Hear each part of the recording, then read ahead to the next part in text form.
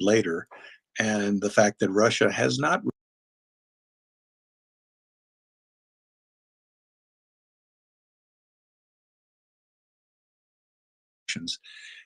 so for those reasons, it was, it was a failure.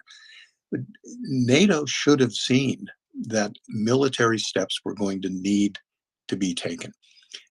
And the longer Ukraine held on against this Russian juggernaut, a crippled juggernaut as it is, NATO should have moved quicker, and especially in terms of air defense, integrated air defense.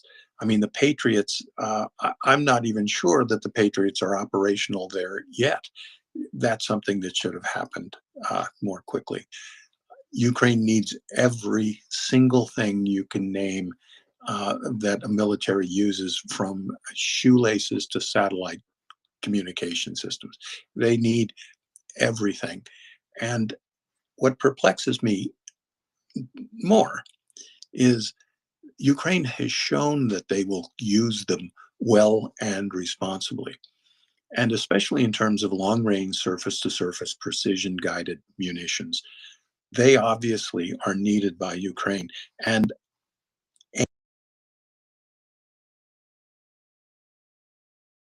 folks, I just will only say that the Kerch Bridge was not destroyed by a truck bomb. So let's disabuse ourselves of that fantasy. You simply tell Ukraine, look, you've got these. You're not going to use them to expand the war into deep areas of the Russian state. That's not going to happen.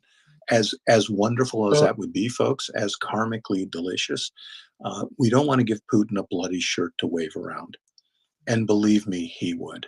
This same guy who blew up his own apartment buildings to make himself president is not above saying, look what the evil Ukrainians have done to one of my apartment buildings.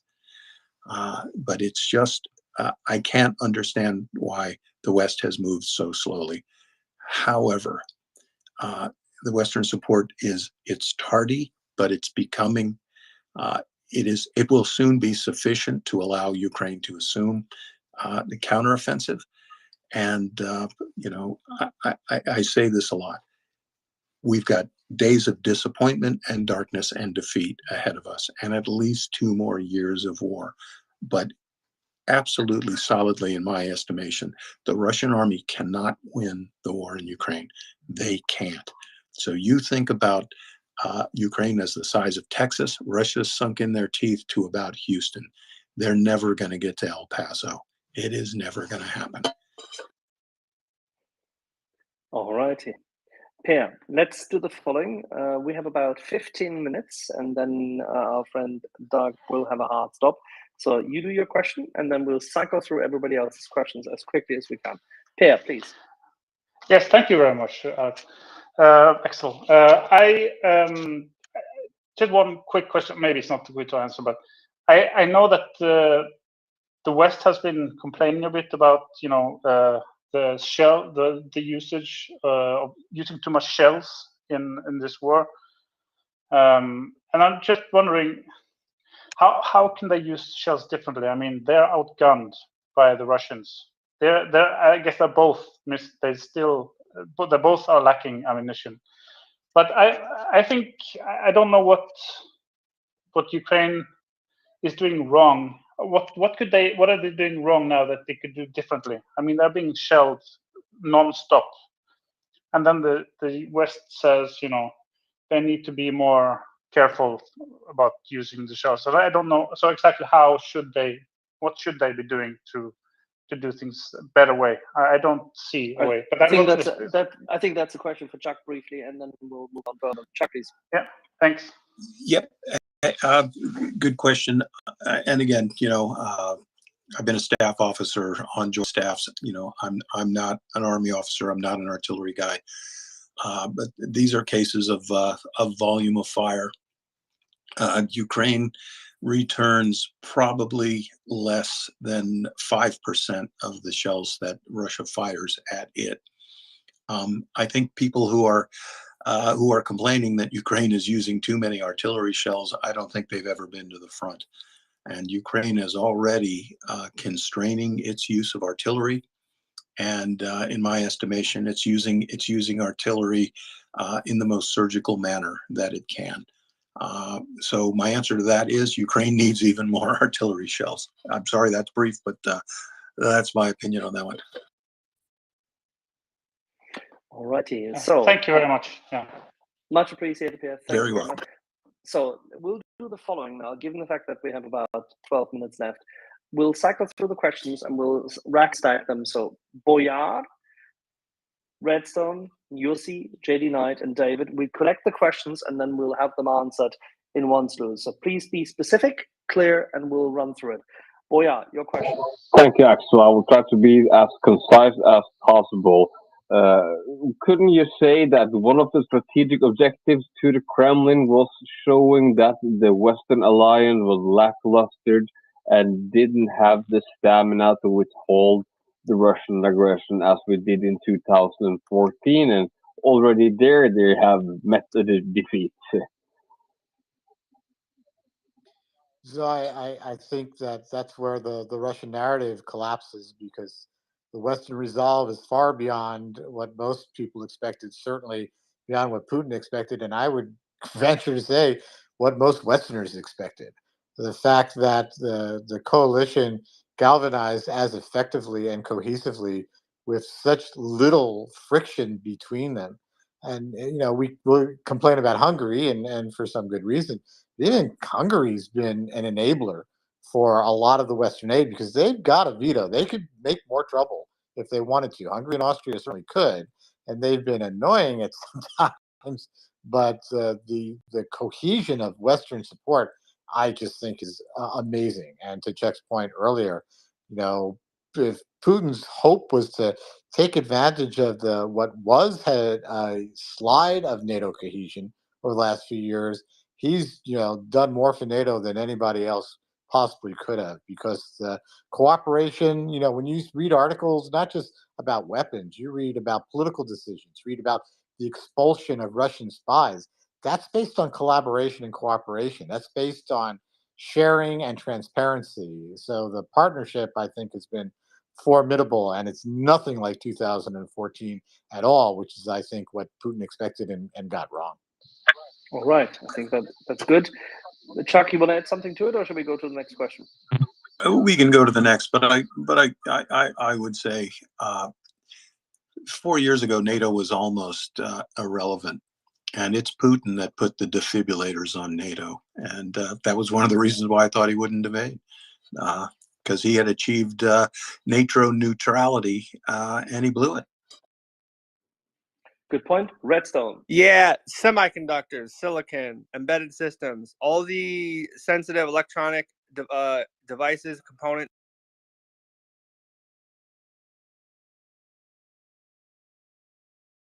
that the sluggish rollout of supplies to Ukraine is nothing more than a byproduct of supply chain issues and Department of Defense and NATO writ large wanting to be very careful about what goes where and when. That's it. Yeah, I mean, supply chain is definitely an issue, but I think what we've seen are steps being taken to increase on the U.S. side, the production side, for particularly ammunition, such like that, which is only going to get better and stronger. A lot of the supply chain issues we see today now, I want to say this right, are by design, because there are a lot of lessons learned economically about marketability and product supply, where there have been conscious decisions about what no longer produce or produce in smaller numbers, or how to outsource it. So it's definitely an issue, but I'm actually cautiously optimistic, at least on our side. I'm far less optimistic for Russia, which has all sorts of trouble supplying things. They're getting stuff from China, that China's getting stuff from Taiwan, ironically, when it comes to semiconductors, because Taiwan's one of the principal suppliers of semiconductors, even to the likes of China, and big borrowing and stealing is only going to take Russia so far. Thank you. Yeah, and to which I would add this: there are some things that are second and third string equipment here in the United States, sitting in depots, not exactly of the highest technical merit anymore, but still desperately needed by Ukraine. And some of this old US gear is far superior to anything that Russia's fielding. Okay, excellent. So we will go to Yossi, and then David, then JD Knight. Yossi. Thank you, and cheers from evening from Finland. My question is, to be quite prompt, the US. I'm not so sure how many wars or attacks US has been defending. So my question is, as Ukraine is what it is and what it was, how prepared, even with the US support, Ukraine is into this kind of an invasion and the attrition that is going on. Thank you very much. So I'm not sure I follow your question well, so that's probably on me. But are you're asking is Ukraine prepared with or without U.S. support to continue to resist Russia? At least that's kind of what I gather. If so, I think No, no. the greatest. My No? idea is that U.S. United States has always been the one that is basically attacking and not defending. So how does it work with Ukraine now that we're piece by piece putting the defense into operation? Thank you. I think Chuck's, the military expert here, but there's no offense without defense, and when you're operating, sometimes your defense is your offense. But I've been most impressed by Ukraine, particularly in the earliest days of the attacks from Russia, where it didn't have all the Western weapons, it didn't have all the sophisticated capabilities that it's continually to get layered on and layered on and layered on. What Ukraine did was really exploit intelligence amazingly well, because we've learned as the months have gone since February that the United States provided exquisite intelligence on the Russian playbook and where they were going to attack, when they were going to attack, and how they were going to attack. So even though the Ukrainians were outgunned, outmanned, and really had at that time equipment on par with what the Russians were using, they still kicked the Russians' butts across the battlefield. Now that was February of 2022. Now fast forward to today, where they've got every major sophisticated platform, first defensive weapons such as anti-armor like the javelins, anti-air like the Stingers. Now add on the armor, the artillery that is giving them an offensive capability.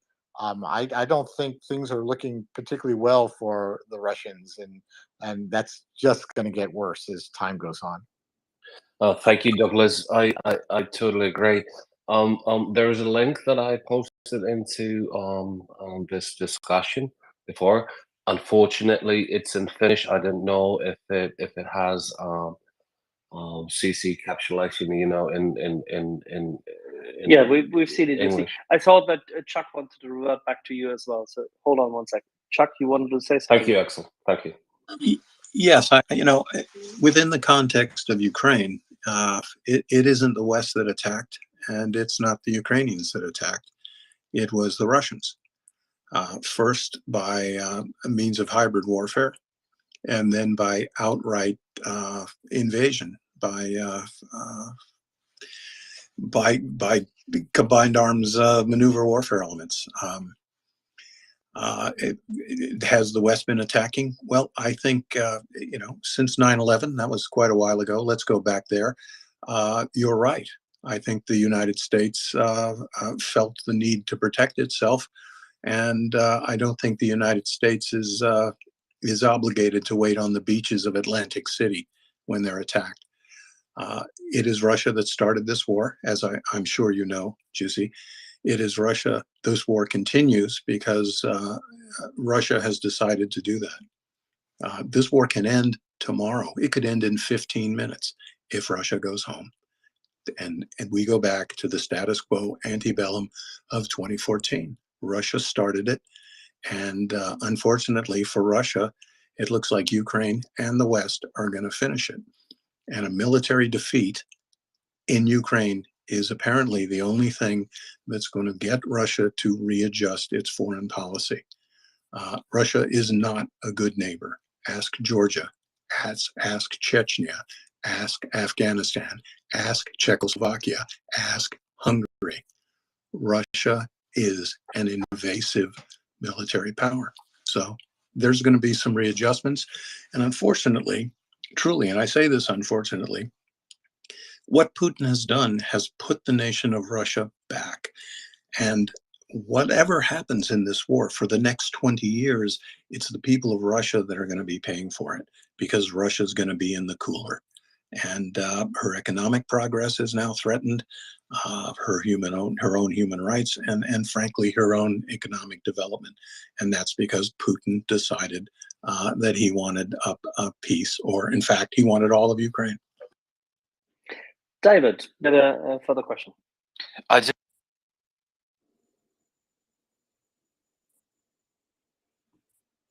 David, you're speaking into a muted mic. I double tapped. I keep doing it. It's the only safe way to do it, isn't it, Chuck? So apologies. The superb 2.25 hours, right? So yeah, my question, Doug, is if you were the leader of a superpower that had designs on an island, 100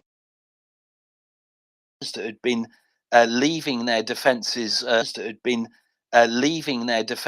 alone for a long time, and started then rearming, how angry do you think you would be? Okay, so are we talking about like a real situation like China and Taiwan and all that? No, exactly. Yes. Yeah. So how angry China would be that the Russians messed it up for them? Yeah. Well, as I was saying earlier, I think China's in a really difficult position because they didn't want the war to unfold like this. I don't necessarily know that they've had any qualms about Russia going into Ukraine. They probably didn't prefer it, because if it was going to be sold, it'll be done in 72 hours, and that hurts the West, they could live with it. But the Chinese are now in a much more complicated position, because the Chinese need to be integrated with the rest of the world economically, more so than Russia. Russia is a one-trick pony, really, when it comes to economics. It's just energy. And they've used it as a weapon, where China needs an influx of hard currency and funds to maintain their social contract with a population of 1.4 billion, who, if they're not living in a nice home and have a nice car and have a nice job, might start thinking about politics. And that's the last thing the Chinese want. So, President Xi came to power by saying, my platform is we're going to unify with Taiwan. U.S. intelligence has said he's talked about 2027. That all becomes a lot more complicated right now. And we definitely see, China taking lessons for good and for bad about how to secure military victory in Taiwan if possible, or how that may no longer be feasible. But yeah, I have to think that Xi, besides his smiles and unlimited friendship, are thinking, what an asshole this Putin guy is, and how much he's messed things up for me. So that's I think is wonderful, and I think we should certainly amplify that as much as we can to encourage those strains to crack still further. Thank you very much. But all right, well, I'm going to use myself. I was just about to say thank you to you. Well, I don't want to miss that. Could use all the validation. It has been splendid. No, you need all the adoration and applause we can give you, because it has been absolutely splendid. I mean, the time has raced by. It was absolutely spiffing. Thank you very much for sharing your experience and your insights and answering our questions. And it's always a charm, a real blast. Thank you. Thank you. It's always my pleasure. Always a lot of fun, and the discussion, the questions here are wonderful. So I bid you all well. Please keep supporting Ukraine, and everyone be safe. Best to you, Doug. Thanks again for joining us. Thank you. Excellent. Everybody, give a big hand to Douglas London. friend of the show, friend of Ukraine. All right. Adios. Thank you, everyone. All righty, Chuck, and we continue for a little while because we have a few more hands up and a couple more questions, right, Chuck? Absolutely. I'm in it. JD Knight, you had a question. Yes, and I hope I don't come off sounding like a crank, but well, it depends on what you say. Yeah, well, I'm going to use the N word, and the N word is nuclear. Then will the Ukrainian leadership believe that they can fight off a future Russian attack conventionally, or will they be forced to create a covert nuclear program like the Israelis have? And what would be the reaction both of Russia and the West to such a program? Because the Israeli one has pretty much been ignored by the West, particularly the United States. So I just wondered about that, and that's why I hope I'm not viewed as a crank for bringing that up. But if they're not allowed to join NATO and have some sort of security guarantee or nuclear umbrella, to use a Cold War term, what are they going to do? Thanks. I think I can help in that regard, Chuck. If you don't mind, let me give it a start and you fall into this. Please do. Okay. Great. Because this is a topic we've discussed actually on this space here with Mick Ryan, with Ben Hodges and others, and also Chuck, David and I discussed it here with many people already, and sufficiently more experienced and, shall we say, flag status than we could ever have attained. It's straightforward and simple. We have seen that the mechanism, even ahead of anyone joining NATO, of providing a nuclear umbrella by means of a proper, solid safety guarantee works. It has worked for Sweden. It has worked for Finland. That nuclear umbrella and that guarantee can be extended to Ukraine if and when Britain and the United States of America do so decide. And if they want that, that requires political will. It requires a strategic decision. And it will only happen if a membership action plan is devised and agreed within NATO. Agreed within NATO means Washington and London tell Paris how high the Germans and everybody else have to jump and what to do with those who are stragglers or detractors. In short, when that occurs, then there is sufficient comfort, which can be extended, and Ukraine will go through the motions, the procedural motions which are required in order to join NATO, to ensure interoperability, to ensure meeting the criteria which are required in sheer bureaucratic effort. And that is not simple. The Finns came exceptionally prepared. Ben Hodges and a friend of mine who's still serving, we met in Tallinn last year, and they were chatting about this aside a conference taking place in Tallinn, wherein our friend said that he has never, ever seen anyone in his career as prepared as the Finnish forces coming to the table ahead of time, even of applying for this NATO membership, to discussing and submitting what they had in mind. The Finns were exceptionally prepared, and they had done these preparations, as everything they do, for a decade and longer. The Ukrainians are fighting hard, they're fighting well, they have everything which a modern army could show in order to be worthy of being a partner. They are more than just worthy. They are a cornerstone of the defense of freedom. But the process of joining NATO will take time. That's the long and the short of it. Chuck. Oops, sorry, a button push. Here are some sort of, I've done a lot of work in counterproliferation, and here are some facts we could just put on the table. I absolutely agree with Axel. There will be some sort of security agreement umbrella put in place at the conclusion of hostilities, and that certainly will mean that there are Western guarantors to this peace. Unfortunately, Russia cannot generally be trusted in its treaty obligations. They are honored mostly in the breach.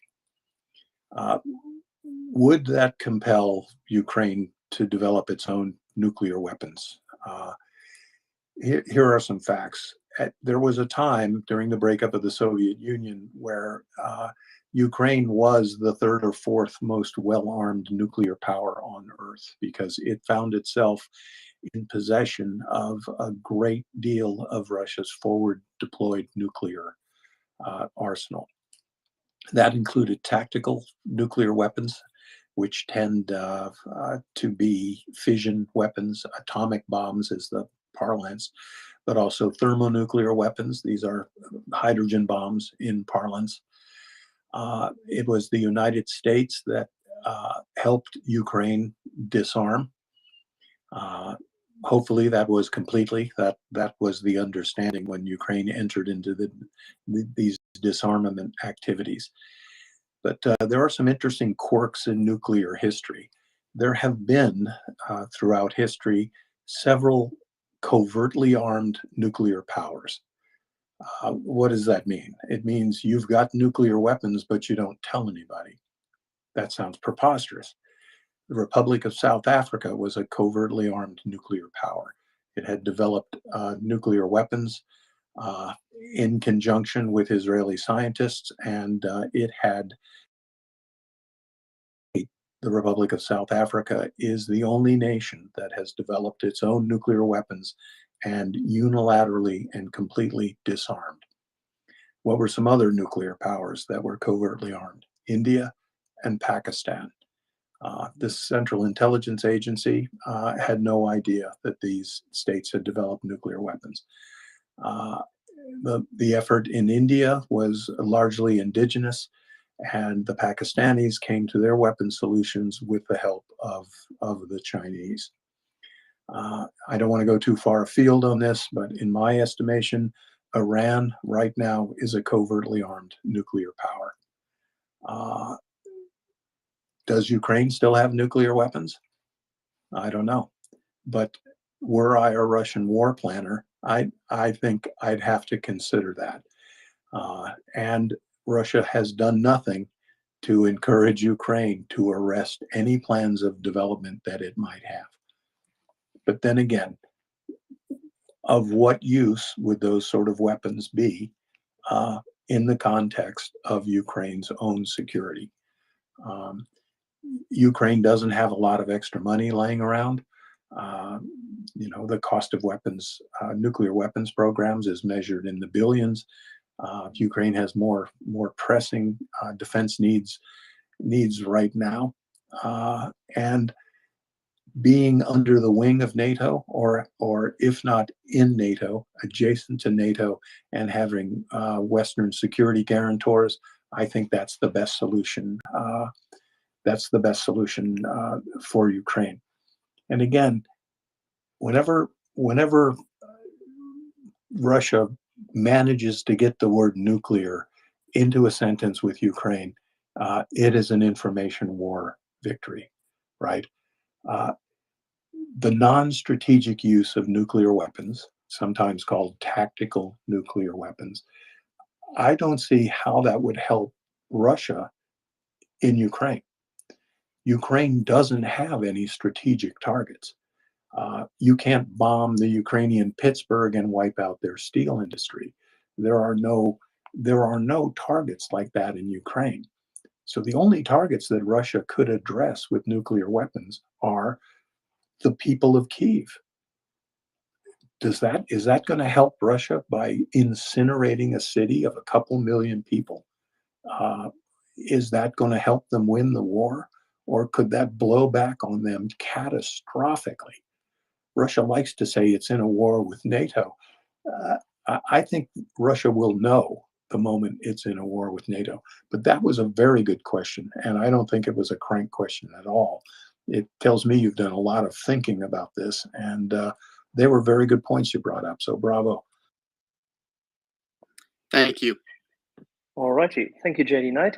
And we will be ensuring that David, Chuck, Alan, and I will be here in a minute or two when Ian Garner will join us. So let's cycle through the questions quickly. Sussex, Boyar, then you'll see, and then we'll have Ian joining us.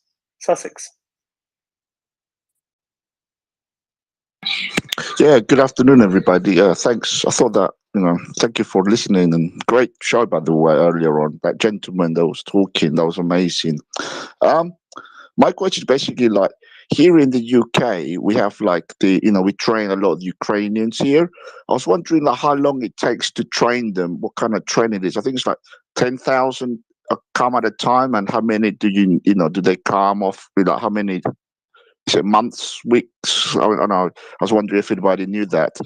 And, yeah, I think David can assist you in that regard. Yeah, and then and how many do they need, and how many do they, when they go back, do they come back and retrain again, and that sort of stuff? Thank you. Yeah, so I can help you. So it's not 10,000 at a time. We have trained 10,000 since the time we started training them, which was in July, I think. So how many at a time it is? I would guess it's probably 2,000 or something like that. And they spend 5 weeks, for which we're putting we give them their equipment. So they all come away with their ballistic equipment, webbing, boots, clothing, etc., and then they spend 5 weeks. So they don't do anything that that isn't that would be wasteful. So they're not doing any marching or anything like that. They just go into this is your gun. This is how you use your gun. Shooting, and then other type practice, other drills, right? So some of them but the thing to remember, many of these people, they're not people who are just civilians. Many of them have already been veterans who've already fought, right? So some of them will just be going through other drills, like how to clear a trench, how to do other things depending on what their skills are. What's the end of your question, which I can't remember?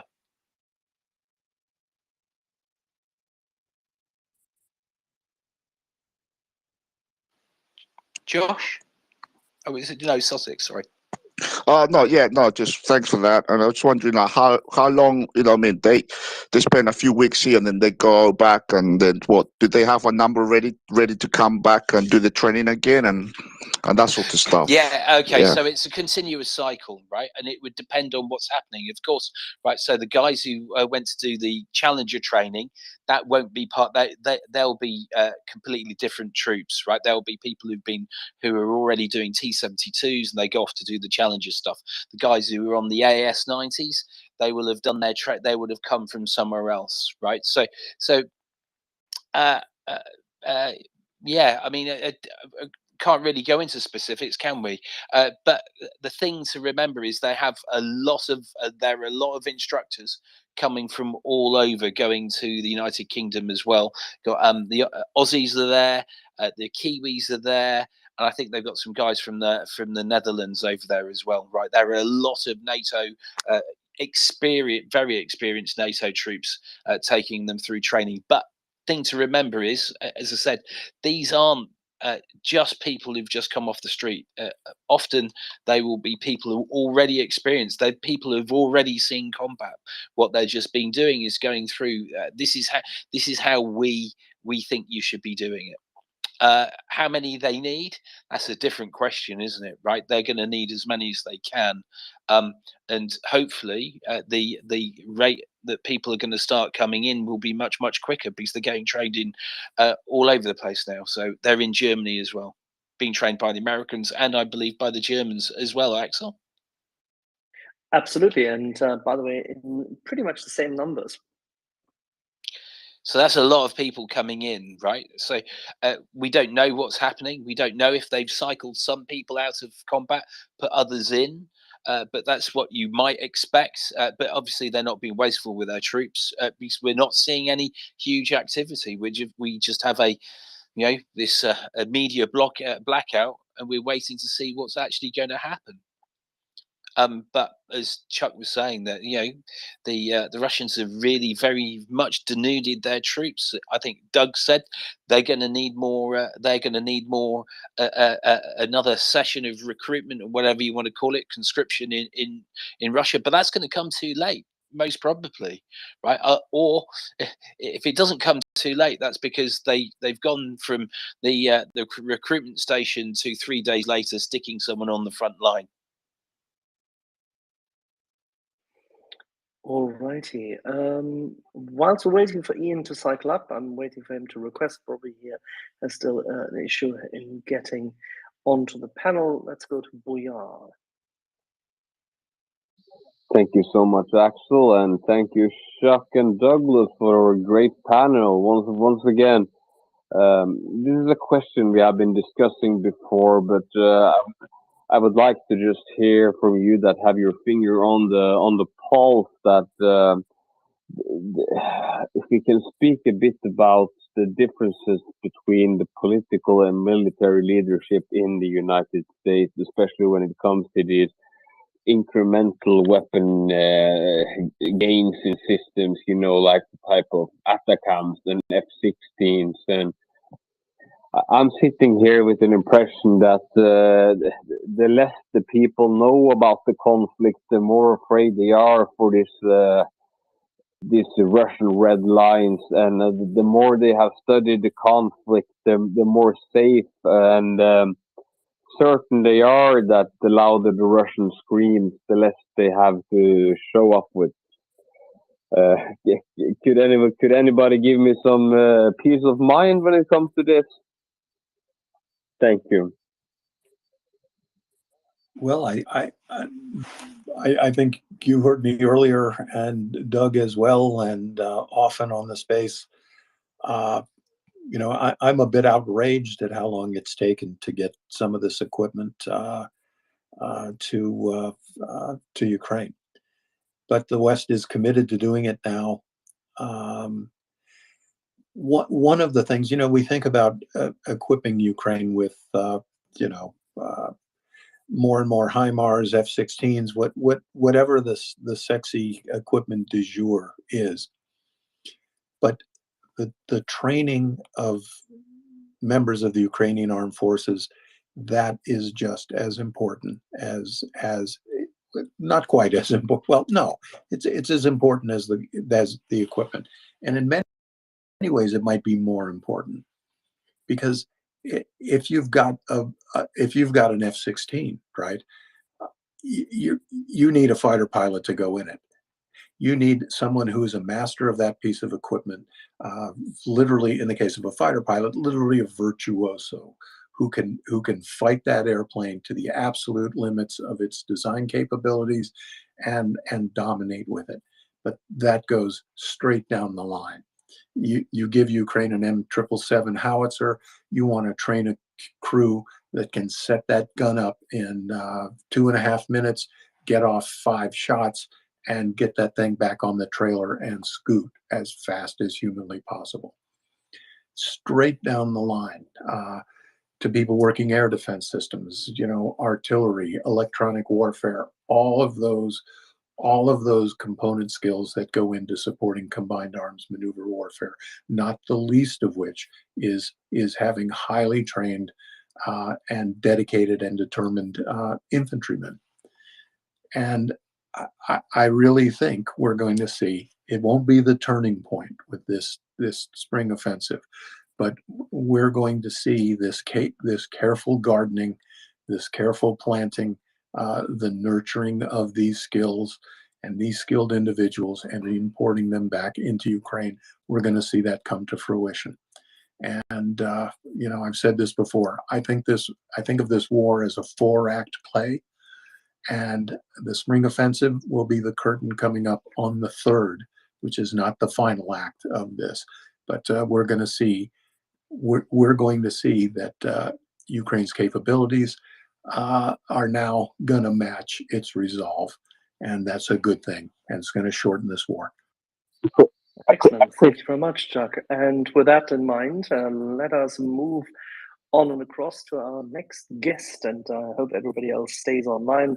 My friend Alan is there. Dr. Nick has joined us, and we have with us Dr. Ian Garner, friend of the show, watcher of far too much Russian media, historian, and someone who has never been left cold out by Russian culture and dissects its propaganda, especially the impact on the Russian youth and their views. Ian, good evening. How are you? Hi, everybody. Happy Easter to those of you who are celebrating. I'm good. I'm enjoying a Good Friday by doing some really, really tedious university tasks of grading and marking and filing out reports. So I'm very happy to come here and talk to you lot instead. All right, and with all that levity which we can muster on what otherwise is Good Friday, meaning one where in most nations people actually would, if they're of Christian belief and customs, would actually even fast still. Now, there's not so much mental fasting going on in Russia at the moment. The Russian propaganda machine is humming, and it's still churning out a load of tosh. But specifically on the domestic front, which people don't observe as much, they are really going into full overdrive, and not least because Finland has now joined NATO, and obviously the Russian nation needs to prepare to invade Finland and its brethren. They are training their youth for it since 2008 at least, and in military academies and the likes, they're abusing their youth. They have created what you termed and coined the Generation Z. What on earth can we expect from that youth to occur, and how will they behave in case of a Russian defeat? Well, I think it's really interesting, and thank you for asking me to comment on that. That we just heard, was it David speaking? I didn't catch who was actually speaking at the end of the last presentation. But whoever it was, if it was David, very eloquently and correctly pointed out that Russia is struggling right now because it's calling up people who don't really want to be in the war necessarily, people who are more motivated by money than ideology on the whole. Of course, there are some that are absolutely sort of headbanging, ideologically driven 20-something, 30-something, and 40-somethings who are going to the front. And it's training them for all of 5 minutes and then throwing them into firefights in front of Ukrainian tanks, which is not it's a great strategy for winning a war if you can keep doing it. It will work eventually if they have enough people. But what they've been doing with the paramilitary youth groups and the militarization of youth, and we can get deep into the detail of how they do it and what it looks like if people are interested. What they are doing is understanding that they have a generation. When you look at millennials, when you look at older Generation Z, people who remember what life was like before the full turn to madness in the sort of early to mid 2010s, these people don't want to be at the war. They don't want to fight. So instead, what they're doing is getting a new generation, or at least attempting, bearing in mind the Russian state is deeply incompetent and in some ways they're doing not a great job of it, but they are attempting to get a generation of youth together who've had more firearms training, more practical training, who are more physically fit, and who are, and I think this is the most important point for me, who are more what they would call morally and spiritually ready for war. And that means a generation who is less likely to question the idea of wider mobilization, less likely to question the idea that Russia is locked in this totally wild and incomprehensible civilizational apocalyptic conflict with the West in Ukraine, but that's a battle that they would say, sort of spills out into deciding the fate of the entire world. And of course they're going to struggle doing this. It's never easy to do this in a society, but they're putting real money and real effort behind it. And I think we don't, perhaps this is a bad way of phrasing it, but we don't give them enough credit for their ability to understand how to manipulate and brainwash Russian youth. And we don't give them enough credit for their ability to brainwash and manipulate the Ukrainian youth who are now in occupied territories, who are being spirited human material that can be used for the war economy and for the military itself. And I'll stop on that note because I could talk about this forever. Oh, my book's out on May the 4th. Buy the book. Ian, thank you for that. No, the problem is,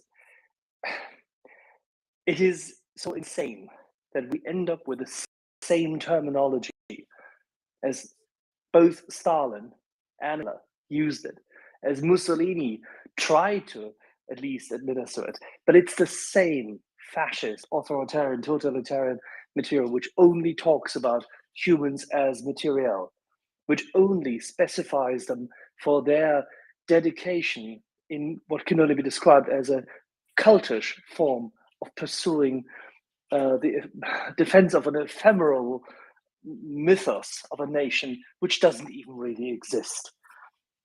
What they are trying to create is the same kind of dedication to sacrificing themselves as if they were the kamikaze squadrons, because nothing else is wanted. Now, the question is, have they started the war too early? Because they don't have that youth. Their current youth likes consumerism. Yes, they are derogating the Ukrainians. They couldn't care less for them, as we know. But at the same time, they're happy to buy themselves out of the obligation to serve. Did Putin and did his cronies miscalculate, or are they banking on the fact that in 3, 4, 5 years from now, they may have that generation of self-sacrificing zombies?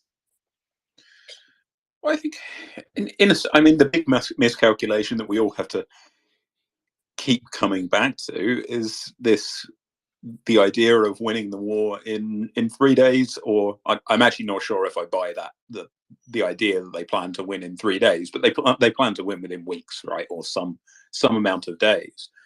They thought it could be done, and the miscalculation was really not in understanding, I think, their own youth and the coming generations. It was in misunderstanding Ukraine and Ukrainians and the strength of resistance that they would face in Ukraine. Because I think what they don't understand is that, while broadly speaking, when you look at the millennial generation, well, they don't want to die for the nation, right? That is pretty clear. They're not very keen on going to the front and sacrificing themselves.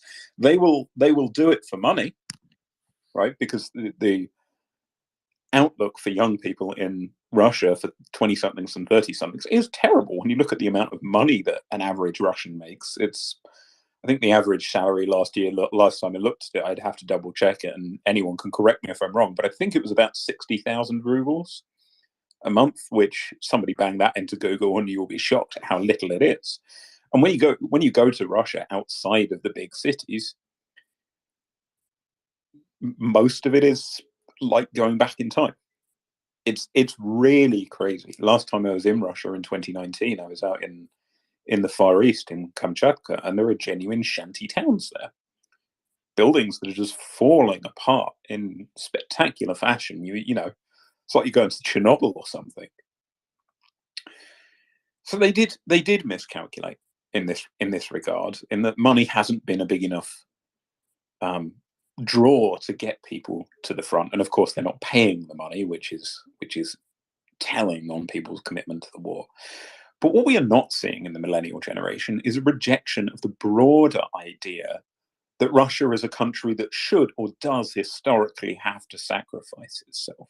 We're not seeing a rejection, even amongst those consumerists that you mentioned, not en masse at least, of the idea that Russia has some special historical role to play, or that Russia does have a backyard kind of sphere of influence that extends beyond its legal borders into what it would call the near abroad, i.e. the former Soviet Empire, and perhaps into Central Europe as well, into the former Warsaw Pact countries. And that is, I think, almost more important than the fact that millennials don't want to fight. because that's a much harder thing to get somebody to do.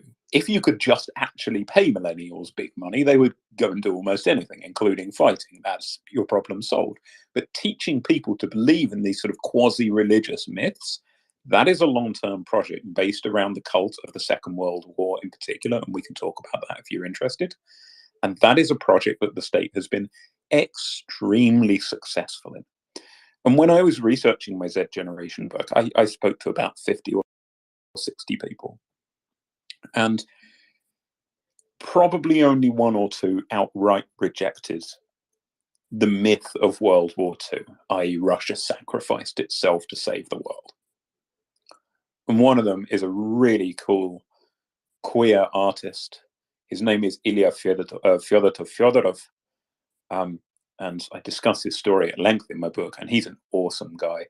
And he tried, on Victory Day last year, he tried to showcase a piece in a Moscow gallery that was called Centaur, and it's about Red Army troops raping animals. So this guy is A, gay, which makes him not kosher in the eyes of the state, and B, is not fucking around when it comes to confronting the state with its myths. And he's had to leave. He's had to go to New York, and the Americans gave him a sort of I don't know what they call it, a sort of special gifted or artistic personality visa. So I'm glad he's got out. And there are Russians challenging this, but it's a tiny minority. And Ilya is something about, he's about 30 or 31. And he is unusual.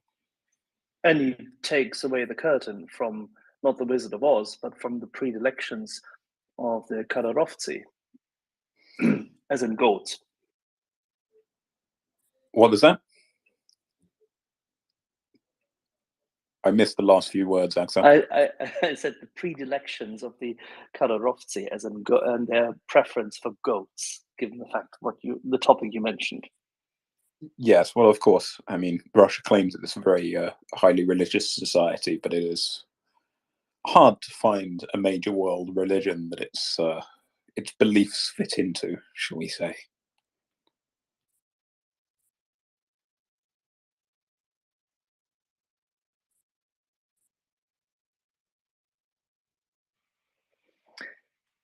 Sorry, I lost audio for a second. Ian.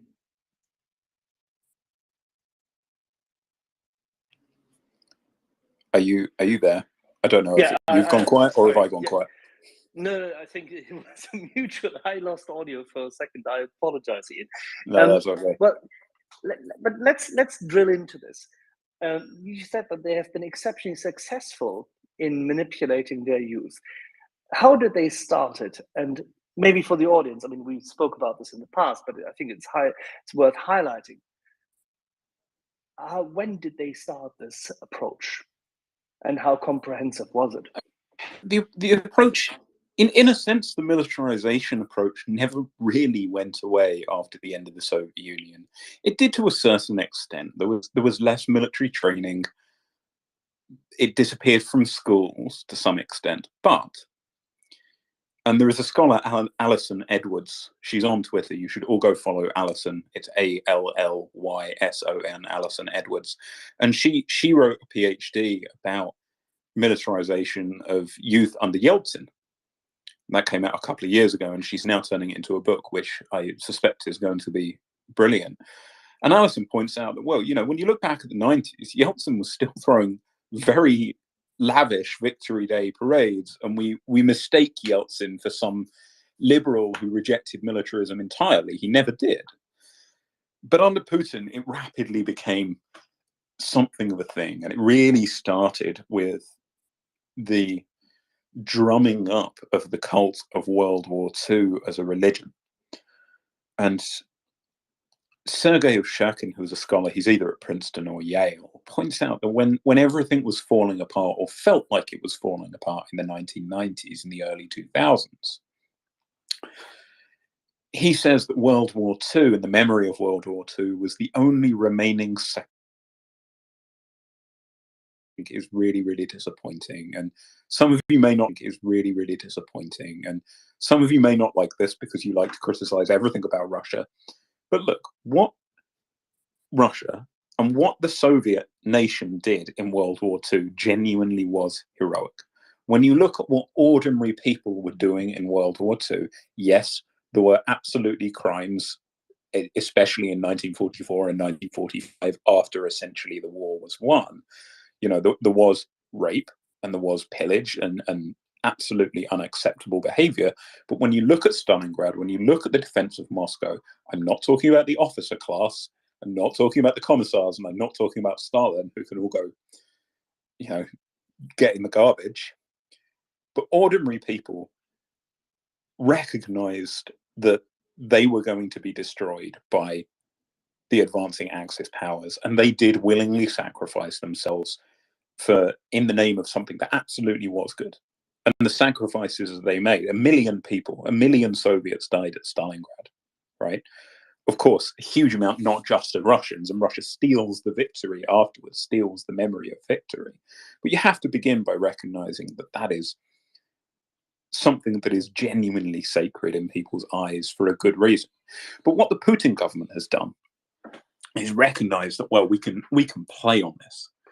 We can turn this into a cult in which Russians constantly have to sacrifice themselves to save the world.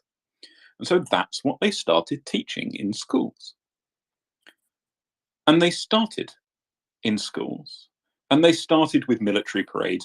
Almost the first thing that Putin did when he became the president, not the acting president, but actually won and was sworn in as the president, which was about May, I think it was May the, it might have been May the 5th or 6th in 2000.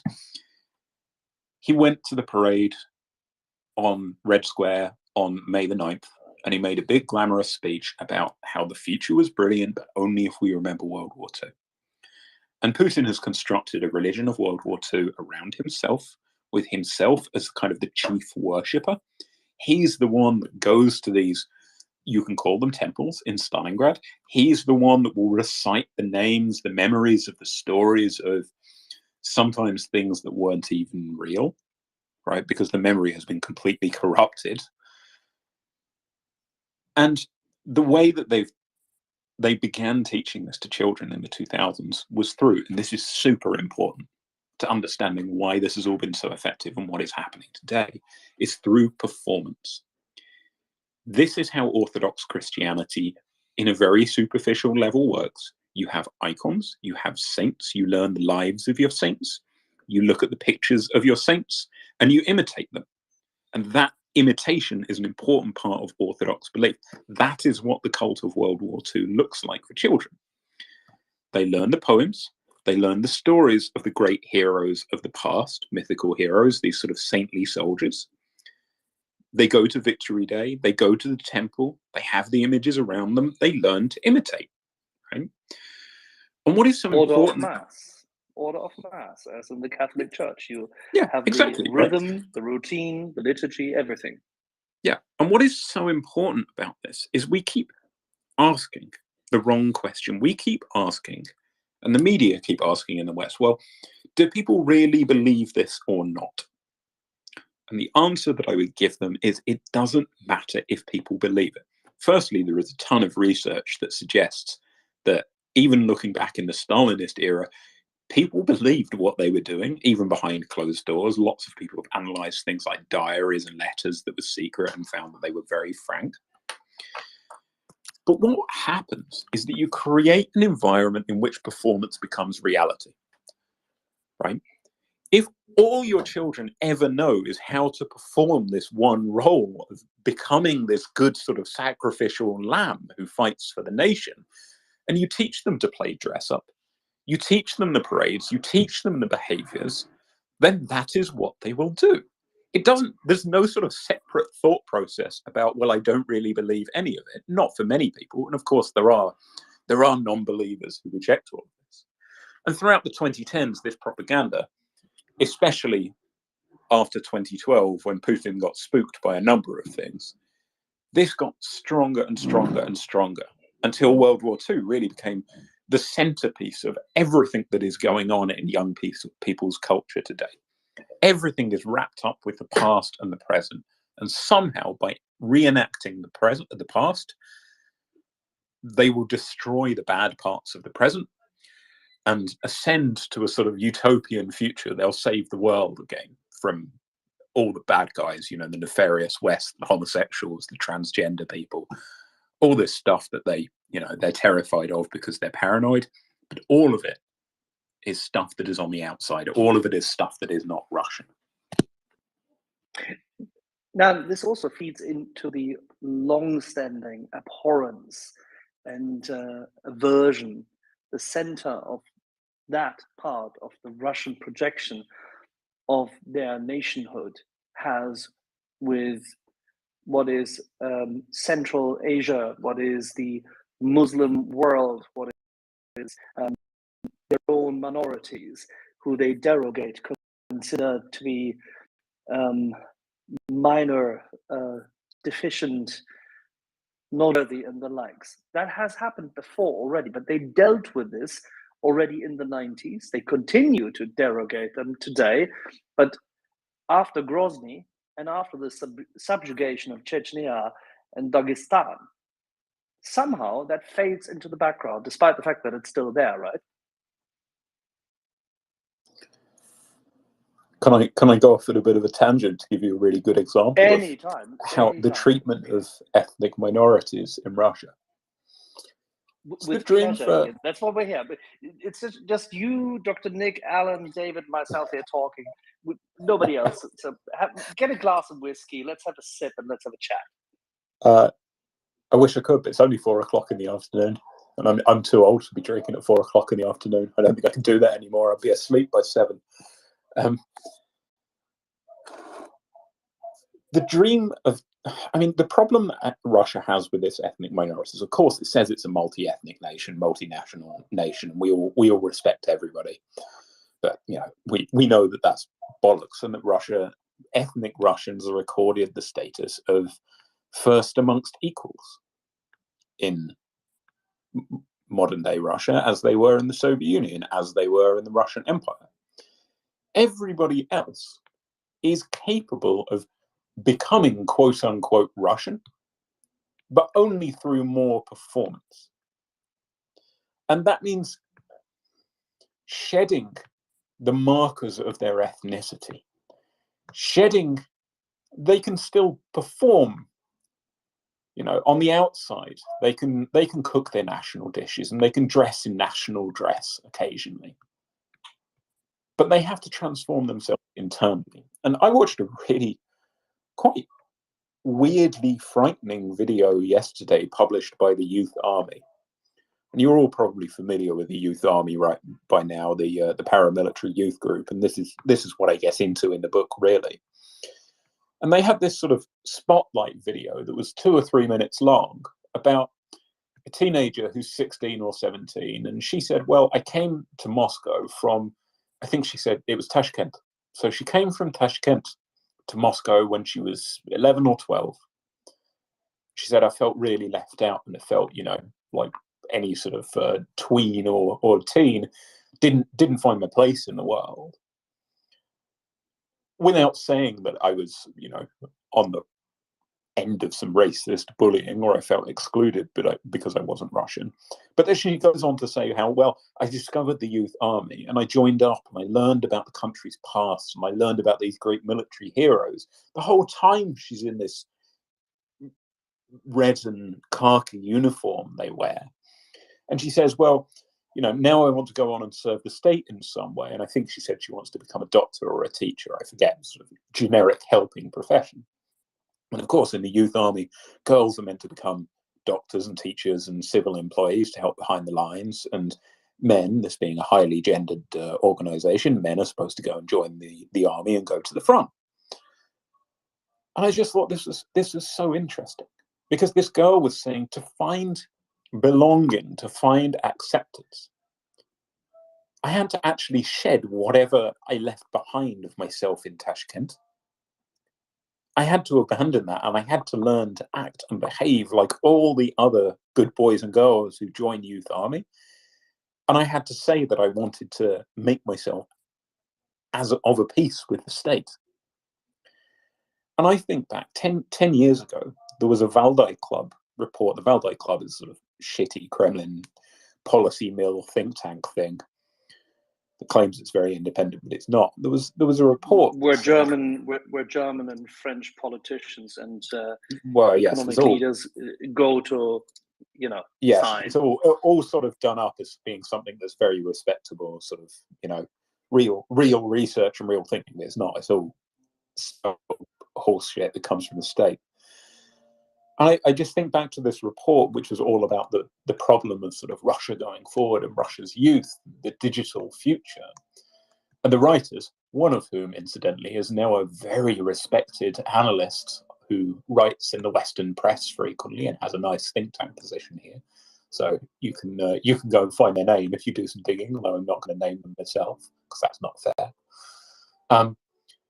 The authors said, basically, Eurasianism is a good strategy, that Russia is a multi-ethnic nation, but this is basically pretty stunningly racist, but Russia's minorities are like a sort of spicy side dish that go next to the main dish that you would have at a table. Russians are the main dish.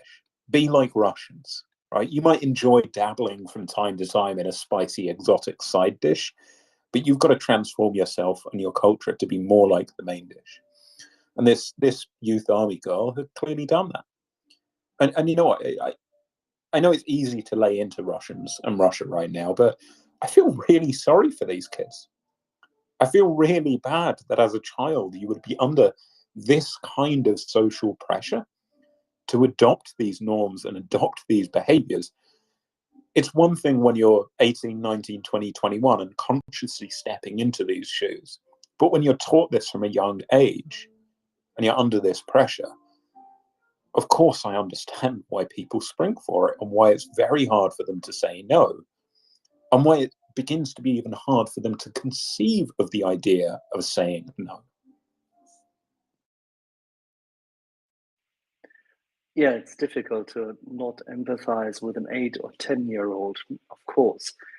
But if it's an 11-year-old beating up 5-year-olds because he comes home from a military school and tries to keep order at the house, or goes out onto a playground in Moscow and beats up others, I think that's where my empathy actually recedes into the background. Maybe I'm just too civilized. You know what's really interesting, though? The fact that so much of this now happens online. And I've talked extensively before here about the state's deliberate cultivation of social media bubbles and manipulation of algorithms in order to draw children and young people into a world in which these sorts of behaviors seem normal. But the violence doesn't just happen physically. The violence happens discursively. The violence happens through language to begin with. And it begins with the language of hatred, of normalizing racially derogatory language that's used towards Ukrainians, towards ethnic minorities, of the language in which the enemies of the state are homosexuals, and you can imagine the unpleasant language that they use where I use homosexuals, but I'm not going to repeat it. Racist language, the N-word, all of these things are just sort of thrown, not just at Westerners, but also at other young Russians who are seen to deviate from the line, right? And when you look at the comment threads around the leaders of some of the youth organizations who all have big social media accounts on VK and Telegram, and indeed some of them on Instagram.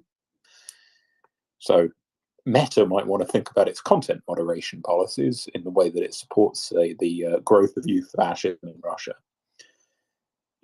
One of these leaders will post, thank God it's Victory Day. It's, another bright day in Russia, and thank God we're in the youth army. If somebody comments, even a young person comments and says, well, I wish we didn't have to join the army, or I don't think the war is a good idea, they're leapt on. Sort of Twitter storm equivalent by lots and lots of other young people who are in the in-group, in the youth army, in the Victory volunteers, who are in the local officer cadets or at the military schools. who will abuse them with the most egregious language. And what is significant is that nobody steps in to stop them, right?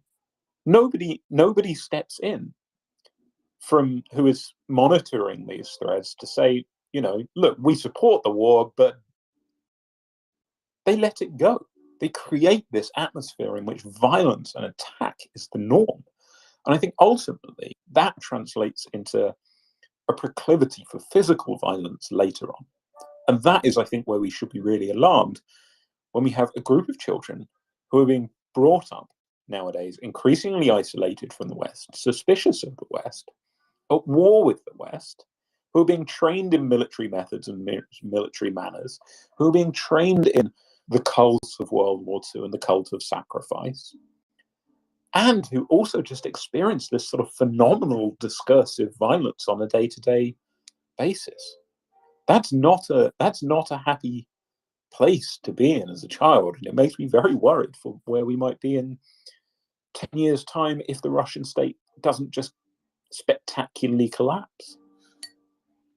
The impact of potential, I mean, let's project the scenario just for the fun of it. And it's not fun as such, but it's more, it's essentially like sitting somewhere in supervision with the prof. Let's assume we both sit there and talk to an old gray-haired, wavy-haired Don and try to convince him. My projection would be that the economic degradation of the Russian society and its complete seclusion and segregation from the West and its utter vassaldom of, towards China will lead to significant amount of poverty and will lead to infighting and a break in that tradition. And whilst they have misgivings, and as you just indicated, whilst they may have a significant level of distrust towards the West sown into them and part of Russian culture per se, which cannot be easily or quickly remedied, it will leave them open, completely open to making their own decisions out of poverty. Because if you're in real poverty, you may have to reinvent yourself. That reinvention does not necessarily have to end up violently. It may end up in something new. How about that? Well, I hope you're right. There is a chance, right? There is a chance that things go badly, really badly, because the blame will not fall as it stands on the ethnic Russians, the main course on the table, because the main course is the most delicious, it's the best. The blame will fall on the ethnic minorities. The blame will fall on the queer community. The blame will fall on the West, on traitors, on liberals, on Democrats, on somebody who is perceived to be outside, right? They're the ones that have given us the food poisoning. They're the ones that have caused the disease. However, I think there is a good chance as well, or at least there is a chance, even if not a large one, that these sort of phenomenal collapses do lead to transformative moments in society. And there is a scholar, Brian, I've forgotten his surname begins with a C, Conlon, something like that. I always forget it for some reason. It's one of those words that I can just never bang into my head, no matter how many times I read it. So he talks about this idea of moral shock occurring in media societies, and Russia is a media society. And the idea is that basically sometimes the phenomenally unexpected can lead to radical transformations in society because people wake up from their mediatized reveries. And I think the example that he analyzes in detail in his book is how 9/11 transformed American society and American thinking very, very rapidly. And so there is going to be this sort of opportunity if Russia does collapse, if all Russians end up in terrific poverty. But here is the danger. The danger, of course, is that after the shock, what comes next? Is it good things happening, or is it doubling down on the more dangerous ideas that we've just discussed?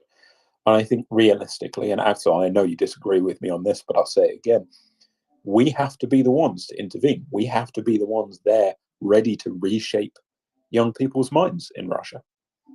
We have to be there to show them once again, and yes, it does require taking the moral high ground, which is frustrating, that being human does not have to mean being violent, that you can be a good Russian in some way, that you can reject this cult of sacrifice and hatred, that it is possible, it is plausible.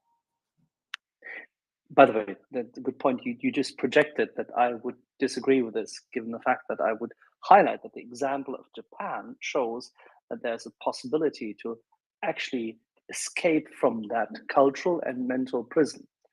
But Japan as a society took decades to achieve that.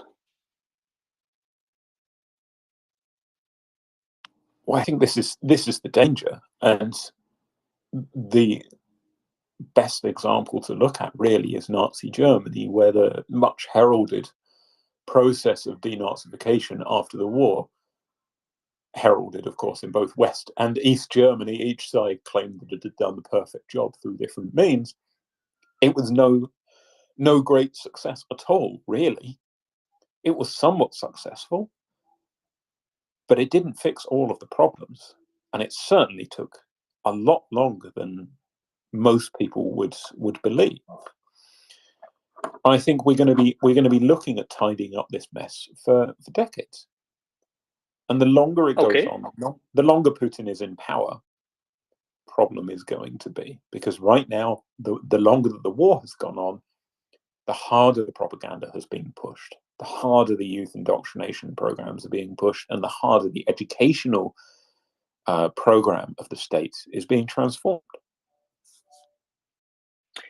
Both conversions, by the way, I would beg to differ on shall we say, the success in Western Germany vis-a-vis the Soviet-occupied zone, where, by the way, as you know, the totalitarian regime imposed upon that area repurposed very quickly all, including and specifically the youth organizations of the fascists and the existing structures very quickly, right in the years after the war, in order to establish control.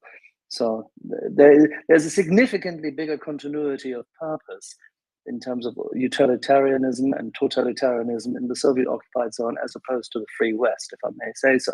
But in both cases, Japan as well as in Germany, shock therapy and occupation were part and parcel of the process. Now, shock therapy, maybe. Embargo, yes.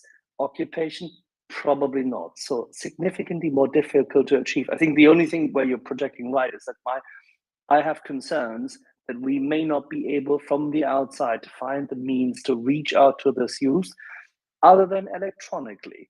The remote access capabilities which we have today in the modern world are different, and you and I discussed it here. And I think you have a very valid point there, by the way, you know this, that we have to find ways to reach out to those who grow up and do it via media. The problem is that our media projection into Russia will be blocked by them whilst we actually contain them. Don't you think?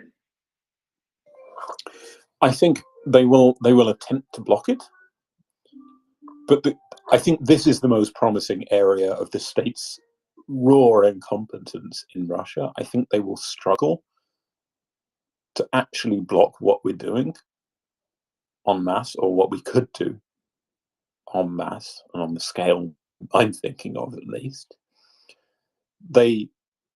Unless China goes to bat for them and decides to really supply them with the surveillance technology and network technology that China is using, and even China doesn't have absolute control over the internet, then I don't think they can really do it.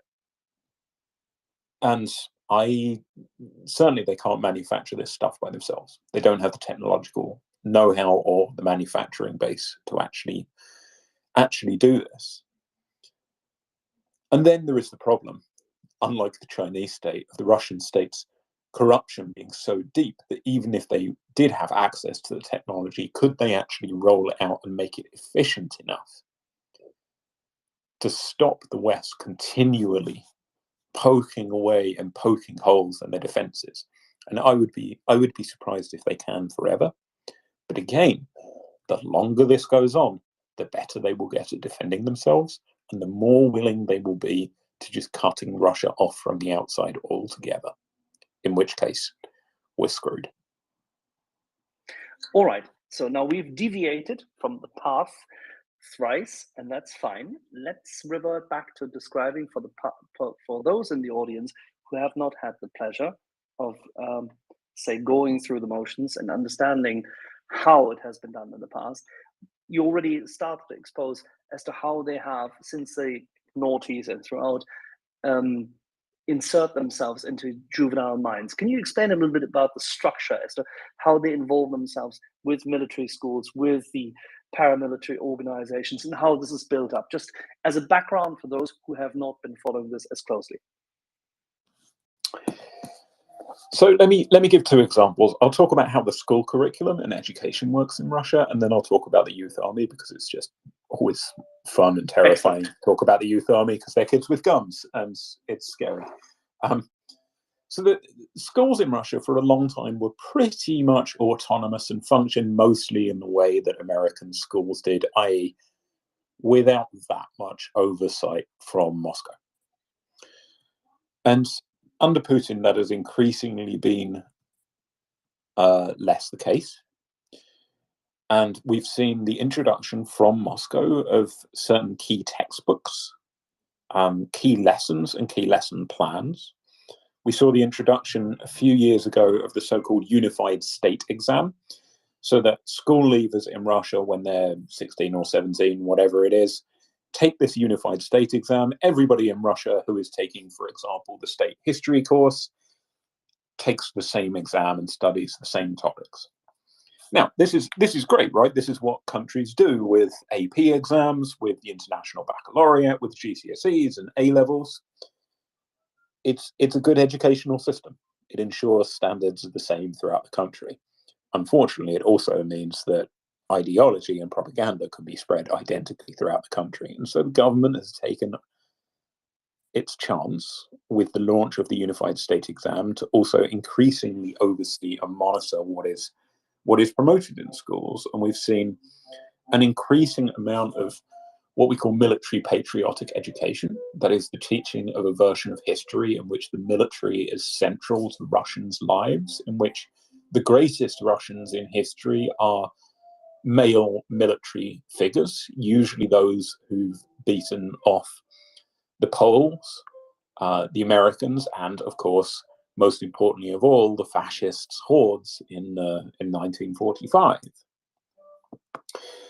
Now, over the last year, the state has got really overexcited when it comes to schools. And it's decided to add the so-called special military operation to the unified state exam. So every Russian school child who is graduating will learn about the goals of the special military operation, such as there are any goals at all, learn about why it's important, and learn crucially about why it's related to World War II. In addition to this, they are reintroducing mandatory military training into schools, so that on paper, at least, every school child is going to have done some military exercises and tactical exercises. Of course, because Russia is shambolic, this may well work out to the same sort of military education they had in the latter years of the Soviet Union, when you were meant to do it, but lots of people found ways not to do it, to skip those lessons, and you get a slap on the wrist, but nobody really cares. And I think they'll actually struggle doing this, because I just don't think they have teachers and instructors who are going to be dedicated enough to teaching this material, or actually competent of teaching it to any high level whatsoever. You know, it's going to be just run around the field 3 times holding a stick and pretend it's a gun. This is not how to build a modern army, but it will give them cannon fodder if they need it, I guess. The last thing the state's done in schools, which I think is just really notable, and anybody who is interested in this can go and find the materials online. Last September, they launched these weekly patriotism lessons called Razgovory o Vajnom, which means conversations about important things. And each week, the state produces different lesson plans for different age groups, along with videos, slideshows, audio materials, quizzes, teaching points, everything you would need to teach about different topics. So it might be the Day of National Unity. It might be the importance of so-called traditional family values, i.e. none of those homosexuals here, please. It might be, they haven't released the Victory Day lesson yet, I think, but the Victory Day lesson, I'm sure, will be an absolute banger. All of it, though, is about Russia's greatness, historical brilliance, that Russia has been at the leading edge of humanity. Russia is the vanguard. The world is simply one step behind Russia. The world does not see what we see. It doesn't understand what we understand. It's very sort of conspiracy-minded in this regard. So that's how they're doing it in schools. The youth, Ian, quick thing. When you're saying this in schools, the questions always come. I know my colleagues have questions in that regard because it is so arcane from the outside, and not everybody has had that exposure like you or Dr. Nick and myself in that regard. But I think my colleague Alan has a question pertaining to exactly that. Would you allow that briefly, and then we'll move on to sure. Okay, Alan, please. Thanks, Axel. I'm wondering, is this indoctrination equally successful, let's say from St. Petersburg to Vladivostok, everywhere across the country? There is simply no possible alternative to this indoctrination. I did see a story of a young girl, I believe in Moscow, drawing a peace poster in her school. Her father was arrested, charged with speaking badly about the Russian military, and I believe he escaped his prison sentence. But her fate, as an alternative voice, is unknown to me. Whether she ended up in an orphanage or living with her other parent because her father was a single parent. Does this not happen more, and we simply don't see it? So it doesn't seem to be happening hugely widely. And here is why. Those on the outside, those in the outside group are learning to shut up from a young age. Many others are learning to perform the roles. When you're asked to paint a picture about the special military operation, most kids will know there is only one answer. And this is what I mean about the performance. You perform it so often, and you see it being performed so often. You see everybody around you doing it. It doesn't even occur to you that there could be another answer, right? And therefore you paint a picture of happy Russian soldiers going off to Ukraine and being embraced by smiling Ukrainian/ethnic Russian, as they're called, children who see them as rescuers, because that's the reality you're given, right? And therefore it's more and more unusual, and the longer it goes on, the more it snowballs to see a different version of the world. And this to bring you onto something like the youth army. This is where the state has used social media so cannily, because it doesn't force children to join. Instead, what it does is use social media groups, social media videos, influencers to make joining look appealing, to make it look as if all your peers are in the group, and to make the ability to join something that doesn't require your parents. Right? The state can talk to children directly, constantly through social media. Children can spread messages to each other constantly, directly through social media. And that, to go back to your question about the difference between Petersburg and, you name it, village in the middle of nowhere. Well, traditionally, Petersburg has been a bastion of sort of liberal thinking and European thinking. Why? Because the parents are cosmopolitan. Most of them are, would closely align themselves with Europe, with wealthy middle-class incomes. And of course, their version of European values may not be ours, but many people in that city, certainly more than our village in the middle of nowhere, would reject the idea of the special military operation in its entirety. So what do? You strip the parents out of the equation. You turn the state, and this is what Stalin did in the 1930s. This is what Hitler did in the 1930s. You turn the state into a great family, in which the state becomes the adoptive parent. And you know what?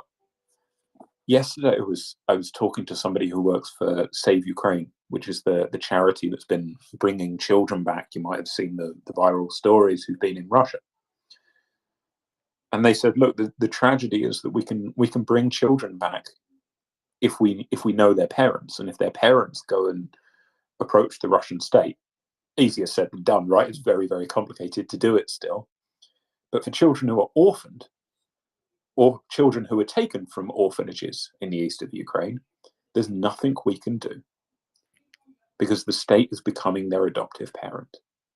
And those are the children that are going to be funneled into youth army very rapidly. And those are the children whose ideas are going to be transformed, because they don't, even behind closed doors, have that opposing idea, as in the case of, was it Masha Moskalyova, the little girl who did the picture.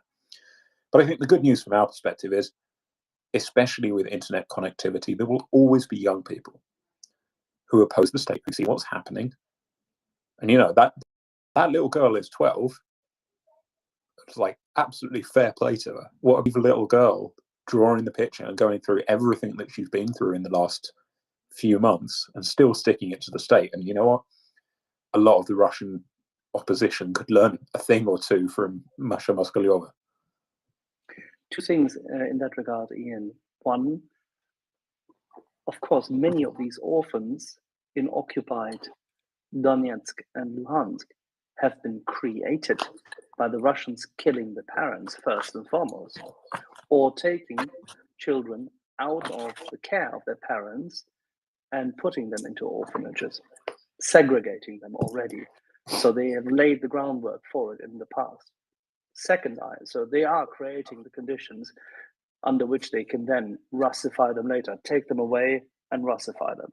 And the second issue is, of course, that this disassociation of children from their parents is something both fascism and Stalinist Soviet Russia had in common.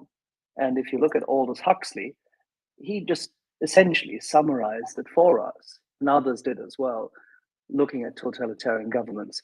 How is it possible that we fail to understand that this is ongoing? How is it possible that we have actually had messages from Russia since 2006 and we have not heeded their outcry and their advice?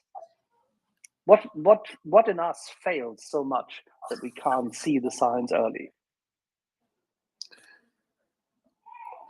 I mean, it's a huge question. But that's what look, you're here for, Ian. Come on. It is a big question. I can talk and you know to what? anyone on the street if I want simple things. I mean, it's a huge question, and I have lots of thoughts on it. And I think there are a couple of issues. But the biggest issue to me seems to be the idea that because Putin, and there's a really good book that came out, I don't remember the authors, called Spin Dictators. It came out last year, maybe the year before. If you haven't read Spin Dictators, you should buy it. But not before you buy my book. Buy my book first if you've got a very small book buying budget. And Spin Dictators is all about how the sort of new authoritarian leaders basically dress themselves up in the language of the West. They use the language of the West. They use the language of international norms. They have PR advisors. They deliberately put on suits and have meetings and negotiations. They look very much like the democratic West, but it is just a performance because they're not.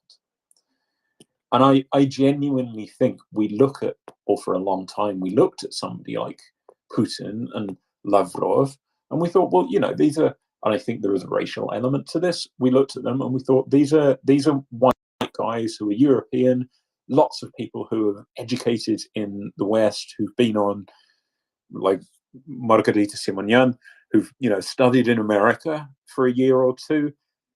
They're our kind of people. They can't be this bad. They can't really plan to do what they're already doing, and we know that they're doing. And that's been a mistake, not just with children, the way that they're educating children. Look at Chechnya. The first thing that Putin was doing when he became acting prime minister was planning a genocidal war in Chechnya back in September 1999. Right?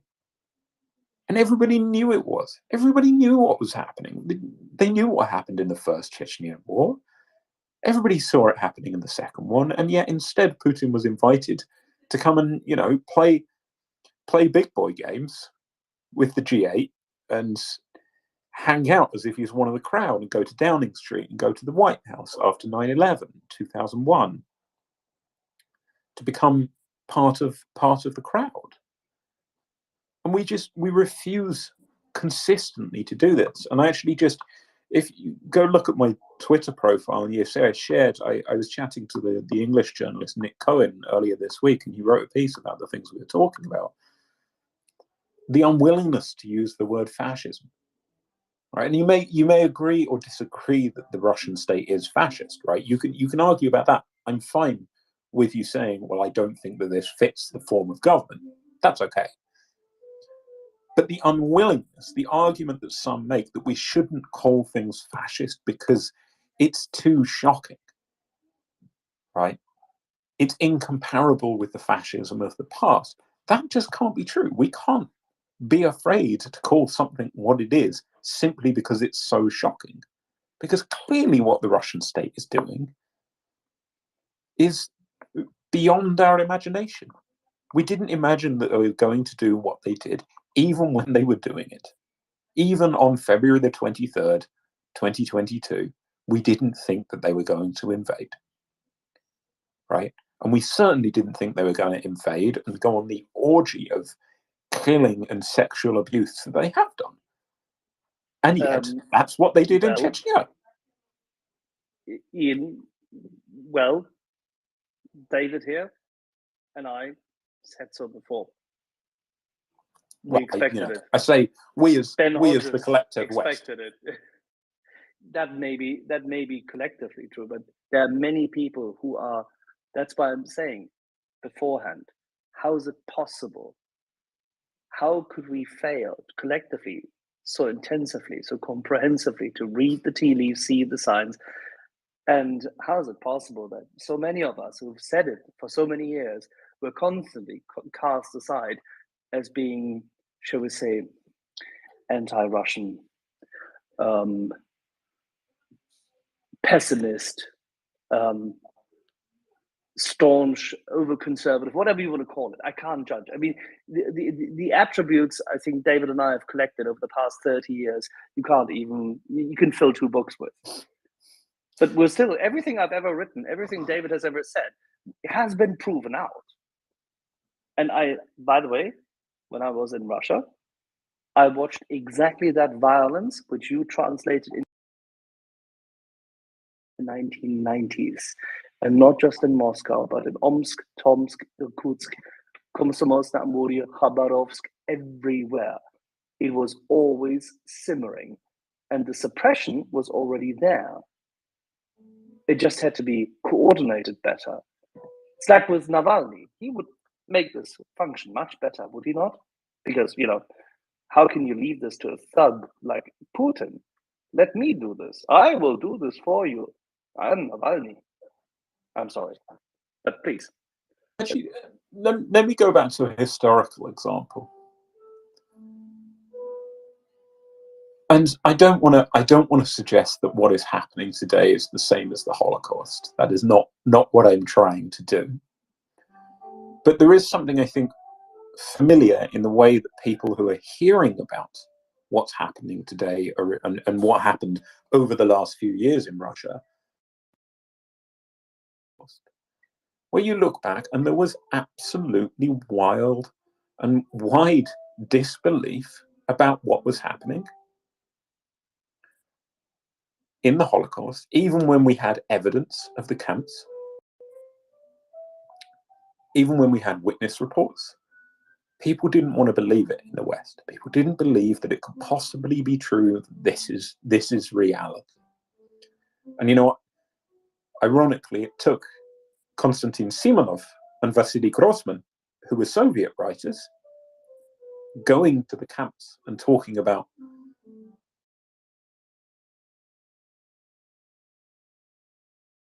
account from an outside writer, account from an outside, and go about what had happened in one of the camps, for people to start to understand widely. And of course, the irony is that they were publishing for Russians, and pretty quickly, memory of the Holocaust was pretty scrubbed out and became pretty, let's say, distorted and skewed in the Soviet Union.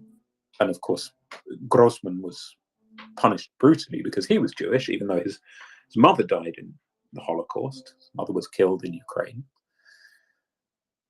And that's why when you look at some of the great Holocaust writers, it is all about witnessing. Simply stating again and again and again, here's what I saw, here's what I saw, here's what happened, here is a story, here is a testimony. Go read Elie Wiesel, go read Primo Levi. Indeed, go read Grossman, go read Life and Fate, because that's what Life and Fate is really all about. Right? Here are 100 different voices telling you here's what really happened, here's what is true.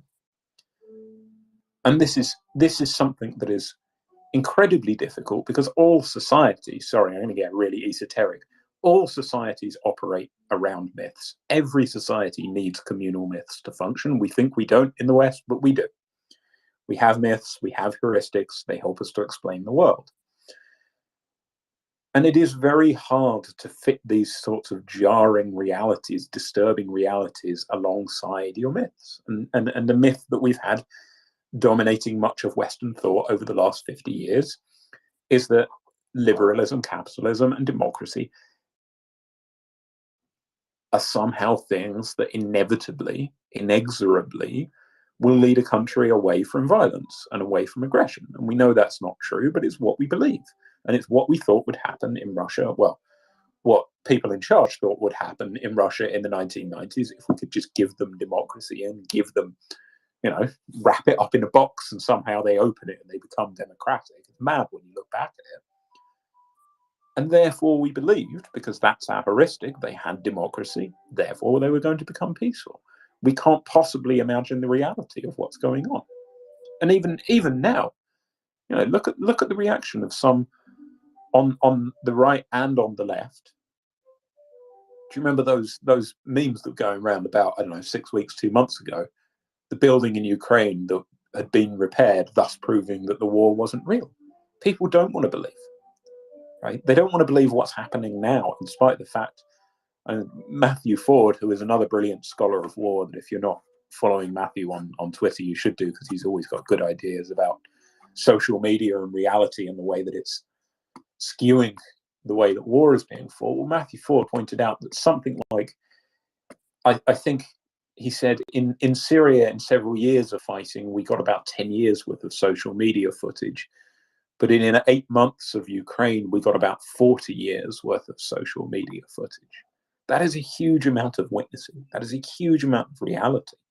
And yet that is being rejected, even as it's before our very eyes. And the problem really, perhaps, is that it doesn't fit into some people's myths of the world. And just like, to go back to something we had at the beginning, just like Russia has its myths, which are incredibly violent and problematic for obvious reasons, we too have our myths, and it's very, very hard to break out of them. That's fine. But then again, in the meantime, I can live with the fact that we're still allowing people to vote. We're still allowing people to live as they see fit. We're still providing them with healthcare, competitive spirit, property rights, freedom of choice, and the likes. So mythology is one thing, but the reality of freedom is a different one. For sure. And of course, this is the strength of the West, and this is what Russia doesn't have, is polyphony. The fact that we can exist in a society in which different groups of people live according to lots of different myths and lots of different beliefs, right? And we're generally willing to make compromises. In fact, in and of itself, that is one of the heuristics of our society. It's one of the heuristics we use. We tell ourselves we're willing to make compromises. Generally, we are. But Russia, the myth that Putin wants to build of Russianness and Russia is one that is inflexible and one that is not polyphonic. It is singular and it is epic. It is one narrative, one story for all people. the transformation of that young girl to change herself to become the embodiment of that myth, because we can't have a Russian society where she can exist in a different way to other people. 100%, as a friend of mine says, and it's rare to highlight this in what can only be described as a social science environment, if there were such thing as science and social matters. But having said this, now, where does it take us? We have the youth in kindergartens, preschools, schools, then we have the youth army. What is it with those 17 to 21-year-olds now? We discussed it earlier that many of them are very consumerist.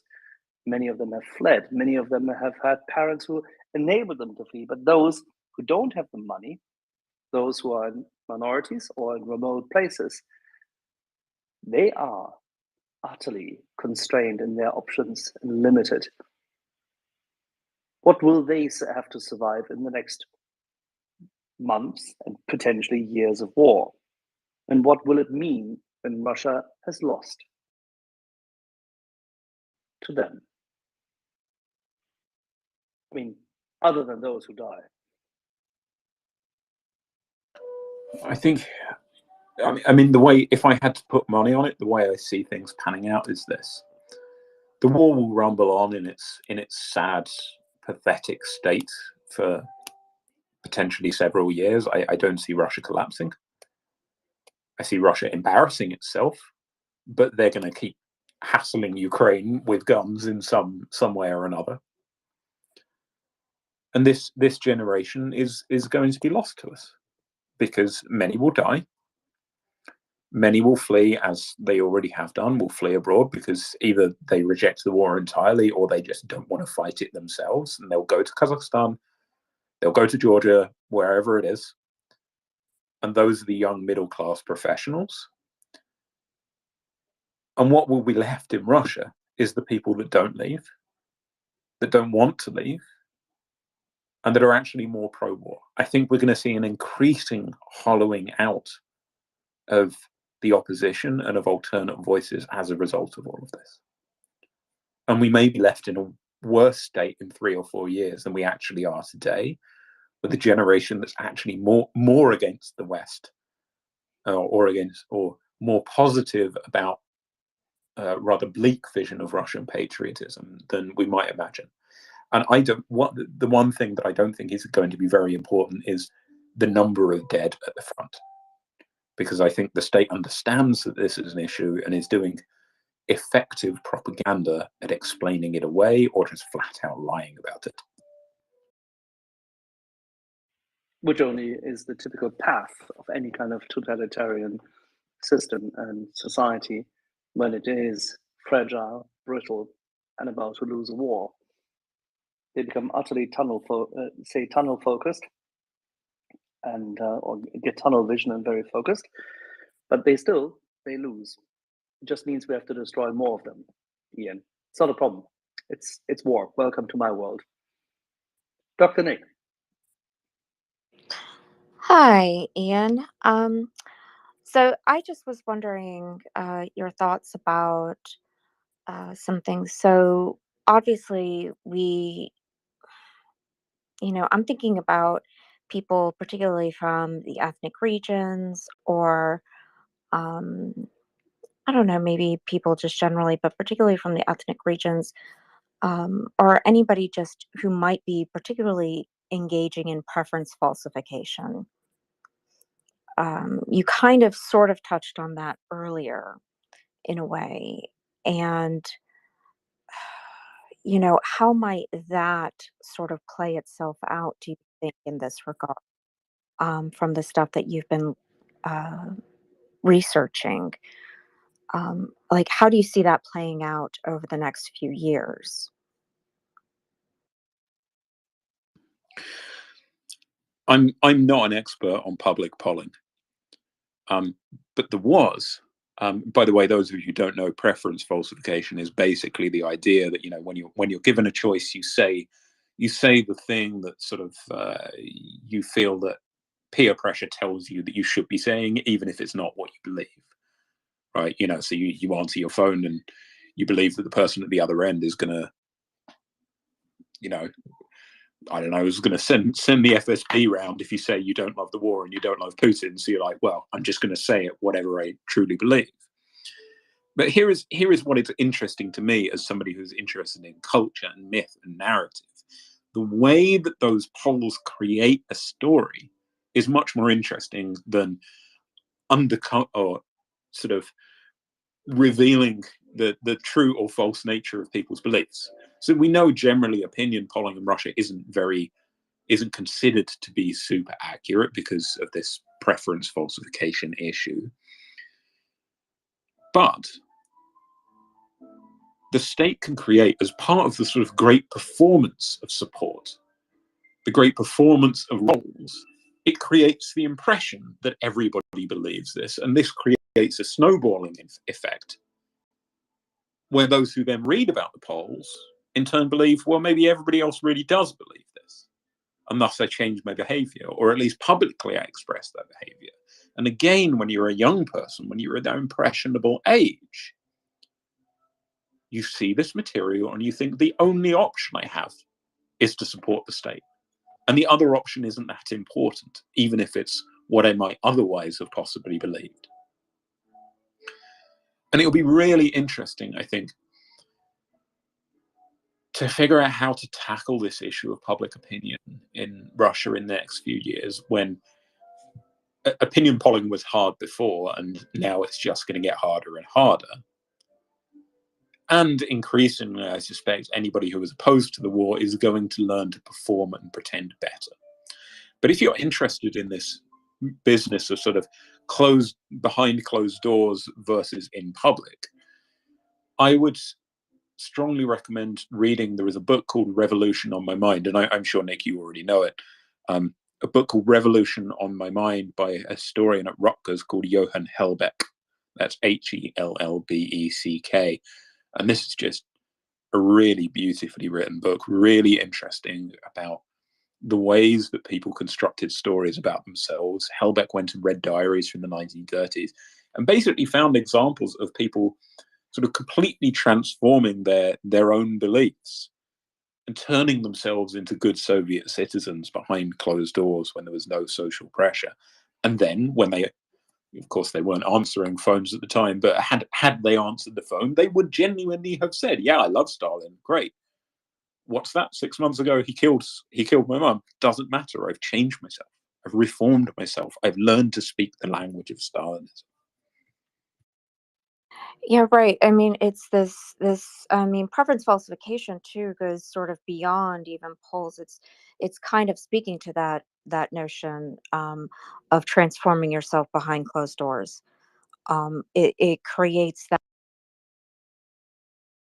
that sort of false story that you tell yourself because you know, you don't know who you can trust to say the truth of how you really feel about the regime.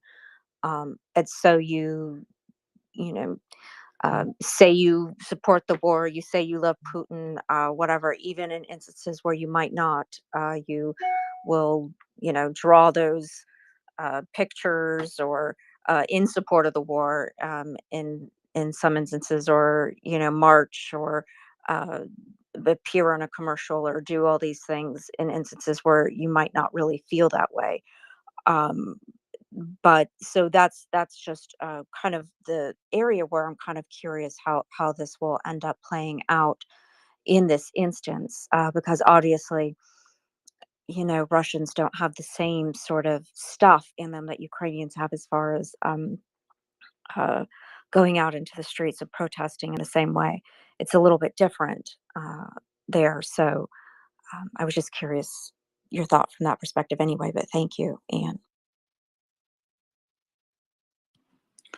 You're beginning to sound a little bit like, you know, a Marxist. These people got false consciousness.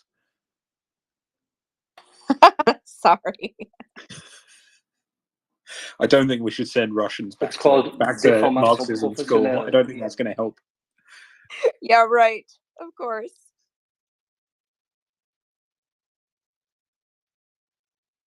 déformation professionnelle.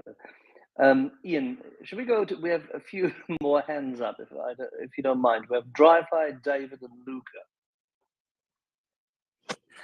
Hello. I got a quick question for you. It's the same question I asked the guys earlier that you had on the Doug and Chuck show.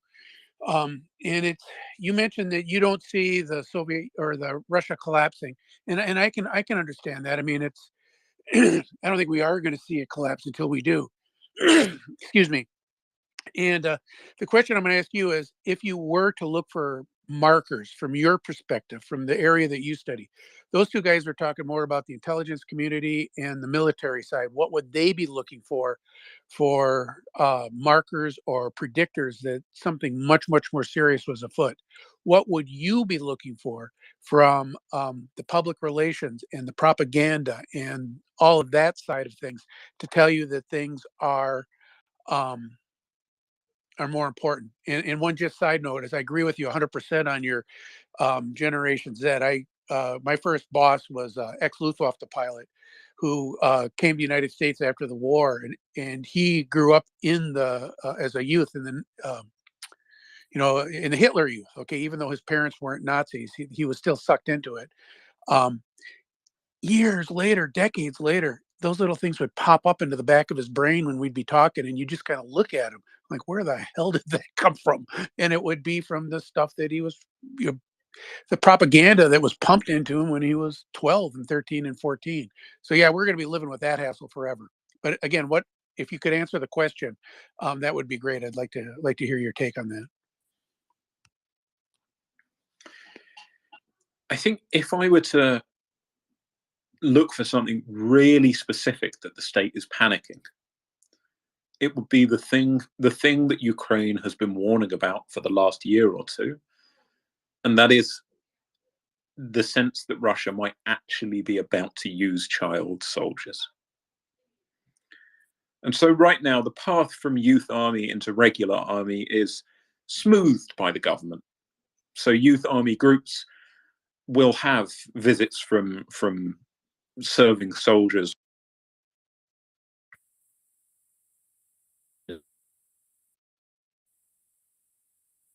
And it's made pretty easy, but there is no sort of real onus on the idea that you definitely have to go and fight, right? There is always the option that you can just say no.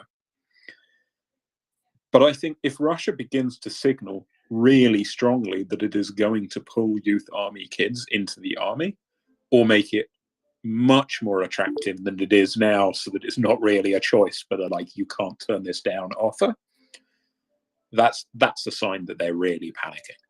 That's a sign that they really are running out of soldiers. They're really running out of options. Because I think the one thing that really will enrage Russian society is the idea that its children are going to be pulled into the war. Because the great success of the war from the Russian perspective has been persuading the Russian nation that the war is saving Russian children. Because, of course, the Ukrainian children that are stolen are in the propaganda. Bear with me. But if somehow the war turns into a direct threat to children, I don't think people will be happy at all.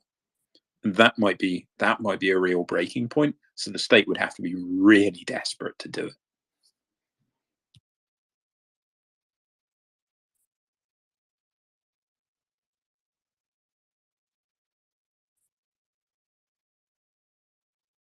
I was just going to break in here and remind folks of the order of hands that Axel announced.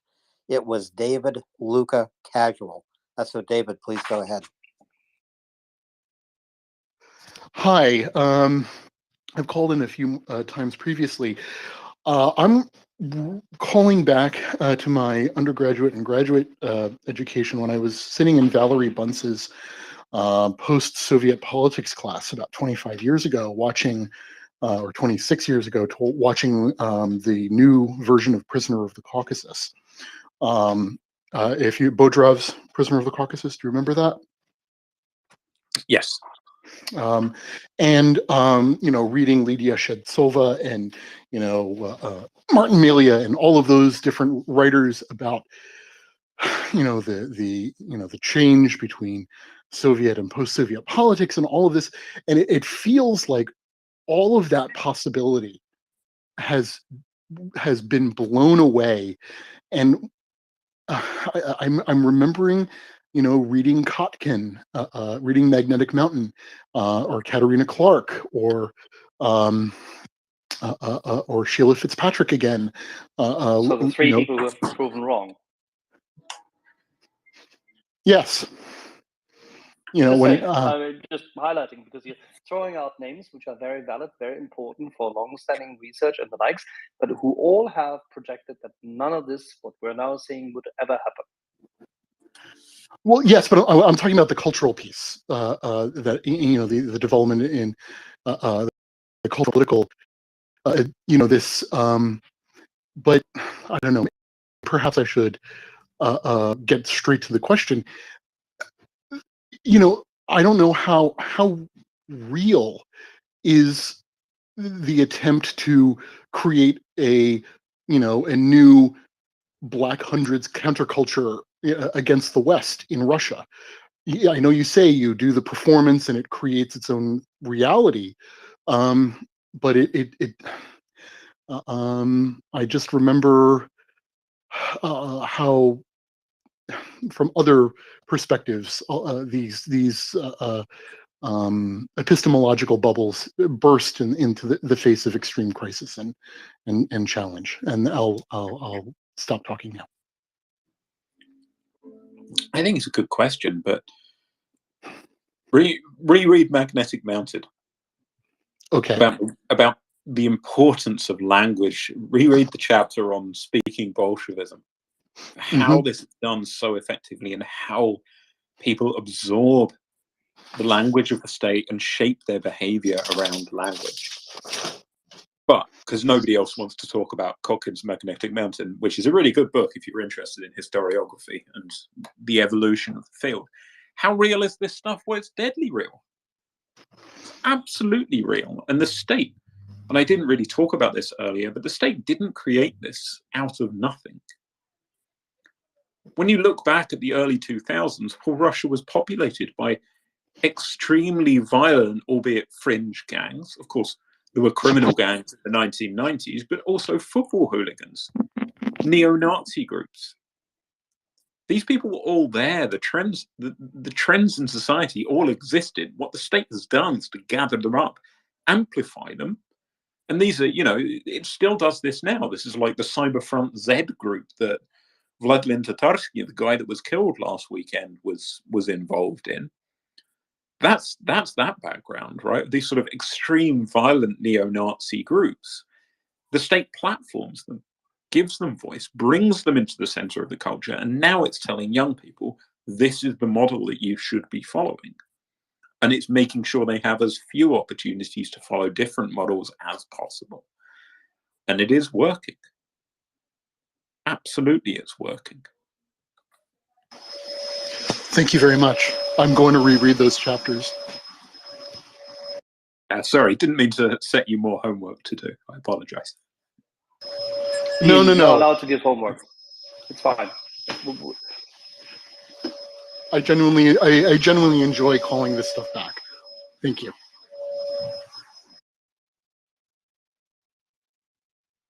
Alrighty, let's go to Luca, then Alan, then Casual. Luca. Buongiorno, Axel.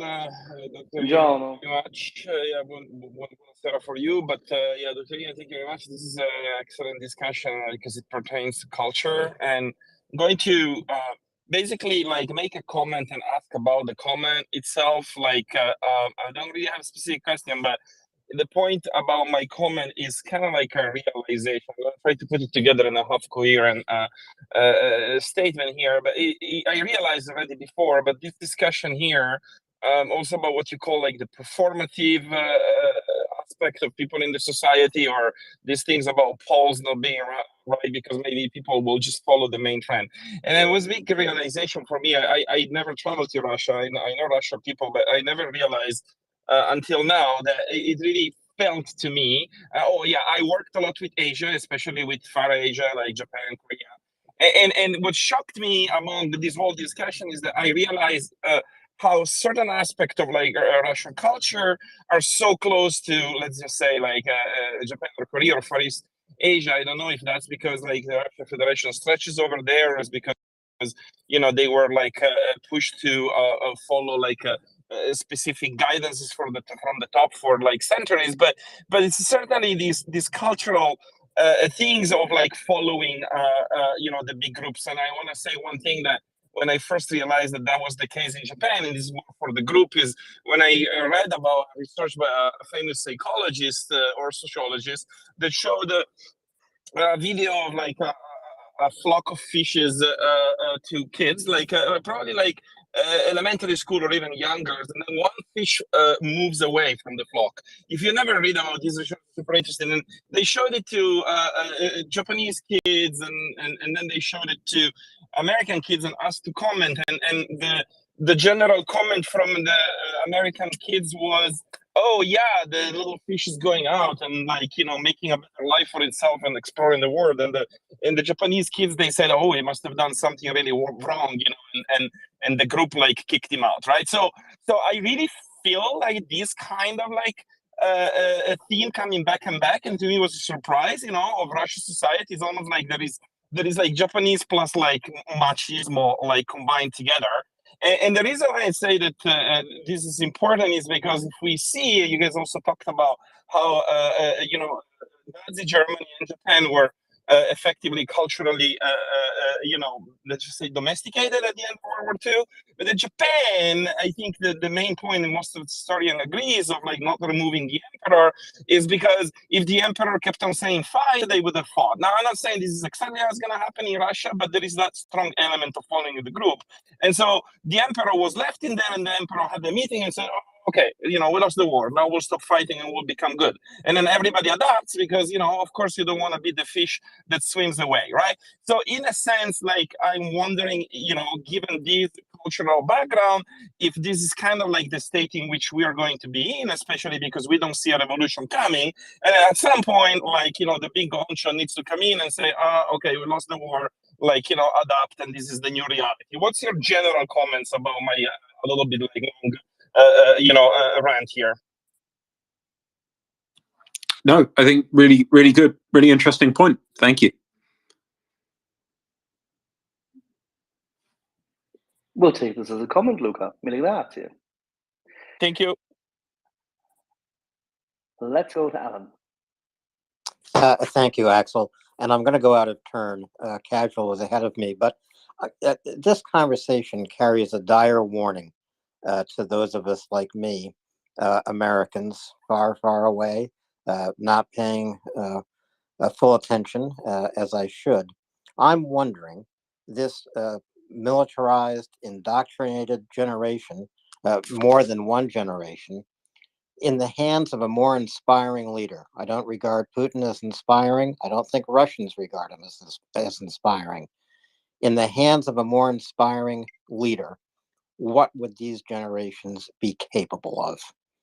What are we being warned against? That's actually a really good question, and it is a Trump DeSantis question, right? And you're right. In a sense, Putin isn't a very inspiring leader. If you've ever actually watched him give a speech, he's incredibly tedious to listen to. He's not very good at getting excited. He's strongest when it's very sort of during these very sort of posed photo ops, and usually strongest in the past when he was out riding bears shirtless or whatever the fuck he was doing.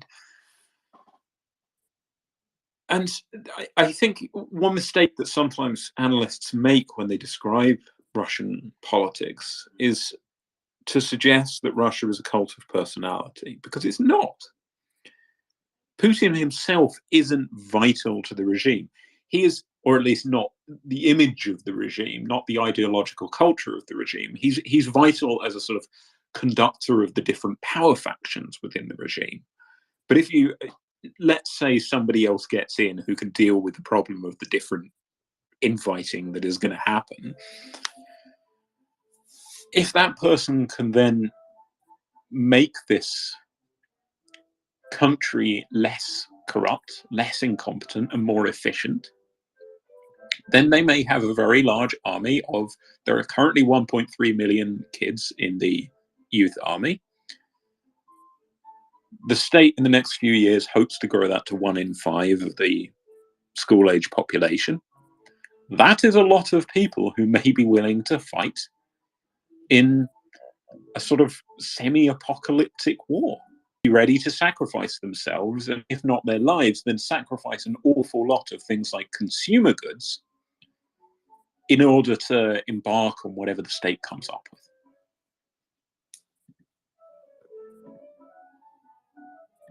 I just have to say that is really frightening. It is. The good news is it probably won't happen because Russia's shit. Yeah, that's exactly. The good news is it's probably not happening, A, because they are shite and we won't let them. Because we are much better than them in every single bloody way. Casual. Axel, gentlemen, all. Axel, you're included in that gentleman subset. I'm so sorry thank that you include me amongst those who you can't trust at the moment. No, I have been relishing this conversation between you two gentlemen. Maester, Doctor, thank you. I have a couple of points from my beloved wife, who some of you might remember was a prior resident of the city of Moscow proper, living on Pravda Street while she was going to college. And before that, I forget her address. It was somewhere near a little town called Taglioti. She spent 2 summers and 2 winter camps in the party camp of the Young Pioneers. And then she later went to School 6 in Moscow, of Moscow State University. She offers this. There are 2 leading indicators. Well, basically one, that we should probably start to find people to help track. She's got her friends, but they're spread out. She says that the Young Pioneer camps have been restarted. And speaking to everything you gentlemen have been talking about, the education of their stolen young in the past year, this is where her fears go, and where the institutionalization of the next part of this comes up. And Doctor, I don't know if you've talked about this yet, but I would ask that you be aware of part of the educational systems institutions in Russia wherein they have a hate week portion of each semester. They actively call it hate week, and they pick an other to derogate actively. They institutionalize and normalize this abject hatred of the other among the students. I will leave this here, but I do have other information from my wife. This is only the only salient one I have for this conversation. Yes, I wasn't aware of the idea of hate week, but I have written a lot about the summer camps and how wild they are. And if you buy my book, you can read and learn about the happy, jolly holiday you can have with other kids in the wilderness, dressed up in uniform and shooting Kalashnikovs for a couple of weeks every summer. It's great. Before they run out of ammunition. I would greatly appreciate. All righty. Shall we go to Peter? Yeah, hi. Yeah, I'm going to take this in a slightly different direction because the 2 are interconnected. And that is that Russia could have followed the example of China and built its economy up using its cheap labor force to create technology, etc. And it didn't do that. I totally agree. It's like time warped in a bubble, and it's basically a gas station and no more. And it's totally involved in the greatness of Russia and war, and that's basically it. But if we compare that to China, and I've probably kind of had slightly different opinions to some, China is like a tier one trading bloc, the same as the EU, the same as America. And China has, although it's a communist state and it's an authoritarian state, they are changing. And they're changing because the Chinese people, through their prosperity, are actually becoming more middle class. I was surprised that China has 600 European or English-speaking colleges, because the Chinese like to send their kids to Western colleges. They like their expensive cars. They like their expensive flats, and I think China is dependent more than 50% of its economy on the West, and there, to me, is the biggest safeguard against what's happening in Russia, is the fact that China knows it would collapse its economy completely if it fell out with the West big time. On top of that, the biggest safeguard or destruction of authoritarianism is individual prosperity.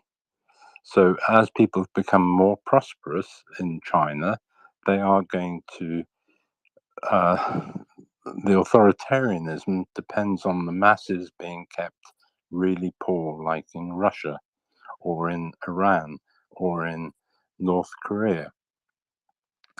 So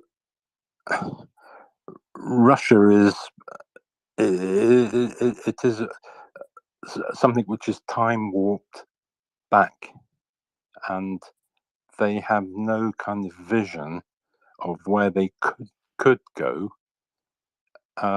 and they have to be destroyed. They have to be that they have to rebuild. Peter, Yeah, I've lost exactly what you're saying now, because it's a really long question you're asking. yeah. Can you So summarize it in 10 I'm words? trying to see what Ian's got with comparison with authoritarianism in China compared to Russia, because I don't see them as similar at all. Well, I don't know much about the Chinese case, or at least not as much as I should, but I think in Russia it's pretty clear that the experience of the last 30 years, that is, since the fall of the Soviet Union, has showed us how unimportant the economic issue and the issue of household finance and individual wealth actually is to countering authoritarianism.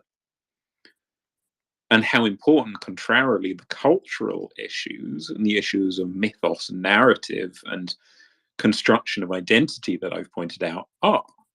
And those were the things that were neglected in the 1990s. That was, of course, it's on Russia, but that was on us as well, right? When we had the opportunity, we should have recognized we can't just shoot money at them and hope they get rich.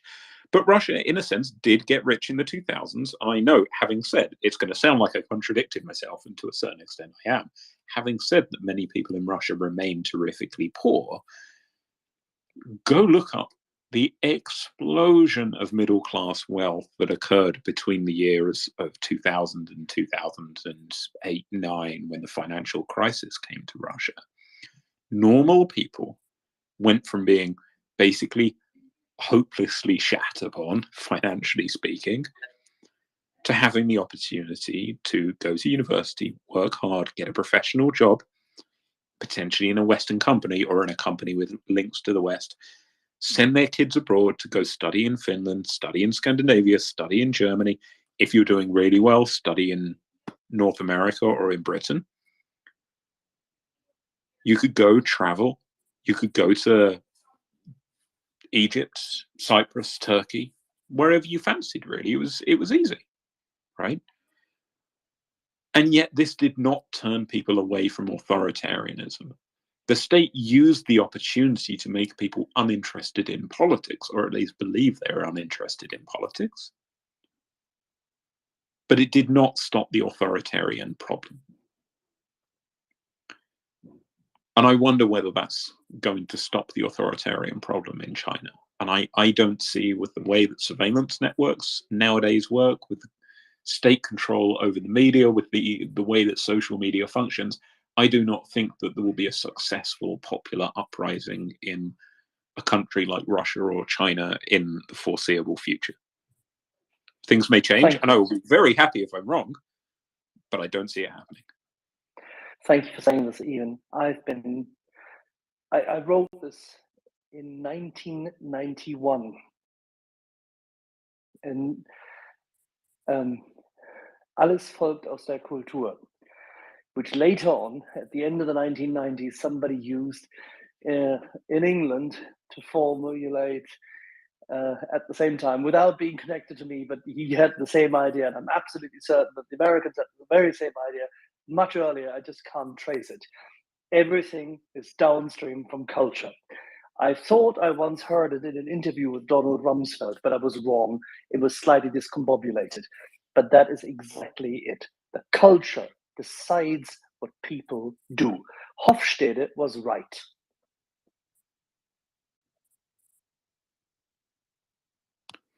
Hofstede wasn't right about everything, but he was certainly right about something.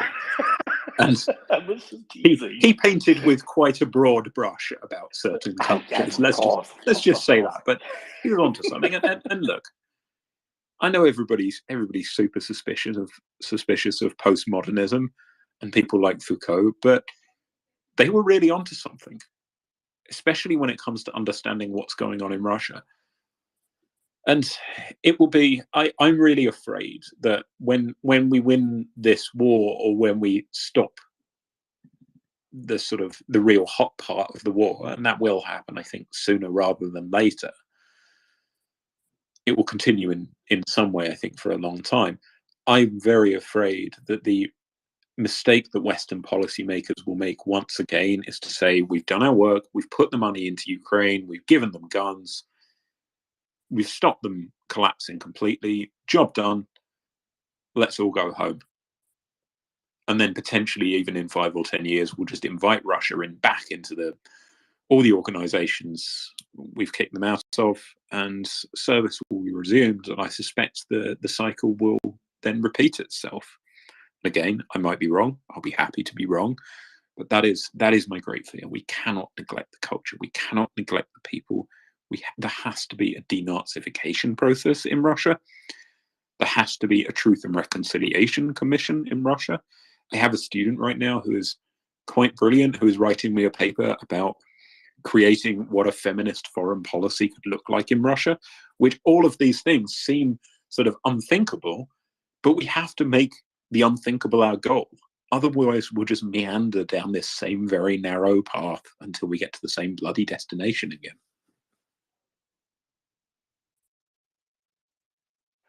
You don't trust the guys, do you? What was that? It was a tease. It was a joke. I said, you don't trust the guys. I don't care whether the policy is feminist or whatever else.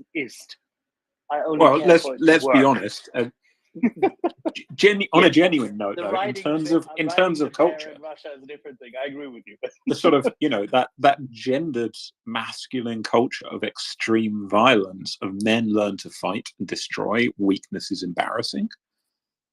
That is part of what is driving this at the policy level. And that is an issue. In Russia, absolutely. No question. I was teasing you, Ian. I know you were, because you're a cheeky so-and-so. Right, and so before we go on to anyone with their hands up, I brought Joshua up, and he's forgotten to put his hand up. So, Joshua, if you're still listening, this would be the time to ask your question.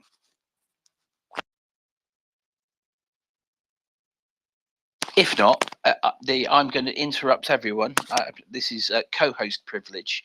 I'm going to ask the question, which is given we know what happened Gulf War II with our inability I'm to. here, sorry. Oh, you're here. Okay, Joshua, go for it then.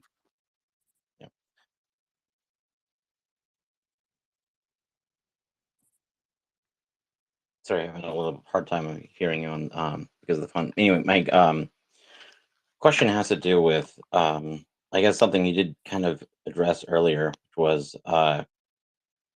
can how essential is Putin himself to this whole thing? For example, like it's we're gonna go Godwin's law here. It's hard to think of Nazism without Hitler. Like he was too core to that ideology. And I think part of my other question, it's how far like does this go if they start to lose badly? Now I know that there's a lot of theories being thrown around as far as stuff like you know, they use child soldiers, or they use nuclear weapons, or I mean there's a million of these. Is it going to fragment into one of those maps that you see on Twitter of, you know, X territory going to X country? But is that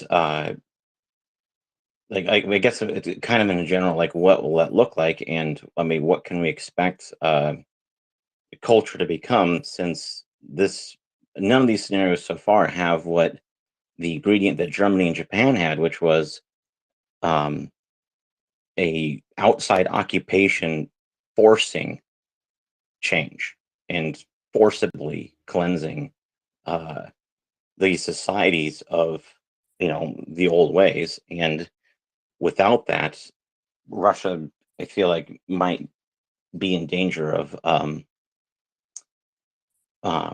basically doing what they've already done. They've already gone through huge upheavals and changes in society. But the thing is that it always just results in some new form of authoritarianism. You know, like the same thing in some new package, because they're always, you know, part of it is their culture, and part of it is that they always manage to be, you know, all messed up and not doing so great, which of course becomes fertile ground for, you know, glorious leader who's going to fix everything type of thing. So I think firstly, you're very right that the big difference between Russian fascism today and the fascism of the past, and this is a hole in my fascist thesis, but I will admit, is that we're not talking about a system of government and a system of thought in which the leader, the Hitler figure, is essential. We can get rid of Putin and replace him with somebody else who is in fact very similar, a sort of super Russian everyman, ordinary guy, but just a bit better than you. But what happens in terms of the defeat? Well, you mentioned the idea of different areas of Russia fighting each other, and I think I understand the decolonializing narrative and the decolonializing impulse behind this, and in a sense, I'm drawn to this. But the issue you might have on a practical level is, remember what happened in Yugoslavia in the 1990s? Now imagine that. But there's a lot more guns, and there's a lot more nuclear weapons. That is a very dangerous thought. That is really frightening to think about. And so hopefully our brilliant military minds will be able to figure out what the hell to do around an issue like that, because that's going to be a tricky one.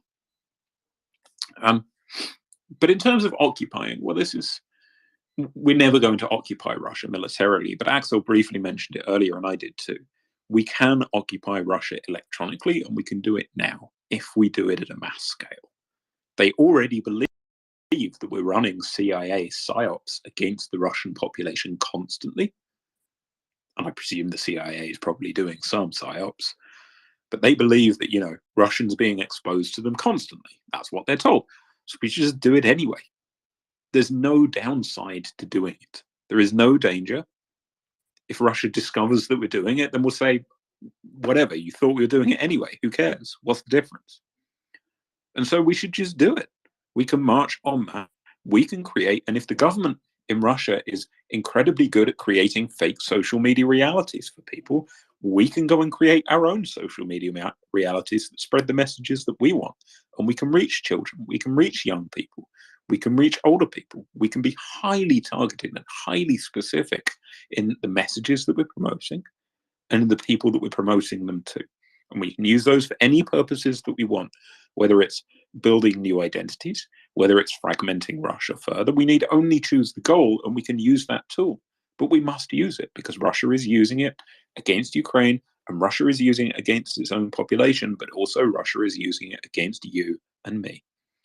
And I can take maybe a couple more questions and stay for another 5 or 10 minutes, Axel. Then, That's all right. Thank you very much. Sorry, go for it, Axel. No, thank you very much. Very much appreciated that you have extended your time for such, say, a long session already. I wanted to actually hand the phone back, or the voice back, to Dr. Nick because she had a question.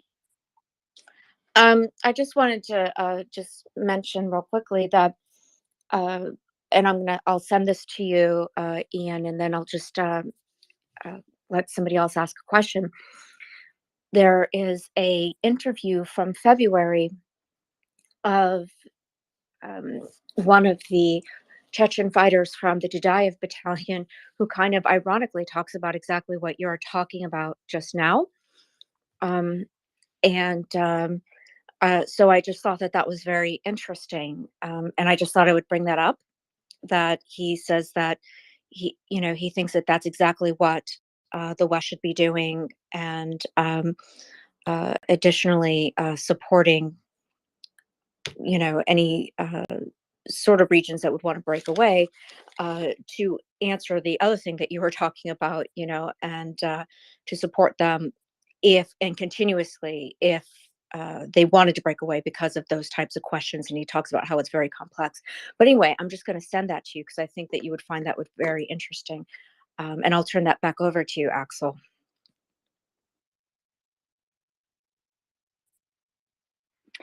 Avec plaisir. Thank you very much. And with that, I think, David, if I'm not quite mistaken, we would have had Sussex and then Fella and then G-Man. And guys, given the fact that Ian has about 5 minutes, let's rack and stack the questions and let's see whether we can answer them all in one go. Sussex, briefly tell us what the question is. Same goes to Fella, then G-Man. Yeah, quick one. Ian, what are you doing? Any events for your book launch? I'll definitely be buying your book. I want to read it. And I saw your interview with Nick Cohen. I'll read that interview as well.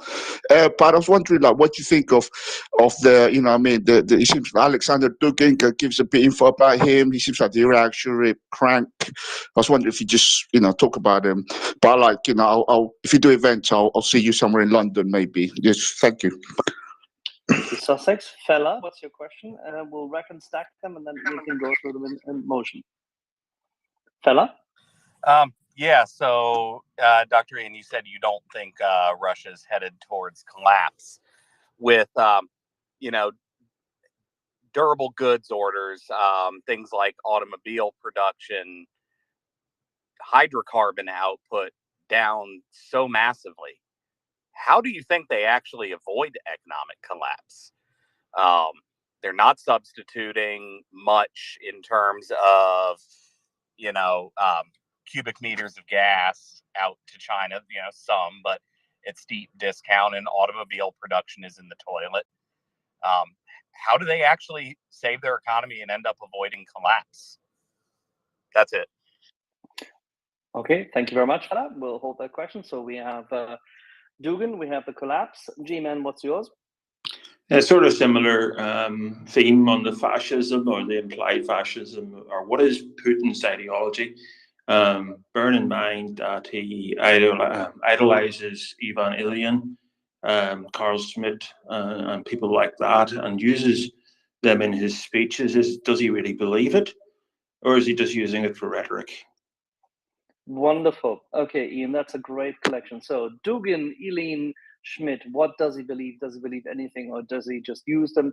And what about that collapse? All right, then I will deal with them in order. Firstly, if you want to come and talk to me and hang out, I am coming to England to launch my book. I will be in London on May the 10th at Pushkin House, May the 12th at King's College, and I will be Bristol May the 19th and Edinburgh June the 2nd. There might be one more thing as well. I'm still cooking it up. I'll post all those dates later, closer to the date. But if anyone's interested in coming and meeting me, I would absolutely love to have any of you there, and I will happily one or maybe more than one drink with you, each of you individually, especially if you're a Brighton and Hove Albion supporter, because you can share the good news of what it's like to support a generally underperforming football team that suddenly got really good. I say this as a Leyton Orient fan. I'm going to talk about the question about economic collapse first. So I am not an economist, but I have loved following the debate around whether the sanctions are working, whether they're not, how long Russia can hold on for.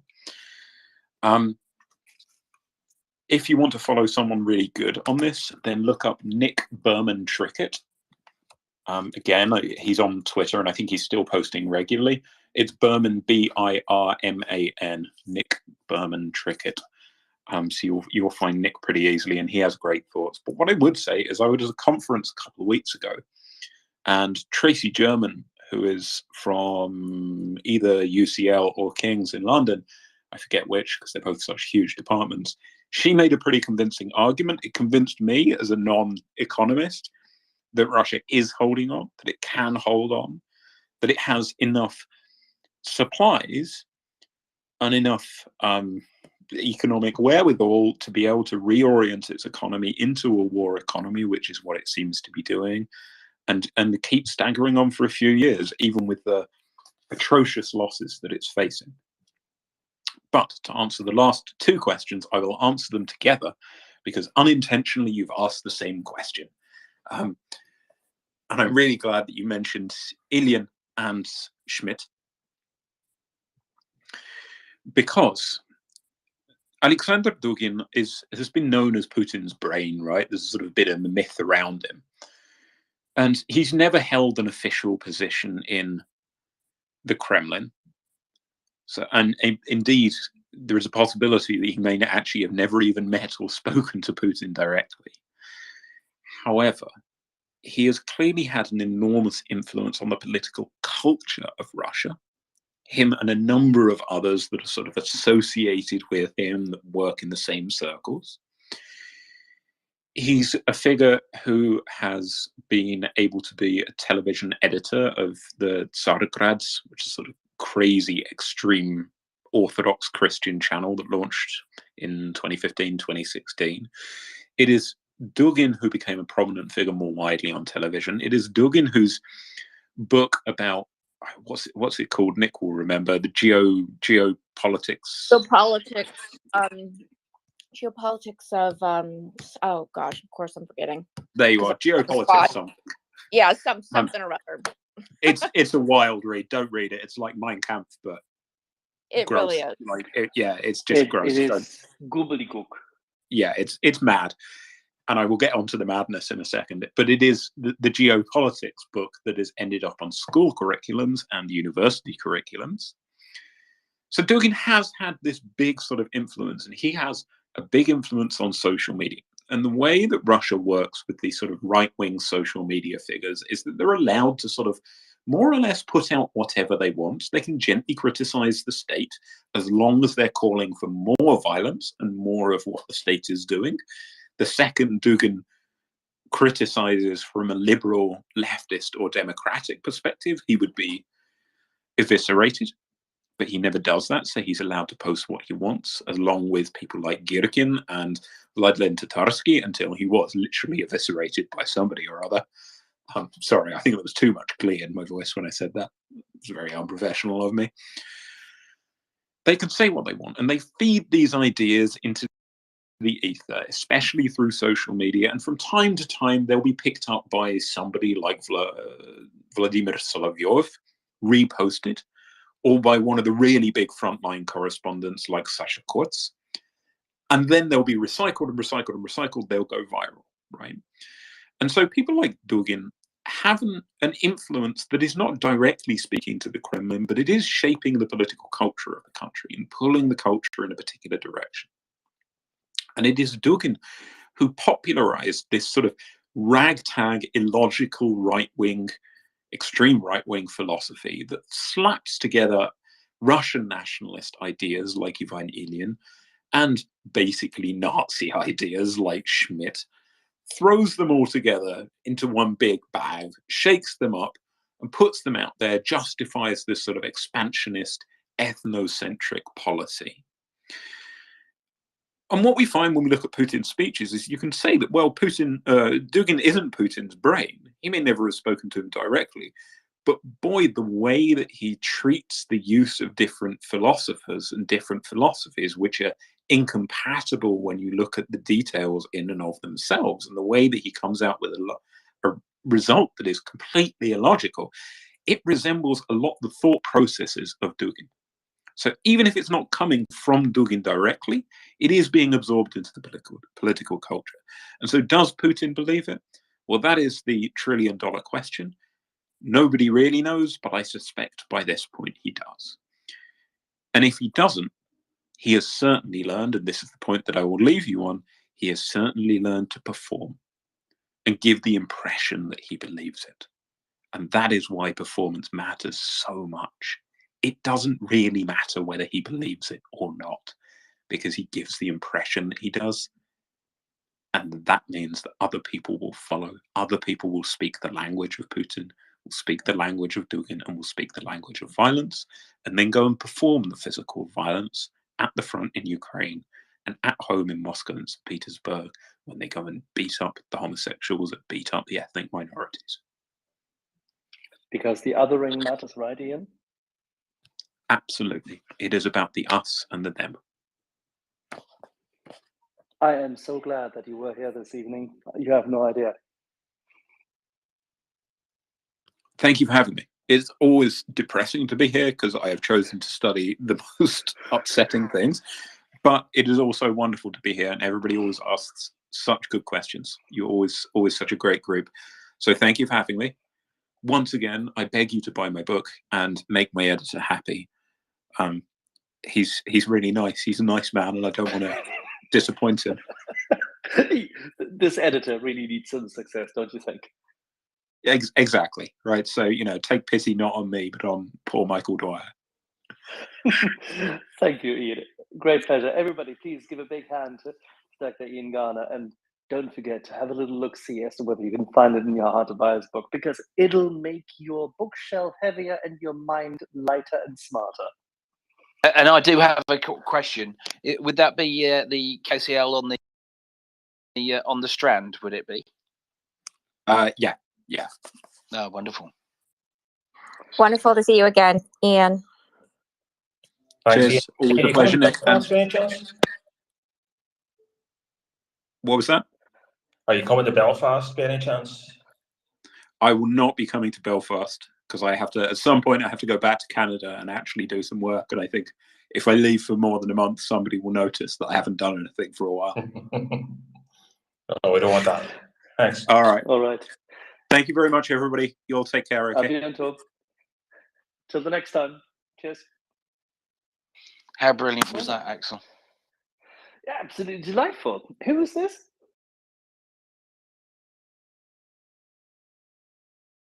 Yes, exactly. Who was there?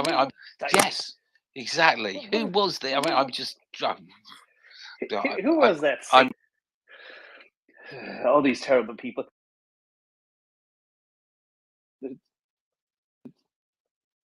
You mean you couldn't have? Yeah, no, you're right. You couldn't.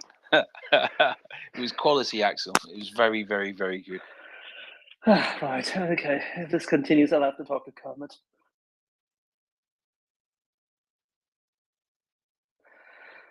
Alan, I think David and I will have a little drink whilst we look at what you're doing here with everybody.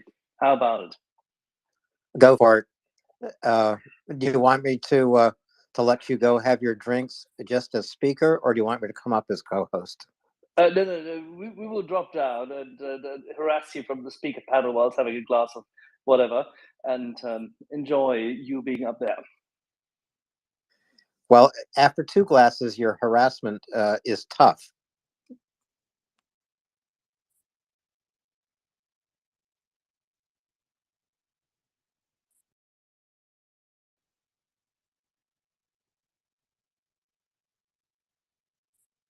Carry on, David. You're still co-host. Say something. No, I was busy. I'm too busy laughing, right? So the yes. Anyway, yes, he does get tough when he's had a couple of drinks, doesn't he? Right.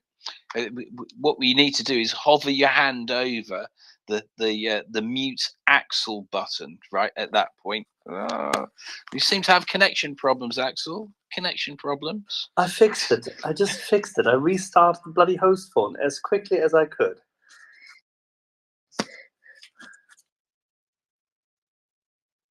See, that's what he says, right? That's what he I says. did. I did actually fix the bloody damn host phone. Dear, wonderful. So I'm going to bring up a little comment that I didn't get a chance to speak. But Nick, you can't. I can't remember the name of what it was you were talking about. It was about people who essentially say the things that they may not believe, but they sort of end up believing them in private. I can't remember the name of it. Preference falsification.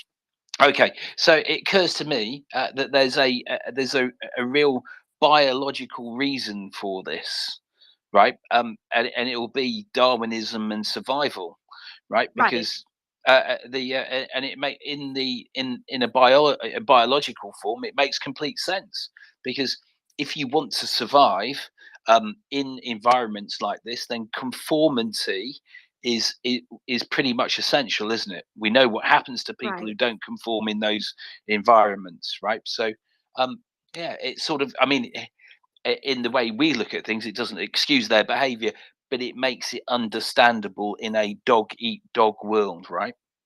Right, yes. And, it's one of the explanations too, like that they talk about why the Soviet Union didn't fall sooner. Because, those of us that study that the Soviet Union was just completely shambolic, economically, institutionally, all of that. Why didn't it fall apart sooner? And a lot of the reasons has to do with things like preference falsification, like collective action problems where people were concerned about, well, not only could they not trust one another, but and this could also we could probably bring this forward too into this situation here. Um, just one second. In that, not only do people have to worry about what their neighbors think or think, but additionally thinking about um, um, if I go out and protest, what are the consequences going to be? Okay, so that's dealing with something called, collective action problem, because my one individual contribution isn't going to make any kind of a difference. As a matter of fact, if I'm just one person, I'm going to get arrested, right? We see that happen where those one individual people go out and they get arrested, or if they're like 10 people are going to get arrested. So we call that like revolutionary threshold. Like everybody has a revolutionary threshold. Some people won't do it unless there's like 1,000, or maybe they won't do it unless there's 10,000, or other people it's going to be like 100,000, right? And so that's sort of the problem that you see in a lot of these sorts of situations. And so that may be something that we encounter here in Russia, right? So not only are you going to be dealing with situations like preference falsification, not knowing people's true preferences in relation to the regime, but then also dealing with revolutionary thresholds and collective action problems, like how I'm scared to go out and protest. And I'm not going to do it unless there's like 100,000 people out on the street, because then there's going to be less likely the chance that the cops are going to be able to pin me out of the crowd. You know what I mean? Those people tend to have higher revolutionary thresholds. So you've got this sort of, twin problem there. And that tends to be the case in situations like this. So I think, that goes to what you're kind of talking about there, right? This sort of survival problem, this sort of survival instinct. Now, obviously, in Ukraine, they have lower revolutionary thresholds. People are more willing to go out into the street and protest, more willing to do that. And there could be other reasons too for that. They're, um, you know, just their, uh, I guess, social conditioning, right? As far as the things that they're taught in school, the way that um, their family teaches them, what they learn in society, etc. Their relationship to notions of freedom, etc. Um, there's lots of different reasons. Their proximity to to the West and democracy, notions of nationalism, etc. But you just see these different sort of reactions between Ukrainians and Russians. So, but yeah, survival is definitely a mechanism that gets activated there, David. Of course, and I would also suggest that in actual fact, the reality is over time, they will start that they won't even believe their previous thoughts. They will have adapted them completely to being what they were. And in actual fact, I'm thinking about it. Then there'll be a race to the bottom with regards to violence. Right, so that in actual fact that so I'm just looking at it as a biological thing, right? So if everyone is violent around you, you will start acting violently, and that's what we're really seeing. And what we saw with Ukraine is the reaction against that, because there was enough people to start that change and the reaction to it. So the reality is that if we think about Russia, because they're midway through this, aren't they? They're nowhere near the end. They're not near the bottom. And as Dr. Ian Gardner was talking about with the uh, kids indoctrination there, so the violence, we should expect that violence is going to get worse, much worse, I would suggest. Yeah, it's definitely possible. I mean, if you could liken it to, uh, the Soviet regime, like under Stalin, because I think that in some ways, I mean, Putin isn't quite Stalin, but in some ways, we're kind of going in that direction as far as the depth of totalitarianism. Um, you know, People were forced to engage not only in that type of preference falsification, but it forces you to engage in something called forced trust, where you have to like trust the regime, like you have no choice. Um, you know, Before even this full scale invasion, people were more willing to engage in acts of, you know, blatant resistance. We did see some of this where, like Alan brought up, where the little girl drew the picture and whatnot and stuff like that. But those types of things are not as widespread. And over time, I think you're going to see less and less of that, and more of the forced trust, more and more of that preference falsification. And it's because people have to do that in order to sort of survive. There's this great um, um, fiction book called Sophia Petrovna from the Soviet times. And it's about this woman whose son was put in a gulag, and she's like doing everything she can to try to save him. And she knew that it was, he was thrown in there on trumped up charges and everything like that. And, she's trying to go through all the channels to try to, get him out, to save him and everything. And even though it's her son, and even though she loves him, finally, she just has to stop. I mean, could you imagine that? Like, I mean, it's a fiction story, but it's based on true events, and it's like finally she just gives up on him, and she does it because she had to do it in order to save herself, in a way, in order to have some kind of a semblance of a life, because she realized that it was hopeless, in the system. And it sort of exemplifies that notion of forced trust in order to be able to wake up in the morning and go on, that these are the kinds of things that you do. And so in a way, it's a form of violence of itself, to give up on your son, to give up on a family member that way. That in and of itself is a form of violence. So you'll see some of that kind of stuff. It's not, violence doesn't necessarily necessitate um, throwing punches. It can be something as simple as that. Yeah, but you can have emotional violence. We know this. Right. Yeah.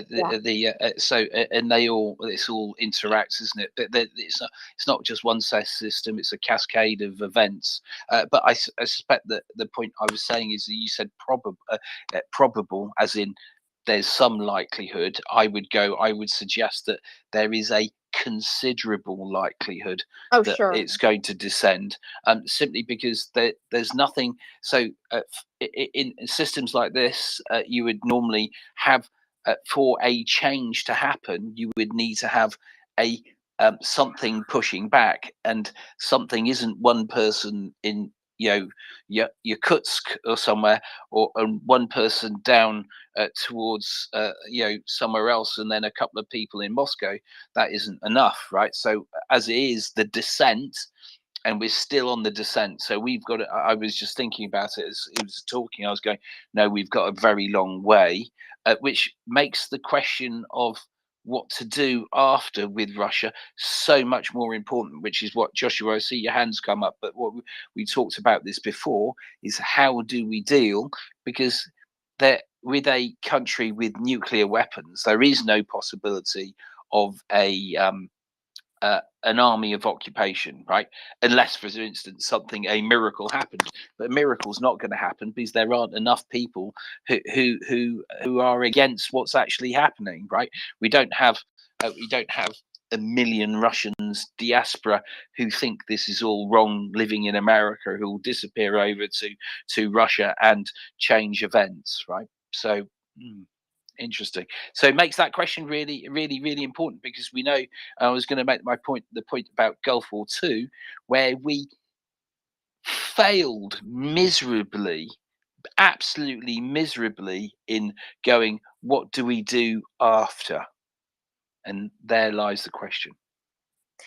Right. I think that that is a very difficult question, and unfortunately I think that the only answer is, unfortunately, an impossible answer. um After the complete defeat would have to be a occupation, but I don't know that that's 100% possible. I think it's the only answer. I just don't see another way. Outside of that, it would have to be that a complete defeat, and then they would have to have some sort of a regime change, but that would have to come from themselves. And here's the thing, though, right? With a regime change, there is no one in the waiting who is appropriate, right? Navalny is not the solution, right? And none of the others are the solution, because they've all come out of that system.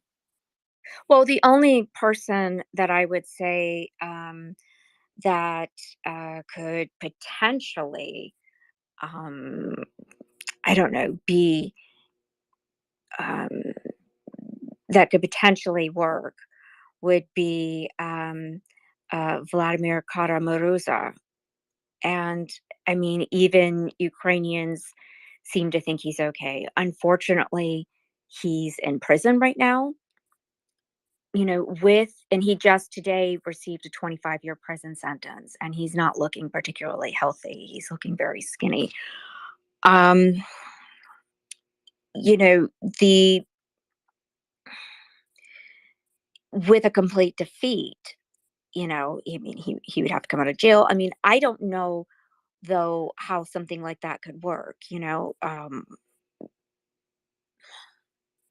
some kind of a coup. I don't know, we're just like spitting into the wind, I mean, how that could work. We would just have to see um, how everything sort of plays out.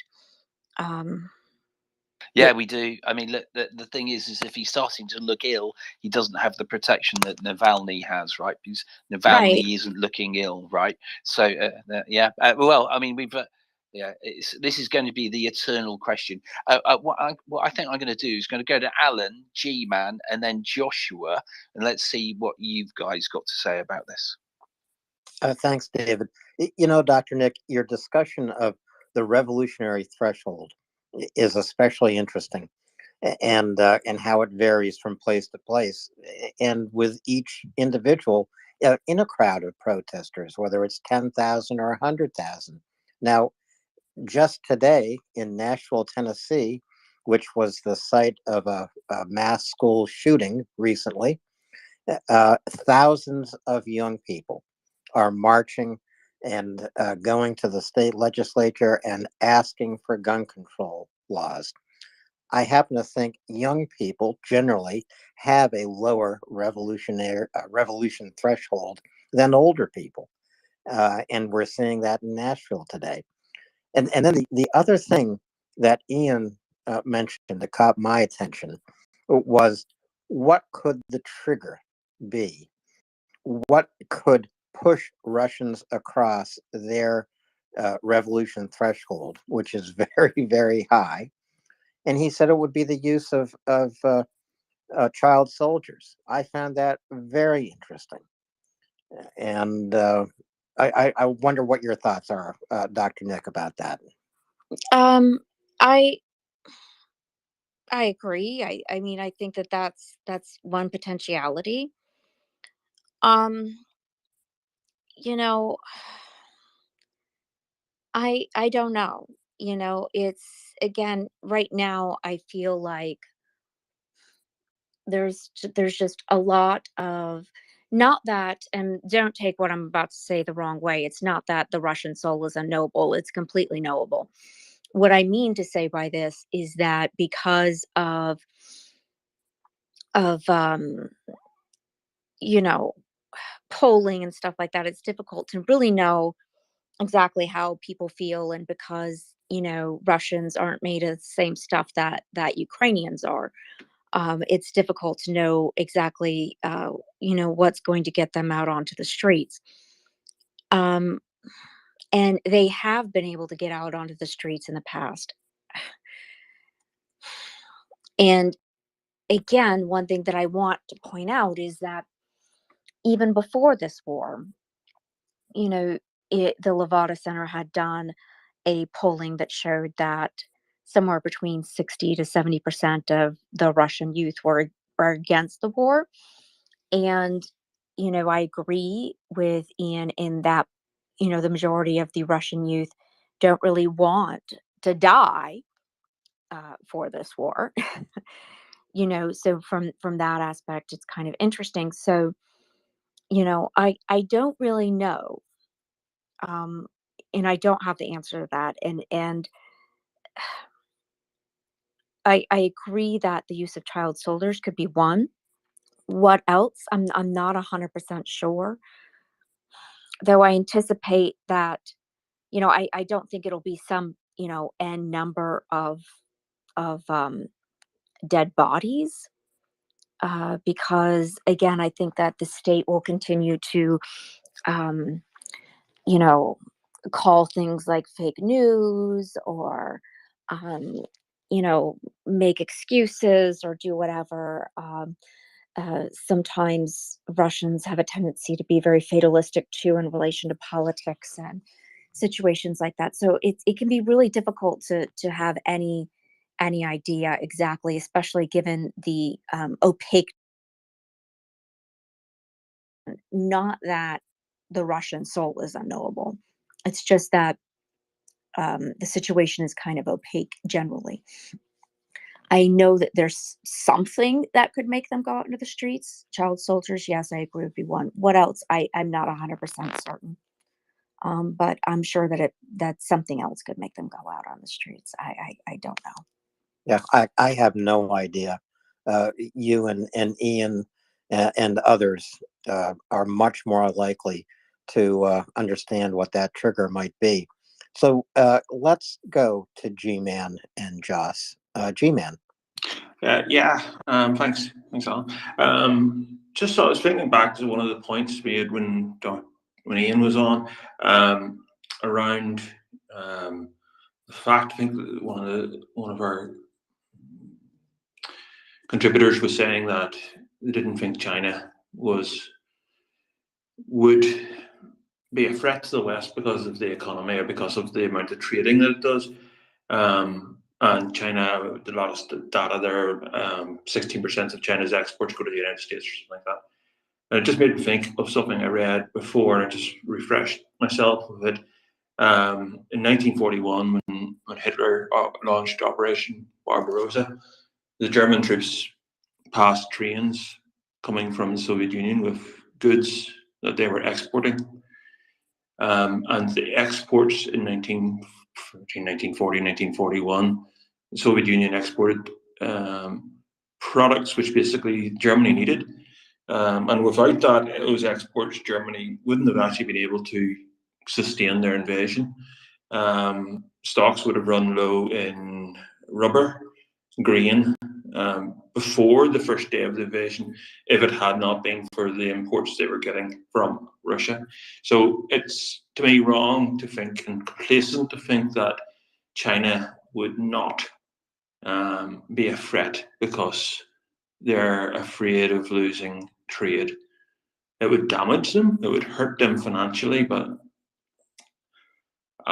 if they're, and I think we had one of our other contributors, as it comes on regularly, talks to this quite authoritatively, and in terms of their desire for Taiwan, for one thing, but also for their desire, I think, if in the event of the Russia collapsing, China will be looking north at Vladivostok. I can't say that word right now. The Siberian. That place on the Chinese border, that's what you're talking about. Yes, that's where Vladivostok? Yeah. That's it. Yeah. It's difficult for me to say after a long day. Difficult for me to say at the start of a long day. But yeah, so I think a lot of those regions were they would view as part of their historic hinterland or something like that. So I think ultimately what I'm trying to say is, to me, Russia and China are two sides of the same coin, and they're enabling each other. So I wouldn't get too complacent about them. Oh, I think what I was talking about was complacency is something we absolutely can't do, because I think the descent into hell is inevitable and it's going to be quite bad. Yeah. Anyway, Joshua. Yeah. So the as far as the earlier, like some people like Dr. discussed, she's right. She sums it up correctly, which is that, the only answer is the impossible one, which is some kind of physical presence in Russia. And as she pointed out, like, how are we going to manage that? I don't know either. I mean, I disagree. But Josh, without, you said the only answer. Yeah. That's not true. Containment Okay. has worked with North Korea. It has worked.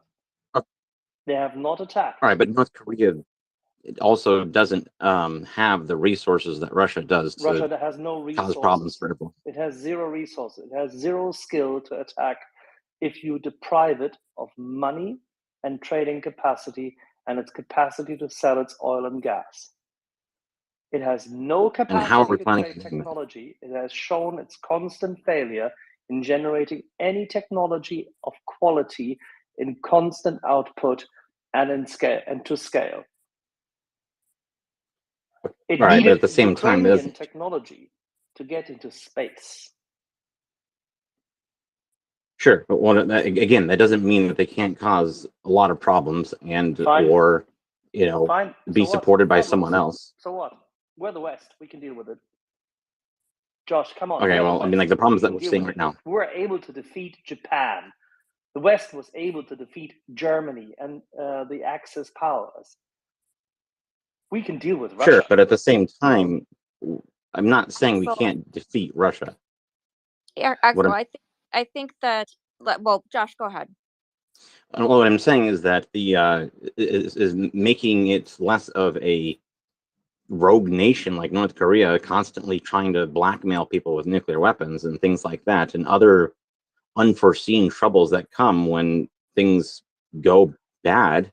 The the things that like Germany and Japan, like you mentioned, it's like it's not that they ever had a chance of winning the war, but that doesn't mean they weren't Oh, able to they had cause a a chance. ton They of were damage. close to winning the war at the very beginning. Prior to the, there was a time, and Winston Churchill, If we're right talking about about World that. War One, I would agree with you. Sorry, what? If we were talking about World War One, I would agree with you. But yeah, No, all right, at regardless, the the point beginning is of that World War they had. II, Lord Halifax and Winston Churchill sat across. We discussed it yesterday. Sat across from Chamberlain in a room, debating as to whether to find a way to discuss with Boulay as to whether Boulay and the French would actually cede territories, and whether this would lead to an agreement with Mussolini to cede Malta, Gibraltar, and potentially other spaces such as Egypt to Italy in order to reach a peace. They had this discussion. This is not So where did it go? not even 9 months into World War II. At that point in time, Britain was standing alone. So there was a possibility for them to either buckle down and win, which they did, fortunately, for freedom of the world, quite literally. And I'm German, but I have family on pretty much every side of that damn conflict. And I can definitely tell you, we're all glad for it. But there was a possibility to lose that war. And this exists today as well. And when you said making it a rogue nation, Russia is a rogue nation. Okay, well, I guess what I'm trying to look for is something to change that status quo for the better. Yeah, Is 2 something generations. to We have to accept yeah, and I'm sometimes things saying take longer than we want.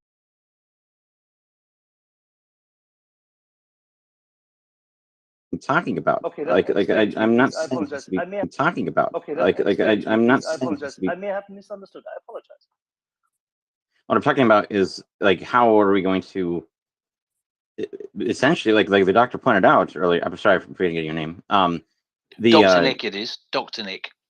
Dr. Nick. As she correctly pointed out, like without us like being able to impose some kind of change like we did with like actual literal denazification and actual literal Germany, like something like a program like that, then we might be again like what we did with Germany, going through this every couple of decades where again, apart from a one-off discussion that fortunately never went anywhere, on paper in a more genericifying the situation, like it's something like they had a very good shot at in terms of long-term victory, but it's that they cause okay, issues. Joshua. I've heard.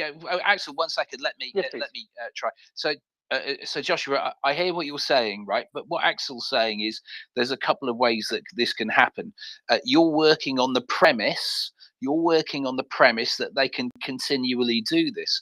Axel is saying that's incorrect, right? So look, as it stands, Russia is what so it's 14 months into this war. They're 200,000 dead, through 200,000 people who are seriously injured, as in crippled, right? And the machinery of the country is starting to fall to pieces. So your premise of them continually being able to do these things is my premise is not so much that they can do all these things specifically at the same level. What I'm saying is that a failed state, one that's constantly going through a revanchist dictator phase, like look at the problems in the Middle East. Like none of those are mighty world powers, okay, hang on, but slow they're down. still But causing yes, problems. but hang on. But what I was trying to say is that you're adopting it. Will give you. It will bring you in again in a moment. But the point you're saying is they'll continually do this, and we're saying it. Or I say we. It's not necessarily everyone here. Axel and I say, well, if you contain them, they don't, and they won't have the mechanisms to do the sort of things to carry on doing this. This being a war with Ukraine or wars elsewhere. In actual fact, the gradual, it won't even gradual. The decline in Russia is inevitable. Right, Dr. Nick. Cold War, deterrence, hardcore embargo, and containment. Same discipline as after the Second World War. Sorry, apologies. When I'm talking about having some kind of occupation, I mean for the purposes of denazification. So regardless of, so after their defeat, whenever that occurs, but of course, the other alternative in my mind would be that they would have some kind of, I don't know, whether it's an election where they elect somebody, which I don't see happening. I see that approaching, the probability of that approaching zero. Some sort of coup. Where they would put somebody in a position that would institute regime change towards democracy. Again, I imagine that with the probability approaching zero. So the only instance where I could imagine imposed from the outside, but at least anytime soon, in any case. So that's what I'm saying. And anybody here can take that for what they wish. Of course, and I say that for the betterment of the world. And of course, that doesn't mean that as soon as that occurs, that it will be all kittens and rainbows, and everybody in Russia will suddenly become a anti-chauvinistic, democracy-loving human being. It will, of course, take a few generations for that to change. It's a formula, it's time, political knowledge, time away from the previous regime, political knowledge, and generations. So that's kind of what I'm talking about. I understand that, but I guess I'm not entirely sure that it will necessarily develop along those lines so much as the opposite, where it further radicalizes as the government. I mean, Russia has a history of this, so there's definitely precedent where instead of making changes or bowing to whatever popular pressure does exist, they simply clamp down. Like North Korea is an example of this, where they just the answer is to get tougher, and even if that's not viable for the long-term prospect of prosperity and power of the nation, they don't care. The powers that be within the country will make that sacrifice. And I guess Do you care? concerned that. Do you care? Why do you care about the Russians and not about the Ukrainians? Why do you care about the Russians and not about the Chechens? Why do you care about the Russians and not about the Finns, the Estonians, and the likes? That's putting words in my mouth. No, I'm saying I'm contrasting with what you're saying. What you're saying is we should be caring about them because you don't see a better solution.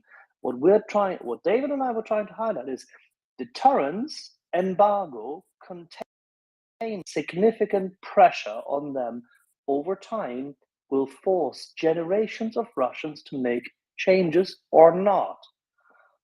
But we care about those on the free side of that fence. Well, yeah. Why do you think I'm talking about this? I'm not saying this because of the Russians themselves. What I'm saying this for is trying to find some kind of long-term, like a real solution of some sort. No, the Cold War was a real solution. It's not. That's what we're trying with Iran, and look how that's going. I don't care about Iran. I'm sorry, but I'm sorry. absolutely. Iran is a very short-termist affair. This only started with Ayatollah Khamenei, and that's a young revolution from my point of view. The Cold War was a continuation of a disturbance in European and transatlantic power relations, which started in 1905.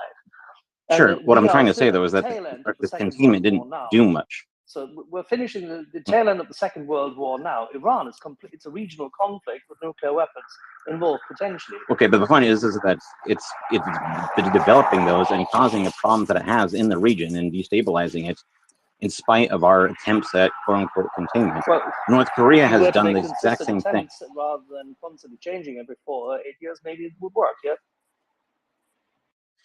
Okay, well, but that hasn't. You know, like that's the reality we have to work with. And then there's also the fact that I'm concerned that China might feel that an antagonist, in the same way that they seem to feel. I mean, not that I have an inside track on Xi's thinking, but China seems to believe that North Korea causing problems is useful for, just making trouble and vexing the And see Pacific. what And I'm North concerned that they Korea might try to vis-a-vis. do. But sorry, Josh, you're talking onwards and you're meandering from topic to topic without making the case for doing something To else than respond what to I said. No, I said, and David okay. said, containment, embargo, deterrence, and we can wait 2 generations. You're saying what And should what if we someone be like doing? China comes along to undermine that embargo? Well, then If they feel that something like a North Korea in the West Can I answer your constantly question? causing trouble. Go on, Josh. Go on. Let Axel finish, and then instead of everyone What happens when China talking comes? over each other, we get it What done. happens when China comes? China needs customers. China needs customers. And if it doesn't want customers and wants war, then it will have to fight. But China has more internal troubles and challenges and lack of money and capacity than it can afford. China is more at risk and fragile and brittle than people think. But still, China wants to sell to us. The customer is very, very worthy. I doubt that China has any interest in fighting its customer. And I'm saying that China might not care because, like, this talk of economic, dependence, staying their hand, to some degree, yes. But at the same time, people were talking about that before World War I, and famously, the other passions took over. And what I'm saying is that if China is feeding weapons and other such things to Russia, even after a humiliating defeat in Ukraine, a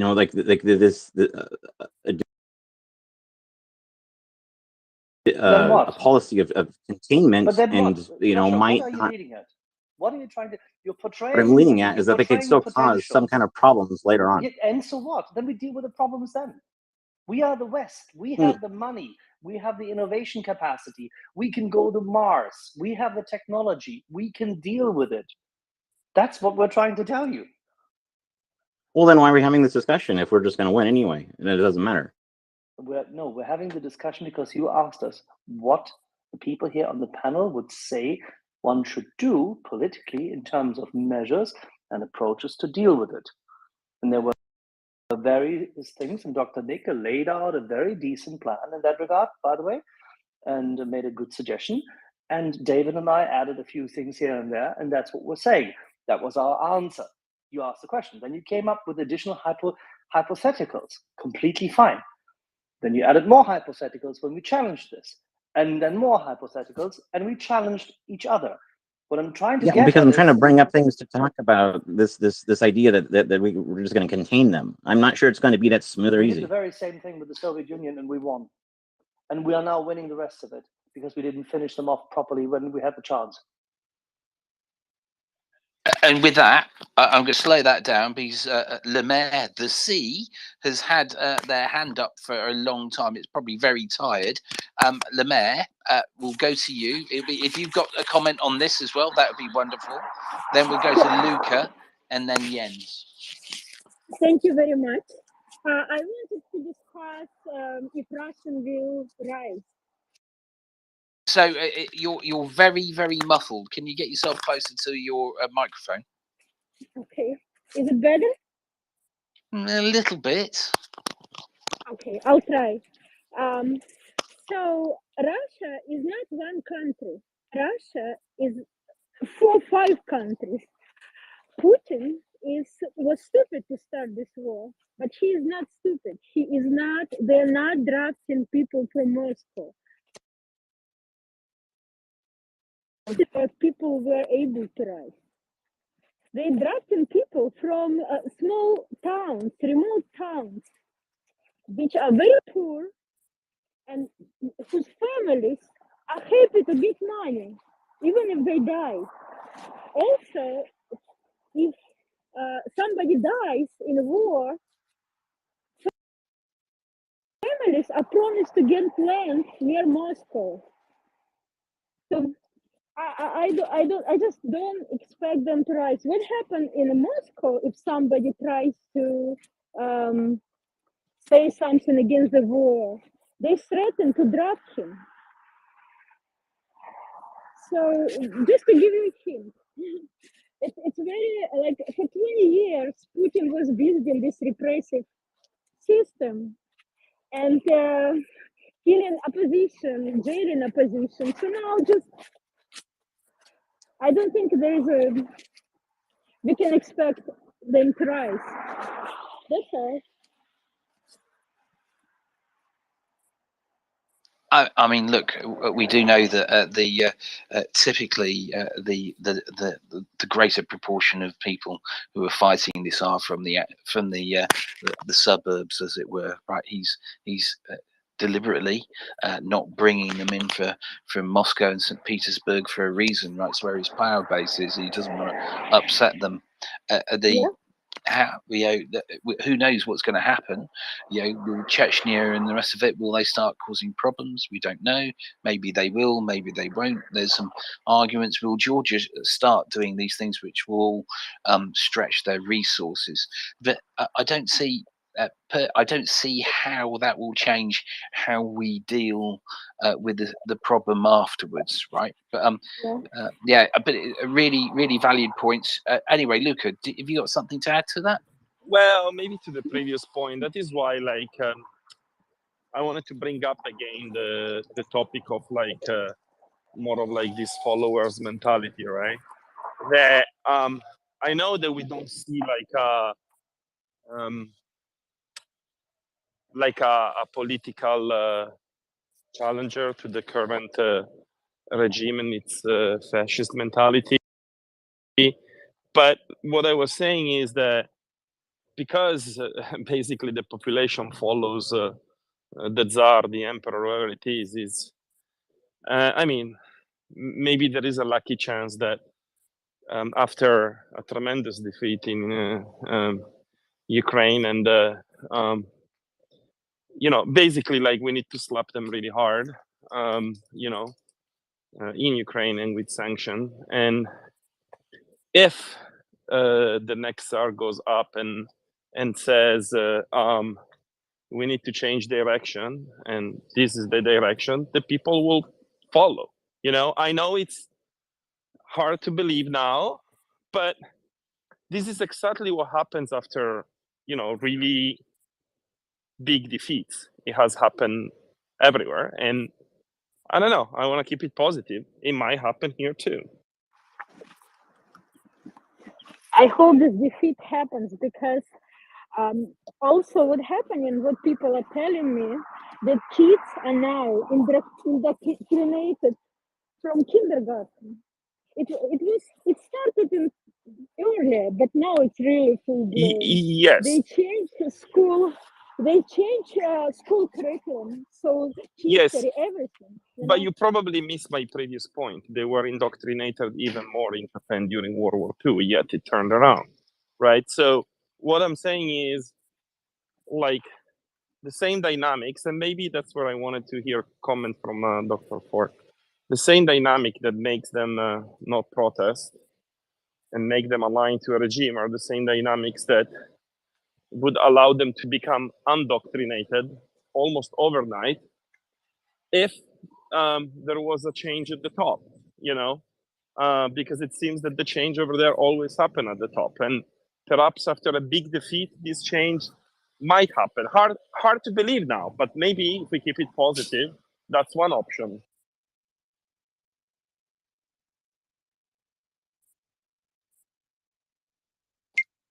David, what do you say we go to Jens and then to Irish? Jens, go ahead, please.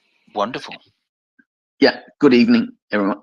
I just, whenever I hear talk about reaching out to Russians and trying to prevent them from being more radicalized, I'm thinking the things we see they are perpetrating in Ukraine and Georgia and Chechnya, I think they are thoroughly radicalized already. And I think I would like to see, I think it's firmly been established that rewarding Russia for their bad behavior has been a failure. So first and foremost, I would like to see that we stop rewarding them for, invading other countries and committing genocide by, moving all our industries over in Russia. And I'm hoping, although sometimes it seems they're ambivalent or ambiguous messaging, how we want to see a post-war Russia. But I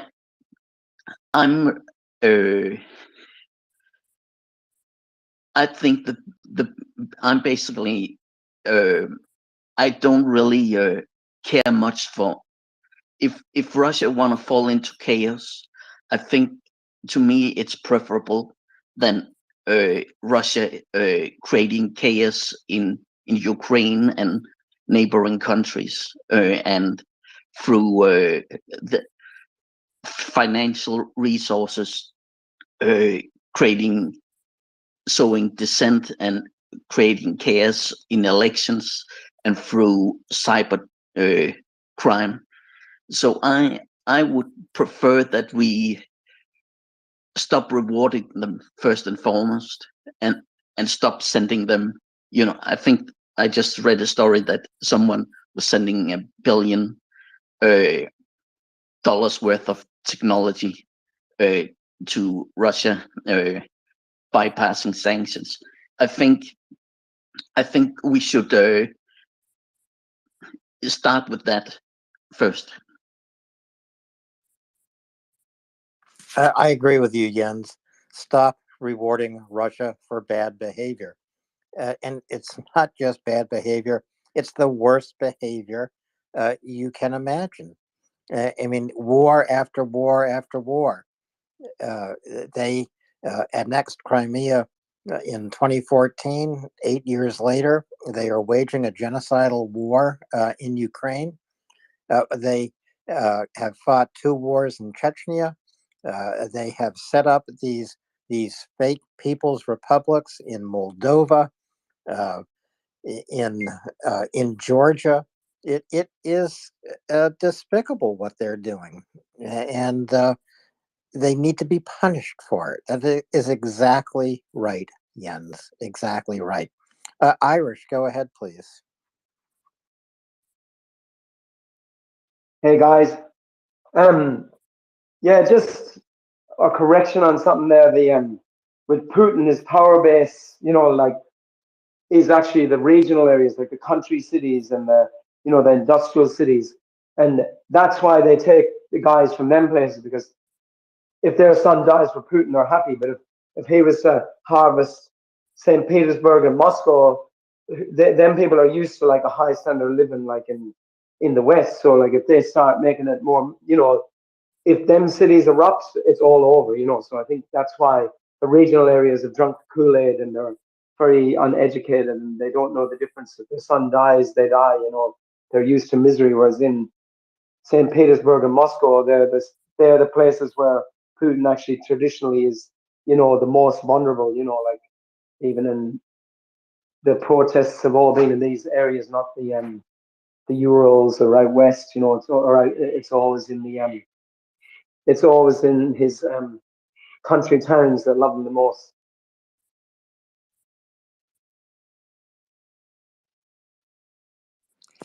Yes, that does seem to be the case.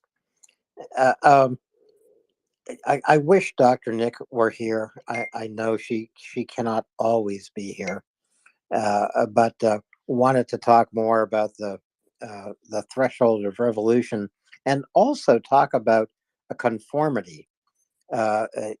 Dr. Gardner, Ian Gardner, was talking about conformity inside Russia, and and the tremendous pressure put on you to conform with the state's idea of what it means to be Russia. And he used the example of a young woman from Tashkent who moved to Moscow, joined one of the military youth groups, because that was the only way she could become Russian. In other words, there was only one path for her to feel part of the country that she's a citizen of. Well, at some point in our lives, we all face a challenge with conformity. Do we conform, or do we have the strength to stand up to conformity we don't agree with, uh, and possibly with the support of friends or family, we do something else? That just isn't possible, apparently, inside Russia.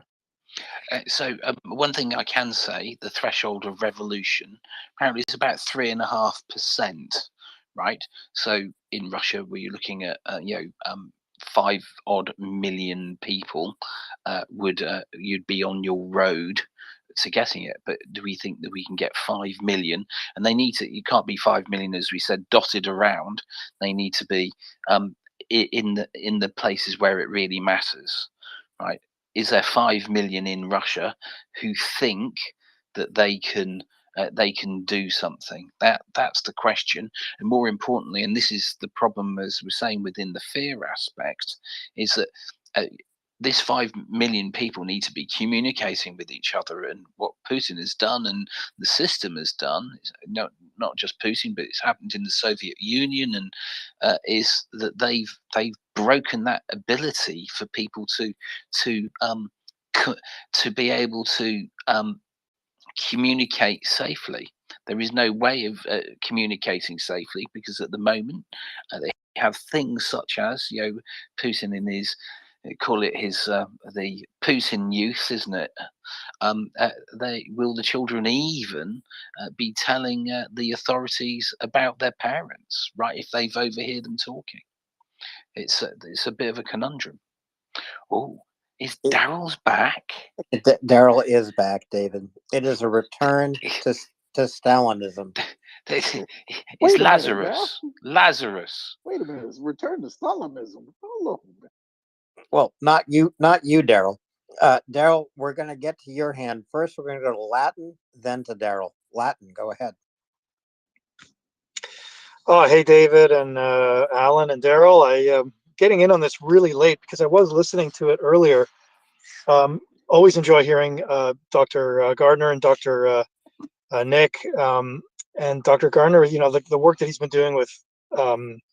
I had heard him quite a while ago, and the work that he's done on kind of connecting the Great Patriotic War, that very important period of or aspect of the Second World War, to today. It's fascinating. It's really interesting stuff. But I was listening carefully to what he said, and some of what you just said, Alan, about conformity, and those are things that I've been thinking a lot about when I look at Russia today. And I mean, I'm hardly a Russia expert.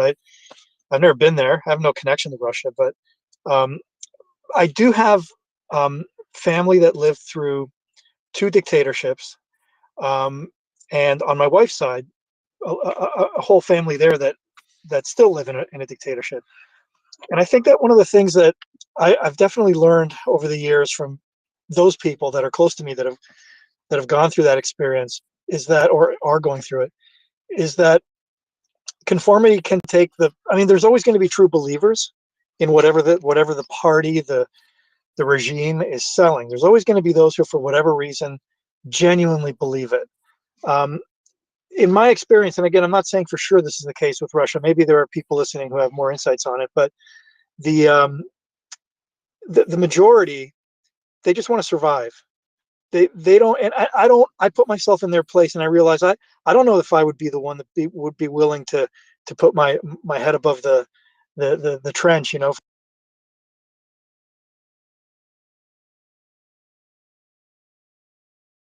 And you don't want to die. You don't want to end up in jail. I mean, and you don't want to die. You don't want to end up in jail. Founding father at heart, willing to sacrifice everything for. It's not like that. It's way more complicated than that. Um, and very easy to judge, by the way. But I don't know what's going to happen in Russia. I don't know if they're about to, if something's going to happen, if their military is about to collapse. That could be the beginning of something. Historically, there's a basis to something happening if that occurs. But yeah, I was really interested in what Dr. Gardner was saying about falling in line with this historical ideological vision, because every ruling dictatorship has that. They always have to have that narrative to hold people together. Um, yeah, I don't know. Just some thoughts on that. You can talk about airplanes later if you want. We'll talk about airplanes later, but I think those are very interesting thoughts about this necessity of falling into line in Russia today, as it was necessary during Soviet times, during Stalin's dictatorship, for example, especially. And you're also right, Latin. You know, we all want to think we have the heart of founding fathers that will give our lives and treasure for a cause, the cause of freedom, the cause of founding a nation, the cause of equality, whatever that cause may be. I can give you my personal experience. I still have my draft card from the 1960s because on that card it says do not destroy or mutilate. But I wanted to attend an anti-war demonstration. And so, where everybody was burning their draft card, I took my brother's draft card and burned that instead. As it turned out, he had a very, very high number, didn't need his draft card. Daryl, Daryl is here, hasn't raised his hand. I'm going to go to Irish, then I'm going to go to Daryl, and I think Daryl is going to join me tonight as co-host, David. Irish, go ahead. Yeah, I really think that it's like you know, all the people, like I don't know if any of you guys watch, you know, on YouTube, all the people that go around and interview people in the street in Russia, but like it is political. Like if they don't say anything, I think that most of them are kind of like, I don't want to talk about it, you know, I want to pretend it's not happening. But when it comes home to roost, and you know, when there's young guys walking out missing limbs, and you know, the financial thing, the ruble's starting to really take a big hit now. You know, if it does start to go a bit pear-shaped and it hits them in the pocket and they can't feed their families, I think it is going to really start cracking very soon. Well, that's what I think too, but people have disagreed with me. I really think the collapse of the ruble will begin to affect ordinary Russians. And I think we will see that very, very soon. After all, their pensions are paid in rubles. Prices are rising throughout Russia. The ruble is falling in value. But that doesn't mean if you're a pensioner in Russia, you're getting more rubles to cover the difference. You're getting just the same number of rubles you've always gotten. And when you go to the market, you will see that your rubles don't buy as much flour and sugar, milk and butter. Uh, and that's important. You know, food is a basic necessity everywhere. If in Russia you cannot buy the food you need to survive because the ruble doesn't go as far as it did last week, and that's what's happening. The ruble is collapsing day by day right now. Then I think you're going to start asking questions, and maybe you will reach the revolutionary threshold that Ian Gardner and Dr. Nick Ford were talking about. Dr. Scott, go ahead, please. Thanks, Alan. I want to tell a personal story that supports what Latin just said. And that is a dear friend who lives in St. Petersburg, a 54-year-old female Jew who hates this war, hates Putin. And yet she told me point blank that you can't just go out and demonstrate or you'll be put immediately in jail. She's looking to emigrate to Germany or Israel and would be definitely willing to put time, effort, money in a resistance, but is so afraid to lose everything to go out and just protest, even protest, let alone be a revolutionary. So it's a very difficult thing to get to that threshold. And I hope for it every day, but from my personal experience, it seems really difficult. Oh, it is very, very difficult. It's easy in the United States. It's easy in European countries. We have a tradition of disagreement, of protest, but not in Russia.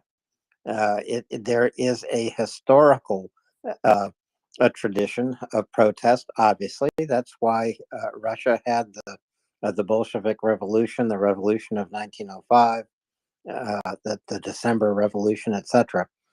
But right now, it's next to impossible.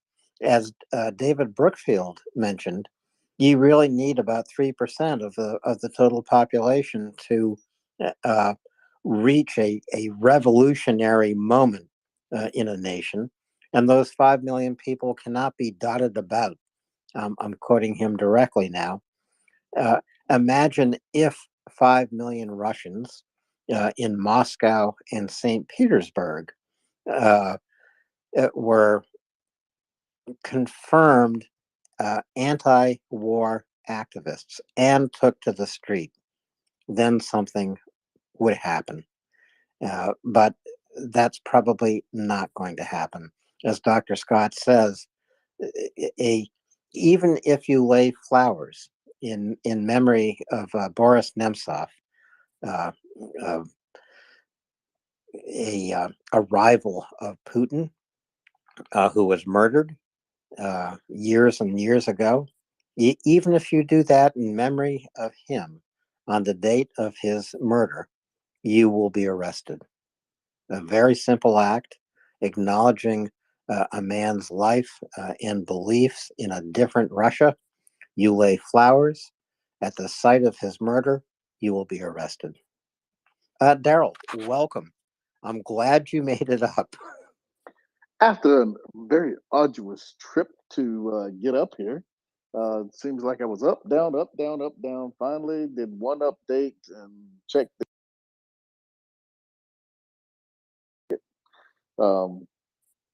So good evening, everyone. Good evening, Alan.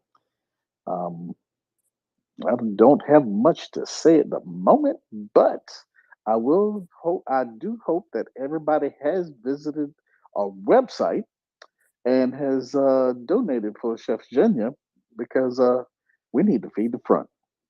And if you have not, if you have any consternations about it, talk to us. Tell us why. And we just, it's good to know what people think because feeding the front is just one of those things that I think is very important. So let's just move forward here, Alan, and let's keep going. Thanks, Daryl. Hopefully, you did not have to buy a Dogecoin to get back onto Twitter and to get back up here in MriyaReport. I gave an arm, leg, 2 fingers. Latin, go ahead, please. I got a question for Daryl. Daryl, I just saw some really interesting video coming out of Ukraine of what looked like it was a row of main battle tanks. Maybe it kind of looked like T-72 variants, whatever they were. They were main battle tanks, making their way through what looked like a river of mud. And we're hearing about how that's a factor right now, like where we are right now in April over there in Ukraine. And I was just wondering, because I know you've got some experience on tracked vehicles, what if you have to operate in those kinds of conditions for the crew? Does that create more of a maintenance burden? Does that add to what they have to do with the vehicle kind of on a daily basis? Just on a basic level, yeah. They are going to have to keep that mud clear of the tracks. Not sure how the Russian tracks are set up, because there's different forms of different types of tracks, and some like near the sprocket is the main reason why. You get too much mud up near the sprocket, and it could lift the track right off the sprocket, and that's the main concern. That, or you get something lodged underneath the track on the front side, and it throws the track either left or right, which that can be a pain in the butt if it goes toward the vehicle rather than to the outside. But yeah, it can create problems like that, and you just really want to make sure your track tension is where it's supposed to be, because once it gets loose, you're looking to have issues in that mud. If it you know if depending on the type of track, if the track has a way to dislodge the mud on its own, um, more of an open, I'm going to say more of an open type track, then you may not have as much of a problem. But if it has like the rubber pads and everything on it like ours do, that mud can build up on those pads on the inside, not the outside of the track, but on the inside where the idler wheels and everything, they roll across. And if it gets underneath those wheels, that's where you have the lift off. So that would be my biggest concern in that case. And if it gets stuck, if they get into a hole that they get stuck in, then you're talking about some serious manpower to get it out. Well, another item of news about tanks in Ukraine, Poland has opened a maintenance and repair location for tanks. And these are for Soviet era tanks or Russian tanks. So you're talking about all of those T tanks, T-72s, T-90s, etc.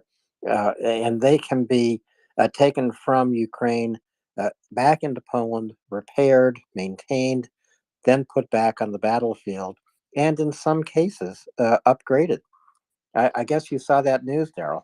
Yeah, I saw that. I thought it was a U.S. facility, though. Well, it might be. Is it a U.S. facility? I thought it was a It Polish was one. facility. It was supposed. I thought I read it that it was the largest U.S. facility in Europe right now. Let me go back and see if I find that article real quick. Oh, just hang fire on that. Let me go look at it again. I'll hang fire, but it is in Poland. It could be. Yeah, it's in Poland. It's in Poland. So it could be a U.S.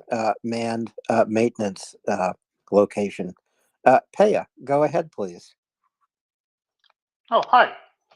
So I just saw some weird had a weird thought about comparing tanks and jets. So I think we have a tank guy here now and a jet guy. I think no. So I'm thinking, Ukraine, they desperately need jets, and they got MiG-29s, but they really want F-16s or something equivalent. But it seems that the interest of the MiG-29s are not so great. So a funny question maybe is that where would you, if MiG-29 was a tank, what kind of tank would the MiG-29 be? I mean, you have the T-62, 64, whatever. Like, what kind of tank would MiG-29 be? If you understand my question. Yes, that's an interesting question. Kind of comparing across platforms, one in the air, one on land. I guess you would have to go with the years that MiGs and these various tanks, T-90s, etc., were actually manufactured. Then I think it would give you an idea of the equivalency. And I don't know the years of all the tanks Ukraine is putting into battle. I don't know the years of manufacture of all the MiG-29s that the Ukrainian Air Force is flying. Latin, do you know about the recency of MiGs Ukraine is flying today?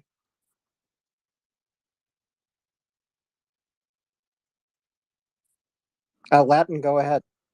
Yep, sorry, just had trouble reaching the button there. We're talking about like 1980s into the early 90s for most of what's flying in Ukraine right now, like the MiG-29s. So that would put it, I don't know, in tanking terms, rough equivalent would be kind of the as far as I know, the earlier models of M1 Abrams. You know, not the latest ones, but kind of maybe more like the ones that they committed to combat in Desert Storm. I don't know if Daryl knows more specifics on what that would mean technically. I mean, it's a hard comparison, right? It's very different weapon systems, but as far as generationally, it's late Cold War. I'm thinking maybe in quality, like because the 7MiG-29 is not really good. It doesn't really do a good job in the air. It's not. The radar is not good and stuff. So it really the Russian planes are much better, for example, than the MiG-29s. So Latin, help us out here. You know, there was a very helpful chart that I saw earlier today comparing jets, not just the MiGs with the F-16s, but various MiGs with a cross-generational manufacture. And so, you know, PEA is right in this way, and Ukrainian pilots have complained about flying these MiGs because they are, it's not that they're outgunned necessarily, but they can't see as far in the airspace as their Russian opponents can see, and so they are detected first. Yeah, that would be the main disadvantage for the MiG-29. I'd push back a little bit on this idea of it, you know, kind of in general terms being not good. The MiG-29, even in its legacy form, the original Soviet era aircraft, there were some upgrades, but you know, the primarily what Ukraine flies. It's not a piece of junk. It's just that it lacks some capabilities that the latest variants of, say, F-16 have. If the diagram that you're referring to, Alan, if it's the one that I'm thinking of that someone did this morning and Colonel Jeff retweeted it, and I thought it was a useful tool to help understand, maybe for people who don't spend so much time reading about one Soviet radar versus another.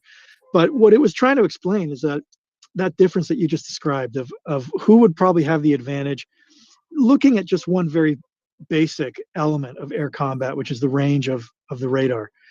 And the range of a radar on the aircraft or the weapon, there's a lot of variables, not least, you know, what the weather, altitude, are you being jammed while, you know, is the enemy trying to jam that radar while you're operating it? There's a lot of things that play into it. The MiG-29 just generally has a shorter reach of its radar and its weapon systems, but beyond that, it's what can the radar do as well. With the latest models and upgrades of F-16, you have well, for one of the very important things that's definitely what the Ukrainians want to get a hold of, something like the AMRAAM, and I think it doesn't really matter. It doesn't have to be the latest variant with longer range, but they want fire and forget capability, that ability to fire a beyond visual range missile.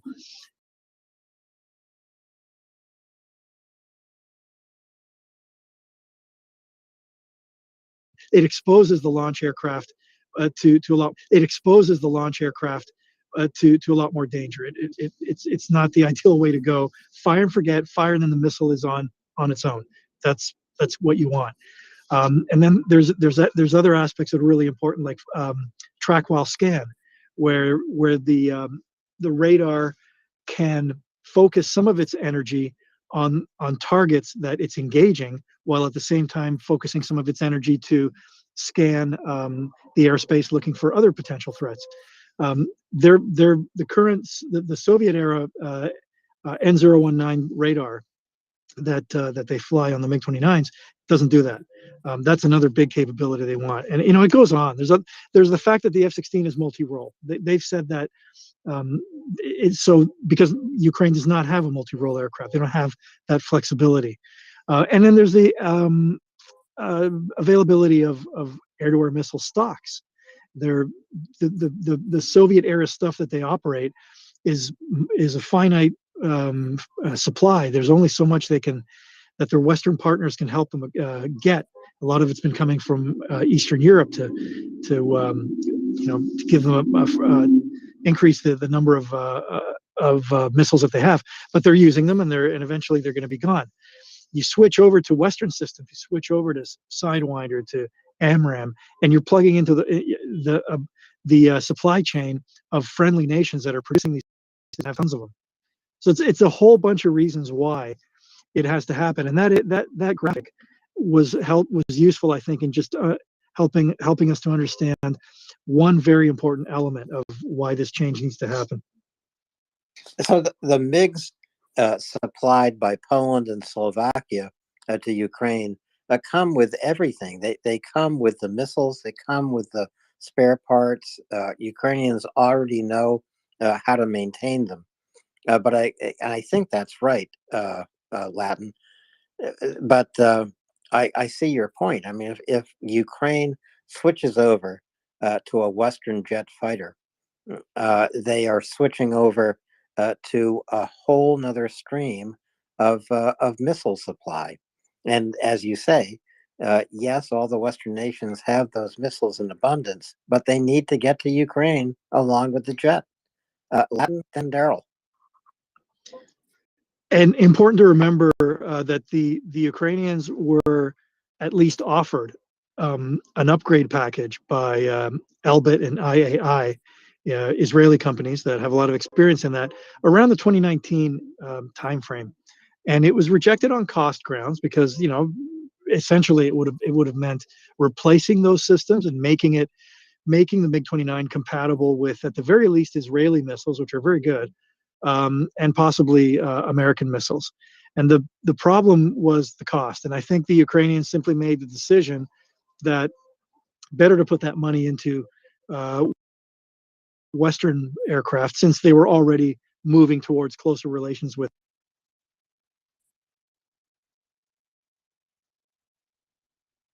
Go ahead. That was either my fat thumb or someone else's. Sorry about that. Oh, I wasn't looking. Where did I get cut off? I'll just finish it quickly. Lots of hands here. You were just at, they had been offered an upgrade package. Oh yeah, the MiG-29s, they've been offered an upgrade package around 2019 by Israel Aircraft Industries, Elbit. Those two do a lot of upgrades with different airframes, and that would have been a complete rework of the MiG-29, giving it a new radar, probably an Israeli radar, making it compatible with Israeli air-to-air missiles, maybe American. They felt that it was better to put that money into making the full transition to Western aircraft, which they were probably already looking to. They were already seeing on the horizon before this stage of the war. Vlad, let me ask you this.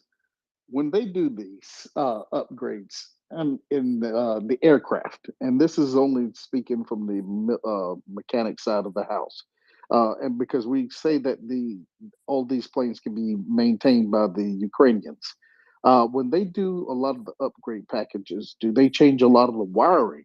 I'm sure they add wiring in, but do they really put new wiring harnesses in that could really change how things go to a certain extent? Where, if you're not sure, if you're doing something and you are, say, hooking up wires, etc., and or you need to replace a wire, run a wire. Um, are these systems such that you can't? I mean, you would have to really have the schematics for these systems, so that you don't end up burning something out, or uh, making something not work correctly. Or do they run just a secondary wire next to them in most cases? Uh, Goldman knows a lot more about this because he's done it himself, primarily working on helicopters through his career. But I do know, Daryl, to your question, that if you ever, if you were to Google like um, Israel Aircraft Industries Le Havre division, where they do this sort of work, right, you'll see a comprehensive upgrade of an aircraft like that, really introducing new systems. Typically, we're talking about a program that for a fleet like this would take a few years, and they would do them maybe in-house in a case of a country like Ukraine that has the infrastructure in place, and they really strip them down. They bring them down to the aircraft down to its cell, to it's just an empty airframe. And yeah, the rewiring almost always happens because that's part of the upgrading of all the systems, and they basically rebuild them. They sometimes also involve structural upgrades at that stage when they're already down to removing a lot of panels and really getting to the skeleton of the aircraft structure. So it's pretty comprehensive when they do these things. And yeah, I can see why the Ukrainians would have decided, they were already poking around in some factories in the Western world, looking at aircraft types to replace what they had before the war. So they were clearly already looking in that direction.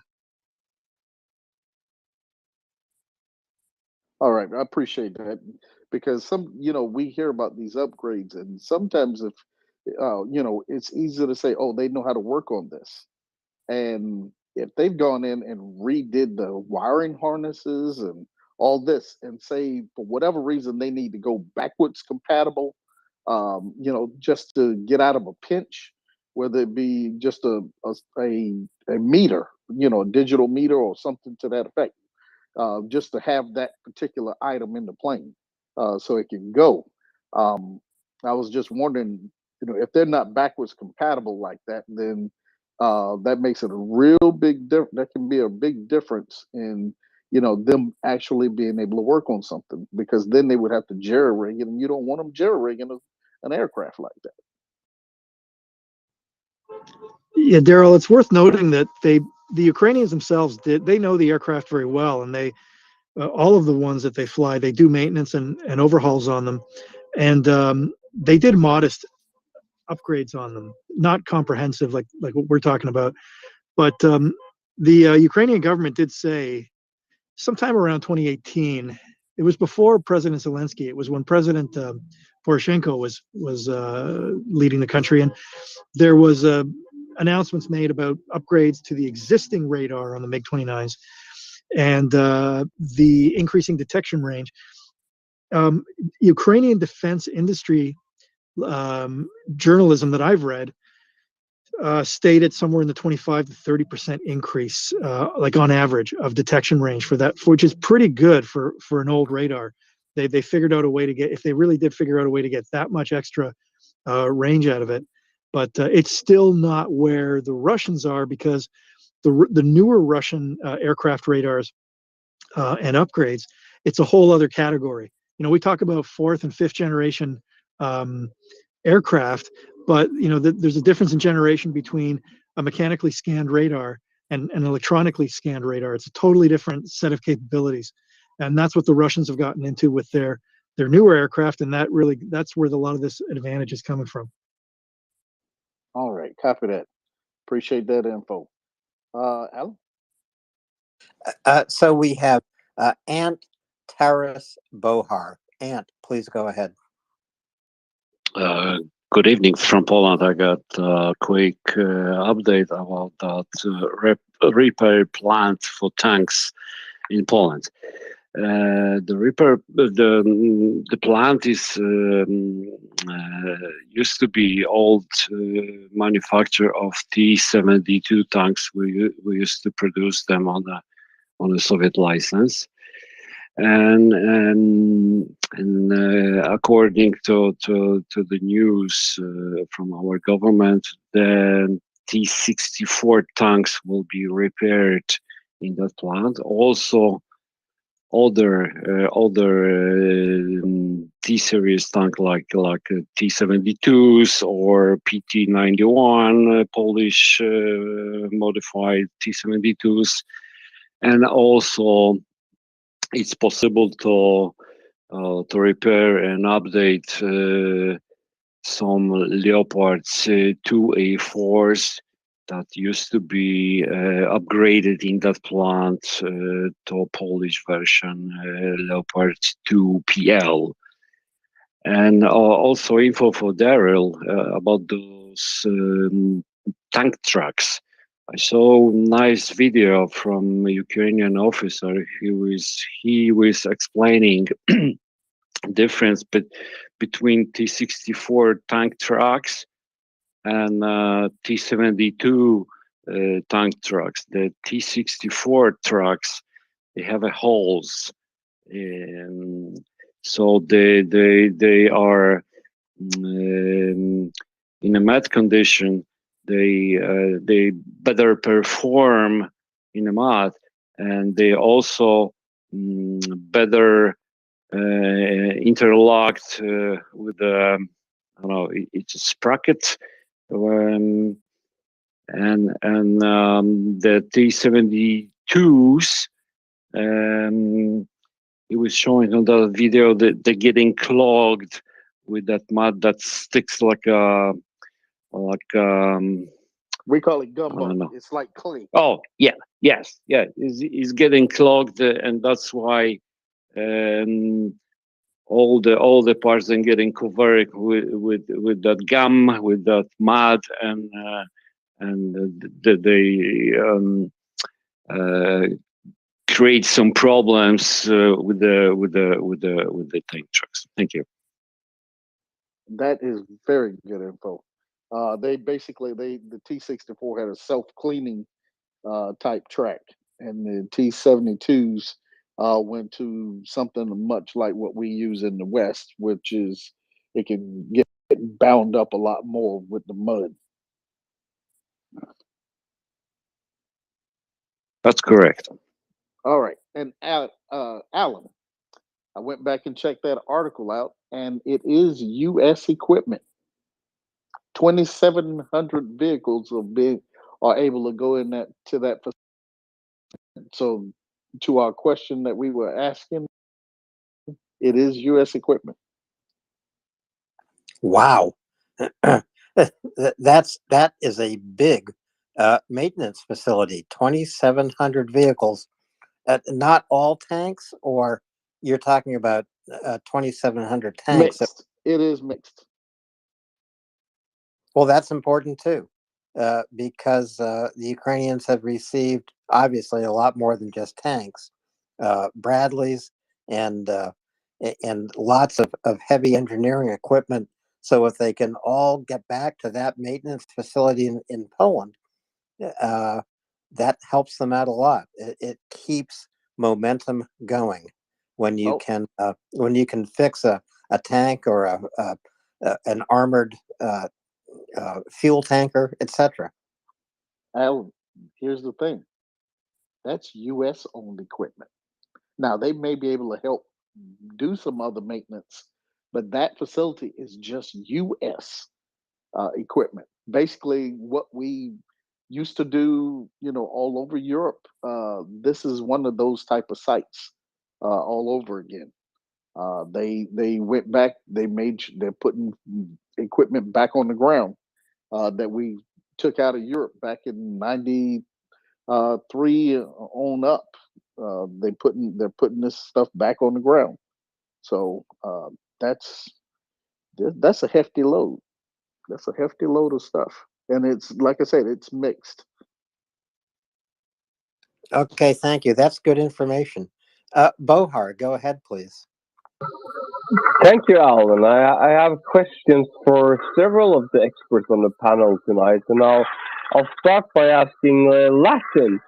Uh, During the war in Nagorno-Karabakh with Azerbaijan and Armenia, we could see that the Azerbaijanis were flying their Bayraktars and they were doing a great job in suppressing Armenian air defenses. I think a lot of this is hush hush, but were there a lot of lessons learned from that war that was transferred to the Ukrainian front? And what did you see of evolution in warfare in that front? And my second question goes to Daryl. And I've been looking so much forward to see the Bradleys finally arrive in their natural habitat of the steppes of Ukraine. But after seeing the documentary about Waco, they said that a 50 cal sniper can make that armored personnel carrier into milkshake. How much truth is it in that? I want you to think. I want you to think about this. When he says a 50 cal can make it into milkshake, did they say how close he was? Pretty close. Pretty close. Was he going to be in range of something that?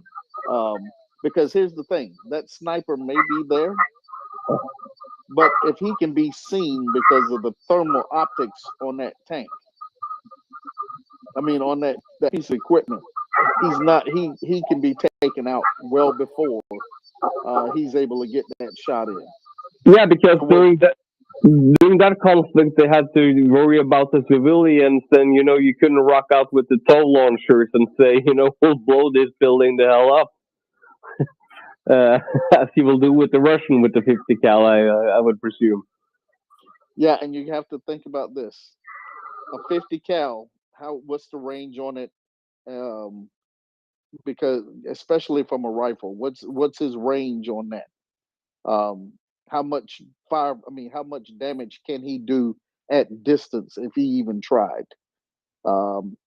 Because that armor, and then we're not even talking about that's probably just the basic armor, and not necessarily if it's been up armored. Am I correct? Did they say a basic armor or was it up armor, the one that they were talking about? Most likely basic armor because it came from the National Guard, and it was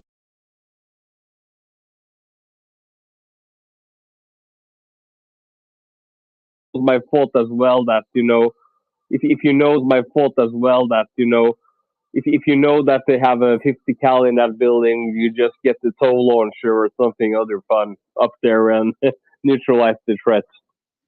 Actually, you wouldn't even need that. They can take that chain gun they got, and they can tear. They can take out a floor or two with just that gun. Those 25 might 30 might rounds going through concrete. They can crush concrete. Thank you, Daryl. That will make I will sleep so much sweeter with knowing that. We all sleep better knowing that they're getting into Ukraine, but they have to get in use. We want to see the equipment there, but seeing the equipment in use is even more pertinent to what we want to see, because it's sitting in the rear is not going to do them any good when they can. There's men, defending areas and men, dying. So get them in and get them in use, save more lives, and kick the Russians further back, put them on their heels. Thanks, Bohar. Thank you, Daryl. Um, so Daryl, I'm interested in your day today because I think it ties in with a way with what President Zelensky did today in Ukraine.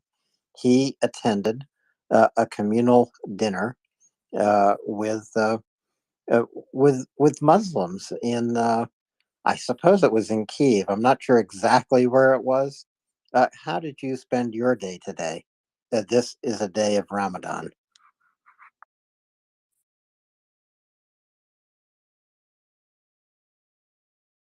Daryl, are you speaking into a muted mic? Yep, I was. It was basically, noonday prayers. We begin our fast. Like this morning, every morning I'm up at 4. We eat breakfast and prior to the sun coming up, and it it goes until tonight about 2000 or so. Not quite, but very close to it. And it's just doing those prayers during the day. Um, it's really, you know, after 15 days, this is the 15th day, um, you really become calm. Um, you the hunger or thirst is very, very, very manageable at this point. After the third day for me, typically, going without anything to eat or drink is it becomes much easier and every day. And usually by the end of the month, I forget to eat. Um, I've gone almost 2 days without eating because um, I just simply forgot to eat, which is not good. You're supposed to break the fast, but and so today I was with my wife and my best friend. He came in from Atlanta, and we all went to the mosque for the Juma prayer. So um, that's how my day went, and it being the 15th, this is the halfway mark, and it's pretty significant. And him going to the mosque to eat and break the fast with them is a very, very good gesture, both to Ukrainian Muslims and Muslims throughout the world, because we all one.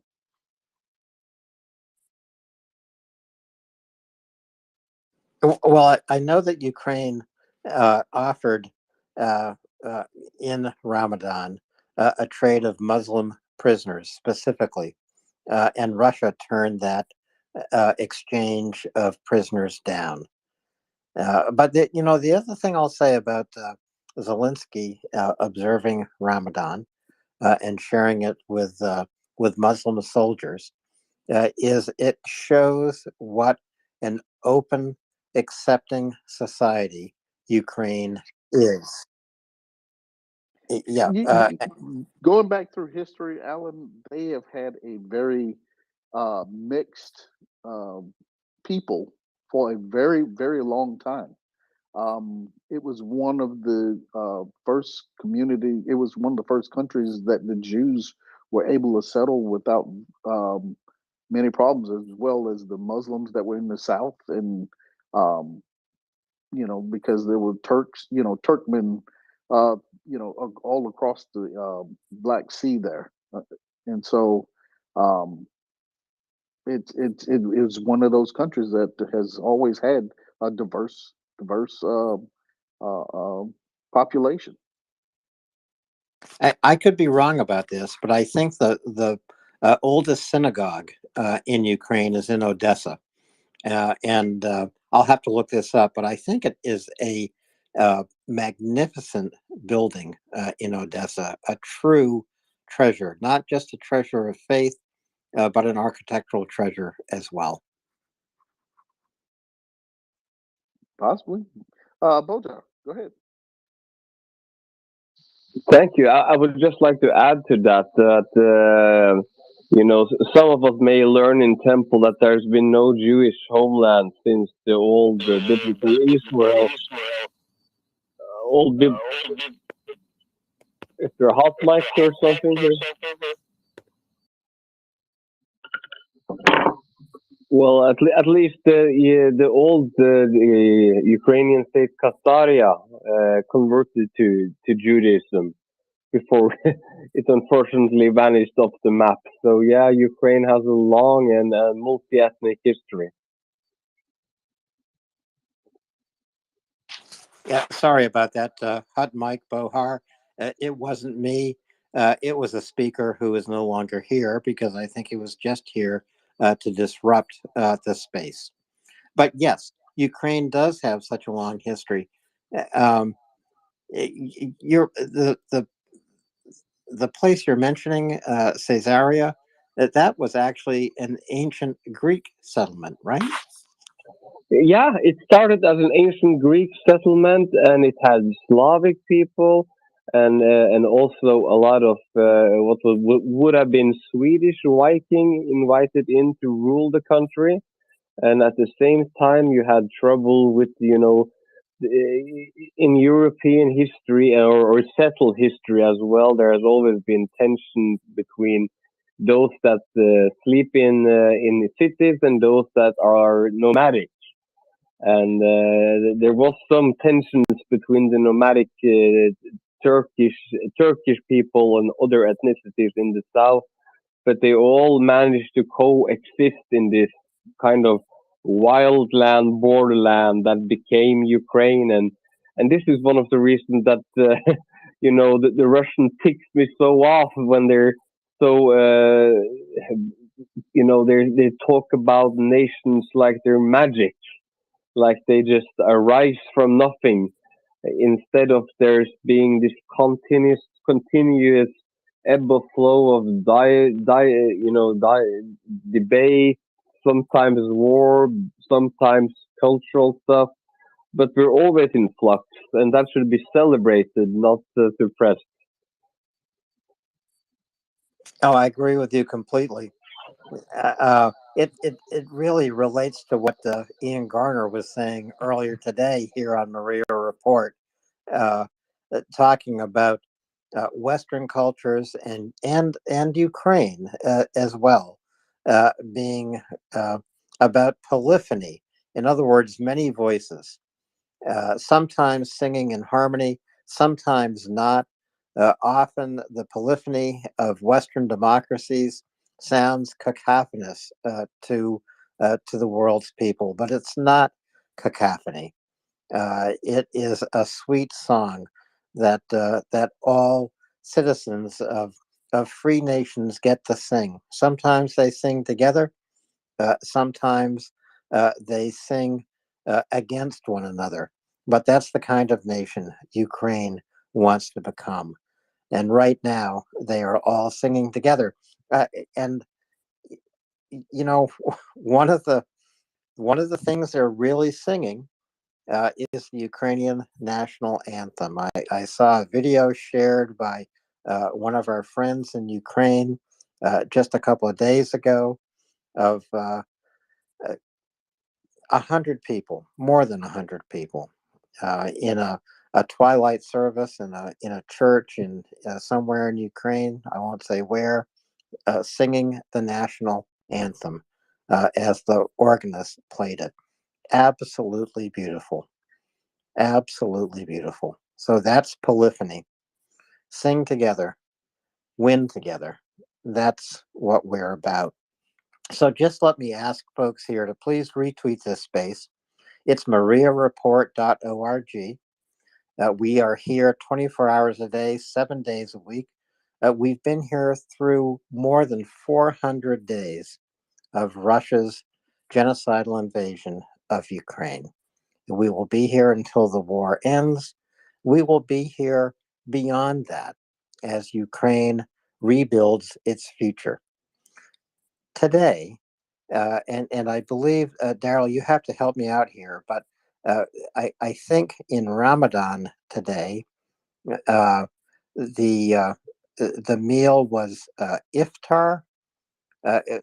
Just let me finish, then you can correct me and help me out because I don't know a lot about what I'm about to say, but I do know that you can go and make a donation to Chef Zhenya and feed the front, as Daryl says. It's a great phrase. Feed the front. It means a lot. Chef Zhenya is making fresh food, fresh homemade Ukrainian food for thousands and thousands of Ukrainian troops on the front line. We're supporting his work. So you can go to MriyaReport.org, tap on the donate button, make a contribution. You can go up in the nest and click on any number of tweets from Chef Zhenya and about Chef Zhenya and follow that tweet link to a donation button.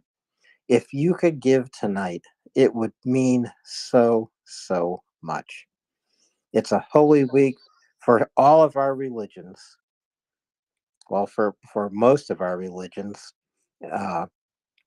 Islam, Christian, Jewish. So it's a great opportunity for you to make a contribution to Ukraine that will make a difference. Please do that tonight. Thank you very, very much. So Daryl, can you tell me about iftar? Basically, iftar during Ramadan. It's usually. Mubarak. Bohar, you have a hot mic. Oh, sorry. Usually, iftar meals are family. If you ever in a if you're ever in Muslim countries or in big Muslim communities, it becomes a big family thing. Families get together, and these meals they can get pretty big in most communities at night. You say the prayers, you break the fast, and then you go back to prayer, and it's a very, very family oriented time, of just getting together to um, just pray. It is a very open time for Muslims to become one with God, and um, forgiveness. It's a very open time for forgiveness and bringing yourself into His light. So, Would it be proper to say Eid Mubarak to you now, Daryl? no, not Eid Mubarak. Eid isn't until the end of Ramadan. Okay. Eid Mubarak or you say Eid Mubarak at the end of Ramadan, when the moon is sighted, and that's usually determined by Mecca, when they announce it there. So Daryl, talking about the moon in Ramadan, when the moon is sighted, didn't we just get past the full moon? Ramadan is a moon based religious feast? Can you tell me about that? It is. The moon. It's the phases, the cycles of the moon. And you got to understand that there are lunar months. The moon cycles are about, if I'm not mistaken, about 13 days or so. And then you have the nights of complete darkness, and that's how you get the 30 days or so of Ramadan. So Daryl, I'm gonna just jump in here. Lunar months are 28 and a half, or about 29 days. That's the full cycle of the moon. And so after 28 and a half or 29 days, we reach a new moon. And the funny thing about the phrase new moon, it means there's no moon in the night sky.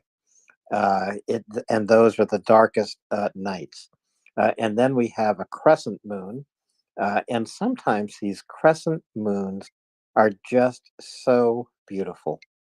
Sometimes just hours or minutes old, low, low down on the western horizon as the sun sets, the crescent moon rises. And it's just such a To me, it's one of the most beautiful sights you can see in the dusk sky any time of year. Yeah, I mean, when you see it, you can almost see the rest of the moon, except for it's just that very thin crescent, and it's just beautiful. Um, for people that love astronomy, um, you can see you can see the dark side of the moon, yet you can begin to see the light, the sun, the part that faces the sun, and for nerds that love it, like when I was a kid, I loved astronomy, so I loved it, seeing the moon and the full moons, the harvest moons, the blue moon. All the different. There's different moons. Believe I didn't realize. As growing up, you start learning about them, and it's pretty unique. Thanks, Bohar. See that crescent moon with the rest of the moon just partially illuminated. It's called the old moon in the new moon's arms. I've always thought that was a beautiful way to look at the moon. So, Daryl, we'll have to go to Hans. I am an astronomy nerd. I'll tell you about that someday. But Jamie and then Nick. Jamie, go ahead, please. Oh, mine was just short. Alan, I tagged you in something showing the history of synagogues in Ukraine. And it had a lot of great information and some beautiful pictures. Great. Thank you very much, Jamie. I will look for that, and I really appreciate your sending me that information. Alan, can I jump in with a quick fun story speaking about moons, Ramadans, and the solar system? Sure. Yeah, Go I'm ahead. I'm originally Danish, but I did study in Tromsø for a while in northern Norway. And I remember there was a quite amusing theological debate about when do we end our fast when the sun never goes down? Because, that far north, the sun will keep shining. So they ended up just following Mecca time, but at the same time, I thought that was a bit amusing. Yeah, in areas like that, that's exactly what happens. They follow Mecca's time because, just like when Ramadan falls in the winter months and you have no sun, how do you determine? And that's how they do it, is by the Mecca time. Nick, go ahead, please. Yeah, I spent a year in in Bahrain in the Gulf, and I learned there that the definition of the start of Ramadan, or indeed any other month in the Islamic calendar, is when the moon is first seen. So it's a little bit like I believe Shabbat for Jewish people starts when 3 stars are visible in the sky on the Friday evening. So Ramadan starts when the first sliver of the moon is seen, and because, as you noted, Alan, the lunar month is not an exact multiple of Earth's days. It is actually possible for Ramadan to start one day earlier or later in one country versus another. And if it's cloudy, it was actually cloudy when Ramadan started when we were in Bahrain, and they actually sent a plane up with priests or imams or whatever it is in the Sunni tradition, because of course Bahrain is dominated by the Sunnis, even though 2/3 of the people there are Shia. So it wasn't an Ayatollah, but they sent a couple of imams up in a plane to see if they could see the moon, and they then either had Ramadan that evening, or if not, they said, well, it'll start tomorrow. What I wanted to ask Daryl was whether your wife comes from a part of the world where one of the iftar, if not Eid foods, is atayef. Are you familiar with atayef? I'm not familiar with ATF. Okay, so atayef my wife is what. Persian, so Atayef is what you would get if you make a pancake mixture, but instead of using bicarbonate of soda, you use yeast. And the effect you get, like making American breakfast pancakes, but you use yeast instead of bicarbonate. And what happens is when you cook them on the griddle or in a pan, you get holes formed in them, which you can spread butter into. And I learned about this because I used to buy most of my meat at a halal butcher when I lived in France, and they would have all kinds of treats available during Ramadan. And I saw one of these atayef pancakes. They must, I think they're more North African and Mediterranean, Lebanese, and they were sweet. And the point is that they look remarkably, because they're made from the same kind of dough, like the English delicacy, which is actually more of a savory dish or savory bread called a crumpet. And many Americans probably heard of crumpets, but not that many have had them. They're about the size of an English muffin, but they are completely different because they are cooked on a griddle or in a pan, and they are made with a kind of batter that's like a pancake batter, but again with yeast as the raising agent instead of bicarbonate. And as a result, they form these wonderful holes, and you can spread a quite enormous quantity of butter on, which is the whole point. So I was just wondering whether you'd come across atayef, because when I explained to the Moroccan guys in the halal butcher that it was just like an English cake, they thought that, or English bread item, they thought that was quite fun. No, to be honest, what we usually have is like paratha, or we'll have an Afghani bread. My wife makes it. We get it from the store sometimes, but my wife makes it, and that's usually the bread that they make, and it's like a disc, or it's a very long bread that has ridges in it. That they're very exacting how they. She's very exacting how she bread and the way it's shaped, and the ridges and all of that in the bread. But otherwise, it's paratha, which is just a flat bread that goes on the griddle. It'll puff up a little bit, but it's more or less it's flaky, but it's not like your regular bread. It's something good for slopping up soups or some gravies and stuff like that as well. Well, if you live in a city where you have access to a halal butcher, have a go in there and have a look at their assortment. And if they're from anywhere near North Africa, Lebanon, ask if they have atayef, and you won't regret it.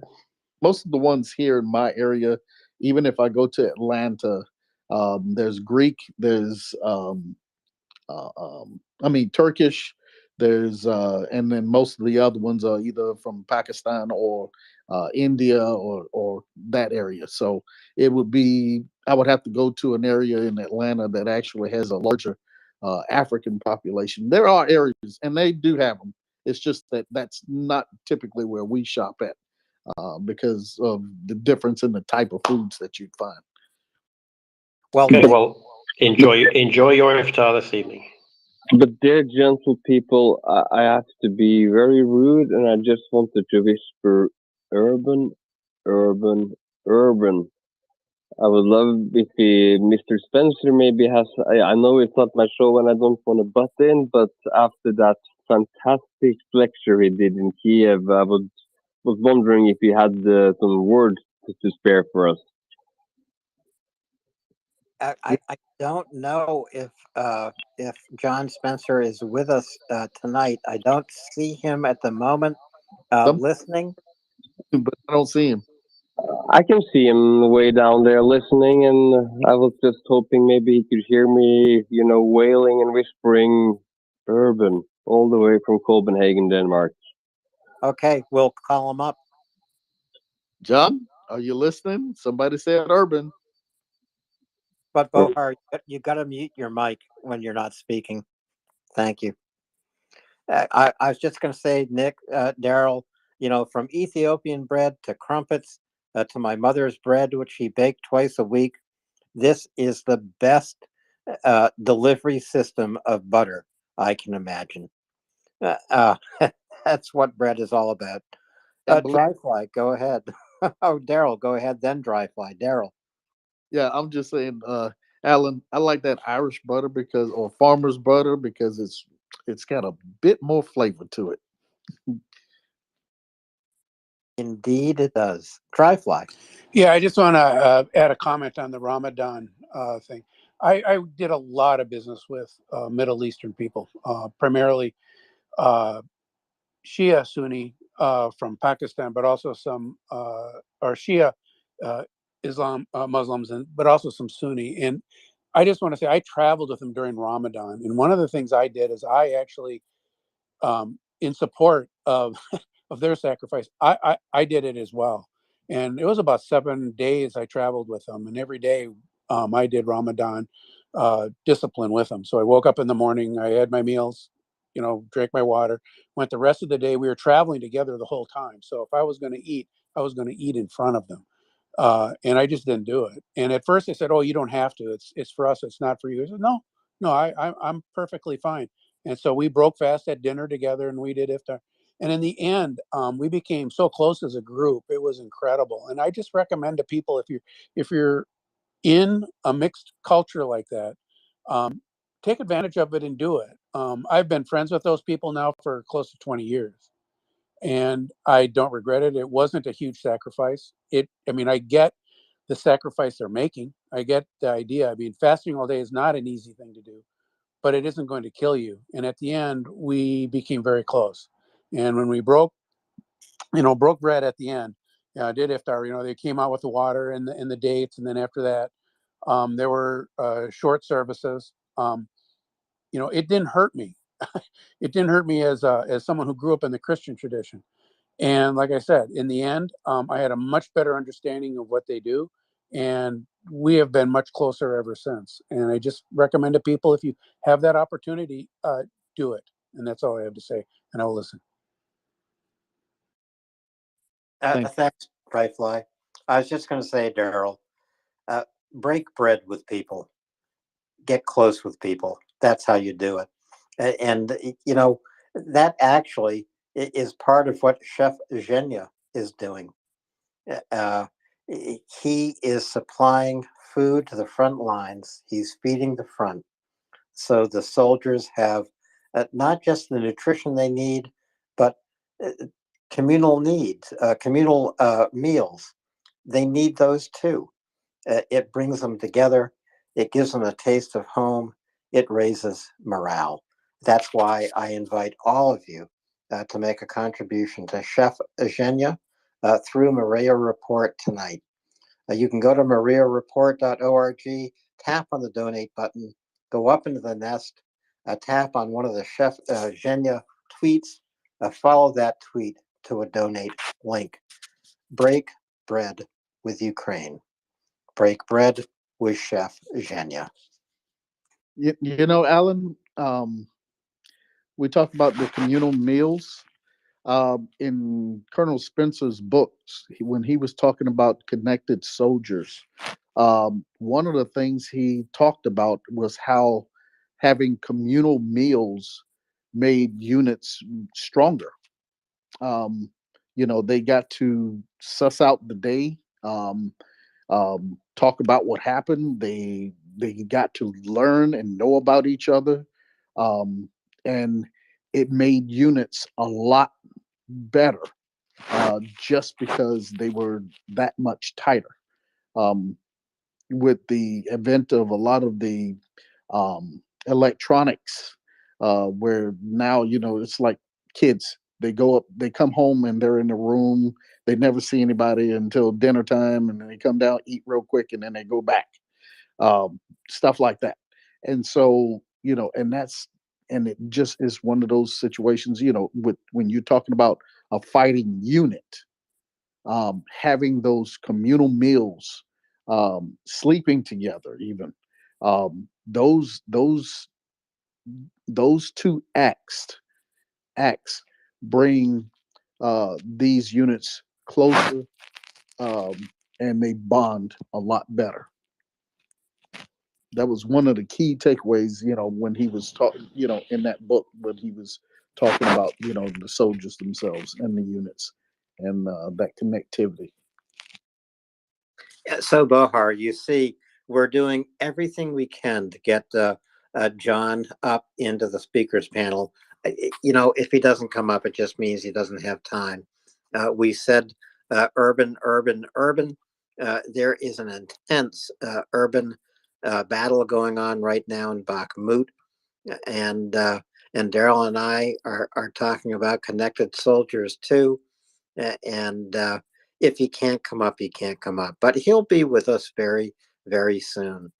He's one of our favorites. He's a great military expert. He knows stuff no one else knows. Daryl, among other news items I've seen today, one thing that really heartened me was to see that Ukraine is once again exporting electricity to the European Union and to Moldova. And that is a sure sign that they've come through the winter.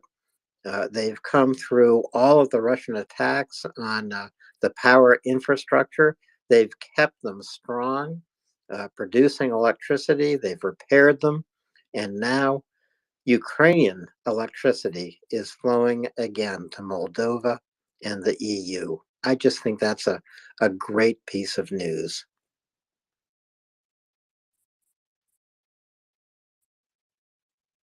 Sorry about that, Alan. Somebody sent me something. I was asking that question on upgrades to the planes, and somebody sent me something on that. And that's where I was. Sorry about that. What'd you say again? That's okay. I was just talking about the fact that today Ukraine announced it is exporting electricity once again to Moldova and the European Union. And I think that's great news because it shows Ukraine came through the winter. It came through all the Russian attacks on the power infrastructure. They repaired it.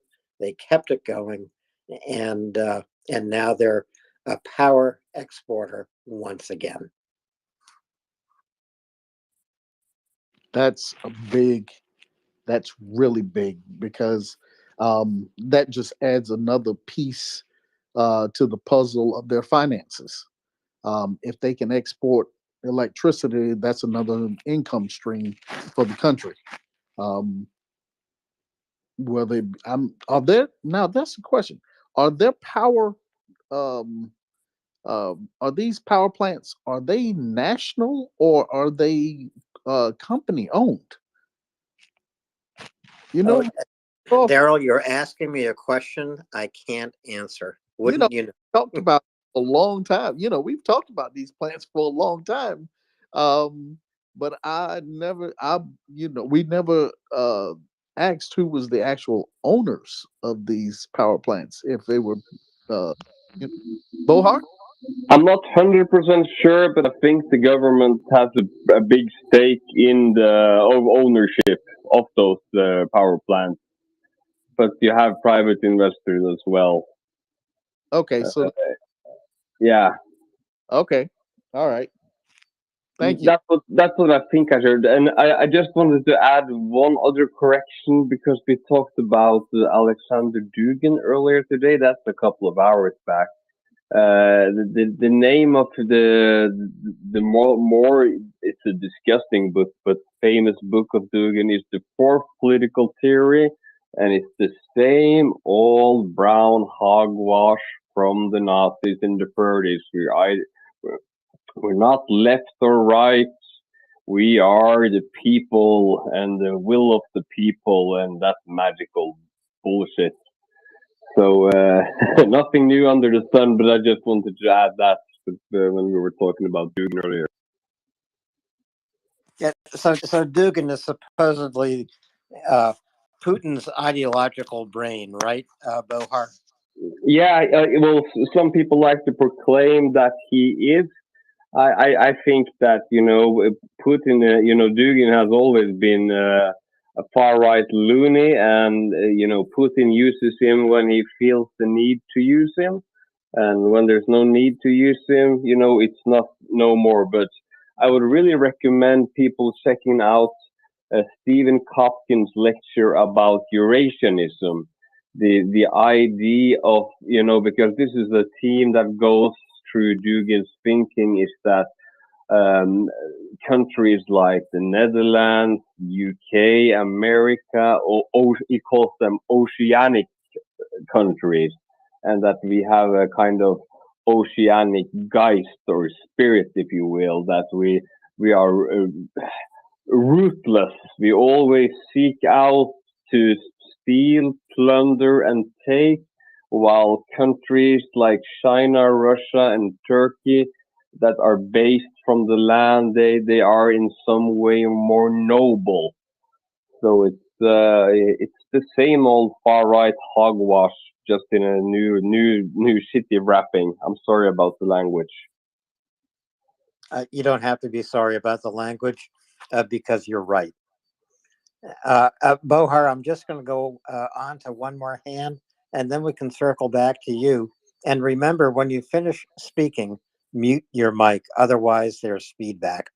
Nick, go ahead. I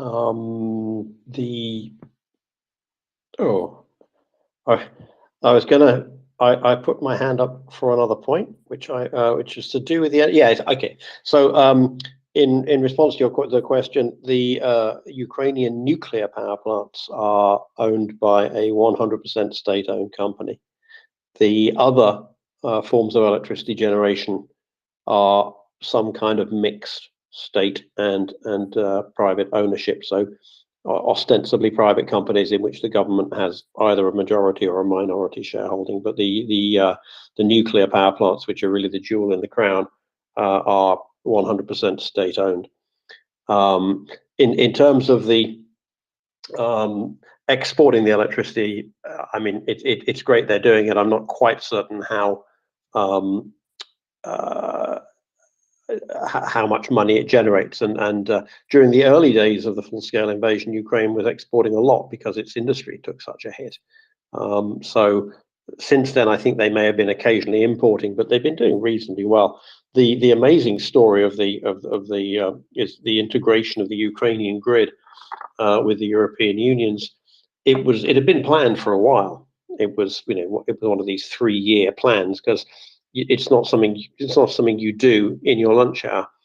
And they had done, I can't remember the exact timeline that was planned, but basically they'd done one round of tests in about January or December of 2020, January, so 2021, January 22.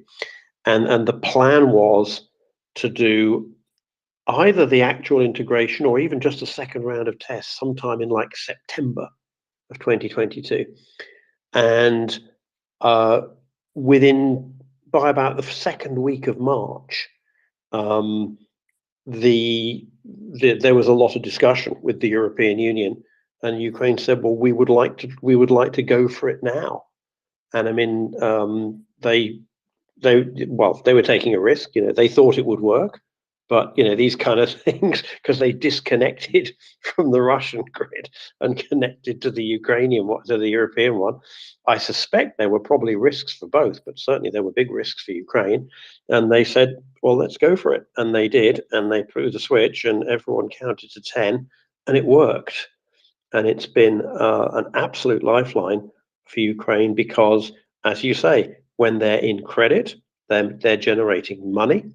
And when they're behind, they can bring the electricity in from the European Union. So, unity is strength. And it's been a a key driver, but it was I wish I'd kept the link, but there was the story of how it was done, and it was one of those. It was a war story. It was a seat of the pants war story, and at the time there was just a modest press release from Ukraine and from the EU. But it turns out there would have been an awful lot of people with their fingers very firmly crossed on the day that they decided to do that. Yeah, as Nick says, unity is strength. And through more than 400 days of this war, we have seen Ukraine become more and more unified with the world. We've seen the world become more and more unified with Ukraine.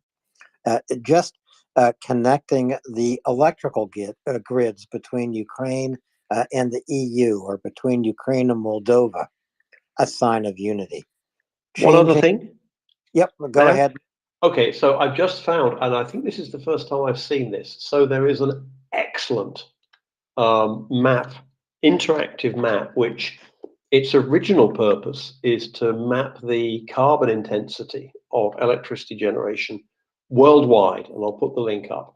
But one of the things, and it doesn't have any data at the moment for Ukraine in terms of how much CO2 Ukraine's energy is emitting. But one of the other things it has is a little series of arrows showing how much electricity is being sent right now in real time across borders. And so I'll tweet it and I'll put it up in the nest. And this means that you can look at any time. So for example, right now, Ukraine is exporting electricity to Hungary, to Romania, to Moldova, to Belarus. No, sorry, Belarus is exporting to, sorry, ignore that. Ukraine is exporting to Hungary, Romania, and Moldova, but it's actually importing a little bit of electricity from Slovakia, because that's how these things work. It's a constant, these things are constantly swiveling around.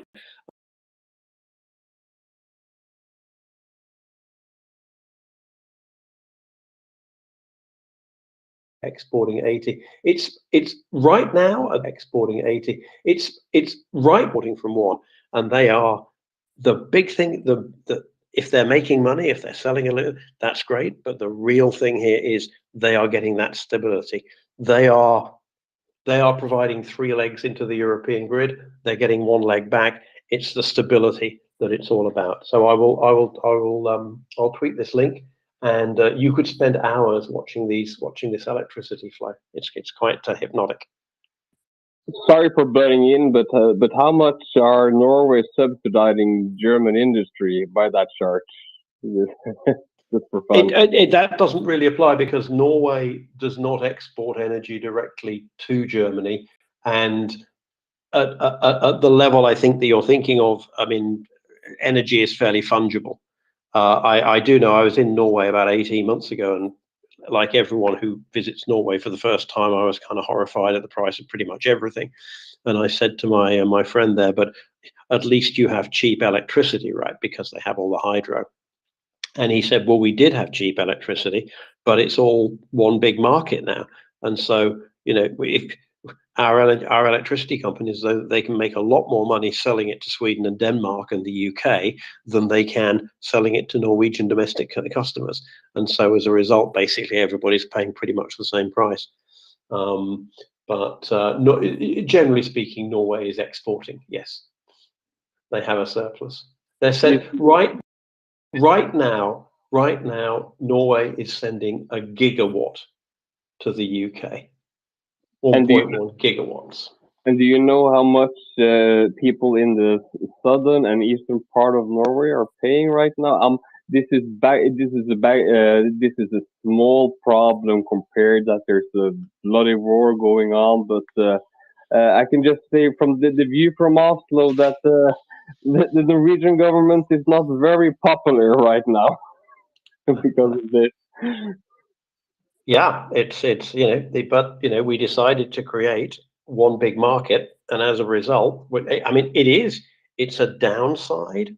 It's a downside of an integrated market that you can't have local price advantages. And you can't have integration while having differentiation. It reminds me a little bit of health policy in many European countries.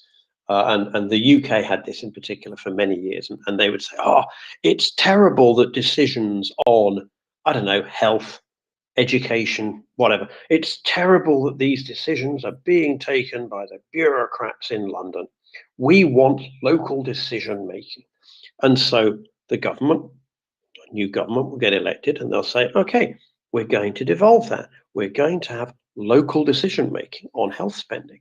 And then the same people, the same journalists come along and say, but cancer outcomes are 30% worse in this city than in that other city. And they even have a name for it. They call it the postcode lottery. And it's like, well, yeah, if you give people decisions over what they spend, they're going to spend it differently and you're going to get different outcomes. Oh, well, no, we want the autonomy over the spending, but we want the same outcomes. What? So, a lot of this is about, you can't have one. You've got to choose. You can't have both. And you can't have your pie and eat it too, as they say. It's but from being really serious here, it's one of the biggest hurdles to get Norway into the European Union is exactly this.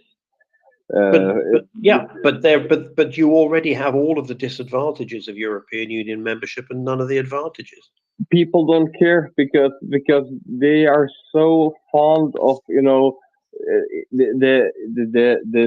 Norwegian fauna and nature is something that contributes to a young nation's sense of pride and being in the world, and people see it like we have done so much, given so much up of our scenic natural, our by producing electricity and seeing a lot of that being used, on the people see it as casino capitalism that the Norwegian consumer doesn't earn anything from.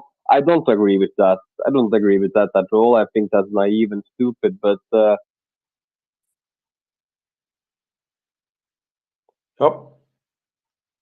I think we lost my.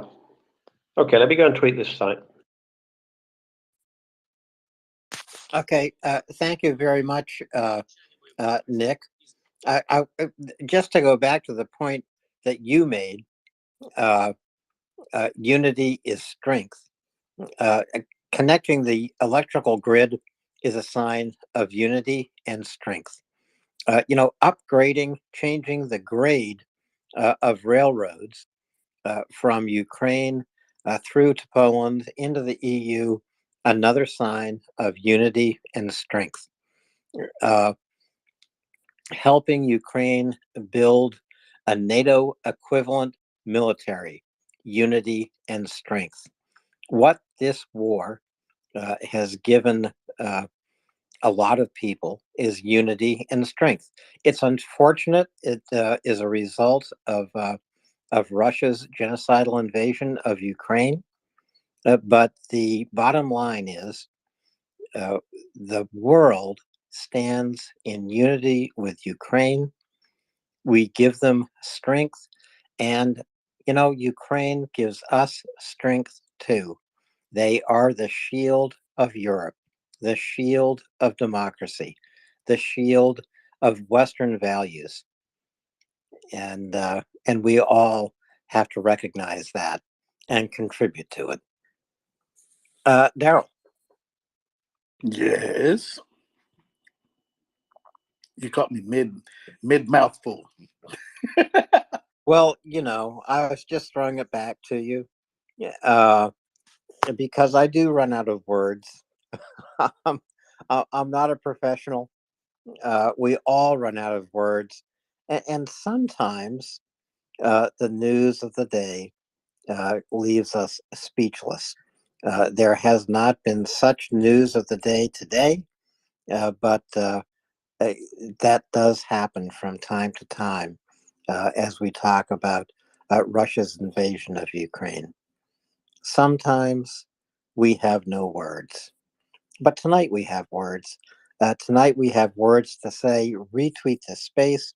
Go to MriyaReport.org.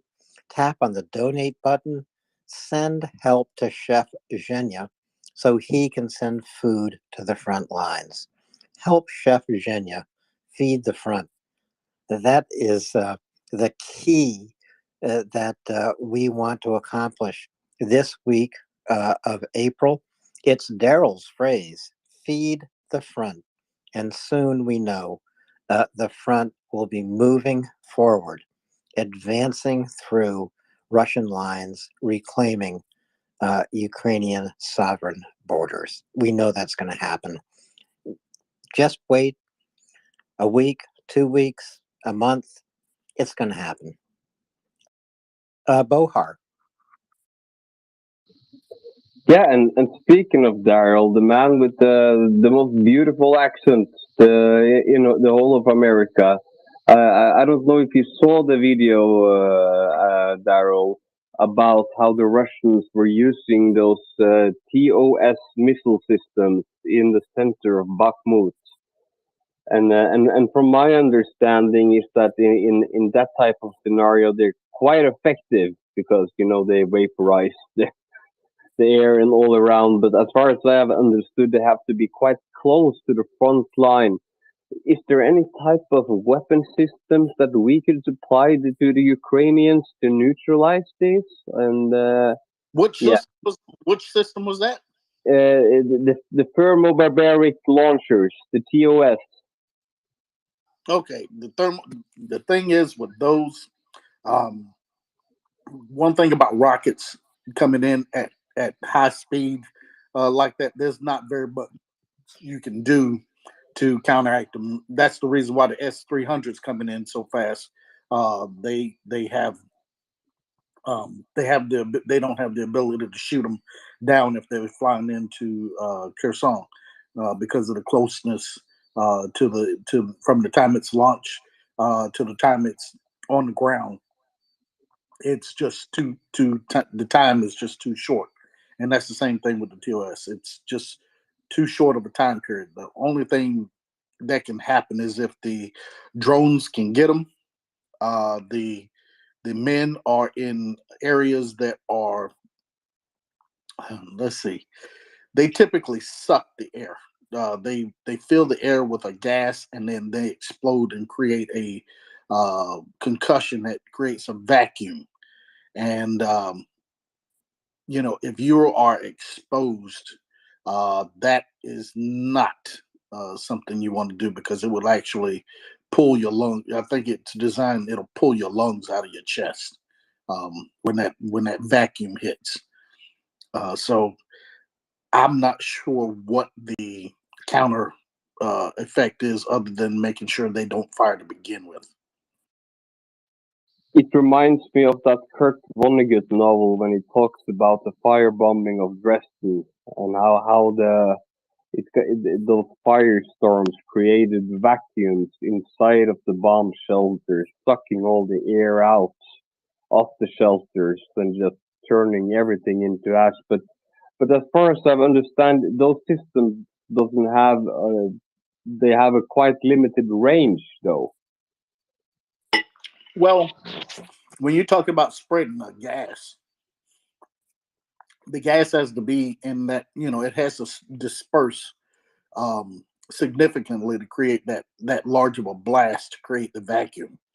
I think wind. I'm not sure if wind will have an effect on it or not, but I would suppose it would because it would disperse the gas such that the blast is not contained as well as it would if there's no wind at all or very very light wind.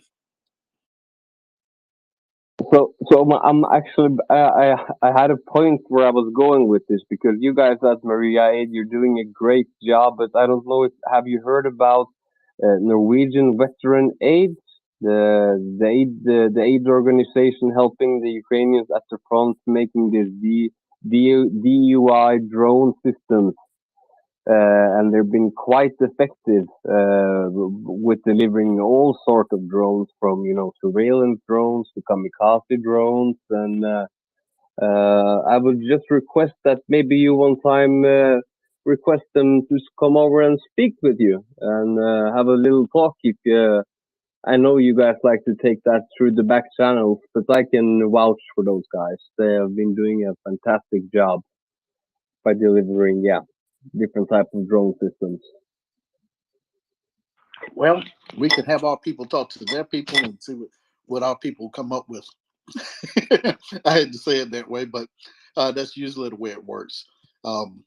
We have a line into an organization, and they come in and they speak to us, and we, there has to be some other types of verification as well. But yeah, that's usually the way it works. They talk in the backfield before we go in and say, hey, we're going to have these people on. So one thing I've seen, Daryl and Bohar, is that the drone army, the Ukrainian drone army, these are not just DUI drones, but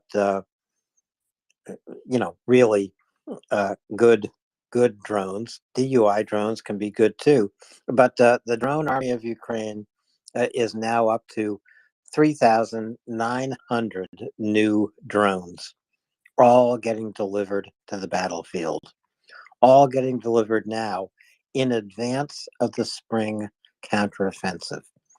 And they need these drones. We've talked about the need of drones with Thomas Tyner, John Spencer, Chuck Farrer, Mick Ryan, Ben Hodges. They all now know the importance of drones, to the extent that they say, every infantry unit should have at least 2 drones for reconnaissance, a drone for loitering munitions. Drones make a difference on the battlefield. 3,900 new drones getting into the Ukrainian drone army. Nick and then Brian. Nick, go ahead. Just to say, I put that link up in the nest. I was going to say something else, but it became irrelevant in the course of the conversation. No, go ahead, Nick. What? No, I realized it was something I realized was already in the nest. Sorry. Oh, okay. Yeah, but Nick, did you have anything to say about it? On a Good Friday night, with a small crowd and only one other hand, which we will go to very quickly, Brian. It's important to speak, Nick. You know that as well as I do. No, just to say, I saw the video of Zelensky talking about his, the new sort of respect for Ramadan and how he went along to an iftar dinner, and it's it just makes you feel like you're, as he said, the freedom will come when we've liberated the Crimea and the Crimean Tatars, obviously the principal Muslim group in Ukraine. And I don't know. I haven't seen a Zelensky daily speech for a while, and he is just so quietly impressive every time you see him. He's got great speech writers. He's got great communication skills, and just it's the little things. It's the little everyday stuff. When there isn't huge news, huge movement going on the battlefront, he's there, and people inside, I hope inside and outside Ukraine, just take inspiration from this amazing guy who 5 years ago probably didn't imagine. We can all think back to where we were 5 years ago, and many of us would say, in that time, well, COVID was a pretty big deal. This guy's life kind of turned upside down a little bit, and cometh the hour, and it'd be interesting to know. I mean, I'm sure we're going to be hearing so much when the war is over, so much about the guy, about his background.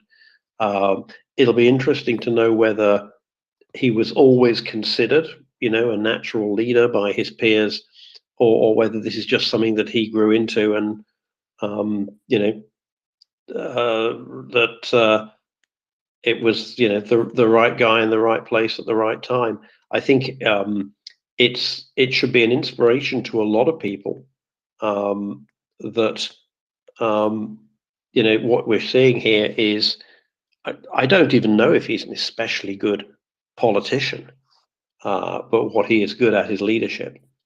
It might well be, for example, that when peace comes to Ukraine, he might not be the right person to be the next president, to succeed himself, as they say in French. I hope he goes on as long as he is the right person to do so, and I hope that he has the wisdom to realize when he is no longer the right person to lead Ukraine. But my goodness, there isn't anyone better than that could be doing it now. He must be a pretty good politician. I think he won 80% of the vote to become president. Will he be the Ukrainian leader in the future? I don't know. I mean, Churchill, after leading the UK through World War II, lost his bid for re-election after the war ended, but then came back as prime minister. But I think that out of gratitude for President Zelensky's inspiration and leadership, and getting this country through war in one piece, out of gratitude, I think the Ukrainians will reelect him whenever that election is, and I don't know when it is. I think an alternative would be to create some kind of father of the nation or emeritus position for him. If he might well decide, you know what, I'm gonna make a few bucks. I'm gonna go on the speaking circuit for a while. I'm gonna consult with the United Nations. Maybe he will be too big for domestic politics. Sometimes that happens. So whatever he does, I think we all wish him well. I just hope that for Ukraine's sake, as I say, that he chooses the right time to go, and that might be in 15 years. I don't know. But the people of the nice thing about it is we know that the people of Ukraine will decide that, or unless he steps down. But if he decides to run again, and the people of Ukraine say, no, we want a different leader now, well, they will go out there and they will have a free election and they will vote for a different leader, an option that I suspect is not going to be available to the people of Russia for quite some time. If ever. Well, one thing I have seen, just as World War aged FDR in the United States, oddly enough, it didn't seem to age Churchill, although I know he suffered a heart attack during the war and recovered from it. But this war has aged President Zelensky. He is looking older today than he did when he was elected as president. He was a young man, but look at what Zelensky has seen. Look at what he's done. He was in Bucha, and you can see the expression on his face, the horror that went through his body. He met troops in Bakhmut, and this war has aged him, because leading a country ages its presidents, and this war has aged Zelensky. Alan, Daryl, go ahead. Alan, one thing you got to remember about Zelensky: every day is a threat on his life. And if that doesn't aid you alone, knowing that somebody is physically trying to take you out on a daily basis, that will put age on you as well. So him aging is he's doing it with grace. He's doing it with grace, considering what he's up against. He sure is. And we know there have been assassination attempts. I don't know how many. They've obviously all been unsuccessful. But Daryl makes a very good point. President Zelensky lives under the constant threat, not only of his country, but of his life. And I pray for him every night. Brian, go ahead. Before I get to my what I was going to say, also it's in the realm of possibility that he turns into a modern day Cincinnatus, where after victory, leading his country to victory, he decides that he wants to just unplug and go live a life of peace. How many times have we heard World War II veterans talk about that? They thought during the war, like, if I can ever just survive this and win and get to go home, I'm just going to just live out the rest of my days in as peaceful a circumstance as possible. And he would certainly have earned it, right? If nothing else, he would have earned that for what he's done for not only Ukraine, but for freedom-loving democracies everywhere and freedom-loving people everywhere. I was going to put this in a nest. So apparently there's this MAGA person out there that has a decent following that's put out a poll that should America, immediately stop all support of Ukraine. And I saw this from one of the NAFO people. He forwarded it on to his network to say, hey, let's respond to this poll. And when this person 2 hours ago put that out there, it was 80-20 against continued American support. And now, as I sit here, it's 67-33. And that gap is closing. So I was going to put this in a nest, but I know that there's a request out there not to put on things in a nest without. So if anyone wants you to look at my timeline, I put it out there, and I would encourage you all to vote. And it would be, I think there's like maybe 6 days left in that poll, and it would be the height of hilarity to have this guy who obviously put this out here to sort of as a dog whistle to try and say, hey, let's not support Ukraine. And all of a sudden, even if it was 50-50, it would be an embarrassment. And it would take away that talking point on his timeline. So anyway, just wanted to point that out to people who would wish to chime in on that poll. As they say in Ireland, vote early, vote often. Exactly. So that's all I had for you guys. Slava Ukraine. Heroam Slava. Thanks, Brian. I'll take a look at your tweet, put it in the nest, or I trust that NAFO fellas are going to take care of this. And as you say, the gap is closing, and I'm sure tomorrow morning the gap will be more than closed. But I will take a look at that tweet. Thank you very much. We don't want such a poll going out there and getting any traction whatsoever.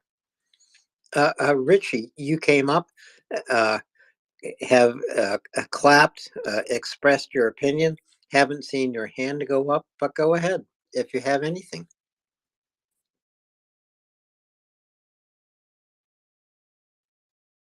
Yeah, it's been an interesting day of strange things being shared online. I'm sure some of you have seen all of the crazy stuff going around at the moment, but now it's just turned into a running joke, to be honest, with many of the NAFO.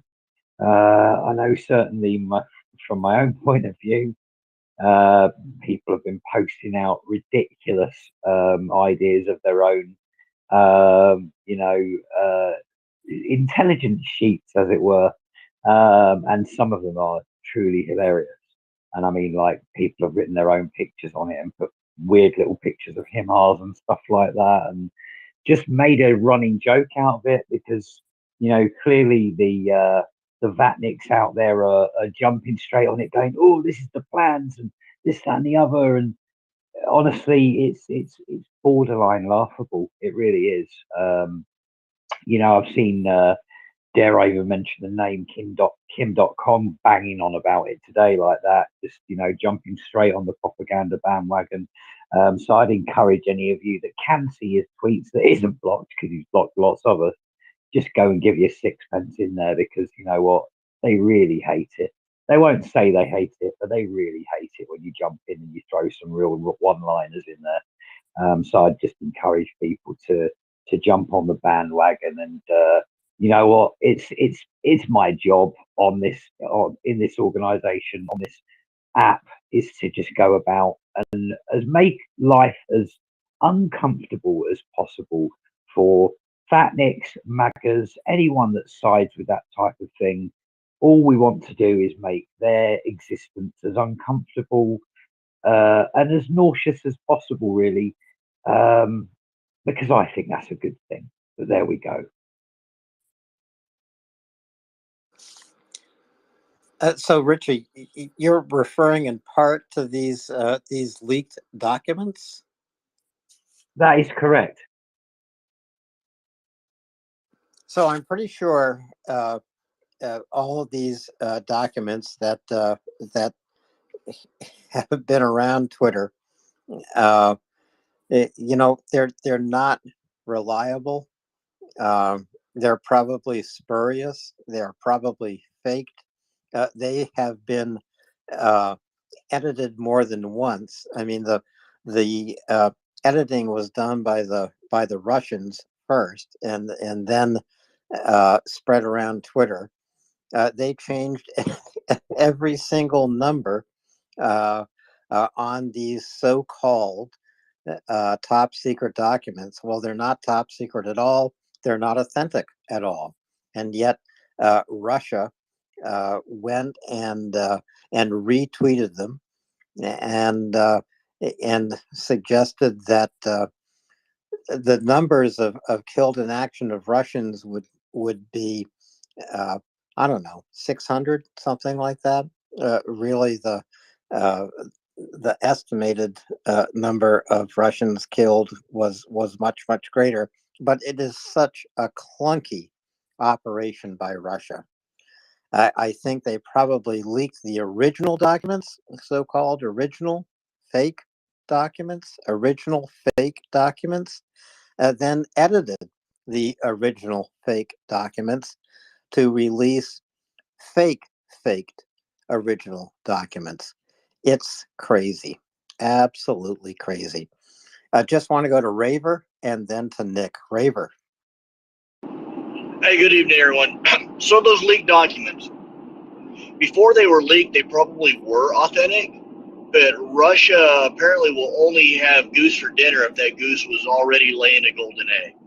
Because if they had just massaged one side of the numbers, they probably could have gotten away with it and done untold political damage trying to get the U.S. to explain to Ukraine and shore up public support.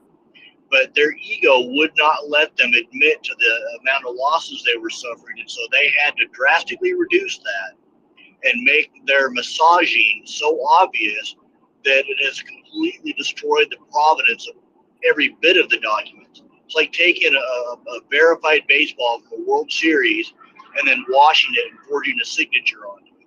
They completely destroyed whatever value they could have gotten out of it by being so clunky and ham-fisted. Oh, they were clunky. Nick, how clunky were they? What was clunky? Clunky. Those leaked documents about the war plans. Jury's out. Jury's out. I think there's probably a grain of truth to it, but we don't know what's exactly being made out of them or how important they were in the first place. There's Jimmy Rushton has a good post, a good skeptical post about it today. It's kind of up there with Nord Stream at the moment. It's like, well, you know, let's let the dust settle. Let's let the dust settle. I actually think the jury is in, and I say that because top secret documents from the United States look nothing like these so-called top secret documents. These are slides, so photographs, a film of such documents, but everything about them is false.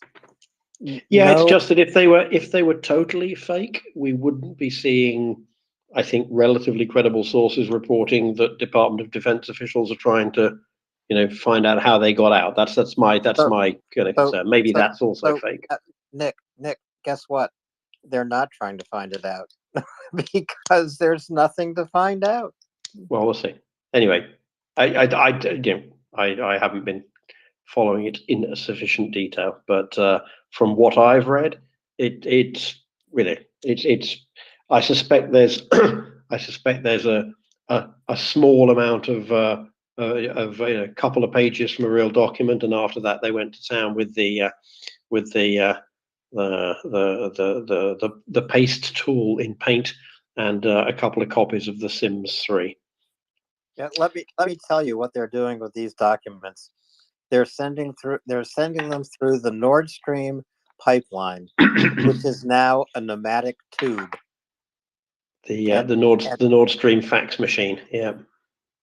There you go, Nick. You have a hot mic. I'm going to go on to Mark. I put my hand up to tell a terrible joke, but actually you are correct to pass on it. Yeah, thanks, Alan. I wonder if it's not bluff, is it double bluff, or is it bluff? Yeah, treble bluff or double bluff. It could be any of those things, couldn't it? It does remind me. Maybe it's a modern equivalent of Operation Mincemeat. I don't know if you recall that one during the Second World War, where the British. I saw the movie. Ah, okay. Have you seen the movie? I haven't actually. It's a fairly recent movie. It features somebody playing. Well, it features somebody playing Ian Fleming, the author of James Bond, who was, I think, peripherally involved. But they get some good gags in about Ian Fleming. Occasionally during the movie, Ian Fleming will say, "Oh, that's a good idea for that's a good idea for a spy novel." Yeah. But the point was, at the time, that was their method of trying to get information to the opposition, to the enemy, in a way that was credible, to try and make it clear, or try and make it appear to the Nazis that what the Allies' plans were. But they had to use a dead body, and they found I think, was it a Welsh tramp, or certainly a Welsh name? The guy was dead, and they put him in a Royal Marine uniform, and they sort of let him off the coast of Spain to be found, and then his documents to be shared with the Nazis. Sorry. Nowadays, we don't need to do that because we've got the internet. Who knows? That was a pretty good movie. When I realized it was Ian Fleming that was the guy that was sitting at the typewriter all the time, it was, oh, wait a minute. It was that wait a minute moment, who that guy is.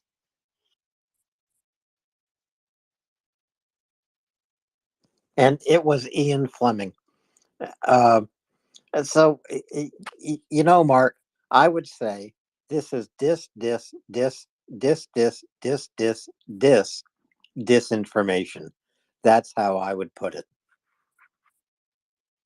So the question is, if you're a Russian general, which one do you bet on? What do you bet on in terms of the Ukrainians' plans?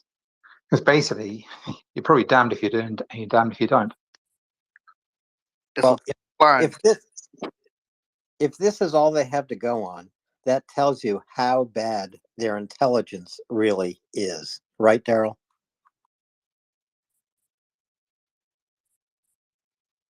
So yeah, what are you going to put your money on? Yeah, that's right, Alan. That's right. I was grabbing my water cup. Yeah, it has everybody talking about it. It's everybody trying to relate whether it's true or false. Although the federal government has said, okay, these documents, quote unquote, true. But we don't know how much of it is true, and if it wasn't something that was put out there for consumption. For consumption, and it's going to give you a bad stomach. It's going to give every Russian commander a bad stomach. Raver, go ahead. Yeah, so given the detail on these documents, it's probably going to be fairly easy to figure out who didn't turn their copies in for this mole hunt. And somebody, if these are at least started as authentic before the Russians started massaging them, somebody's looking at a really long prison term. Like they will die in prison and be buried under the jail type prison term. This is wartime espionage. Even though it's not our war, it is wartime espionage. Yeah, it is. Raver, go ahead. I was just agreeing with Daryl that this is the type of stuff that they throw you away for. Supermax. Well, it's Supermax if these are authentic in any way, but Minimax if they're just fake. Well, the thing is, if the Russians think they're real and they react to it and they do something and it kills anybody, that's now espionage resulting in a death. That's Supermax. You don't get to get away from that. There won't be any free reality to this one.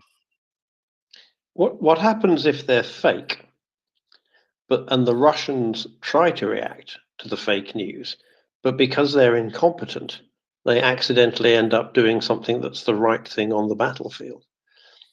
In other words, if you're sending fake information to the Russians, how do you ensure they don't screw it up? Is that the double bluff? You make Yeah, it believe. you try to tailor it to feed their own biases without letting them know that you're feeding their own biases. So if they think that you're going to hit, say, Zaporizhia, you make it think like you're going to hit Zaporizhia so that they go, aha, we got them. And then you hit them elsewhere. I mean, Ukraine did that in a much more overt way when they were spent months telling everybody we're going after Kherson, we're coming after Kherson. And the Russians moved all their troops in and said, I double dog dare you. And the Ukrainians said, yeah, you're right. We'll just take Lyman instead. Yeah, I think these documents amount to a Monty Python movie. There's a good article in the Wall Street Journal about it, which I was able to break through the paywall, and it's very, very carefully written. It sort of says, documents are circulating, purporting to be classified documents. The Pentagon is concerned about possible leaks of documents. And it's one of those things, if you read it in a hurry, it means one thing, but if you read it sentence, yeah, the lawyers and senior editors have been over this article with a fine-tooth comb. So it will still generate the clicks, but it's a little bit, we never actually said that. We never actually said that. So there's a lot of hedging going on in all of the media coverage. And I think that the Wall Street Journal don't know to what extent these things are genuine. And I think that probably even Jimmy Rushton doesn't either. So everyone's being very careful. We certainly aren't seeing people coming out and saying outright, this is all obviously faked. And so I would like them all to be fakes. That's great. We'd all like them all to be fakes. But I'm going to suspend judgment for a little bit. We will know, I think, within a few days, we'll have a much better picture of this, I think. I don't think it'll take as long. The mystery will not last as long as it did with Nord Stream.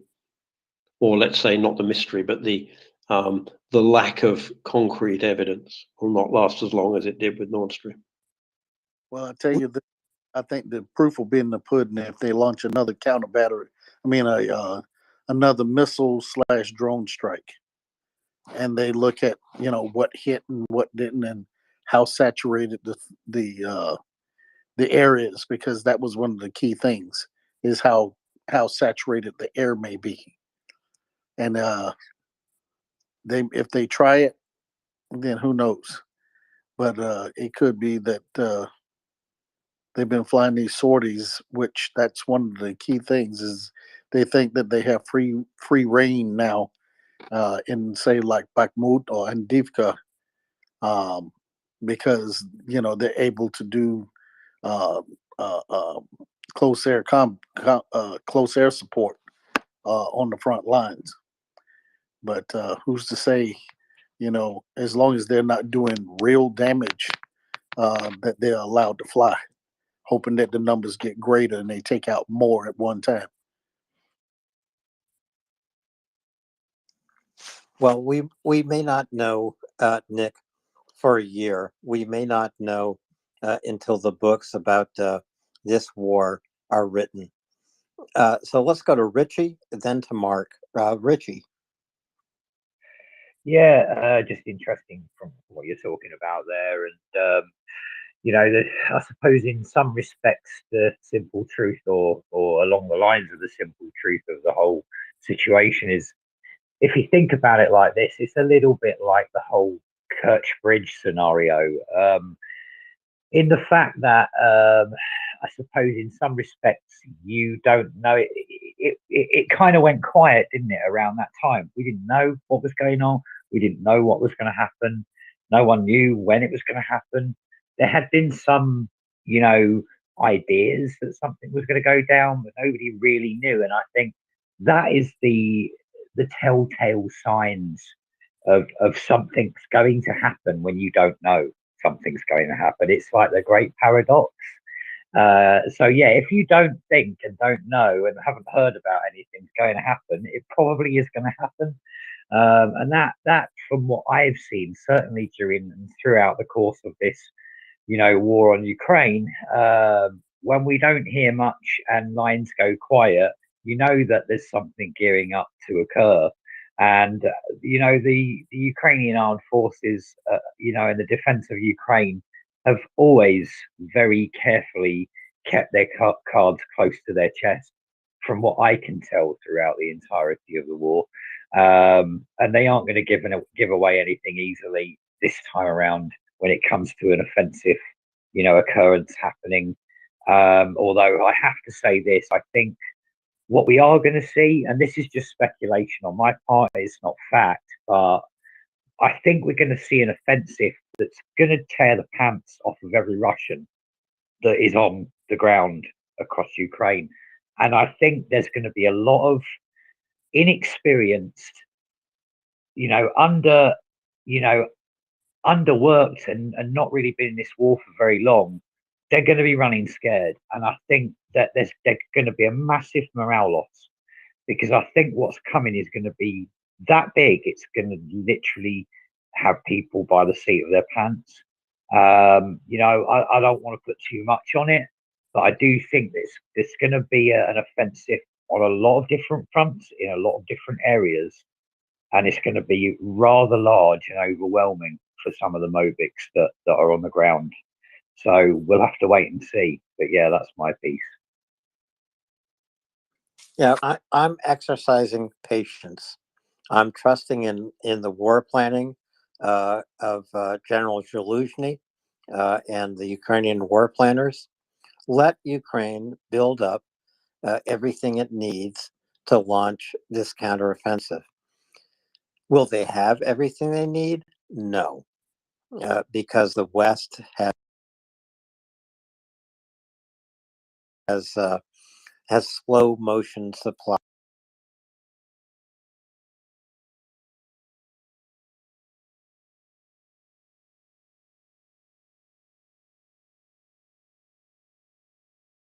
They're choosing, or as you suggest, in places and at times of their choosing. And I'll go back to Thomas Tyner, who hoped for 2 new Ukrainian corps. Now there are 3. And so Ukraine has manned up the forces it needs to launch this counteroffensive. When will it come? Where will it come? We'll find out. So will the Russians. Mark, go ahead. Thanks, Simon. Yeah, I just wonder, basically, the minimum benefit of this case, these so-called papers, is maybe it's more mind games. It's putting potentially more pressure on the Russian military leadership. That's probably the minimum benefit of it. And maybe a larger benefit would be if they were to try and redeploy their troops to balance what they think or to counteract what they think the potential attacks will be, then that's more disruption. When they're moving around, they're probably more at risk. So there's probably it may not be there may be no downside to this. Who knows? But as you say, Alan, time will tell. And I don't think the Russians can easily redeploy their troops. When you look at battle maps, I don't care what battle maps you look at. There are thousands of Russian troops on the south bank of the Dnipro. They're not engaged in the active lines of engagement. They might be able to, and they are shelling Kherson City from the south bank of the Dnipro. But these troops, however many there are, maybe it's 10,000, they're not reinforcing anything that's happening around Vuhledar, Avdiivka, or Bakhmut. They are not in the fight. How many Russian troops are in Crimea? I don't care. Could be 5,000, 10,000. I don't know. They're not in the fight. And so what we're going to see when Ukraine launches the counteroffensive is how badly deployed Russian troops are. They're badly deployed throughout the line of engagement. They might have superiority in Kremlin. They're not using it. They might have superiority around Bakhmut. It doesn't make any difference. They might advance a mile or less, a half mile. They might be fighting in the center of the city. These troops are badly deployed. And that is what is going to be exposed when Ukraine launches this counteroffensive. Daryl, what do you think about my seat of the pants analysis? I think the only thing that I would criticize is that the fact that although they aren't in the fight, we don't know what units Russia has moved around. If these units that are in Crimea were ones that were badly beat up, and they're reconstituting, and that's where they're going to be until somebody figures they got too much fresh blood and they need to go back to the front. I'm assuming that's what they're doing there. The units that have been beat up go to Crimea to wait until they get reinforced and get refitted and then go back. So they may or may not be battle hardened. I'm not going to say battle hardened, battle tested troops. In other words, they've been in the fight before. And the thing about that is they learn. They will, even though, we don't think they will, there's somebody that will learn. And when they get into the field, that little bit of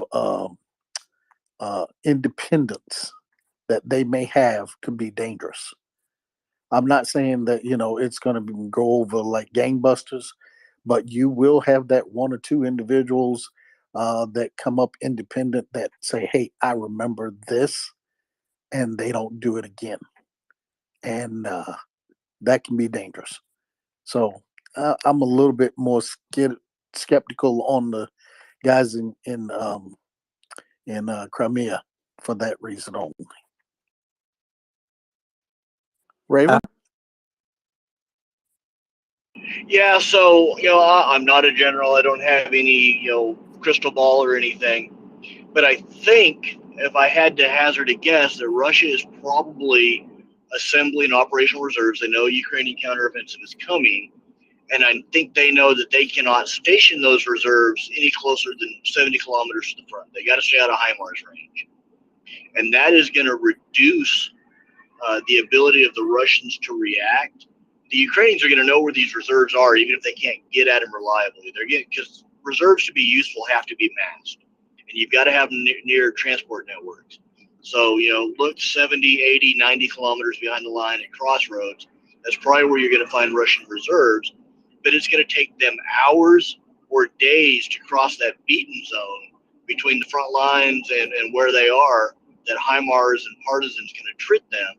And that's that operational space that Ukraine's going to have to bust that front wide open, and then make the Russian reserves counterattack into better prepared defense. And I think they'll get murdered. I think they're going to be too far away to react fast enough to have a decisive influence to stop or blunt the Ukrainians' assaults. I think they're going to end up going into meeting engagements where Western kit and Ukrainian resolve is going to beat to hell T-62s or T-72s or whatever it is they've managed to cobble together.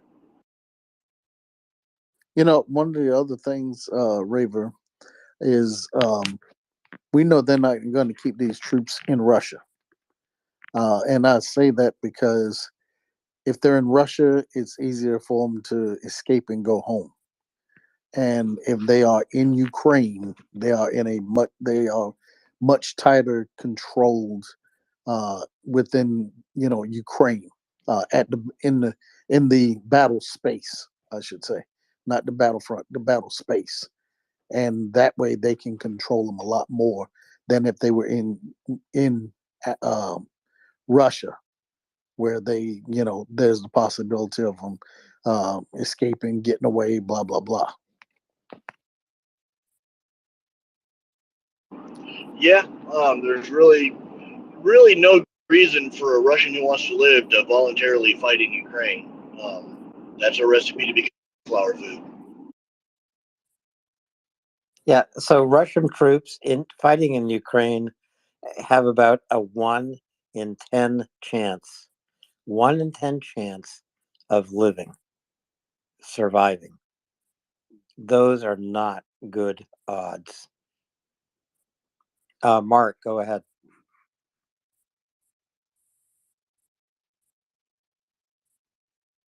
Mark, go ahead, Mark.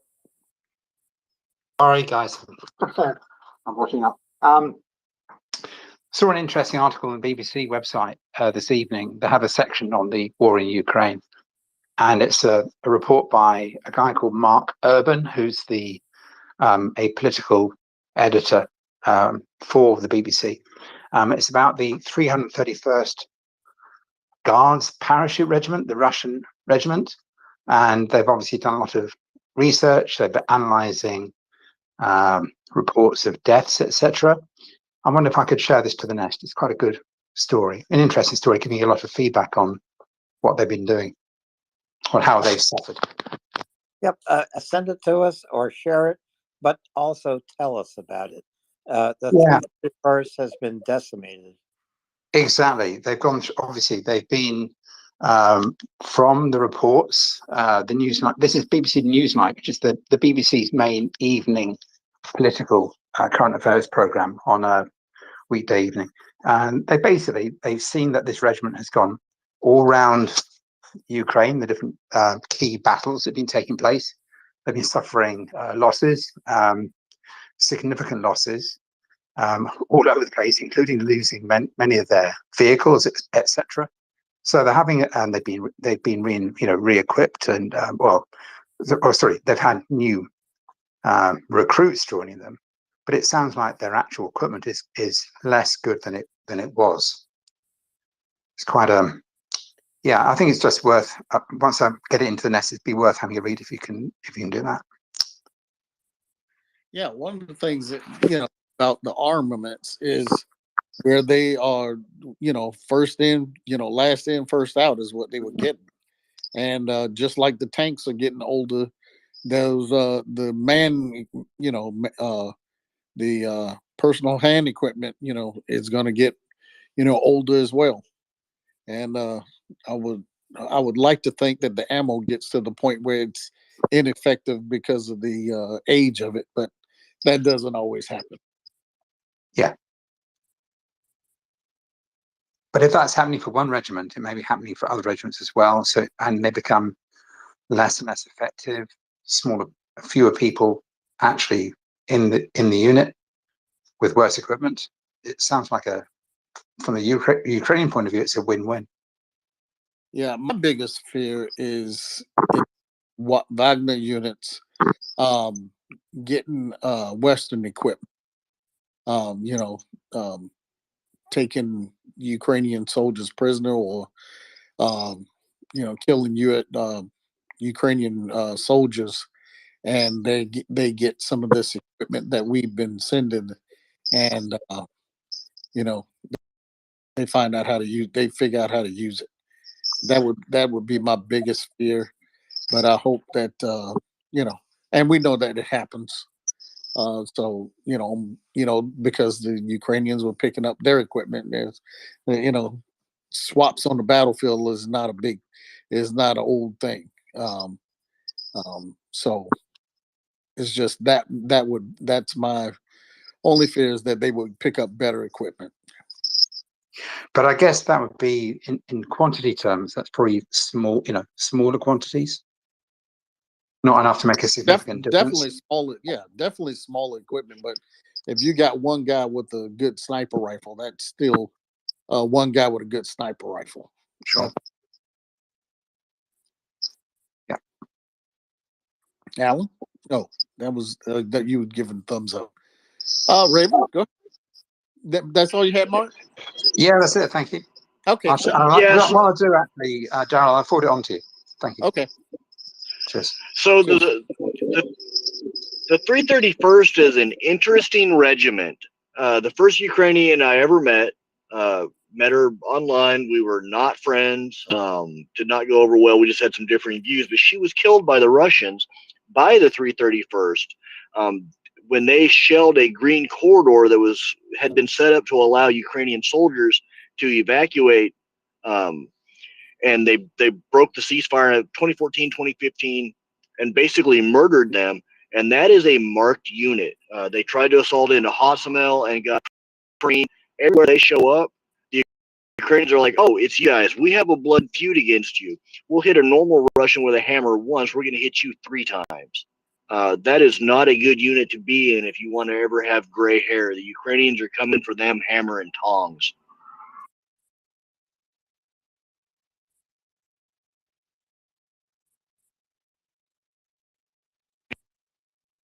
Coming in at what? Tongs. Hammer and tongs. Oh. Blacksmith. You grab the metal with your tongs and you start beating on it. Okay. I got you now. Yeah, the Ukrainians are going to pound on the 331st until it is dust. Everywhere it pops its head up, it's going to get murdered.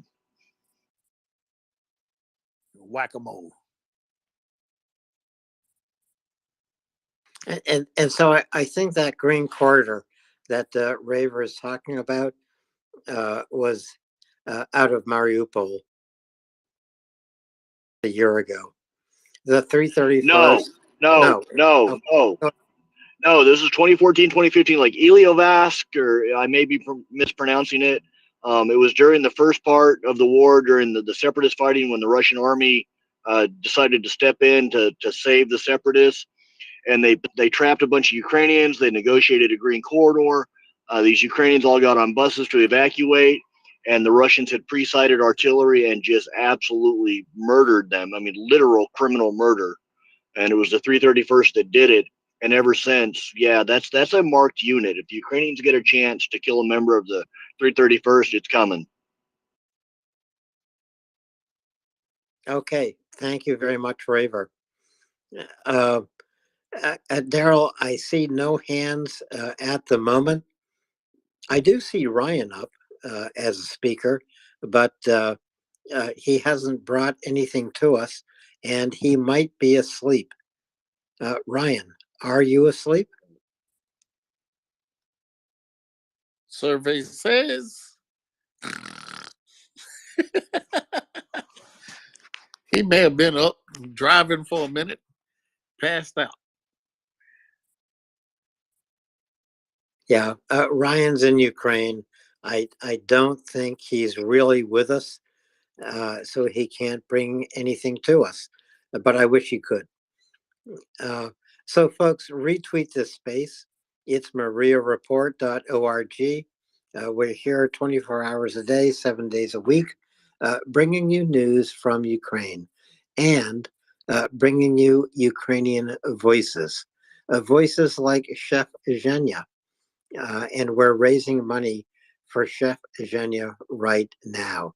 He's feeding the troops on the front line. Just go to MriyaReport.org, tap on the donate button, make a contribution. Follow any of the tweets about Chef Zhenya up in the nest. Follow them to the donate button, make a contribution.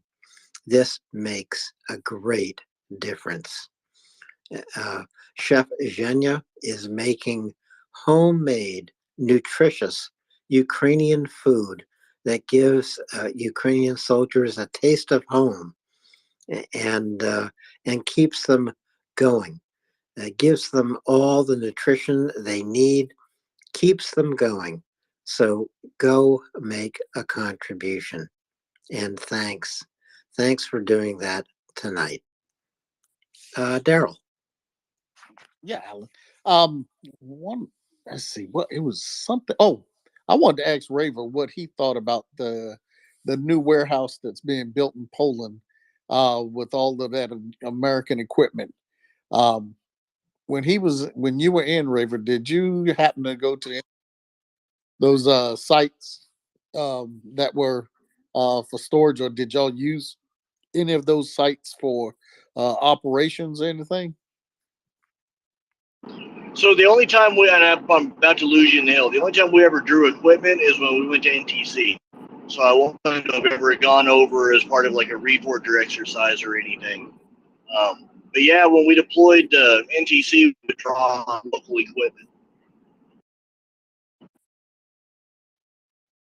Okay. Now, when they those units, but when you would draw from NTC, that equipment is not necessarily in storage. It's usually, rotated in and out, because of the operations. Am I correct? No, NTC's got its own equipment there, and then visiting units draw on that stock of equipment, make sure it's ready for the field, and then take it out and do their exercises. Do they have contractors taking care of that equipment? There weren't very many contractors doing that when I was in. I'm sure they do now. That part of the Army has gotten a lot more privatized. We spent a lot of time doing maintenance, both before and after we went into the field, to make sure that the stuff would work and that the next unit would have stuff that worked. Okay. All right. That was the days before everything got made private. The private industry got into the nuts and bolts of making a war. I mean, fighting a war. That was something significant, and that's something we are not seeing in Ukraine.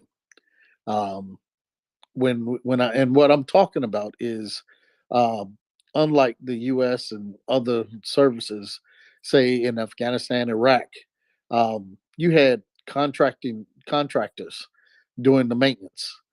You had contractors driving trucks.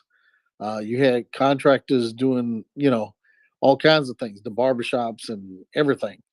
And that was something that prior to the mid 80s, you didn't have. Soldiers did every last bit of those particular jobs. And that was, because that was part of, the war fight, was to have all these things being done. You had cooks, you had soldiers that were on the gates, and you had soldiers that were driving the trucks. You had soldiers that were, doing all the tasks that contractors do now, as part of supporting the war effort. Because the idea was that the soldiers could be concentrated to do the job that they are there to do, and that's execute a war. Um, in Ukraine, they do not have contractors there fighting, helping them fight the war. Um, Everybody that's part of that whole process, they are either in the Legion, in the Army, or something where the government is tied to it. Now, that's a the biggest thing that I would see in the difference in that is one, the cost. Um, the cost of contractors is a lot more than the cost of a soldier. Um, and so that's where when a country can afford it, yeah, they do it. But in a case like Ukraine, they can't do it. It's just not in the cards to do all that contracting. And we're seeing a country from front line to rear end fighting this war, and that's something we don't see in the West. At least in the U.S., we don't see that where ship to shore, everybody's in a uniform. Daryl, I'm going to hand it back to you for a couple of minutes. Just give me one moment. No worries, no worries. Um, Folks, we are here trying to um, make this thing work, and one of the things that makes this work is if you guys talk to us, communicate with us. You have questions, you have something that bothers you, something that kind of throws you off, a bit of information you read. um wi- Bring that question here. That's why we are here. That is one of the main functions of our space, is to make sure that people get information, to make sure that Ukraine is represented in the information space, um, have a voice, because that's why we're here, for Ukraine. We're not here for our own glory. We're not here for ourselves.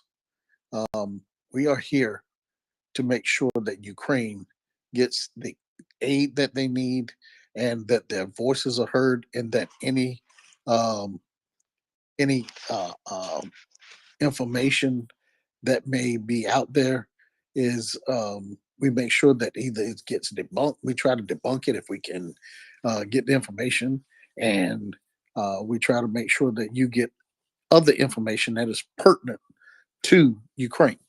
That's why you see leaders of Finland, the generals, English generals, Australian generals, American generals come here and speak to us.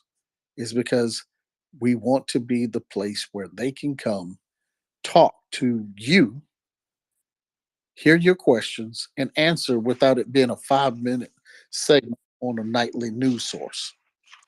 Because that is the most, that's not always, and they don't always get to talk for 5 minutes, you know?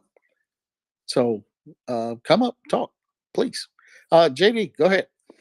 Well, now that you mention things that I've heard about, I read an article, and I know it was probably posted or commented on by someone that's a regular here, but I don't remember who.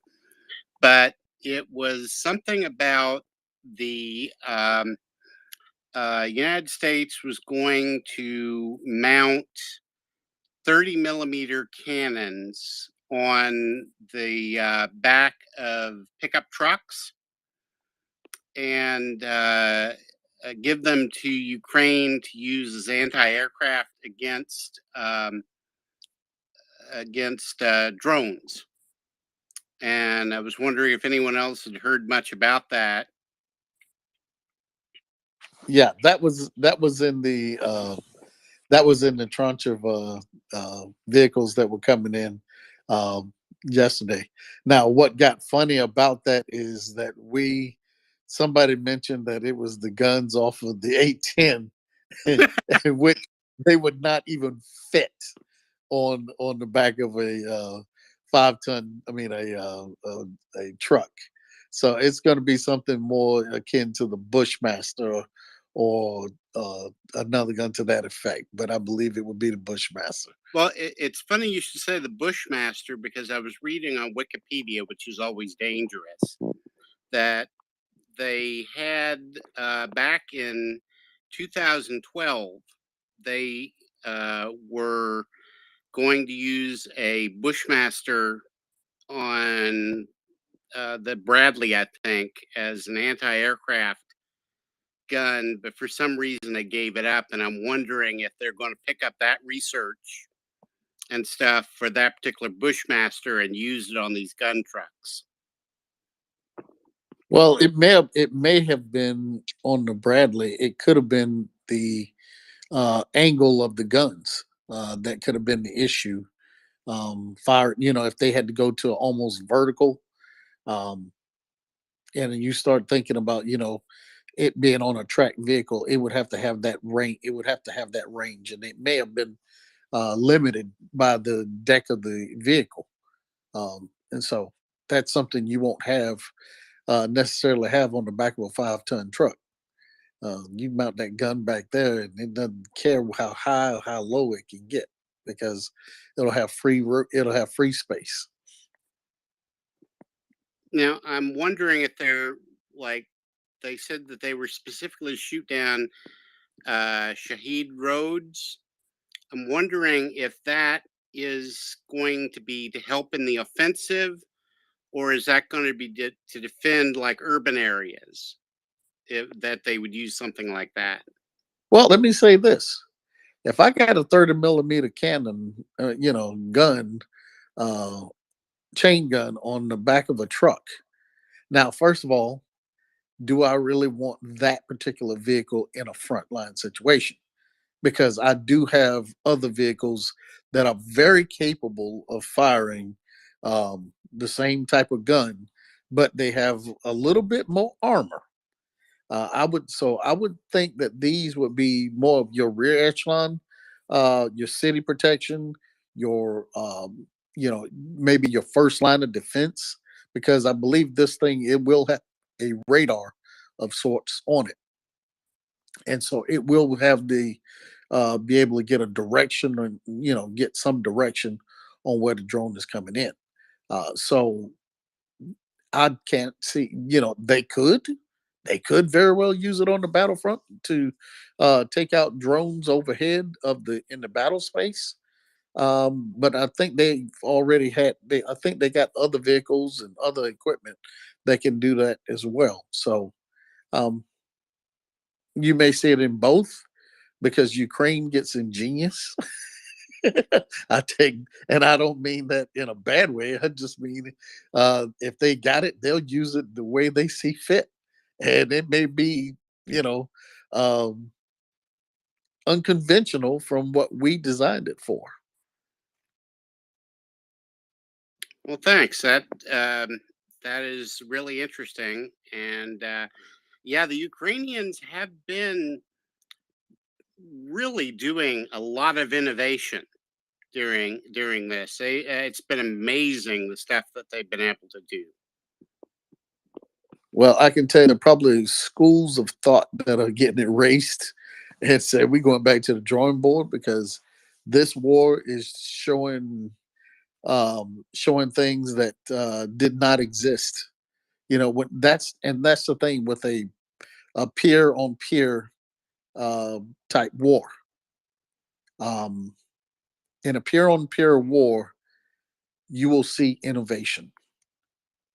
Um, it's not like the U.S., Iraq, the U.S., and Afghanistan, because even in Afghanistan, we had to come up with new things, new technologies, because the Afghanis were unconventional in their fight.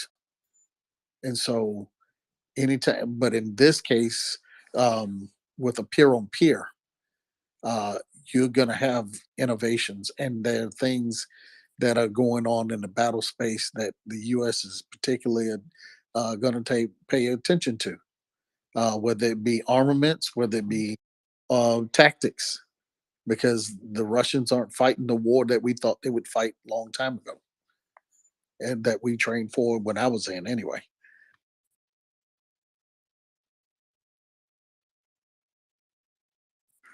That's Peter. I mean, JD. Yeah, that answered my question. And if there's no one else with their hand raised, I'll ask another. If not, I'll just raise my hand. Go for it. Okay, I've been seeing a lot about the Russians preparing fortifications, and that was the Iraqis also prepared fortifications, but it was ineffective because the coalition forces were so mobile they ended up going around them. And I'm wondering, is this going to be a situation where if there's any space for the Ukrainians to actually go around fortifications, or is it something that they just have to go through them? Something that the coalition in the first Gulf War didn't. So I would like to know that, and that's probably one of those unanswerable questions because It'll be a case by case basis. Mhm. That's all I can tell you. It'll probably be case by case, because trying to figure things out and say, okay, this is what we'll do at all times. That's how you get in trouble, because you have no way to think outside the box. So, Mhm. Oh, thanks. no worries. Alan, do I see David still up here as speaker? Or is that just a ghost in my view? I think David is a ghost for you. I don't see him, but I wish he were here, because he would raise his hand, and I see no hands at the moment. So if you want to request to speak, here's how you do it. Tap on the mic icon at the lower left side of your phone screen. We'll accept you as a speaker. Then tap on the heart plus icon to the right of your phone screen. Raise your hand. I'm just going to demonstrate that for you right now. That's what it looks like when you raise your hand. And we'll call on you in order. Daryl, other news of today. I think I've covered kind of everything I have at the moment. If people are interested in Bakhmut, we've talked about this a little bit. All I can say is it continues to be intense fighting, and especially in the center of Bakhmut. So this is true urban warfare that's continuing inside Bakhmut. It's back and forth.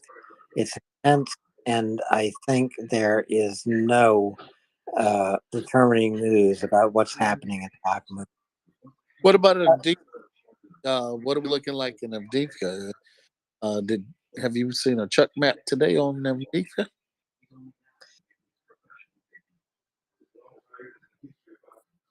Oh, Alan. I can. Thank you, Lily. Mute your mic, please, and raise your hand.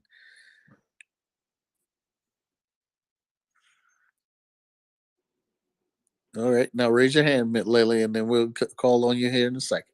Thank you, Alan. So, who did we have on as guests today? We have any guests? Who did we have? Because there was an interview going on when I first came up, but I kept getting kicked out.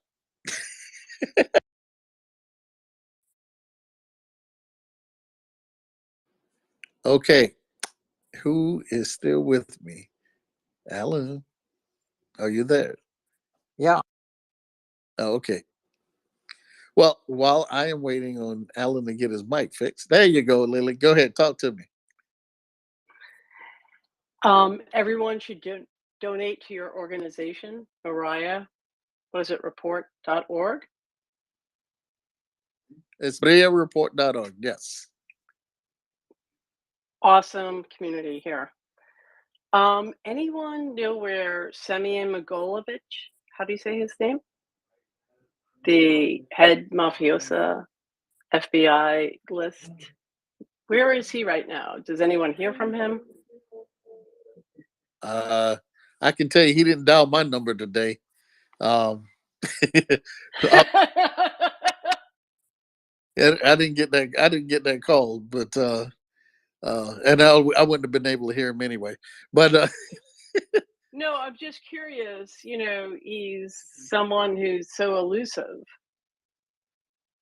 well, mafioso types, they pretty much have a reason because usually somebody is of their own ilk are trying to take care of them.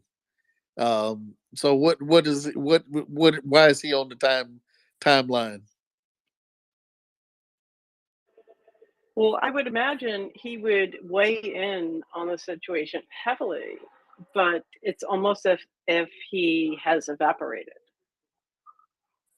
Well, if he was anywhere near the front, he could have been evaporated. You know, Yes, I understand.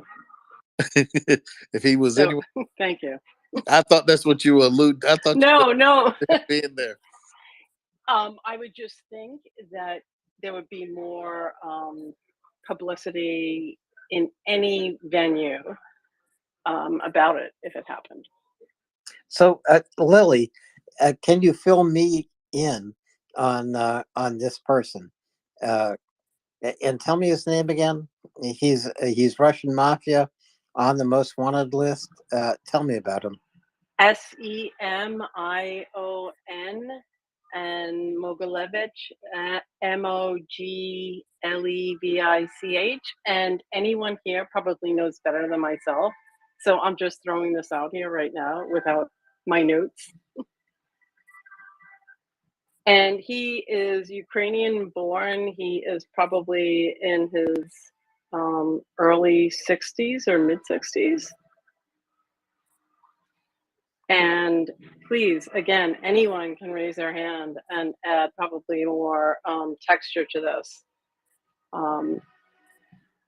He's given a couple of interviews that have been aired on, say, 60 Minutes. And he is supposedly, the powerhouse there and is always protected. So you often don't hear about his name where we talk about Putin and who's going to replace him and all these players and never hear his name. So other people, please add in right now. Well, let's see what Dryfly comes up with. Dryfly? Yeah, I've been reading about Semyon for decades. He's the mastermind of the Russian mob infiltrating the U.S. in Brighton Beach and in Sunny Isles. He doesn't travel outside of Russia that I know of. He's absolutely invisible. He's old school mob in that he goes underground and no one really sees what he's doing. But the reason why he would be important, why it would be good to kind of have the community have their ears to the ground, he's the mastermind of the money behind Russia. So if Russia is funding the war, and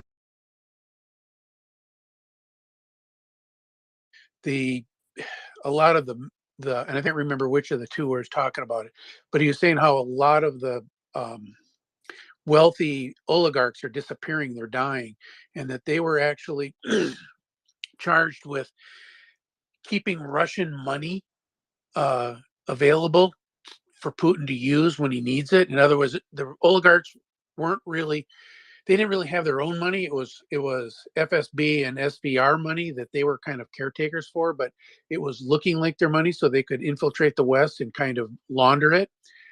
Semyon Mogilevich was the guy who's the brainchild behind that. He was the mastermind, the person who really put the whole plan together. and he is one of the most wanted of the FBI. My understanding is in the whole world. His nickname is the Brainy Don. Yeah, and he's similar to what Lansky did for the five families in New York. Exactly. Yeah, Exactement. the five families were really not that powerful until someone figured out how to move the money and get it safe. There's a really, really good podcast series called The World Beneath, if people want to watch it. It's by a blogger by, her name is Lincoln's Bible. She has a real name. She's a writer, but she had family that was in the intelligence community. World Beneath? The World Beneath. Yeah, and she did it about 4 years ago, when Trump first came to power, because she wanted to kind of understand what was going on. And then she just did a whole podcast on how the mob developed all the way from the 1920s till now. And she says the seminal point to the whole issue with the Russian mob was probably the assassination of Paul Costanello, and that was in front of Sparks Steakhouse. Yeah, in 1985. Midtown. And right before that was a guy named Agrenon or something like that, Evie Agrenon, and he was the head U.S. Don of the Russian mob, and they were killed within 9 months of each other. And there's strong indication that they were correlated. Mogilevich was involved with both of those. So yeah, this is a guy that we should probably be paying attention to. I've asked a couple times on this forum if anyone really knows anything about it. I mean, this is going back months, and no one really seems to know, but it's worth keeping an eye out. You never hear his name. Yeah. But that's sort of his MO through the decades. Well, and that's what Lansky did until he was careless and then he got killed. So, I mean, there's a reason why the guys who move the money are not watched. But the point is why it's so important now is that it appears Russia is under tremendous financial pressure. That's why so many of these oligarchs are dying, because they don't have the money. They didn't have the money they were called on to have. In other words, the oligarchs were belly up. Yeah. Oh, yeah. They were sent out with money to go invest it, to put it in a place. But when they need it, when the FSB, when the Kremlin needs it, they were supposed to have it. And when they don't have it, they end up dead in Spain or somewhere. So yeah, it's a question that's after they kill your family. Yeah, exactly. You, right? Yeah. Kill your kids, your right, wife, and everyone knows, and all the other oligarchs you, know. So anyway, the point is that it's a question worth asking. It was a bad call. Yeah, it's something we should be watching, and I will listen, because that was why I came up, is that I heard that. I'm like, oh, that's my cue. So anyway, I'm going to step down and listen. Driveway, stick around.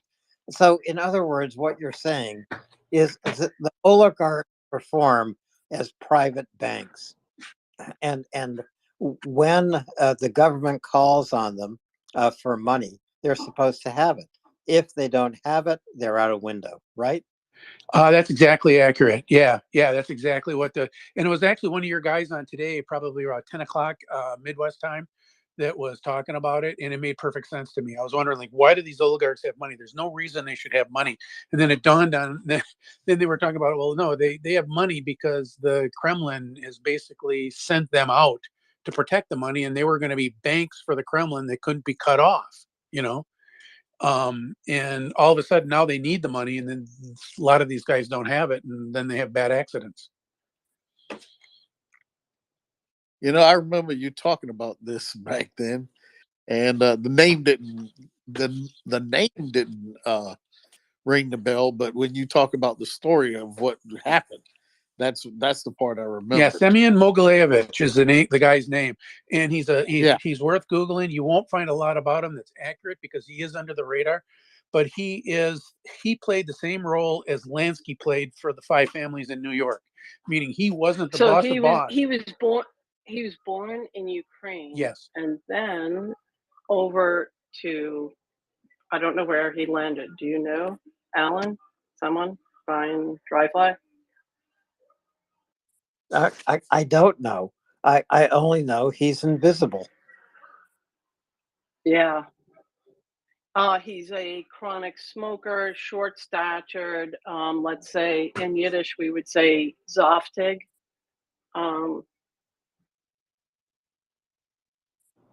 Yeah, And I heard interesting if these guys actually died. Huh? I said it'd be real interesting if these guys are he actually died. Nobody lives forever, and it doesn't matter, what's your company. I mean, whatever your country is. If time comes, he could have just dropped dead and it never got out. If he's been under the radar that long. I think the intelligence community would have known it, and I think they would have said something because he's that I do significant agree. a person. I do agree. I mean, he's like in top 3, right, of the most wanted for over 2 decades.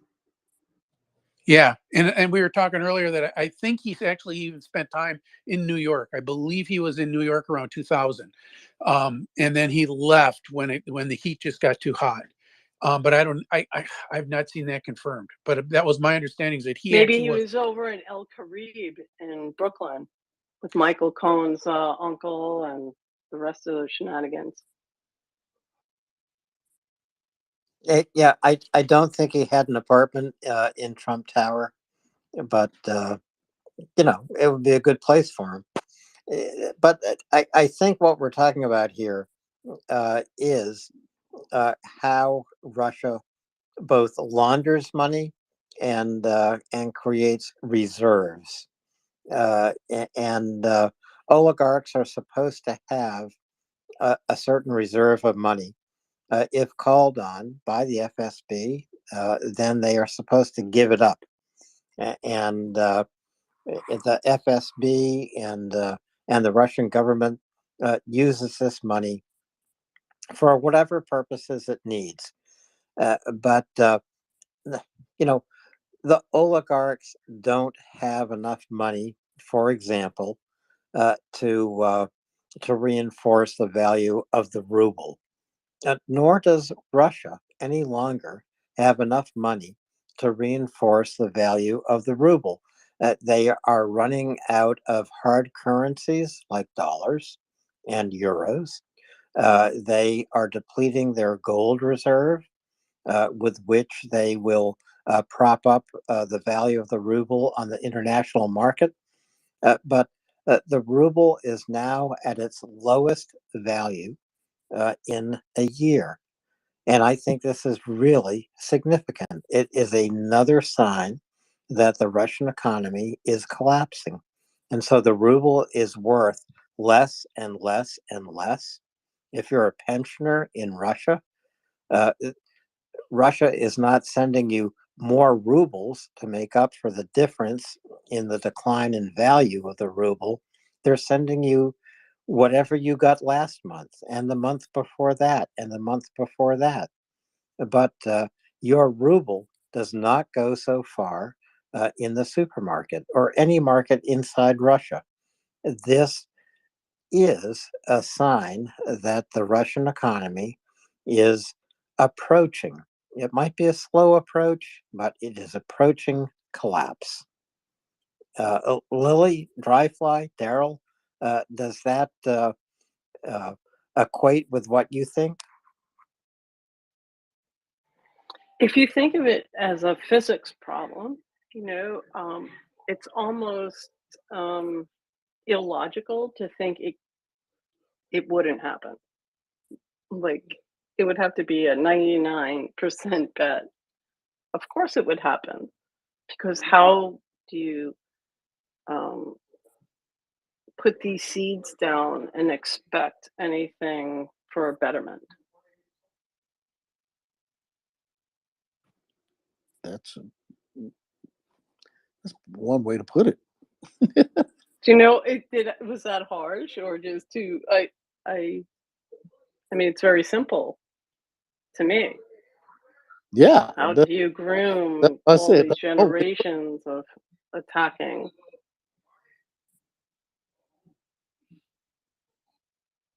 So a physics problem. In other words, the decline of the ruble is picking up speed every single week. And that's what we have seen in the last 30 days. So the ruble has reached its low point in a year. It's as low as it was a year ago. It's in junk bond status. And if sanctions tighten or they accumulate, maybe that is even more of a little strangulation.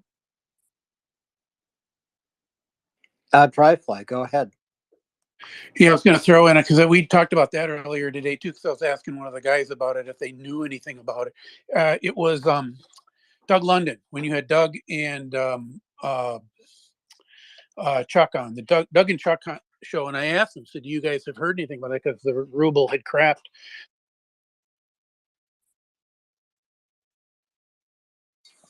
Oh, we lost you, Dryfly. Yeah. There, no, I'm here. Can you hear me now? Yeah, Yes. I had a phone. The phone kind of did a thing. That's cool. Go on. We're with you. But anyway, the deal was that on the Chuck and Doug show earlier today, we were talking about what should we look for when Russia unwinding, because they had a whole session on that. And one of the things that brought up was the ruble. And the ruble is collapsing according to the official numbers. It's not like a disaster yet, but it's definitely getting weaker day by day, if not week by week. But on the thread I was on, they were saying that the black market has started to raise its head, and that the black market valuation is probably 2 or 3, at least twice, makes it twice as weak as it actually is. In other words, it was trading in the 80s to the dollar, but on the streets of Moscow, my understanding, if the thread is accurate, on the tweets, that it's probably between 140, 160, maybe as high as 200 on the street. And when you start seeing the black market and you start seeing really, really long lines at the banks to pull out rubles, and you're seeing both of those, that's a sign that it's much, much weaker than the official number, much, much weaker. And it indicates that there are some really serious problems structurally in the economy. I've known people that have come from the developing world who've lived in countries where the economies have gone to hell, and they tell me the first sign is when the black market currency deviates significantly from the actual official currency. It's not unusual to see it be 20%, 15% difference. That can happen almost anywhere. It's a convenience premium so that you can just get rid of money. I mean, why do you want to go to a bank and exchange it if you can just exchange it to your friend, and your friend will ask for a 20% premium? Okay. But when it goes really, really bad, it could be 2, 3, 4 times what it is for the official exchange. And what that tweet suggested is that that's starting. And again, it's another one that we should be watching. Your guys today earlier on Maria were just absolutely, it was a fantastic segment. If you want to go into the archives, I would look for that, because it was a pretty good session. And that was Chuck and Chuck Fligger and Doug London, probably about. Doug London with his book. Yeah. Well, he was on earlier. Absolutely fantastic. He was on earlier about I 10 know. o'clock. Yeah. He was on earlier about 10 o'clock today. Yeah. It's worth hunting up on Spotify just for that. And I'll listen. It was fantastic.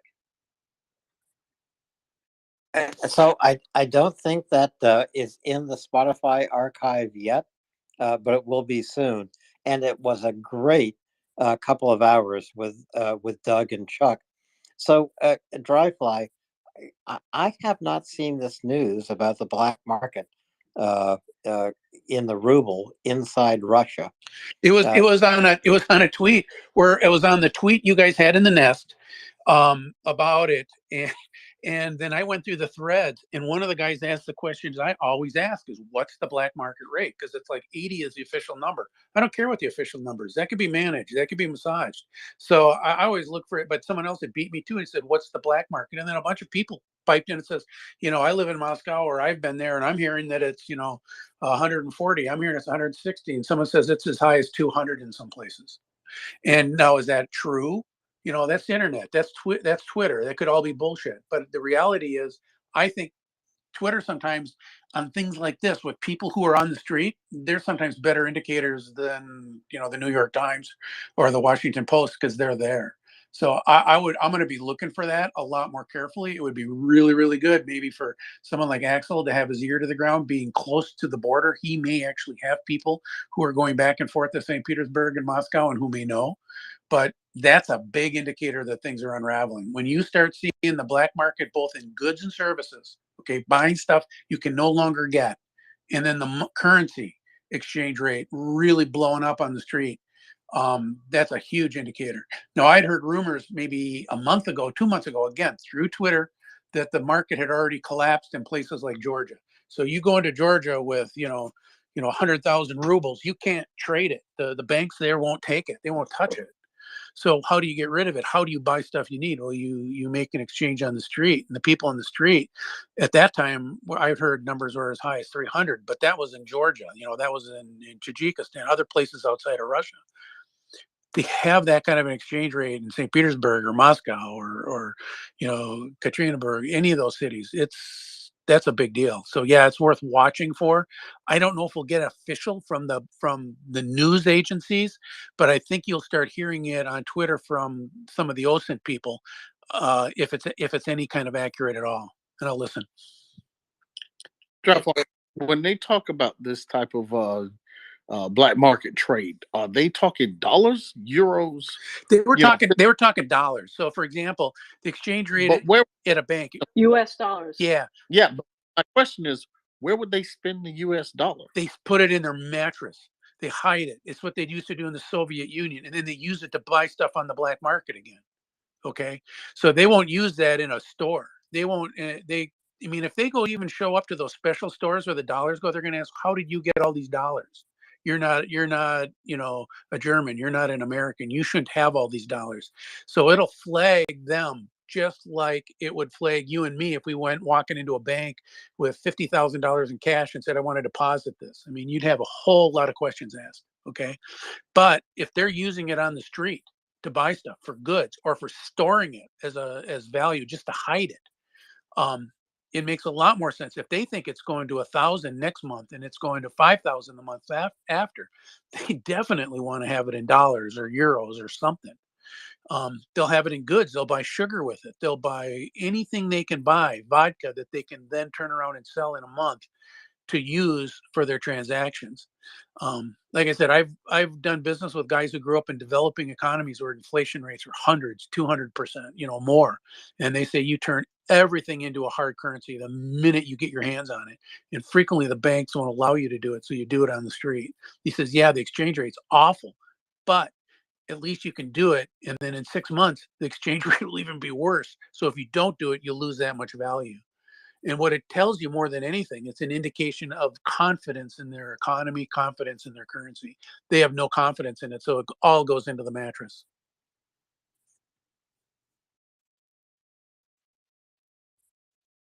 What you're saying, Dryfly, is Russia is just a few short weeks away from a hyper devaluation of the ruble.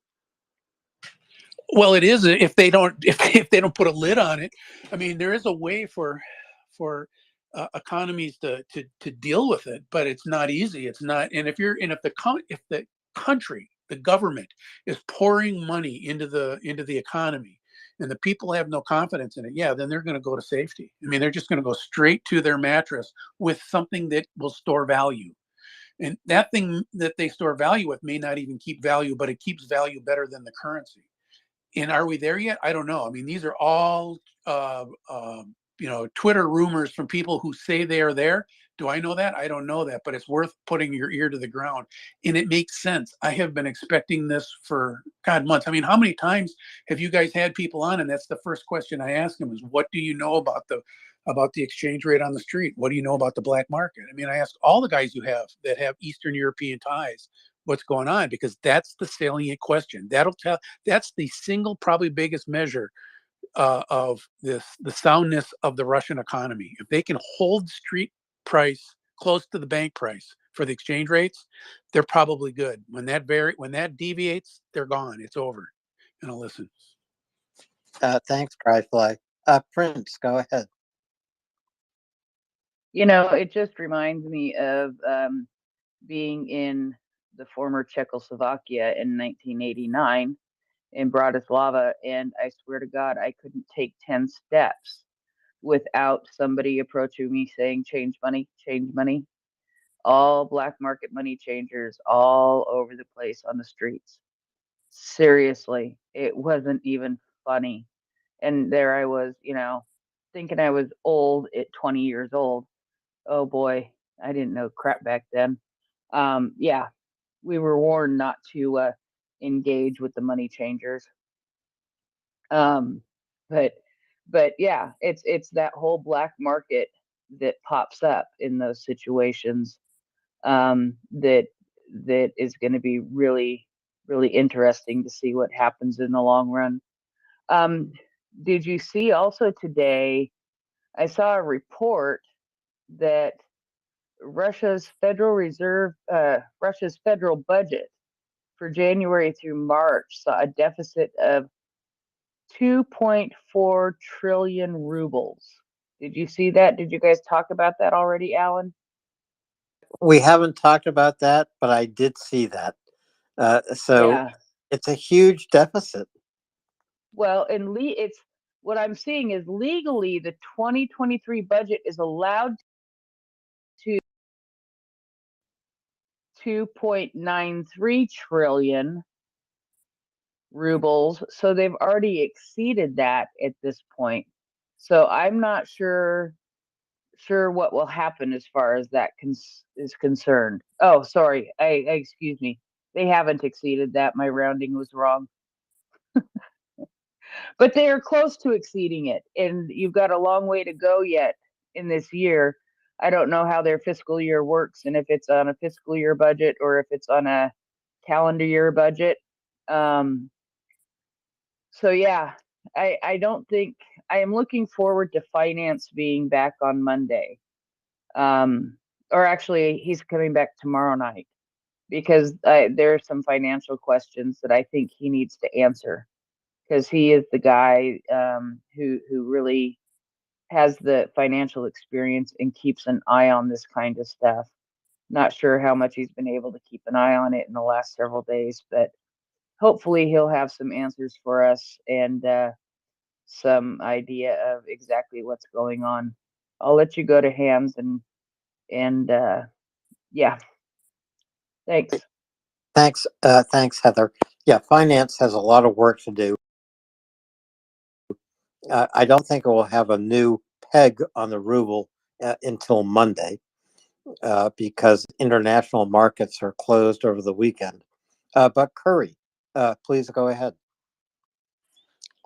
I was not going to comment, but when I was listening to Dryfly talk about people stuffing, with the currency exchange and looking at different things, and I've mentioned this before. I'm a grandchild of Finnish immigrants who went through the Depression and so on, when the value in our country went to hell.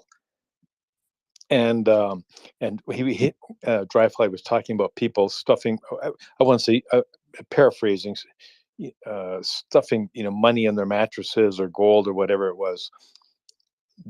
Those are the stories that were related to me as this grandchild of Finnish immigrants. How it was when our economy collapsed here in America, and during the Hoover years and so on.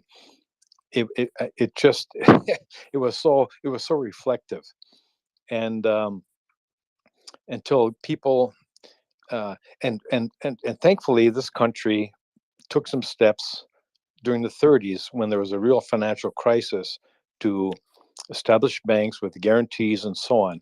Obviously, Russia is Muscovy is in a different position, and we've had certain certainly similar circumstances that have happened in South America and Brazil and Argentina and so on. I want to say that, boy, history doesn't repeat itself, but it seems to repeat, play the same tune from here and there. I'm just wondering, how are these people going to survive with a under the structure in Russia that is today? We had the opportunity, according to my grandparents and my parents, that steps were taken under the Roosevelt administration to write that and give guarantees. Obviously, I don't see that happening in Russia. Wait. Are you concerned that Russia isn't being protected? I mean, don't No, we want to I'm not protect concerned. Ukrainians? I'm not concerned about Putin. But the fact of the matter is, the Russian people are the ones who suffer, and the contrast is, my grandparents and my parents, under the structure that we had during the administration of the Roosevelt era, they found a way to make it better and to secure our financial future. Russia doesn't have it. They don't have the structure for it. They don't have the. I don't see it happening. And so, in any case, we will show them the way.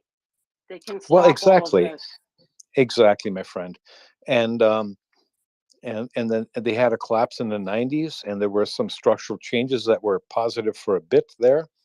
I mean, I have friends in Belarus and my Finnish relatives and so on. I mean, I have a good history, and so I've always kept on top of these things, but I don't see a way out for them, because they don't have, under this, I don't know, gangster type of mob type scenario that's happening there. They're in deep shit, I tell you what. And anyways, thank you for listening to me. I really appreciate Daryl, Alan, what do you think about that? What you just said? Well, I understand what Curry is saying about the United States in the 1930s. Thanks to Franklin Delano Roosevelt, we have the Federal Reserve. We have Social Security guarantees about bank deposits. Russia does not have this. The only thing Russia can do is use its gold reserve, which is depleted, and to use its hard currency, which is disappearing, to prop up the ruble in international markets. So, what else is Russia doing? They're working with China to do transactions in yuans, and that's the Chinese currency, and they are doing this to attack the value of the dollar. It's probably not going to work, but Russia does not have what Curry is speaking about. They have obviously a central bank, but all they can do is try to prop up the value of the ruble in international markets. This is just not going to work. Curry? Well, exactly, Axel. I agree with you completely. It's just it's to kind of use an American term. It's a bizarro world. It's unsustainable. It truly is. And I was around when the Soviet Union collapsed, and the structures came into place. They became separate entities. Guarantees were made that we would guarantee along with the former Soviet Union, under the Budapest, I think it was the accords that secured Ukraine's borders. And Alex, you've mentioned before that this is a 1939 moment, and as you well know, Alex, I'm an American liberal, and I was anti-Vietnam and so on. But I'm telling you what, I'm in this fight, and we have to guarantee and restore the Ukraine's borders. No question in my mind. And so, thank you to Maria Report. You have the many guests you have had on this forum. Although I'm fairly well read, so many of you have educated me in various aspects: the strategic things, military things, financial. Go through the list. You have I'm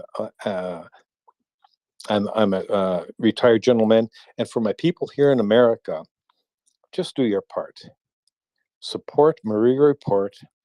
Call your Congress people, your president, our president, your senatorial people who represented you in each state. This is the right fight, and I'm a pacifist. That's all I want to say. Thank you very much. I appreciate you listening to me and allowing me to speak on this forum. Thank you very much. You have all educated me in so many. I'm a fairly well-read person, but you have really opened up avenues of interest and scholarship in so many. I want to use the word Bereiche. I don't. Anyways, I'm going to stop. I thank you very much. I really appreciate you all. And by the way, send some send some money to Chef Zenga. I'm and learn how he knows how to make borscht. And that's all I have to say. Happy Easter to each and every one of you. God bless you all. Thank you. Bye bye. I just want to also add that Chef Zhenga was in the Financial Times today on 2 full pages above and below the fold. So Financial Times today. It's beautiful. And they have his photograph, and I was so happy to see it. And my friends in New England and stuff, we printed out photos of it. It's great. So please donate.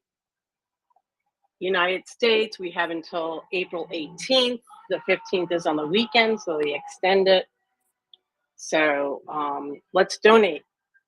It's a good, fantastic cause. Slava Ukraini.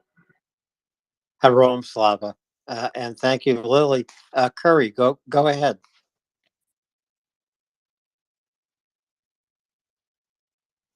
Well, Curry, I don't know if you want to continue. Well, I went. I came off, and but thank you regardless, Alex. Bye bye, Curry, and thank you. Bye bye, Curry, and thank you. And so up in the nest, you can find the Financial Times article about Chef Zhenya that Lily just mentioned. It might be the 3rd or 4th tweet up in the nest, but take a look at it. And when you do, and when you read about Chef Zhenya and what he is doing to feed frontline troops in Ukraine, make a contribution. You can do that very easily by going to MriyaReport.org, tapping on the donate button, or by following the tweets about Chef Zhenya up in the nest. Follow the tweets to the donation link. We're raising money to feed the front lines, as Daryl says, feed the front. And why are we doing this now? For a few reasons. The front will soon be moving forward. All MREs, ready to eat meals that militaries around the world use. These meals are a real taste of home. And so they improve the morale of Ukrainian troops. They give them nutrition. Chef Zhenya even makes special meals. If you're a sniper, you get a different kind of meal. If you're a soldier, you get all the calories you need to keep doing what you do every day. And that's defend Ukraine It's defeat Russia. It is to take back Ukraine's sovereign borders. So please make a donation tonight to Chef Zhenya. Make that donation through MriyaReport.org. 98% of your donation reaches Chef Zhenya. We have our donation set up through PayPal. They take about a 2% processing fee. So you can be assured 98% of your donation goes from us to Chef Zhenya. And that donation means great meals go from Chef Zhenya to Ukrainian soldiers on the front line. Please, please do that tonight. So we've been talking a little bit right now about the Russian economy. The ruble is collapsing. It's collapsing day by day. The weekend gives it a rest. We won't know until Monday or Tuesday what the new value of the ruble is, but it is at an annual low, about 80 rubles to the dollar, and possibly in the black market, as Dryfly was explaining, maybe much more than that. In other words, 140, 200 rubles to the dollar, and that black market on the streets of Moscow and St. Petersburg is a canary in the gold mine. It tells us the Russian economy is collapsing. And very, very soon, ordinary Russians will be feeling the pain of sanctions. We've also talked about whether or not sanctions really work. Well, they do. Peter Duran, who is executive director of MriyaReport, just published a paper about sanctions and looks very closely at whether or not sanctions are inflicting pain on Russia. Yes, sanctions are working. They are inflicting real pain on the Russian economy. I'm going to look for Peter's report. It's worth reading. I'll put it up in the nest. Daryl, go ahead.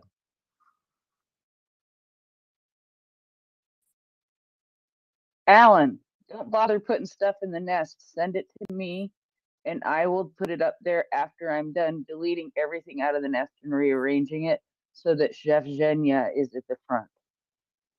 Okay, we will put Chef Zhenya back at the front, but it's also important that that we see President Zelensky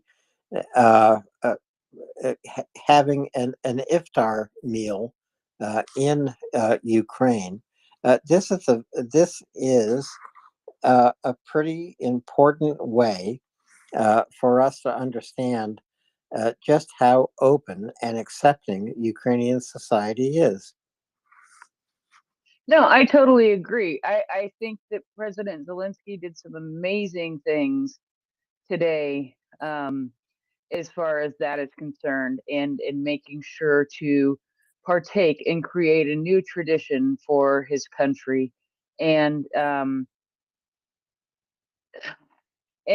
mean, last night, late in the evening, our friend Yehuda and Em ended up in a space together, and it was not a Ukraine related space.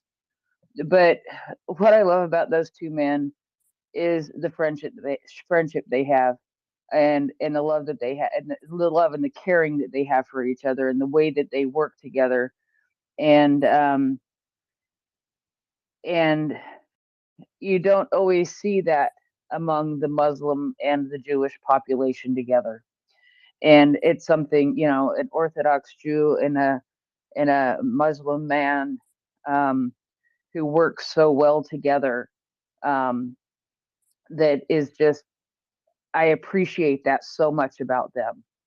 Well, today, President Zelensky, well, he may not be an Orthodox Jew, but he is Jewish, and he may be more of a secular Jew.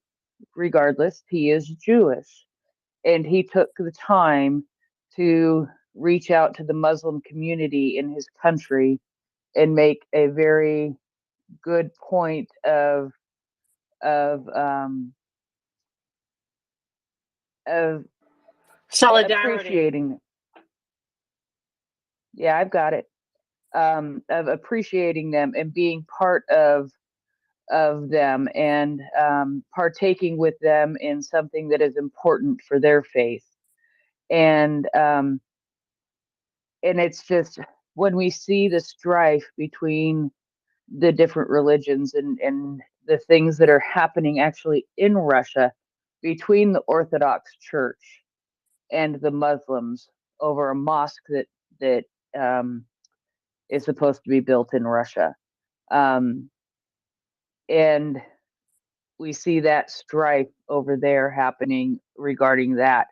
But over here, we see this good example of people accepting each other um, and and respecting each other, even with the differences in their faiths, which is really important, I think, for all of us. I know that I know people of many different faiths.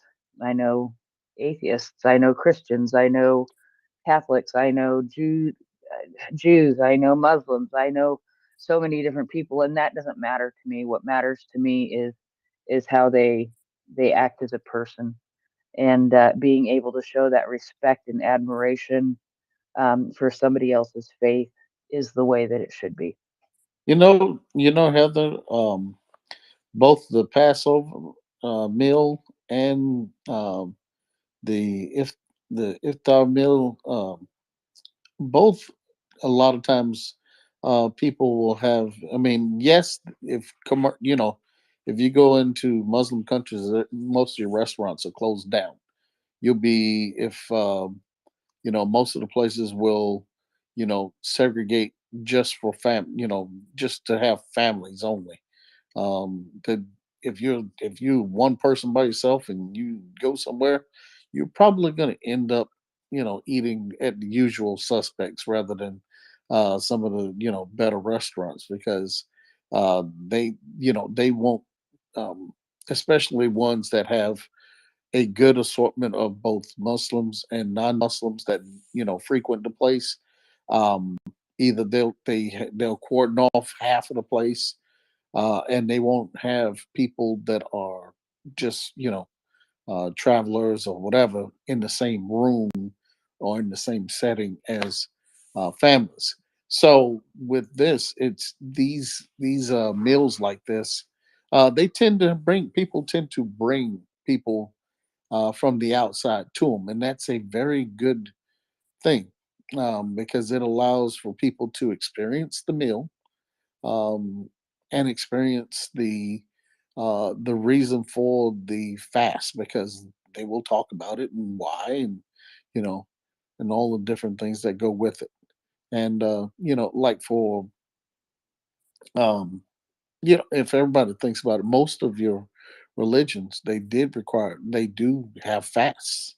They vary in length, but most, at least the majors, all have a fast. So fasting is something that is prescribed in religion, in at least Judaism, Catholicism, and Islam.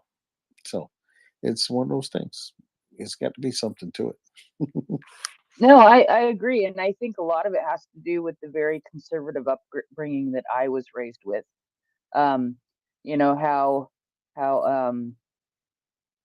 Catholic churches, Lutheran churches, most churches have like communion every other Sunday, or some even have them every Sunday or something like that. Um, in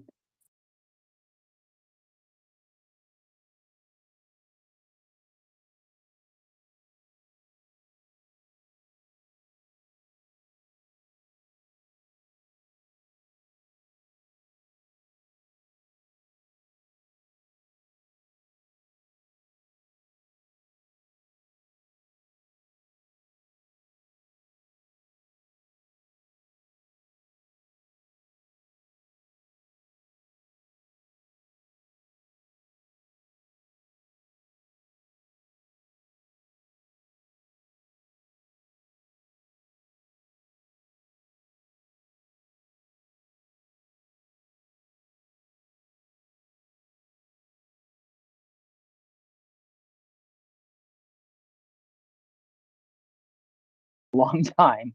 I think I was 16 or 17 when I decided it wasn't the right environment for me. So, I think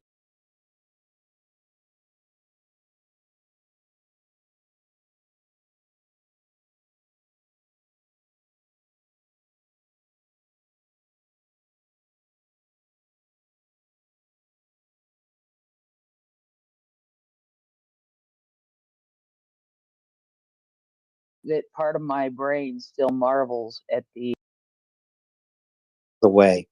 He's not only a war leader, he's not only inspiring Ukraine to defeat Russia, he's inspiring his nation, Ukrainians, to become an open, accepting society. So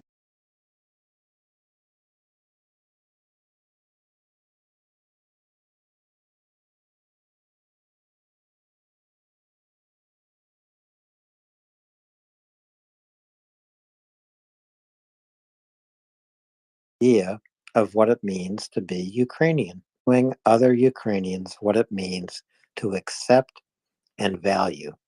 And yes, we all know President Zelensky is Jewish.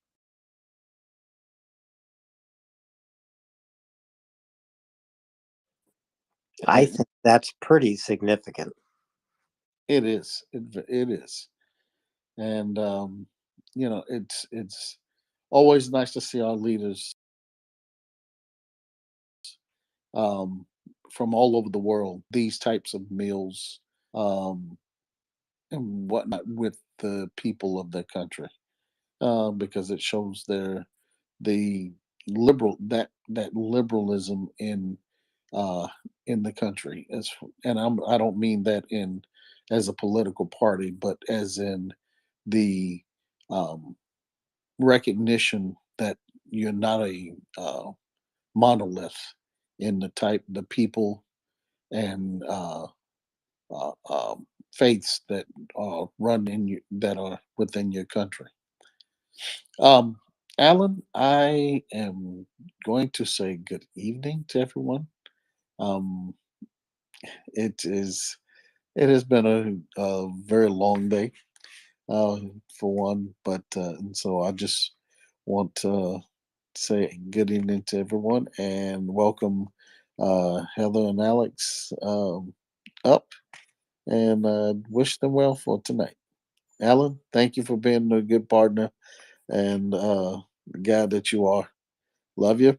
Love you all. All right. Take care. Bye bye. Thank you, Daryl. Love you. It's great to be here with you. And who's Alex? I was wondering the same thing. Well, I'm called Alex. Axel is called Alex. We could even call Daryl Alex. Whoever Alex is, uh, he must be uh, just a hell of a speaker or co-host. Uh, but who knows? Maybe we'll get an Alex up to co-host very soon, and then Alex, Axel, Alan, Daryl, Alex, Prince Alex. It'll all work. Amelia, please go ahead. Yeah, it works. Psychopathology of everyday life. I wish Daryl was still here. John Spencer wrote the book about bringing, and we were talking here about it, bringing everybody to the table and the family dinners and President Zelensky and that Holy Ramadan and Easter. It's about resurrection of for for Christians of Christ and maybe here Ukraine and we all going through some changes. I just want to say that I had a Muslim friend. It was my study partner, and I was watching him. It was really impressive. He didn't eat all day, and then after 8, he eat a little bit dry fruits, and he was. I think Nick. It was the one who said that somebody said he is doing business, and one time he went for a trip and he learned from it. It wasn't that extended, but that friend was really high quality. He revealed in front of my eyes, all open source. I learned greatly. I really admired that he just took whatever he need and nothing else, nothing more, nothing much.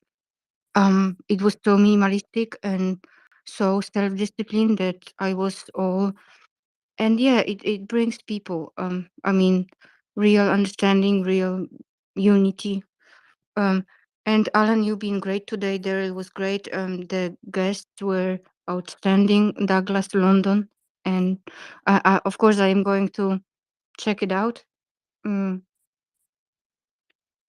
thank you guys. It was great inspiration and stimuli for today. I wouldn't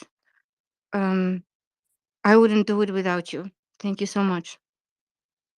Thank you, Amelia. And please stay with us. Keep on going on with MriyaReport. I think the story you were referring to was the story that Dryfly told, and it's such a meaningful story. And you know, when we see President Zelensky have an iftar meal with Muslim soldiers in Ukraine, we need to think about who we associate with, who we are open to, and who we are willing to break bread with. Really, we should be willing to break bread with anyone. When you know, there's an interesting question that has been asked philosophically: how should I treat others? And the right answer is there are no others. We are all one. And here at MriyaReport, we are all one with Ukraine. And that's why we're here. It's why we're here 24 hours a day, 7 days a week. It's why we are raising money for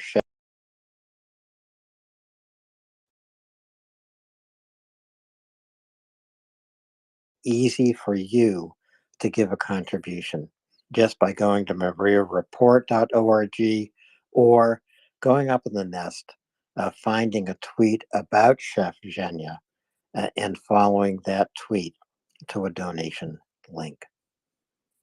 I hope you do that tonight. And this week, it's the week of Passover, of Ramadan, of Easter. If we ask ourselves, how do we treat others in all these world religions? The answer is there are no others. We are all human. That's the important thing. Will, welcome. Great to see you from the People's Republic of Perth. Steady now. You start calling me a godless communist then. G'day, Alan, or Alex, I should say, and Amelia, Curry, Brian, all people I've regularly seen before. Alan, if I remember correctly, I think you're from Boston, and Brian probably from Boston. I don't usually allow two guys from Boston in the room at the same time, but we'll carry on. Good morning from the workers' paradise of Perth, Western Australia. And looking forward to another big day of co-hosting, which is what I do my part for all the religious folks, because I am, as everyone will probably know, I'm a devout atheist. But what I do is to shoulder the burden for folks who are interested in whatever their religion is. They usually want time off at this time of year, particularly, and so I try to do as much as I can in these days when other people have more important things to do for them on that day, given their beliefs. So yeah, that's me.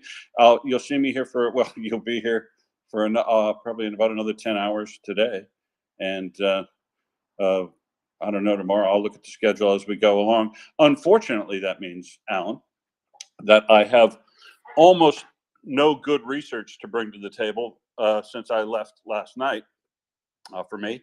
But I did listen to the stories this morning earlier, particularly Dryfly speaking about the currency issues in Russia, and noted that was my experience too. That my direct experience on the ground in Russia mirrored what he was saying in relation to devaluation. Although I'd never seen levels to the 200 level, because remember, I went to Russia way back when they were just trying to lift themselves out of the last economic crisis, and you could walk over to the markets and trade U.S. dollars for significantly higher than the current government rate that you could get in a bank. But the most important thing was you had to go through this huge hassle and stand in a thing called a Russian queue. I'll tell you about sometime later.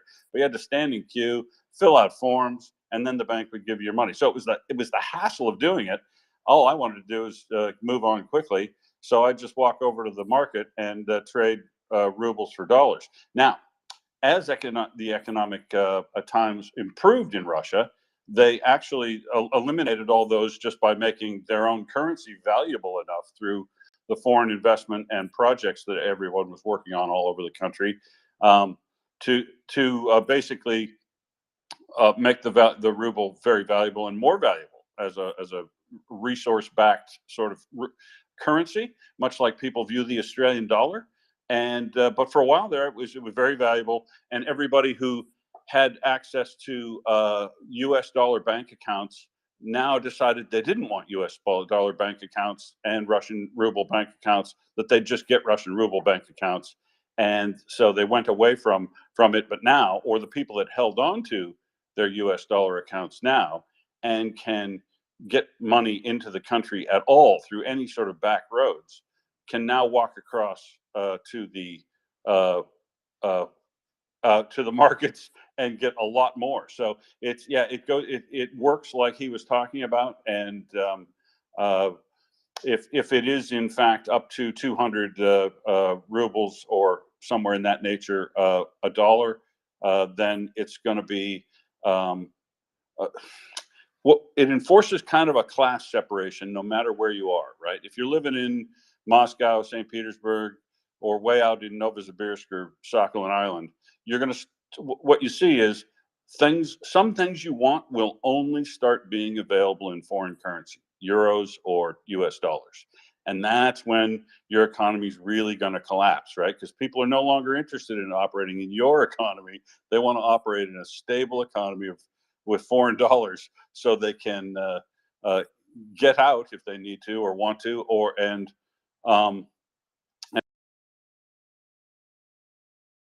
every area will have access to things, and the poor once again will be driven farther down in the economic scheme of things, and that spiral will continue as long as the ruble keeps spiraling out of control. It would be my estimation, but I will definitely ask finance about that when he's back in the next day or two. Sorry, Alan, I went on a little bit there, but thanks for your welcome, and back to you, sir. No, not at all. You didn't go on. Great information. So I understand that Russia is imposing all kinds of financial rules. I may have this wrong, but I believe Russia has put a restriction on the amount of money any Russian can take out of the country. I was going to say 10,000 rubles, but that would be really just a few dollars. And so I think it is the equivalent of $10,000.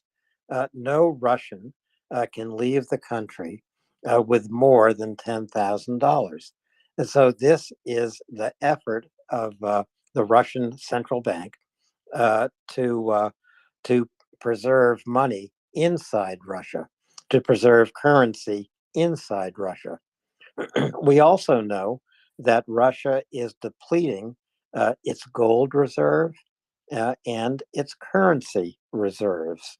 Its currency reserves in dollars, euros, other currencies around the world that that can be traded, that have value, that might actually increase in value tomorrow. So pounds, euros, dollars, maybe pesos. I don't know. But there are a lot of financial controls being imposed right now on ordinary Russians. That is a sign of economic catastrophe. Yeah, and further to that, Alan, if you read the stories produced regularly by Chris Owicki, you'll note in that story about bribery to avoid conscription and mobilization that if you go back for the hardest one to get out of is basically mobilization, and that bribe can only be paid in euros or US dollars. So that also tells you something, doesn't it? Hey, Amelia, how are you? Should we take her question? I am very well. Can I ask a question? Конечно. Yes. As somebody mentioned, it was a lot of really marvelous, outstanding speakers. Somebody mentioned recently there was $1 billion donation towards Russia from the United States. Is somebody going to track that donation and from whom it went? Because obviously we have sanctions, so if somebody had so much money, maybe we should just like old good times, there are penalties. Those are financial. Those people have obviously the money. Where is it coming from? $1 billion. It's a lot of money, right? Yeah, I mean it's a big number, but I haven't heard anything about that. Don't even know. I don't know if that's correct. You have to come with more information about who the person was who did the transfer, if it happened, and how much money it was in between which countries. I don't know that anybody did a transfer that large into the United States, but if they did, there's a thing in the United States now called the Office of Foreign Assets Control, and they can, if you hear about that, and it breaks the OFAC rules for transfer of money specifically set up after September 11th to deal with terrorism and money laundering. You're talking about money laundering. That will be picked up immediately. So I'd encourage anyone in Australia or America or Britain probably does the same thing. If they know about a large transfer of millions of dollars to any foreign country from a Russian citizen, and they can prove it, let that country know through whatever law enforcement agency you first want to contract. They'll direct you to the people you need to talk to. But in America, it would be the Treasury, I believe, with the Office of Foreign Assets Control. Those are the folks that I need to talk to periodically when I have to file U.S. tax returns and stuff. Still these days. So yeah, if you hear about something, that's great for a tip. Send us a tip in DMs or you can speak, open it like this, Amelia, but follow up, Amelia, and tell us more details precisely about what this issue is, if in fact you believe it really occurred. So, Will, I added today, so I will just send the question and forward the information. Thank you so much. That makes me feel so much better. Super. Thanks. Send me a DM. That's great. Thank you, Amelia. So, Amelia, Will, I think this $1 billion transfer to Russia occurred through the United Kingdom through I'll call it a ghost company. This is a company that transferred $1 billion of sanctioned goods to Russia, primarily sanctioned computer chips, Western electronics, etc. And why do I call them a ghost company? This company occupied a building in Bloomsbury, a section of London, that was home of 30,000 other companies. No one answered the phone. There is no office there. It's a 3-story building. And I believe the UK is tracking this down. Did the $1 billion actually get through? I don't know. It's a story worth following, but I think that's what Amelia is speaking about right now. We have, when we talk about the Russian economy, we always ask, are sanctions working? And what we are seeing is proof that sanctions indeed are working. They are crippling the Russian economy. Very soon, ordinary Russians will feel the pain of sanctions if they're not feeling it already, and I think they are. Their pensions paid in rubles go fewer and fewer and fewer miles ahead. In other words, these rubles buy less and less and less at the supermarket, and there are goods at the supermarket disappearing. So sanctions are working. We have our own Peter Duran who can talk about that. In fact, he will be here tomorrow with his regular episode of Stories of Freedom, but I'm also certain he will have time to talk about sanctions because he just co-authored a really important paper about that. We do want the Russian economy to collapse. When it collapses, it means they cannot pay for this genocidal war against Ukraine. And when it collapses, it means that maybe Russians will wake up to what their government, what Putin is doing to them, to their children, to their future. That's my hope. Will? Yeah, I agree. I agree. If you could get the Russian population to embrace hope, but understand the cost that it's also going to have to get them to get there, that would be the way to do it. I sincerely hope eventually. Back in the '80s, let's date ourselves. Back in the '80s, Sting put out that song, about the Russians loving their children too. It's a silly sapophoric sentimentality, but you would hope that that kind of message would get through to everybody living in the Russian regime, so they would view hope and the opportunity to get there, so that when they have have an opportunity to do so, they do change their government, because their government is doing on their behalf. And eventually, at the end of the day, you got to own this. Their government on their behalf is taking their sons and their money and committing genocide in the country next door with willing participants. And that has to be finished and addressed in the wash up of everything. But I think you're right. All it takes is the spark of wanting hope inside enough Russian hearts, and the world will get to be a better place. All we need is Russia to get across the revolution threshold. This was a fascinating conversation we had earlier today, Will, with Dr. Ian Gardner, Dr. Nick Ford, with Axel, also Alex, and other speakers on the space, David Brookfield. What will it take for Russia to launch a revolution? They've done it before. And Ian Gardner had a really interesting perspective on that. He said it wouldn't be the economy. It wouldn't be the number of Russians killed in Ukraine, but it could be. And I thought that this absolutely made my heart drop.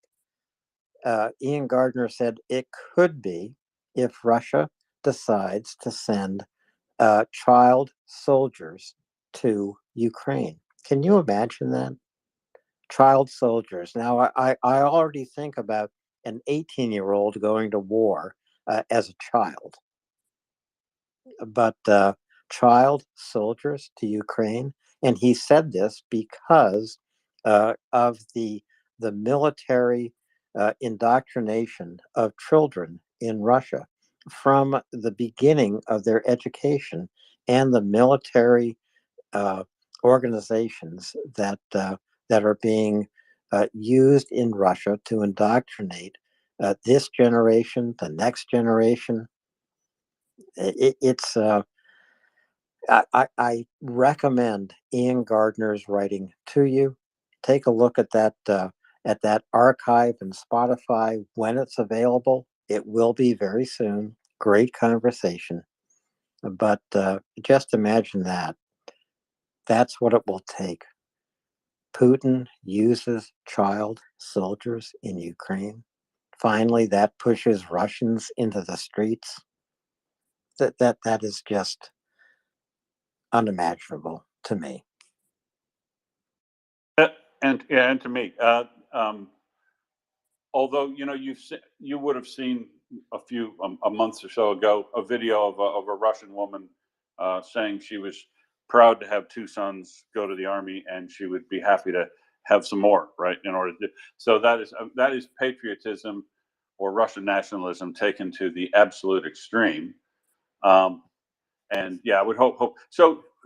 If you can, Alan, before we go to questions again, explain to me in a short definition of what the revolution threshold means in terms of what you guys were talking about. Is it the one thing, or is it the compilation of things? And how do they expect a revolution to materialize in relation to what might happen in the scenario that would cause that threshold to be met? So in Russia, they do not expect a revolution to materialize at all. But the idea of the revolution threshold is this. Dr. Nick explained it. Ian Gardner talked about it.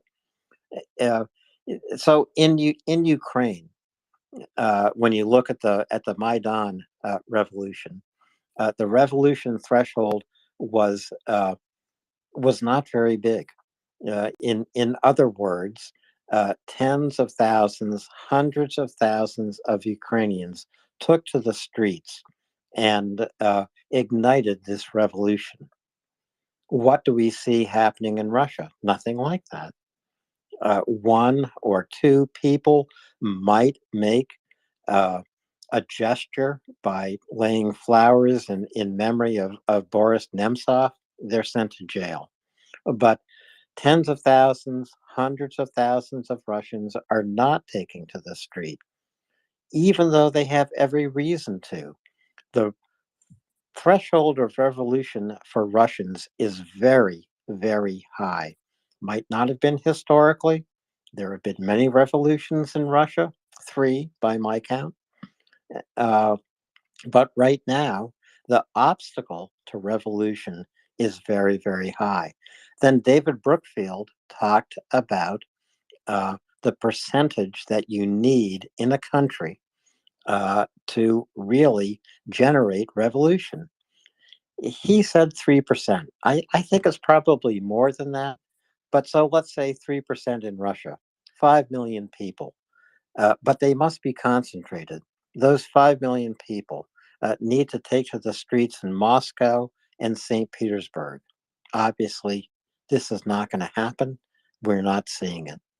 And so the revolution threshold is what triggers you to take to the streets and protest. In some countries, it's very, very low. In Ukraine, it was a low threshold. You could say in the Arab Spring, a low threshold. In Nashville, Tennessee today, a low threshold. Tens of thousands of teenagers on the streets protesting and asking their state government to pass gun control laws because of the mass school shooting that took place just last week in Nashville. Low threshold. Real emotion, real reason to take to the streets. not happening in Russia. So that's my explanation of that. I hope it was relatively clear. No, perfect. Yeah, had I been there to participate in that discussion, I might have added, I mean, well, it's very speculative, but I don't think there will be a significant amount of concentrated popular demonstration in Russia that will lead to a revolution, because you're looking for a situation where things are so bad for everybody, that once a protest starts, others join them. Think of Tiananmen Square, right? The students went out, and the professors, and then workers and trades joined them, right? So that's the kind of cascade of personal support you need to see if you want to get a Maidan or any sort of revolution on the streets done. It's very possible, though, that it's still possible, though, even though I don't think you'll see that happen.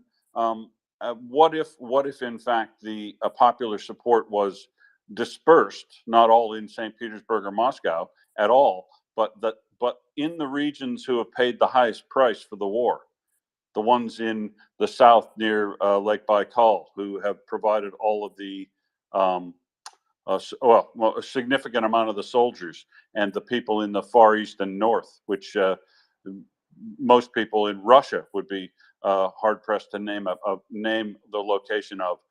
And those people are paying in resources and bodies, including, what surprised me is the Far East, Vladivostok, where the 155th was from. Sorry, is still from the Russian 155th Naval Infantry, that is still technically from Vladivostok. What if you combine this up? The people that maybe there is a significant number, tens of thousands of people that would hit the streets in a place like Vladivostok, along with the returned soldiers and the people who were then ready to hit the streets because of an undeniable loss of life, a tragic loss of life from the 155th in particular, in a war that meant nothing and was led by people who don't represent you and that you're no longer in support of.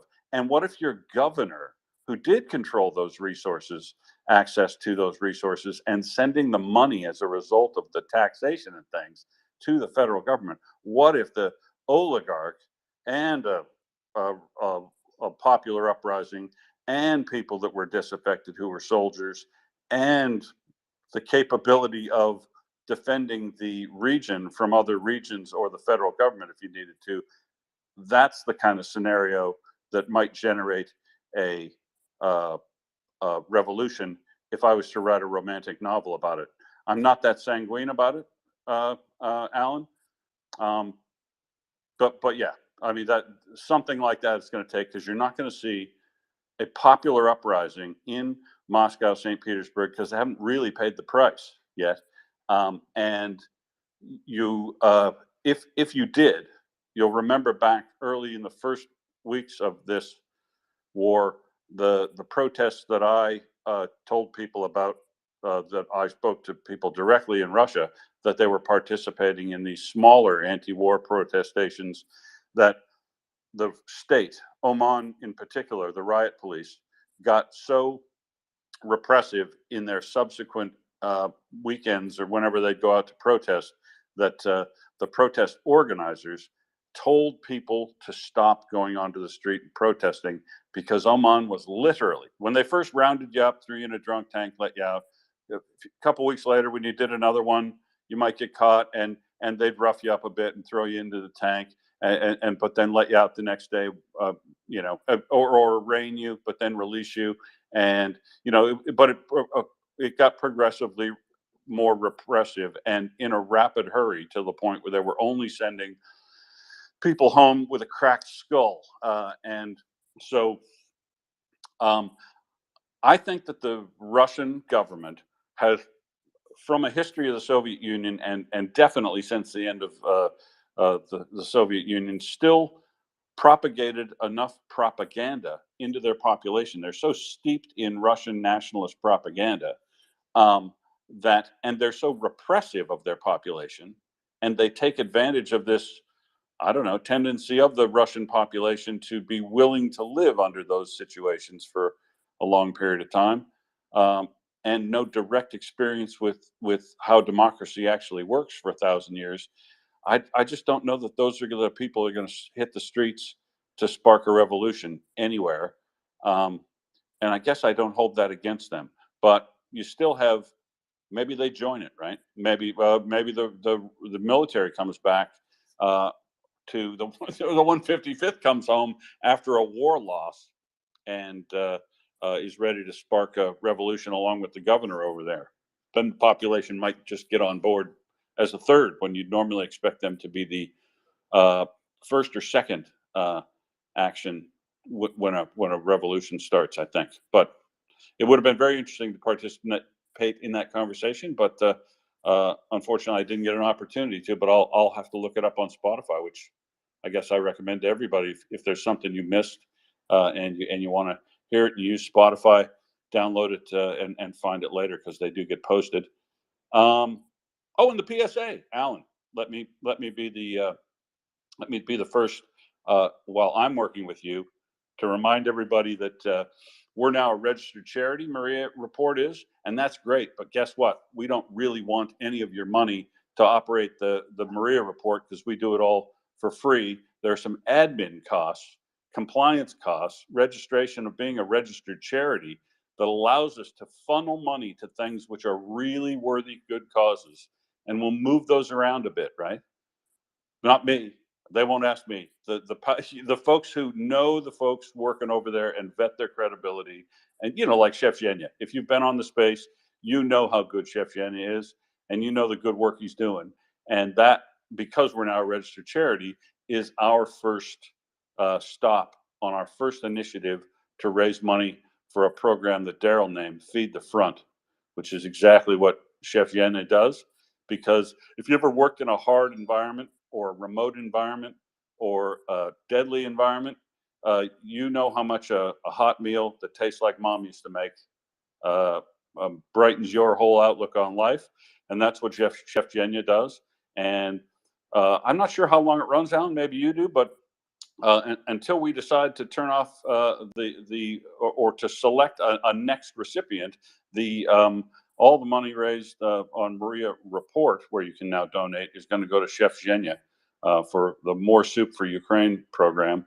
And we would also, if you regularly still want to support MriyaAid, the Canadian charity, which is also a bona fide registered charity up there, you should also do that wherever you can. But for some folks, it's a better opportunity for them to provide support in America because you can actually get a tax deduction, or it's a deductible expense on your taxes in America, and some people find that attractive. I don't bother with that. I just send my money to both because I'm Australian and I don't get a tax benefit, but I don't really care because I'm not here about tax benefits. I'm here to make sure that Ukraine lives are saved and that they win the war as quickly as possible. So if you have an opportunity to, please go to MriyaReport, MriyaAid, or the links in the nest up above, and contribute to that campaign because it's phenomenally worthwhile. Thanks, Alan. Hans, I'll let you tell us who was up next, Alan. So, Will, I agree with you. This is why I gave money to MriyaAid. I didn't care about the tax deduction. I cared about helping Ukraine.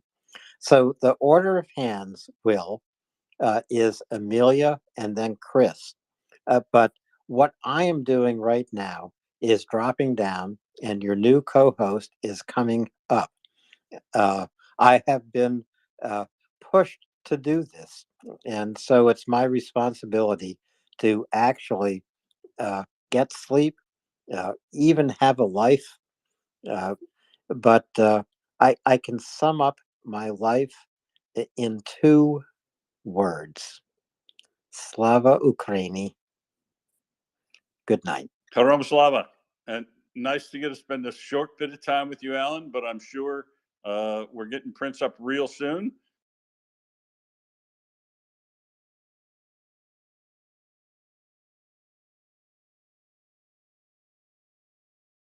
second, and in that interim, we're going to take second, and in that interim, we're going to.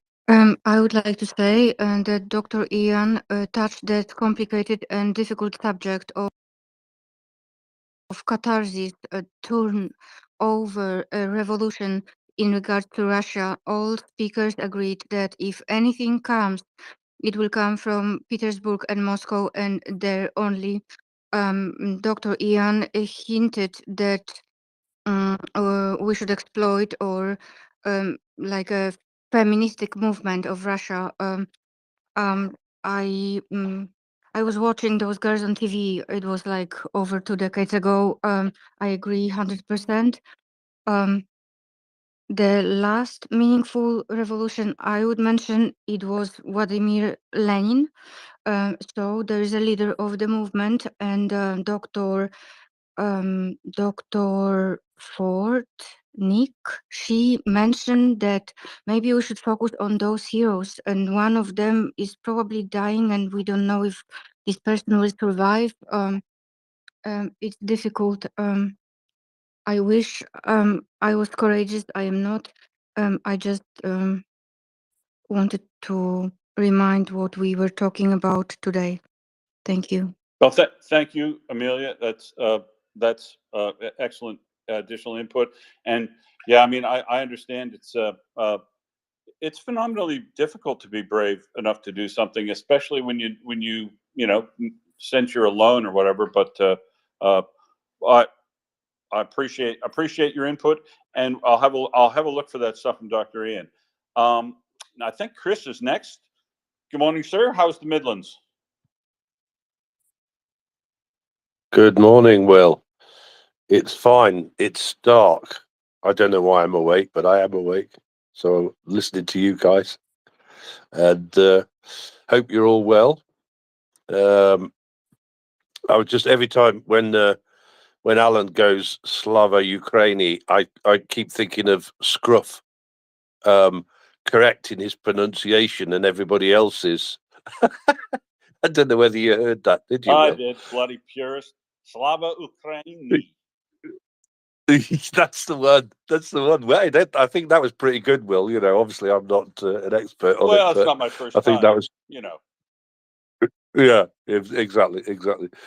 I was, when you were, I heard, I think quite not all of, but quite a bit of the discussions about this, whatever it was, likelihood for revolution and stuff like that. And I don't know whether you've seen it, Will, but there's a Netflix. Is it a series? I think it is a series. The Last Tsars. And I'm like waiting for somebody to say, that it's a good depiction of history. So it's about Tsar Nicholas II, who obviously ends up in a sticky situation with by getting shot in the cellar, him and his family. And if I'm just going to assume that it is, if you like, an accurate depiction of the situation, because and then if anybody watches it and says, "Nah, it isn't, Chris," that's fine. But anyway, because it's actually quite striking how long it takes, for the revolution to actually happen. So there's two sides to this. I think on the one side is like how many millions have to die and how long it takes before the Russians actually revolt. That's on the one side. On the other side, from the Tsar's perspective, the Tsar is completely oblivious, if you like, as to the likelihood of there being a revolution. In fact, it shows the like the Tsarina and the family and that, and like the mobs at the gate, climbing over the iron fences and gates and stuff like that, right? and they're still saying to, oh, look, it'll all be fine. It'll all be fine. You know, that obviously the people would never do anything to harm you. You know, like, and you go, and I don't know, it just like I say, if it is accurate, it just like struck me as like basically what's going on at the minute, isn't it? You know, you know, I don't know how many, I don't know what it is that's actually going to take them to revolt rather than go like lambs to the slaughter. But anyway, it's a very enjoyable watch and that, and if it is accurate, then it has a lot of resonance with what's going on. And the other thing, you know, the image I've got in my head is of eventually the soldiers revolting, like on the front lines, and there's a particular scene, you know, where an officer is basically trying to get the soldiers to go to the slaughter and that, and the soldiers basically say no, and the officer gets his gun out, you know, and like basically he's going to shoot the soldiers and that, and the soldiers basically just all turn around and point their guns at him and go on then, you shoot him and then you're dead. You know, so anyway, for what it's worth. Thank you, sir. Hey, welcome up, Prince Heather. How are you? I'm doing okay. I finally kicked Alex out of the seat. I had Alex for 500 and it didn't work, so we finally got him to move. If I could tell you how, well, me and you, right? If I could tell you how many times I've noticed when we show up to start our shift and we end up hanging around for the first hour and a half, 2 hours sometimes. It's all good though, as long as the conversation is moving along. And it's really, I find it hard to push Alan out of the seat. He's so good, but very well replaced with you because you always know what's going on, and I love that. I spend a lot of time figuring that out, but let's go to our hand first. Is that Ilya? That's correct. Please, mic check. Let me know whether you can hear me well, because I'm from China and I need to use the different IP, so it's usually choppy. The connection is choppy. Let me know whether you can hear me. 5x5, Ilya, great. Okay, that's great. Slava Ukraini to everyone, and I would like to just present my view of this threshold of revolutions. It's really nice concept, and I agree with very many of the points which you just previously raised. But also I have something to add. So why this threshold is so high? So in my opinion, this 70 years of this negative selection by this communism regime, by Stalin, so that the people they learn how to like, or let's say they forget how to say no. They learn in this conformism, and this conformism stays in the families, and it is being nurtured and it is being like promoted, and that's why you don't have this support. Like we had this moment when this threshold was lower. This was like the beginning of the 2010s, where we could see that there is something, and there was a possibility at that time. However, currently I really don't see, like, after all these repressions, after all this terror in this totalitarian state, there are no conditions. I see no conditions that there could be some kind of spark. Even the women which might be weeping because of their dead children, they need to be supported. There should be some people who come and accumulate the significant numbers. For me, it should be arguably probably 700 to 1 million in 700,000 to 1 million in Moscow, and that's enough. I don't think St. Petersburg matters, actually. That's kind of as a supportive point, yes, but I think that's not what will collapse the regime. I think Moscow is a critical point. The periphery also doesn't seem to be really vital for that. But 1 million in Moscow, so around 10% of the population. It's a huge number for Moscow, and I don't see this core happening soon, because most of those people who could confront, who could be coming out, they are now either oppressed, or some are killed, some are pressed out of the country, the others are like afraid. So no way, I don't see it in the next years. But within the next years, when the economy, when the sanctions, since they are working, they're really working, and they will work. We will see the consequences much later, but they will actually force the people to really think about, well, that they are getting hungry, and at some point I do see that the lumpens and the people who are really starving, they might really be supportive to these actions of the mothers who might come out. So I probably then, so in several years, that might happen, but I really don't see the conditions now. So now the threshold is indeed really, really high. Agree with all yeah, that. so I think that's my take on that. Yeah, I agree with all that, and the key point you made there is it might happen in a few years, but really the only, I guess, realistic scenario I could predict would be Ukraine does end up having to drive Russia out of its entire to its 1991 borders in the next year to 2 years, and then Russia is further isolated with sanctions for a period of time and embargoed essentially by the world in a North Korea fashion until it collapses of its own right. And you know, the causes that'll happen at that time will hard to predict. But yeah, I agree. I with the repression that they've seen increasing from basically 2002 right up to now, the 20 years I know about, repression has been increasing steadily in Russia.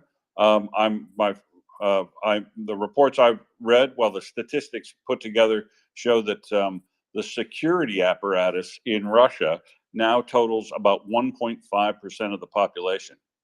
So go ahead back and have a look at your country and see whether or not the police at the state, federal, and local level equal 1.5% of the population, and I think you might be surprised at how big that number is. So yeah, repression. They've had a lot of propaganda, right? The propaganda put out by the Soviet Union was actually still kind of modified, and some of the messages they were using and the tags they were appealing to turned into this just Russian nationalism. And one would argue now that the Russian nationalism has been there all along. It's the thing that drove them to try to Russify all of the areas that they took over and occupied. And the bizarre, absurd stuff is like even other cultures started participating in that, right? Stalin was a Georgian. Khrushchev was Ukrainian. And they all got on board with this greater Russia nationalism thing and Russified the Soviet Union back when it was supposed to be the workers' paradise, because they didn't know Perth existed at the time. And you know, that theme of Russian nationalism has carried on, and they carried some of the tropes and some of the stuff that they used under the Soviet Union, and they just kept building propaganda about this Russian nationalism all from the time, well, since shortly after the 1991 breakup of the Soviet Union. Within a very short period of time, the consolidation of power began and then started to accelerate. And by the time I got there in 2002, it was almost complete. And then it became a one-party country again, United Russia. And what I guess my point is, to add what Ilya was just saying, is repression has grown. The state repression apparatus has grown. The use of it on the population to intimidate has grown. The propaganda has continued for generations, literally like 3-4 generations back. You know, that you would be able to carry some of this propaganda through that's in the core of the messages today. And that's why you still see pining for the Soviet Union, right? Look at all the Soviet flags that have been carried into Ukraine with the invaders, right? They want to put the old team back together, right? They want to take over all the countries if they could that used to be part of the Soviet Union and make them part of Greater Russia. I mean, that's what's happening. It's not a weird conspiracy theory. Yes, sir. Everywhere. Sorry. That's why all the honorable speakers agree that going hard with those sanctions, and basically they all agree no slack, don't give anybody slack, so they can feel the pain. Agree. Yeah. Of loss. Yeah. I agree. And you agree with that statement, Amelia? I do. It needs to be hard. The change and those catharsis, the change and turn come with the pain sometimes when you're on your knees and yeah, very well put. Very well put. The change comes really with the pain. Really good point. Really good point. Thank you. I agree. Unfortunately, I see also another way that this can also last for a long time. So pending Putin's like not very healthy state, but otherwise, there is also another way that there will this stagnation this will remain, and this will continue for years to come, and that I guess that that's an not so advantageous situation for everyone in the world as well. But I hope this will happen. I'm very sorry. So my family is here. Thanks, Ilya. Your connection is starting to degrade a little bit, but we caught all of that. But you might want to try to log back in and get re-added as speaker, because it was crystal clear when you started, and it's starting to degrade and get a bit scratchy now. But yeah, excellent point. Prince, you want to add anything, or should we go to Curry? No, go ahead and go to Curry. G'day, Curry. How's things in Bemidji, mate?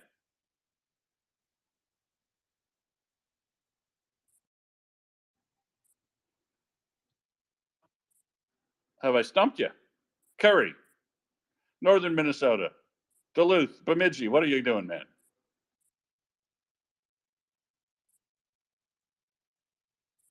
Rutro. We lost Curry, Prince. Curry, add yourself back. Ask or request again, and we'll add you up as a speaker. It's all going haywire, Prince. What's going on? I don't know. He probably got called to dinner. He probably got called to breakfast dinners or something like that.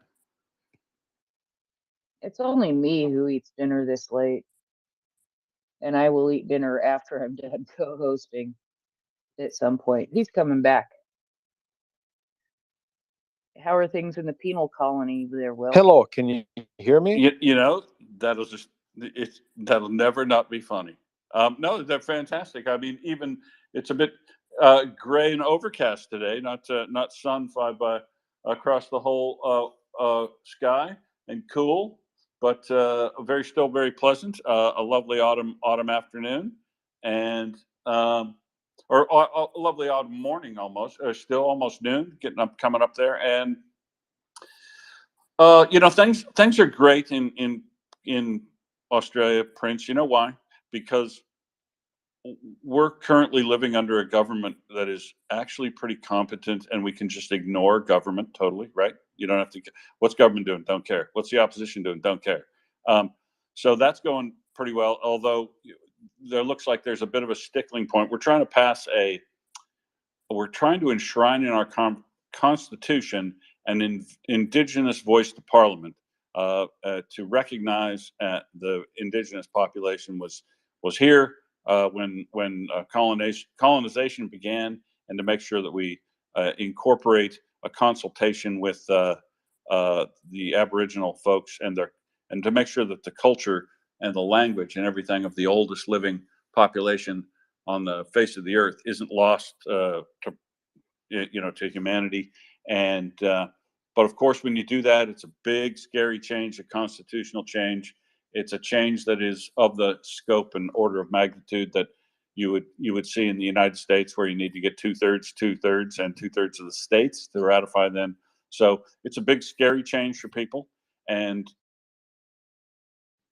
there is a lot of discussion going on around now, and that's the only thing to worry about right now, because that's getting a little divisive, that conversation. But otherwise, Australia, and Perth in particular, Western Australia, is actually cruising along incredibly well.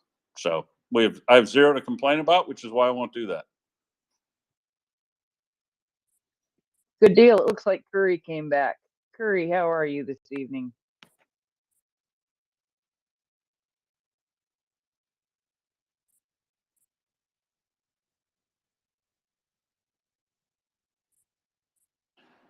Kerry, mate, you might be talking into a muted mic. How are you doing up in Bemidji? Okay. Can you hear me now, sir? All good. Can you hear me You're now, good. my friends? You bet. Proceed. You're good, Curry. Well, thank you very much. I do not live in Bemidji, which is a real fine city in the northern part of my state. I live in Duluth. Oh, I've been there. And Been to both. well, that being said, first of all, I want to say I really appreciate MriyaReport for some of the, as I've stated on different times when I got to talk with Alex and others, I'm a fairly liberal, almost,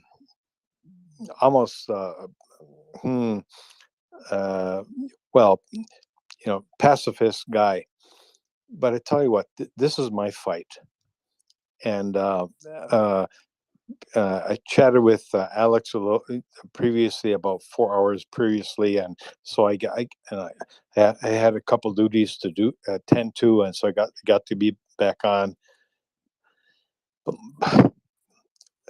As far as Ukraine is concerned, I live in a state where we have multiple people who have come from, including my own heritage, Finnish. That we have, I live in the city of Duluth, so we have Slovenian, Greek Orthodox, whatever. We are here in the holy season. We break bread. We get to eat together. It's a big deal for a lot of people, because we have,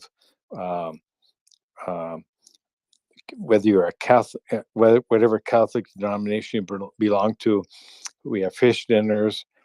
We get together and we get to eat bread, and eat some fish, and be part of the community. And south of me in Minneapolis, St. Paul, we have two very large. I mean, not only the Ukrainian communities, both Catholic and Orthodox, but we also have people who are of Romanian heritage. All of these people come together. We break bread. This is seasonal Lent, and to be I'm a Unitarian. I'm almost by religious belief and practice, I'm almost I don't know what to say, but I'm out of the norm. But what I want to say is this: all of these communities here, who have stretched back over 120 years, they are doing their part to support, maybe not MriyaReport, but the people I grew up with, who were Ukrainian children of Ukrainian immigrants. I know the story, and from Holodomor and so on. And I, as a pacifist, I fought against the Vietnam War and so on. I've told this to Alex, who was on previously, and I'm going to say it again. This is my fight. I will not. If I'm of retirement age, but if I was not, I would not. because of my beliefs, I would not be able to hold a weapon, but I could carry a first aid packet to save those who were wounded. This is our fight, my friend. This is, as Alex said, maybe on 4 or 5 hours before this. I agree with him. This is our fight. This is our 1939 moment. My friends, I'm a pacifist. I would never, I'm not capable of taking a gun and shooting somebody. I'm just not. But I can render aid. So to each of you on MriyaReport, I'm just going to ask you this. Donate a few bucks. You spend I'm as I said, a retirement age. We go out as a retirement community. We get together with our friends. We spend $2, $4, $5, $6 to go have a good conversation. Why don't you just match it? Just just say, well, I go off 2 times a week and have coffee, and I spend $5, $8. My friends, just match that to something, a entity like MriyaReport. Could be the Red Cross. I don't care where it is. Could be maybe even to your local congregation. We get to be part of this. This is the most important.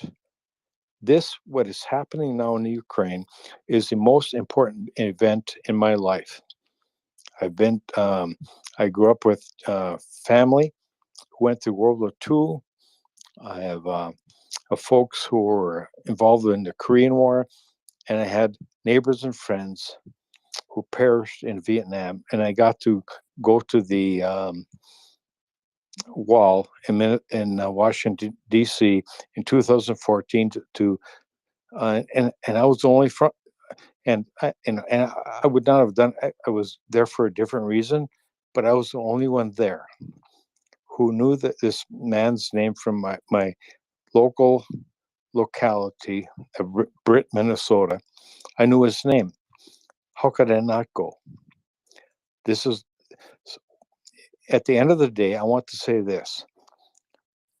I'm just going to ask each and every one of you to put a few extra bucks to MriyaReport and some of the different other entities that are affiliated with it. This is my cause. I know people who survived the Holodomor. That's all I want to say. Thank you, my friends. And do what you want to do. I don't care. Thanks, Curry. That's all I have to say. Thank you very much. Thank you. No, thanks for joining us as always, Curry. That's a inspiring tale, and we hope to hear more from you. I guess later or tomorrow, and keep engaged in whatever you think you've got something to add, because everybody does. And right now, Chris has got something to tell us. Hey, Will, and hi, Prince. Hope you're well. Well, just picking up on what Curry said there, he mentioned a few nationalities, didn't he?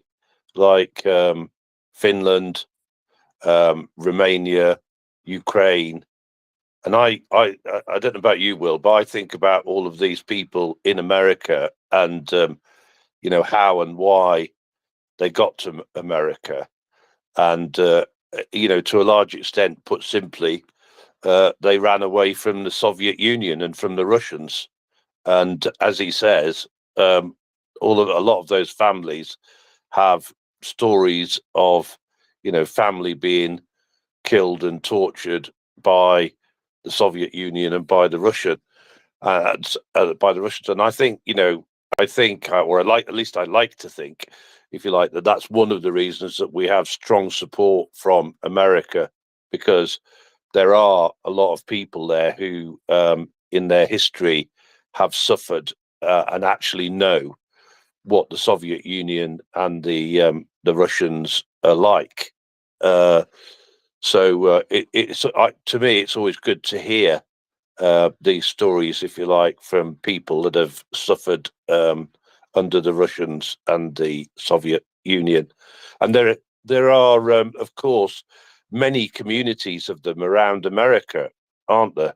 You know, there are these enclaves, if you like, of Ukrainians and Romanians and Finns and all around America and Canada, of course, and that. So I think I basically think, and I always thought that this was one of the biggest mistakes that Putin made, was that he didn't realize how many people there are around the world that have suffered from the Soviet Union and the Russians.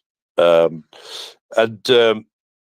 other thing I was just going to say, Will, was that my war, if you can call it such, if you like, was when I was on a flat top out in the Eastern Mediterranean when the Russians went into Afghanistan, and we basically picked up the Royal Marines at Gibraltar, headed for the Eastern Mediterranean, and basically waited around there for orders to send the Marines into Afghanistan.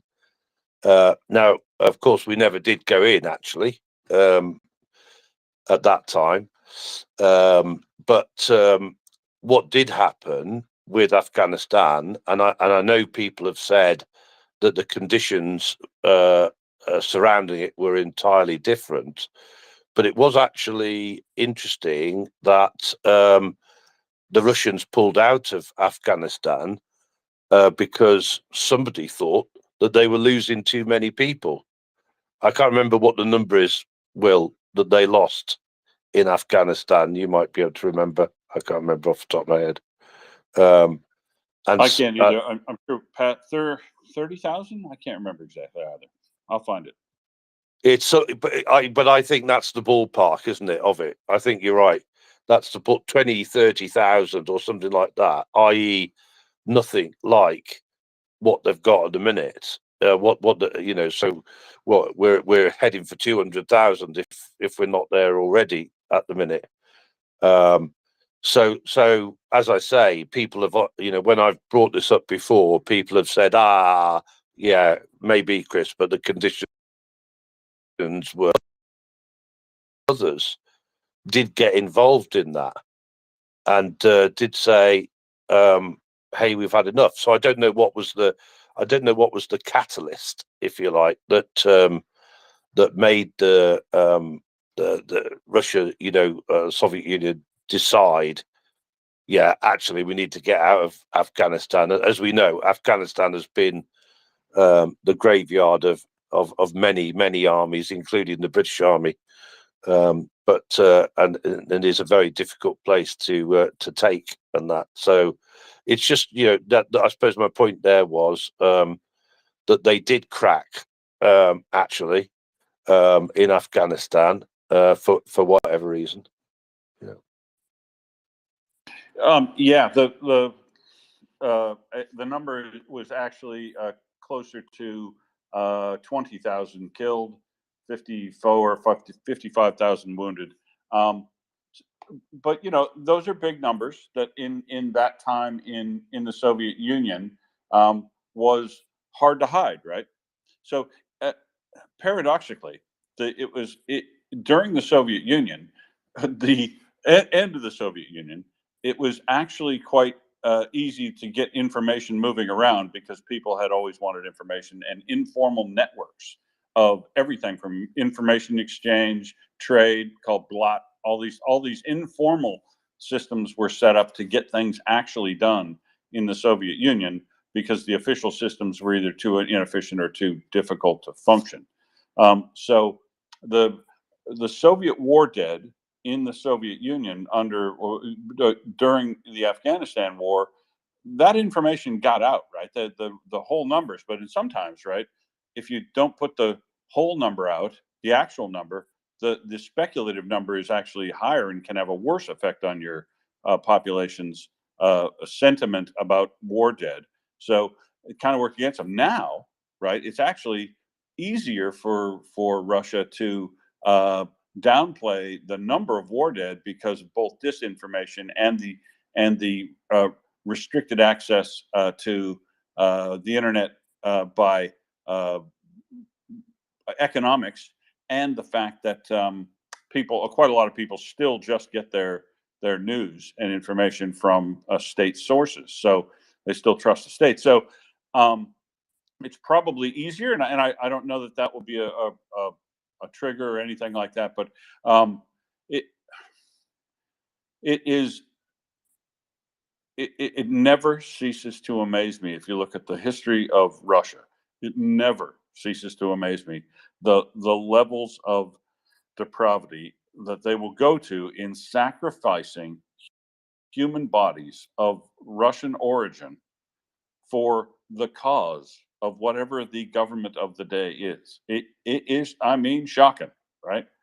You only need to go back to World War II, a few hundred kilometers north of where they're currently working on, and the Battle of Kursk, over 7 weeks, Russia lost 800,000 lives.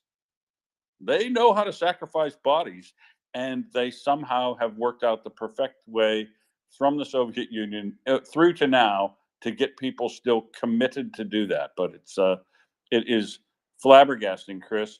I'm going to go back to Chris. Sorry, Curry's up next. Curry, what would you like to add, sir? I love this conversation. Thank you for responding to me so quickly. Thank you very much. What I want to say as an American living in Minnesota, a quite docile, good life. I'm retired. I have certain abilities with languages. I speak German fluently. I'm pretty good at Finnish. But there are those, and I'm going to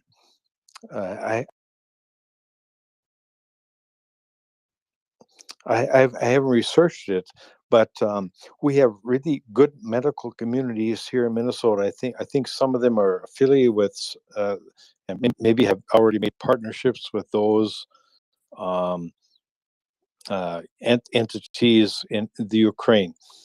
First of all, I want to say, as a retired gentleman, I have certain abilities. I'm really good at German, although I'm a bit rusty, but I'm pretty fluent. I was a teacher, and so on. So what I want to say to my American cohorts, and perhaps those maybe worldwide, you have certain abilities. And as I mentioned before, I'm a pacifist, but I'm all in it with Ukraine. We have people who have suffered in the Ukraine. They have, be it, and I haven't explored it through my local representatives, but we have good medical communities here in Minnesota. I mean, from child psychology, people who have gone through medical procedures where they needed new limbs and so on. I'm going to explore it further. And maybe there are some partnerships that I don't know about, but we have a plethora of people who have great abilities, who I think who are generous. And we are generous people, I think, on the most part in Minnesota. And I'm not sure if they have the funding for it, but at the end of the day, we have people who have suffered serious injuries, both psychological and physical, in the Ukraine. And I think there's been a couple partnerships that have they've brought people here to some of our bigger medical communities to get prostheses and physical therapy and so on. But I think it's limited. Well, at least not as broad as it should be. And what I want to say is that we have, and that I think that's it's I wouldn't say an imperative, but maybe it's something that we really should do. And for those of you who are my cohorts in my state, I want you to support that, because and we've had some general associations for sport teams who have come to the northern part of my state, and it's fantastic. But we have to deal with the damage and the harm that has happened to people of the Ukraine. We have huge Ukrainian and communities, both Orthodox and Catholic, in the larger areas, not where I live, but we know that they're part of our experience. I want to say what I want to say partially is that when you contribute to MriyaReport.org, you're supporting that, and I don't know what I can do. I'm just a citizen here in my state, and I can just do my own part and encourage my local representatives to encourage our medical community, which have been pretty, well, as far as I can tell, generous in helping with those who need prostheses and so on, and have dealt with some of the needs that are happening in Ukraine. And I want to encourage that. I'm just doing that from my local level, state representative, and perhaps a state. And what is a little bit, I won't say we're selfish, but sometimes we're not that aware. And that's surprising to me. I mean, most of the people I've lived with are pretty well educated, and but they're consumed with the local family stuff.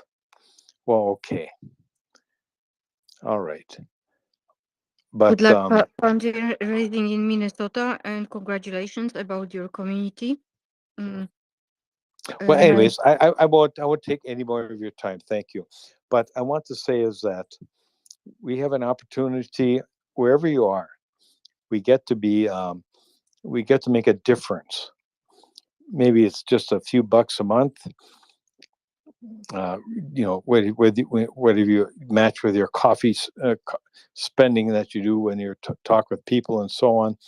That being said, thank you, MriyaReport. And I'm just trying to do my part in Minnesota. And so God bless you all. That's all I have to say. Thank you, my friends. Take Thanks, Kerry. care. Thanks, Kerry. Hey, Chris, back to you. Curry, sprechen Sie Deutsch. 1, 2, 3, 4, 5, 6. And that's about all I know. But Curry, you may wonder how I know that amount of German, because I never was taught any German at school, and the reason that I know that German but watch every episode of Hogan's Heroes, so you're expert. The reason that I know is that I was born on an RAF station, RAF Wattisham, and then with my dad and my mum, we went to Germany. So I was in Germany as a baby from being a baby to about 8 or something like that. Yeah, and you should be pretty fluent. Pardon? You should be fluent in Deutsch if you had the capability to absorb it at that age. Well, not really. Will not really, because if you think about it, I was on a British, RAF station, Royal Air Force station, and and pretty well, you know, I don't know that I came across actually that much German and that, you know, but obviously I came across some. But you know, we were in Oldenburg, Garlenkirchen, Cologne, and that, you know, basically fighting the Cold War, weren't we? You know, and so I always say to people that I've been fighting the Soviet Union and the Russians since I was a baby. So, um, but I was just going to say as well, back to Afghanistan, Will, and again, people will say to me, well, the conditions were different then than they are now, Chris, right? But it's sort of interesting to just ponder, Will, what was the trigger that made the Russians pull out, right? So maybe it wasn't the number that were killed. It wasn't the Russian mothers protesting at the number that was killed. Maybe it was, you know, the Stinger missiles that were just that were basically showing the Russians and that they were never going to win that, you know. Or maybe it was Afghanistan, and maybe also it was the oil price, right? Because if I remember correctly, Will, the oil price crashed and was actually, if I remember correctly, it was sort of around where it is now. And I believe that again was one of the factors. So I'm not an expert on it, but it's sort of just interesting to ponder You know, why. you're correct on the timeline. There was a collapse or not a collapse, but a downturn in the price of oil, coincident with the issue coincident with their invasion of Afghanistan. I mean, essentially, Chris, I would probably, I'm not a historian. We ought to ask Jeff Snyder about it or something, but it seems to me that the end of the Soviet Union, the country was drifting into a malaise economically and socially, and the nagging loss of life and injuries that the war injured that came home in particular were gnawing away at the Russian psyche and morale. And I think they basically and Reagan had run the U.S. military engine as fast as he could and built up a federal debt larger than all the presidents ahead of him. Think about that for a second. But in doing so, he revved the engine of the United States so hard, and the Soviets tried to keep up with that essentially it started to collapse their economy as well. They just couldn't keep up. All the all the failings and failure of the 5-year plans over and over and over, the fraud and corruption that was obvious even back then in the Soviet system, it was seen as a declining system. And so I think for a time there, they pulled back of their imperial ambitions in Afghanistan and their hope to take over area that put them closer to places where they wanted to be and their neighbor Iran. But that was seen by them as folly based on the conditions of attempting to dominate Afghanistan, which, as you say, is the graveyard of empires, I guess they say. And so that they got caught in that trap coincidentally with the same time. And all of those things together is what essentially caused the government of Russia at the time under Gorbachev to try a new way, right? To try glasnost and try perestroika, to reform the economy and draw more of the informal economy back into the formal economy, and try to reform the system a little bit. But his attempts at reform failed, and the Soviet Union, as we know, collapsed or broke up. So I mean, I think that's what basically happened. But as I say, happy to take other views on it, and also run down Timothy Snyder. Boy, would I love to get him on the space. So sorry, I lost track, but Curry, I'm going to go to Joey next, and then back to you. Evening all. I'll be driving home from football after playing football for the past couple of hours, well, 3 hours. And when you're 41, playing football is particularly hard on your aging body, especially when you got a dad bod like me. But I heard pacifism, and you know what? I love peace. I love peace and love and all that stuff. I was a big fan of the Beatles, John Lennon. All you need is love.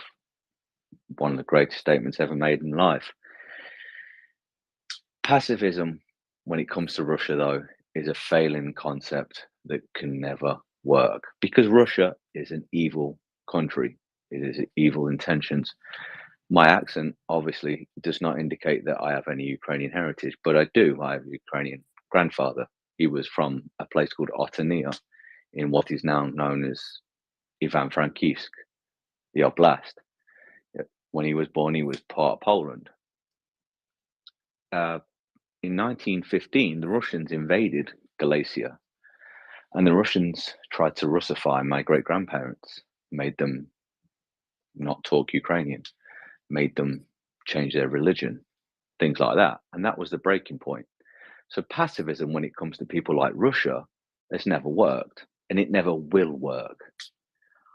I respect the pacifist view. I really have to. I have tried to have friends of different cultures, different religions to enlighten me.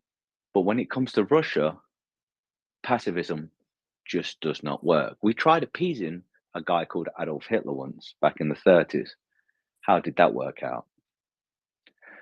We've tried being nice to Russia. We've tried embracing Russia.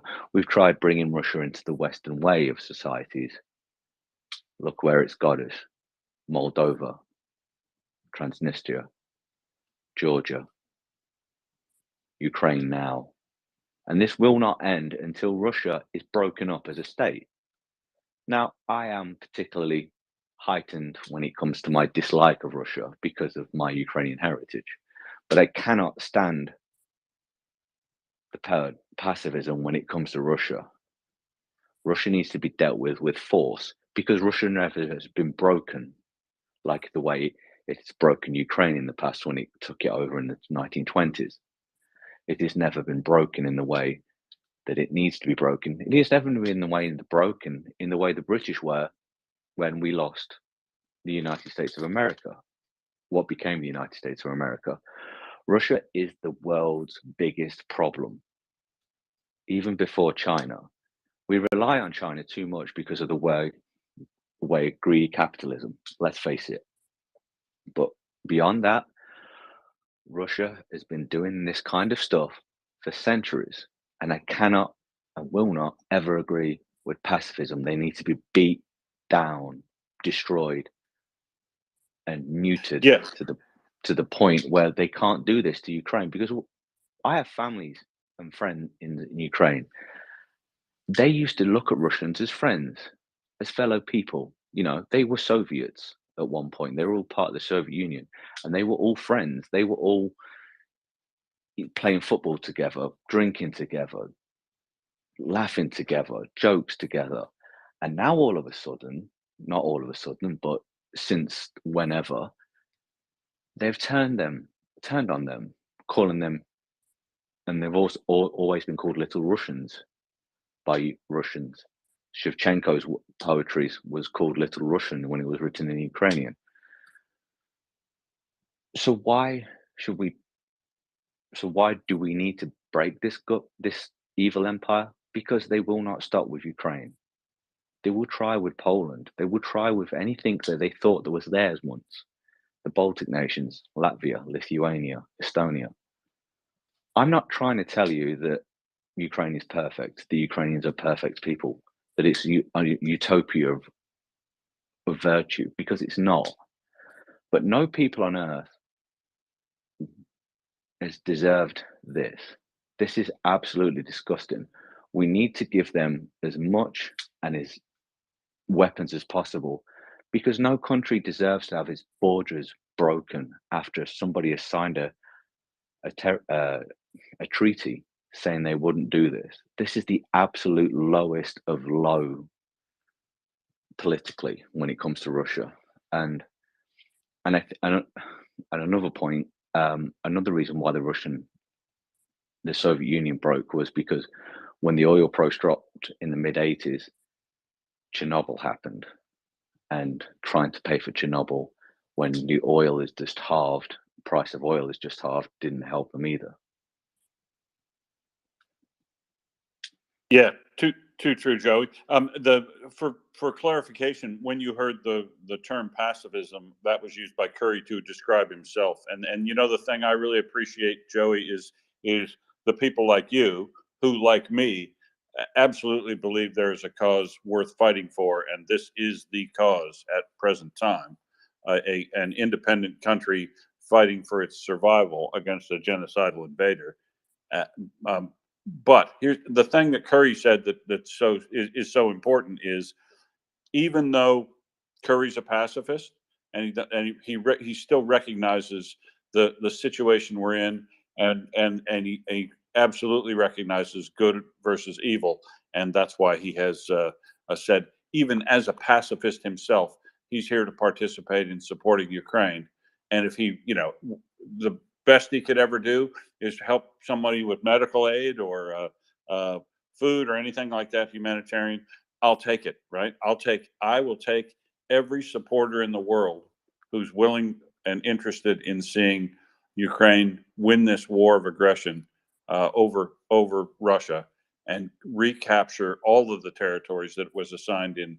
Agreed in 1991, as Joey said, in a treaty, so that they would give up their nuclear weapons, and so the I vast agree with majority of that. the people in the world are on our side on this, and I embrace Curry's point of view as much as I share Joey's. I agree with that. It's just the word pacifism, because it could be one of them kind of conduit words. You know, it starts off as pacifism. Well, maybe we're trying to get them now to be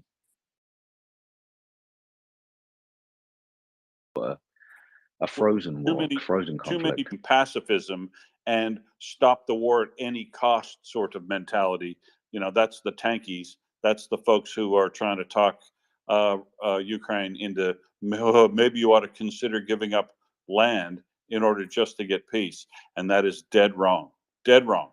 And the reason that's wrong is it won't stop anything. It'll only pause things until Russia starts up again, and it'll also give an indicator to every nation around the world that's temporarily or long term stronger than its neighbor and always been envious and covetous of their land to go ahead and do it, because the world order is then turned upside down. Since the early 1800s, when the modern nation state was recognized to come into existence, and the world's countries around the world started negotiating treaties and borders with each other, that's part of the world order that keeps chaos from ruling over the world, and in the form of autocracy. And it's one of that's why I say that there are some things worth fighting for.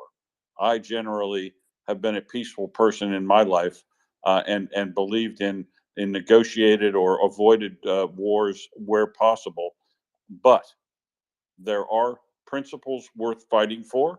This is all the things that are embodied in this war in Ukraine, about the nation state, about the right to self determination, about the desire and hope to join the world's community economically and integrate, and the world's reprehension and revulsion and absolute fury over genocide. And this isn't being rhetorical.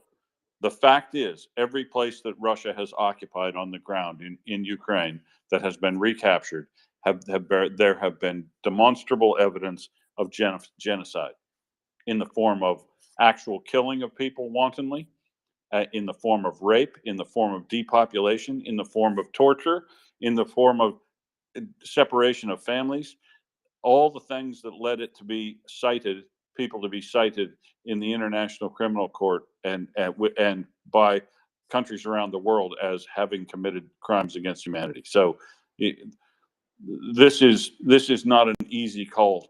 This is not a difficult call to make, right? You're either on the side of self-determination of nations, even if I don't agree with them, right? I want Ukraine to become an independent nation that doesn't take instruction from anyone other than its own population to decide what it's going to do. I don't want it to be dominated by Australia or America or whoever. I want it to break free, win this war, and stand on its own, because I'm not scared of Ukraine being an independent nation, and that's all I want to see for them is what I've got, right? That's all I want to see. So I Joey, believe this. I believe this is good versus evil. I'm sorry for over talking someone. I believe this is good versus evil. If Russia had a legitimate reason to go into Ukraine and save Russian minorities, save Russian speakers, or whatever shit they came out with, then maybe I would understand. Maybe I would never support it because of my Ukrainian heritage. But I but do of course believe that was all debunked, wasn't it, Joey? Yeah, There is no real evidence of that having happened. And when the people in Luhansk and Donetsk had their opportunity to vote for independence, they did so in numbers that would easily be called a landslide in these days' terms. But so they have voted on this, and any indication that even the Russian speakers that live in Luhansk and Donetsk are interested in being part of Russia is poppycock. My family all can speak Russian, because at one point I was going to get a friend of mine who I play football with, who's a Belarusian. He was going to talk Russian to them, so we could talk Russian to them, and then he could talk Russian back to him, and he could talk English back to me to say what they talk, because I don't speak Ukrainian, but that was going to be my way of speaking. So they don't need protecting from him. And obviously my family are from the more pro-Ukrainian part of Ukraine, that historically has always wanted to be part of a united Ukraine. But the point you made, Will, the east of Ukraine in 1991 was like almost 80%. I think it was over 80% voting for an independent Ukraine, and they are Russian speakers. So Putin can take his lies and shove them up his arse, because Ukraine just needs to be armed to defeat Russia, break Russia, humiliate Russia. Because for centuries, Russia has been doing this to the Ukrainian people, whether it would be called Ruthenians or whether it be called Ukrainians. It doesn't matter. This is shit that's got to end, because it's not just in Ukraine either. We are living with the biggest. That country should probably change its name to herpes, because we need to get rid of it, because it's damaging the world so badly.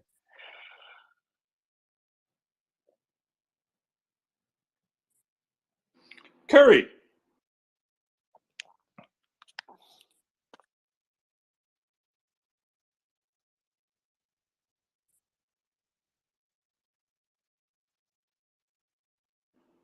Curry, you might be talking into a closed mic. Okay, can you hear me? You bet. Well, I'm Finnish American. I grew up with, as I said before, that being said, in my state, we have Ukrainian communities. Most of the south of me, I live in Duluth. The biggest communities are in St. Paul and Minneapolis. I was just trying to wrap my head around about some of the conversation that was going on just before this, and I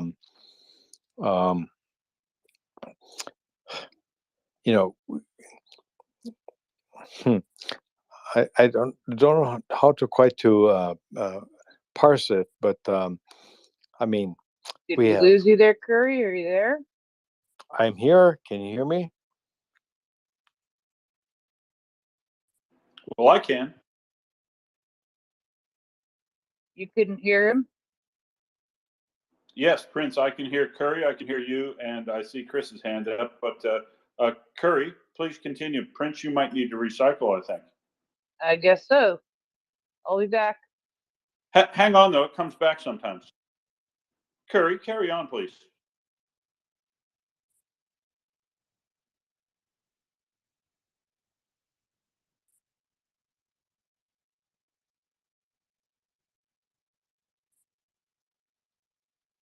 Well, Curry, if please put your hand up again if you want. If you talk, I could still hear you.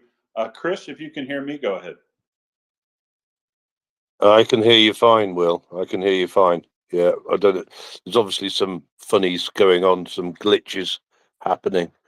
I was just going to say to Joey, you know, I totally agree with him. In addition to, you know, what I've said about Germany and what I've said about, you know, being in the Navy in Afghanistan and other things and that, half of my family is Welsh. And the Welsh, as some people may or may not know, from my area in Wales, actually went out to the Donbass with John Hughes.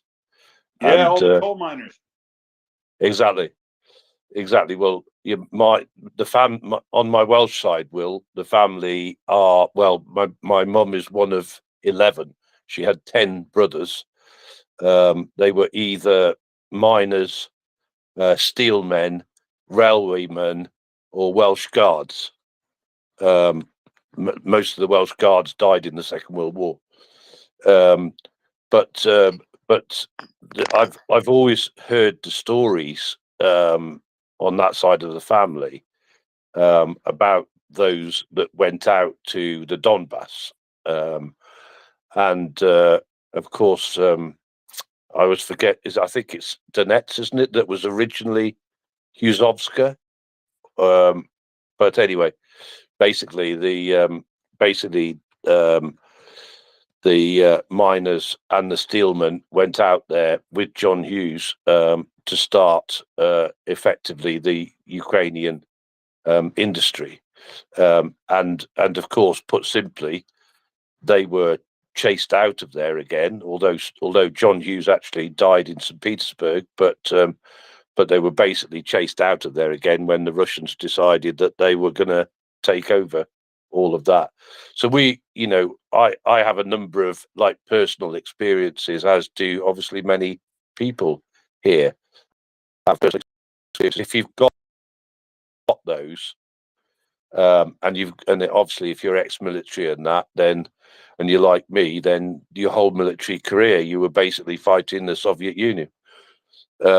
So yeah, but it's not so easy for other people to understand.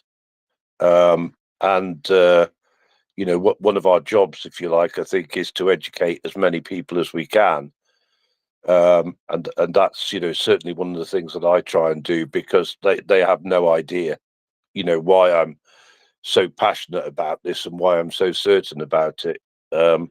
So I do totally agree with Joey, and it should be obvious that I'm not a pacifist. I totally agree with him that we have to stand up to these people. We have to give the Russians such a bloody nose that hopefully they never come back. If they do come back, it's not for a long time. Yeah. Here, and I agree. I mean, I don't hold any specialist. I'm not a trainee. I'm not a professor. I don't know anything. But I didn't get any formal training in Russia. Or I did get formal training in Russian language by my own accord. But I've only learned through life experience and my own reading on being curious about things. The whole long history of Russia and how that affects current day. And then I had the accidental opportunity to obviously live in Russia for a number of years during this period when we were trying to draw them toward the liberal democracies in hope that they'd see the economic benefit and the engagement and would become more liberal and more democratic. But of course, that didn't happen. So yeah, I mean, that's why I'm here to share my voice on this, Chris, is because just through accidental personal experience and curiosity, I've learned a whole bunch of stuff, like what Joey was talking about, on the actual negative history of Russia in the Ukraine and around the world and with its neighbors, and why it is so important that we band together and address it now, or we will be addressing it again into the future.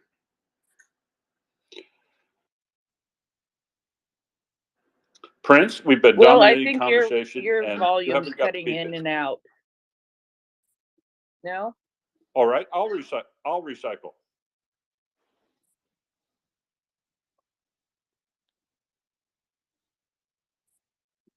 Something weird is happening with my phone. Yeah, no, Prince. Let me try again. I'm going to recycle. Maybe I'm the problem. I usually find out that I'm the problem. You know, like when there's some problem going on, and he's like, "Everything's wrong here." I'm wrong. I'm going to fix me. I'm going to recycle. And Prince, you carry on for a few minutes without me. Oh, she's disappeared. I can't go anywhere. Joey, now I've added you for the third time. I hope you stick this time.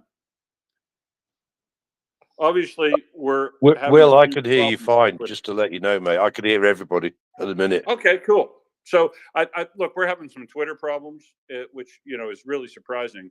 Run on a service that we operate for free, run by a company or on a company run by a madman. So that's I suppose it's par for the course. We'll carry on the conversation here, and hopefully Prince will come back and everybody will be able to hear each other again. Joey, what else have you got to add? I didn't mean to have a go at Curry. I don't mean to make him feel bad about, or hope I didn't make him feel bad about his pacifism, because I actually really admire someone that will do that, that will be that man that won't carry a weapon into battle. That's a beautiful and poetic thing. But my granddad died and actually killed himself because of PTSD that was inflicted upon him by the Soviets, by the Russians. Because of World War II, he fought in the Second Battle of Brody, which, led to serious mental health issues that eventually led to him taking his own life. And I never got to meet him. So there's a huge element of my life that I've never got to experience because of Russia. And it's very strange when you are Ukrainian, of Ukrainian heritage like me, because I've spoke to people in Rochester, New York, which I believe Chris rose this point. We're everywhere. Ukrainians are everywhere. There was a division in the Wehrmacht, Waffen SS division, the 14th Glacier Division, and eventually when the British took them in, they distributed around the world to the colonies, to Canada, to the USA, to Australia. And my granddad was one of the guys that, when he was brought over from Rimini, stayed in the UK, made a life for himself, had my dad.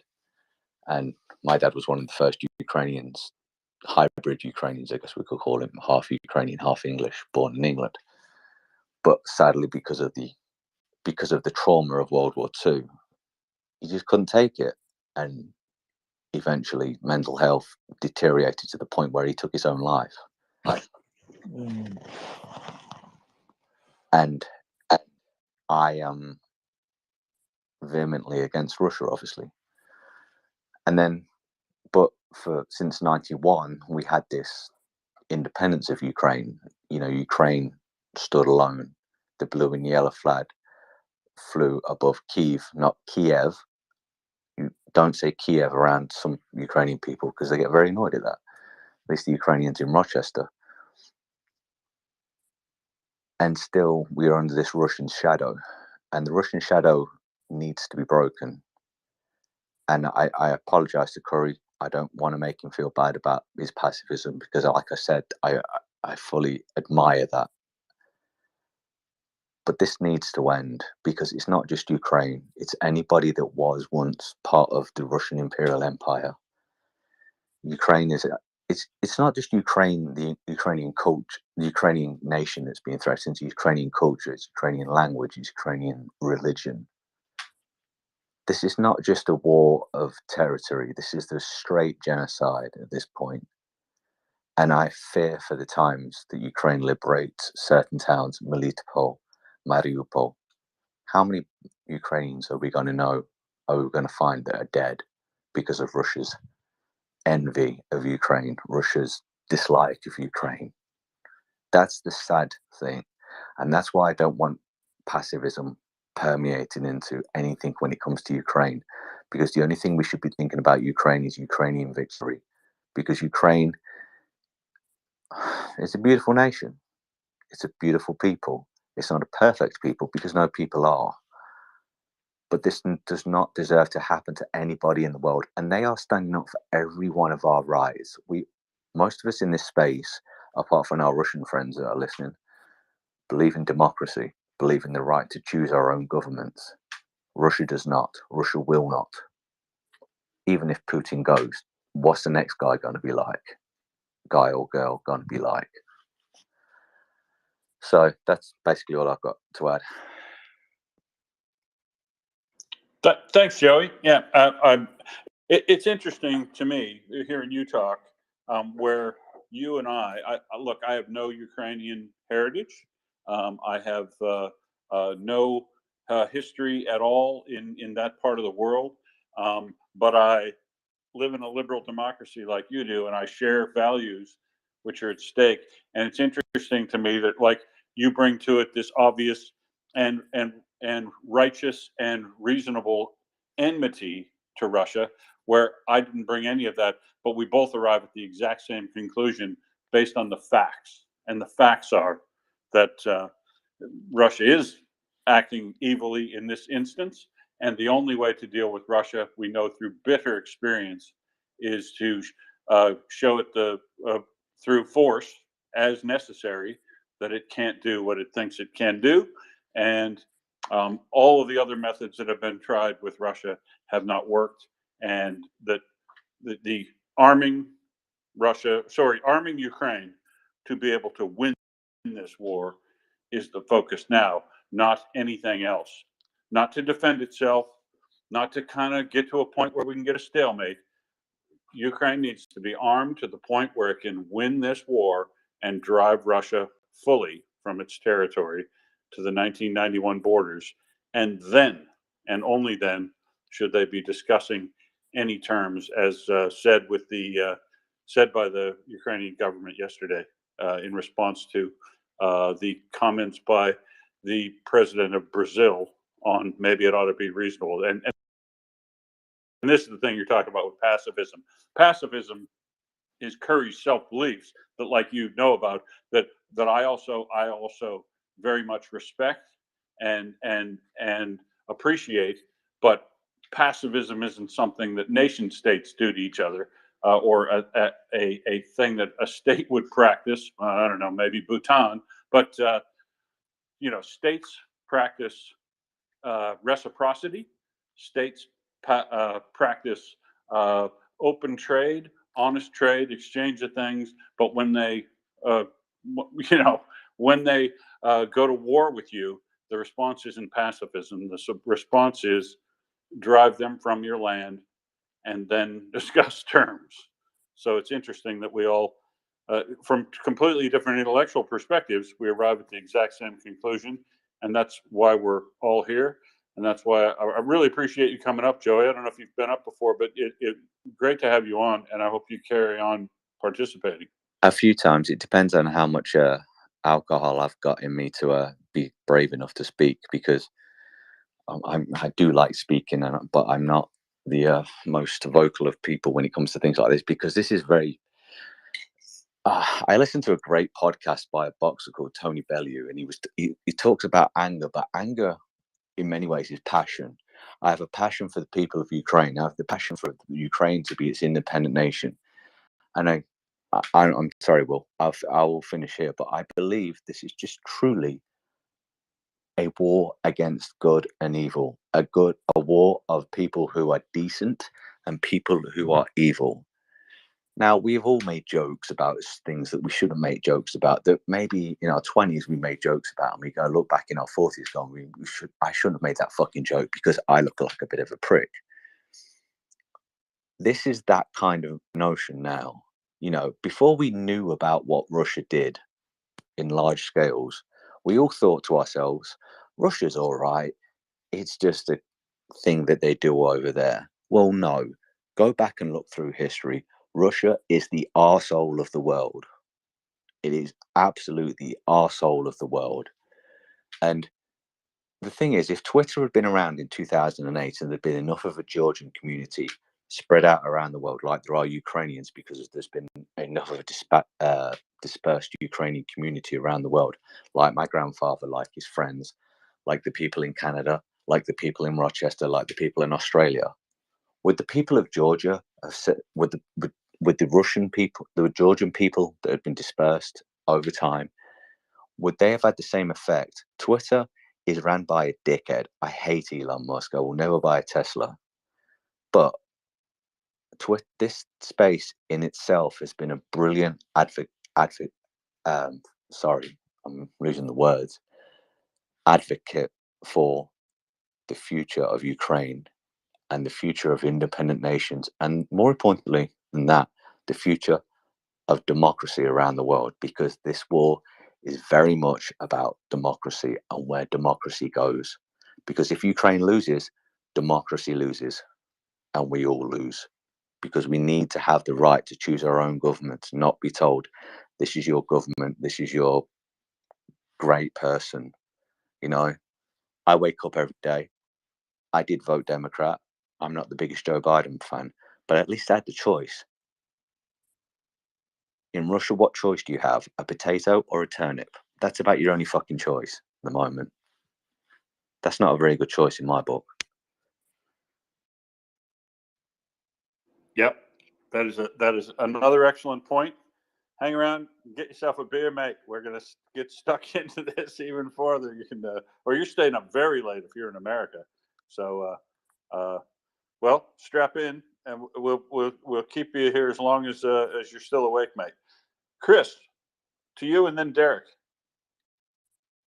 Yeah, well, obviously, as you know, I 100% agree with you, and I 100% agree with Joey. But just a slightly different perspective on it is that, of course, when I was in the Navy, it was the Soviet Union, and when I was, sat on a carrier just off Istanbul, Ukraine was part of the Soviet Union. Now that confused me for some time about Ukraine, right? Until obviously 1991, I was basically still thinking, that Ukraine was the Soviet Union. And of course, in fact, what we now know, and what I started to know, through my IT connections and all the rest of it, I began to realize over the years that Ukraine was very different and very separate to the Soviet Union, USSR.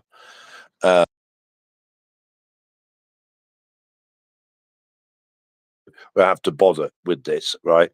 But we have to bother with this, right?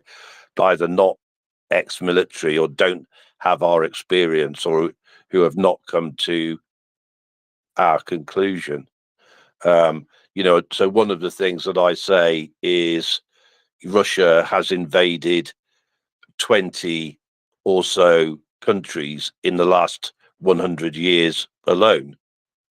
And obviously then we can talk about the ones that Joey was talking about that are often talked about, Chechnya, where we were given in my view now, a false view of what was going on.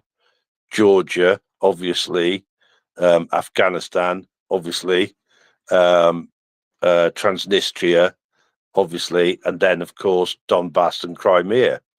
It's actually quite interesting. Well, I don't know whether you think, right, when you think back and you go, actually, how were we given this false impression, through the media about what has happened here? How do we not know that basically that Russia has invaded, 20 or so countries in the last 100 years?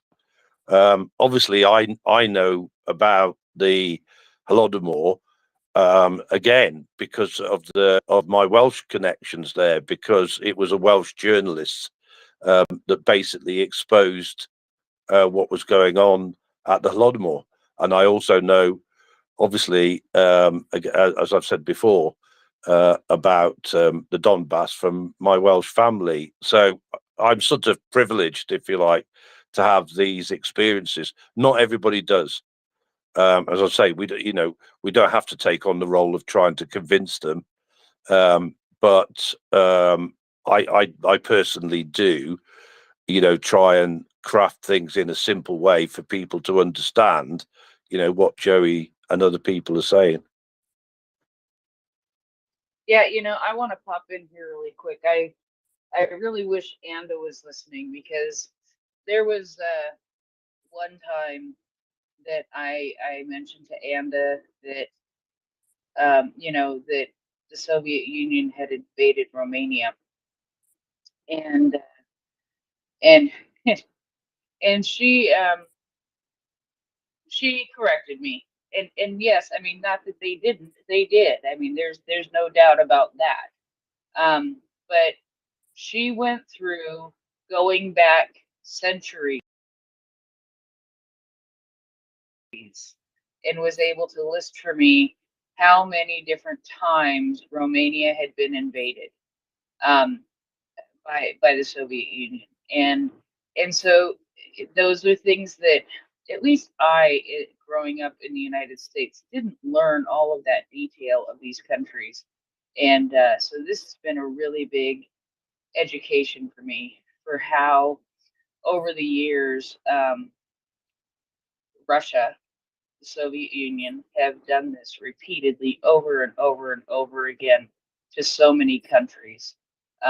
It's just it was a very eye-opening experience for me to listen to and detail all that for me, because I'm not a great student of history.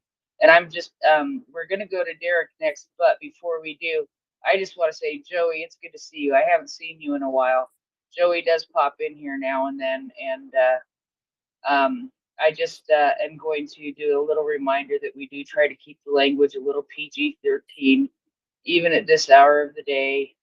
It makes it a little bit easier on the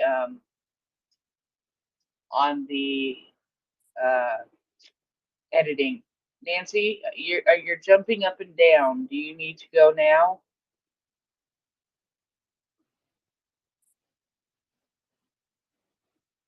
Okay, Nancy put her hand down. Go ahead, Derek. That sounded like you were talking to one of your dogs. You're jumping up and down. Do you need to go now? Do we have to go outside? No, I saw that. I thought Nancy had something to cut in and add as well. Yeah, well, and anyway, go ahead, Derek. All right, can you hear me? Yes, we can. Okay. I just want to say I'm not no foreign policy expert or anything like that, but I just want to say Crimea is Ukraine. I don't know what kind of peace plan President Lulu, whatever his name is, putting out, but that's not even close. Crimea is Ukraine. What's next? He want Zelensky. I know he won't do that, but he want Zelensky to do what he want him to do next? Give Mariupol, Kharkiv, Bakhmut. What's next? Yeah, I yes. saw What's that. next? Here, brother. Like, why would you cede? And before I get to this point, I am a guy that's against racists, thieves, and zeros. And I know a zero when I see one. I'm from the hood. I know a zero when I see one. And the Russian government and military, they acted like zeros. Why would Zelensky cede any land to zeros? Zeros. Again, Crimea is Ukraine. Mariupol is Ukraine. Melitopol is Ukraine. Kharkiv is Ukraine. Here, Bakhmut is Ukraine. And of course, Kyiv, Odessa, Kherson, and Lviv, all of them, Ukraine. Not Russia, Ukraine. And I'll end there. Thank you, Thank you, Derek. Derek. Thank you for summing that up. Very well made points. Go ahead, Will. Go ahead. No, I guess we just carry on with hands. VFA, you're up next, even though Joey might have had his hand up first, because we just want to keep including all the new speakers into the conversation. Go ahead, Via. Hello. Hello. So with actually Curry saying something earlier about how, or actually he'd talk about people he had listened to when he was growing up who had experiences in the Soviet Union. Yeah, I wasn't sure how I was going to say this.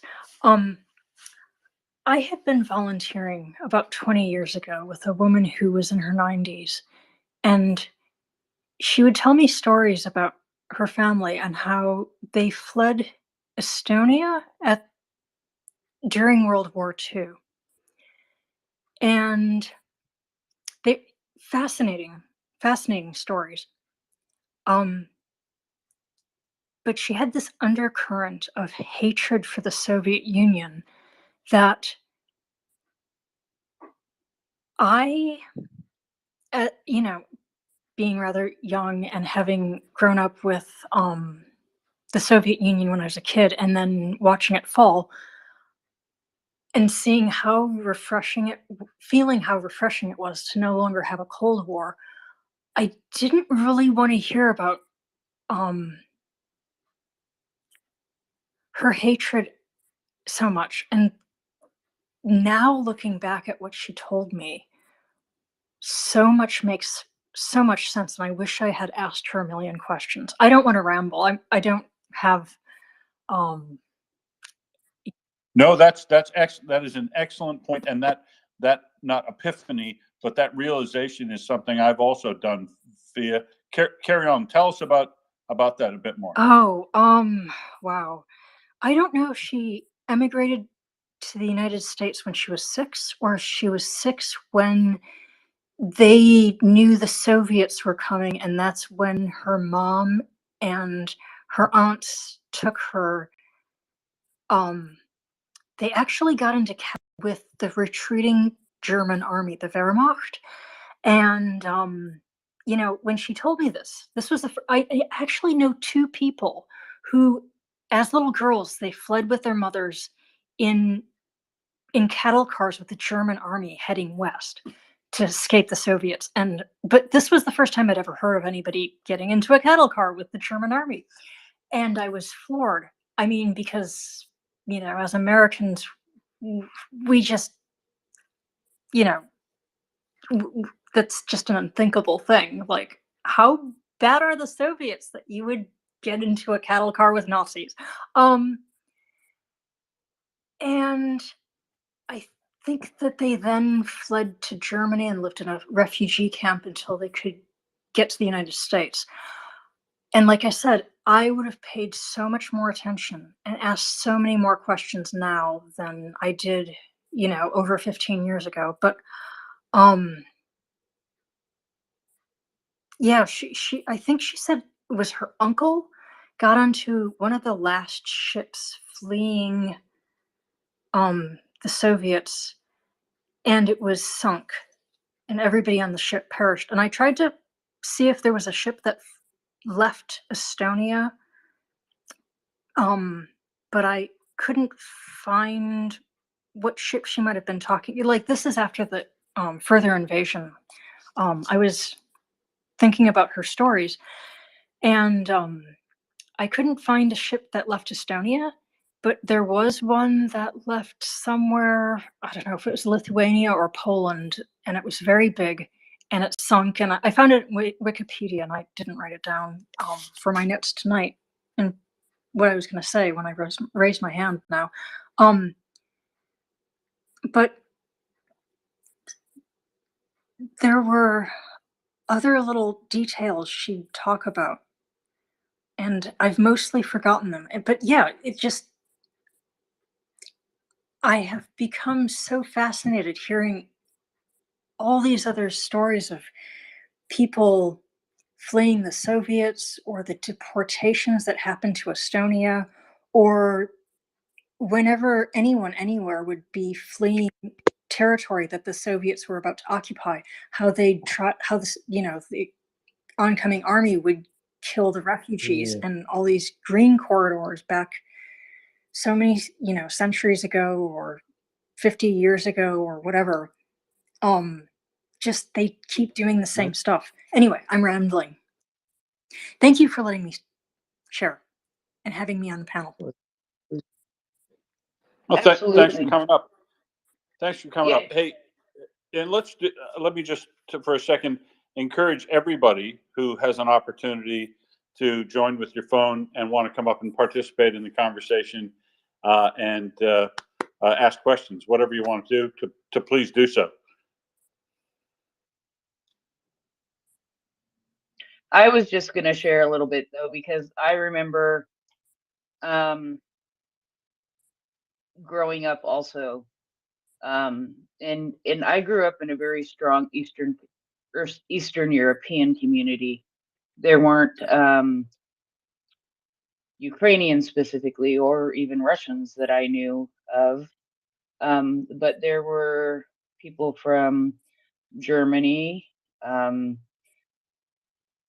and I know that's Western Europe now, but I think of it as Germany because of the stories that I heard from uncles and my parents' friends, and my friend's grandparents, who talked about escaping Germany during that time, in the former Yugoslavia, the former Czechoslovakia, the Hungary. Did I say Yugoslavia? Anyway, you get the idea here. But so many different stories of people who, you know, I saw my mom's aunt when she was dying, and she was in great fear, great fear when she was dying, because she was having flashbacks to her younger years, and she was just, yeah, I know. You know, she was elderly. I can't even tell you what time frame this happened to her, but she was just laying in her hospital bed yelling, "No, the Russians are coming." So, you know, it's those kinds of things that I wish that I had dug into and found out. But you know, you don't think about those things when you're growing up and when you're a teenager, and even in your early 20s, you don't think about those things. And in hindsight, I think we all wish we would have found some of those stories out that we have heard. And I've told the hot pepper story many times, and we have a hand, so I will go to the hand instead of the hot pepper story. But you can imagine what it would be like. Yeah, go ahead, Chris. Thank you, Prince. I agree with you, Will, actually. Via made a couple of very interesting and important points there in what she was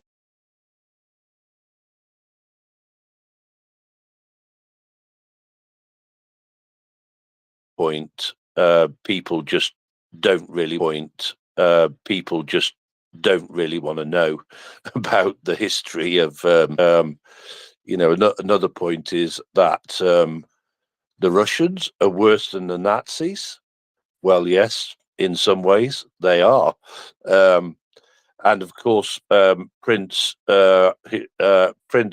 you got me to listen to the Timothy Schneider series, which obviously we will recommend to everybody, right, Prince? I actually I still haven't for some reason got past lecture 12, I think, but I certainly know now about the beginnings, if you like, of Muscovy, and people here won't know, I don't think, or some people here won't know decoding, and decoding started talking about Muscovy rather than Russia some time ago, and so I sort of like, no, I've done that deep dive, if you like. So I say, well, Russia has invaded 20 countries in the last 100 years alone, but if we go back to the 12th century, it actually started invading countries. Literally, Muscovy started expanding by first of all going to the next city and destroying that and killing everybody that was against them, and then the next city and the next city, until in the end, basically, they had built what we did call the Soviet Union, but is now Russia. So when we wonder we do wonder, how do they have this mentality? Unfortunately, they've had this mentality since the very beginning, since the time when they arose out of the swamp in Muscovy, went through the time when they were vassals to the Khans, and until now. Hence, it might take a little bit of time to get this imperialist idea out of their heads.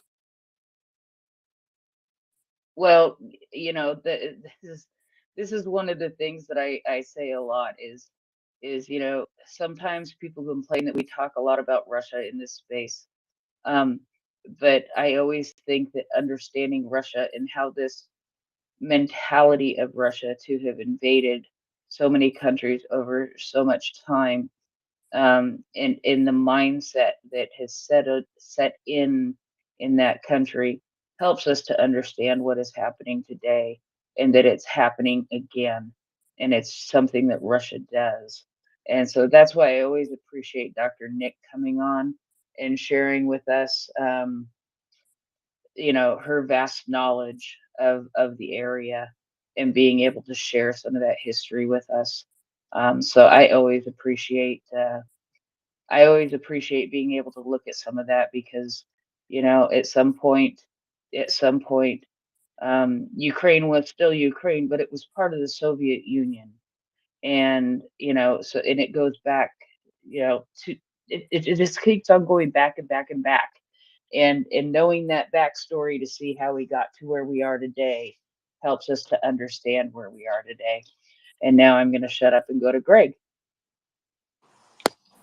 Hi, Prince, Will, how are you all going? Chris? Well, mate, how's Adelaide? Yeah, good. Nice and cool. Just about to watch those Crows and the AFL team over here get flogged, hopefully. So, yeah, we'll just wait and see how things pan out. Otherwise, everything's quite well. Looking forward to the rest of the weekend. It's 2 in the afternoon, so had a few minutes and thought I'd dial in on the back of Via's conversation about the oppressive Soviet Union and yeah, some of the things she brought up. If that's okay. Cool. Yeah. Go ahead.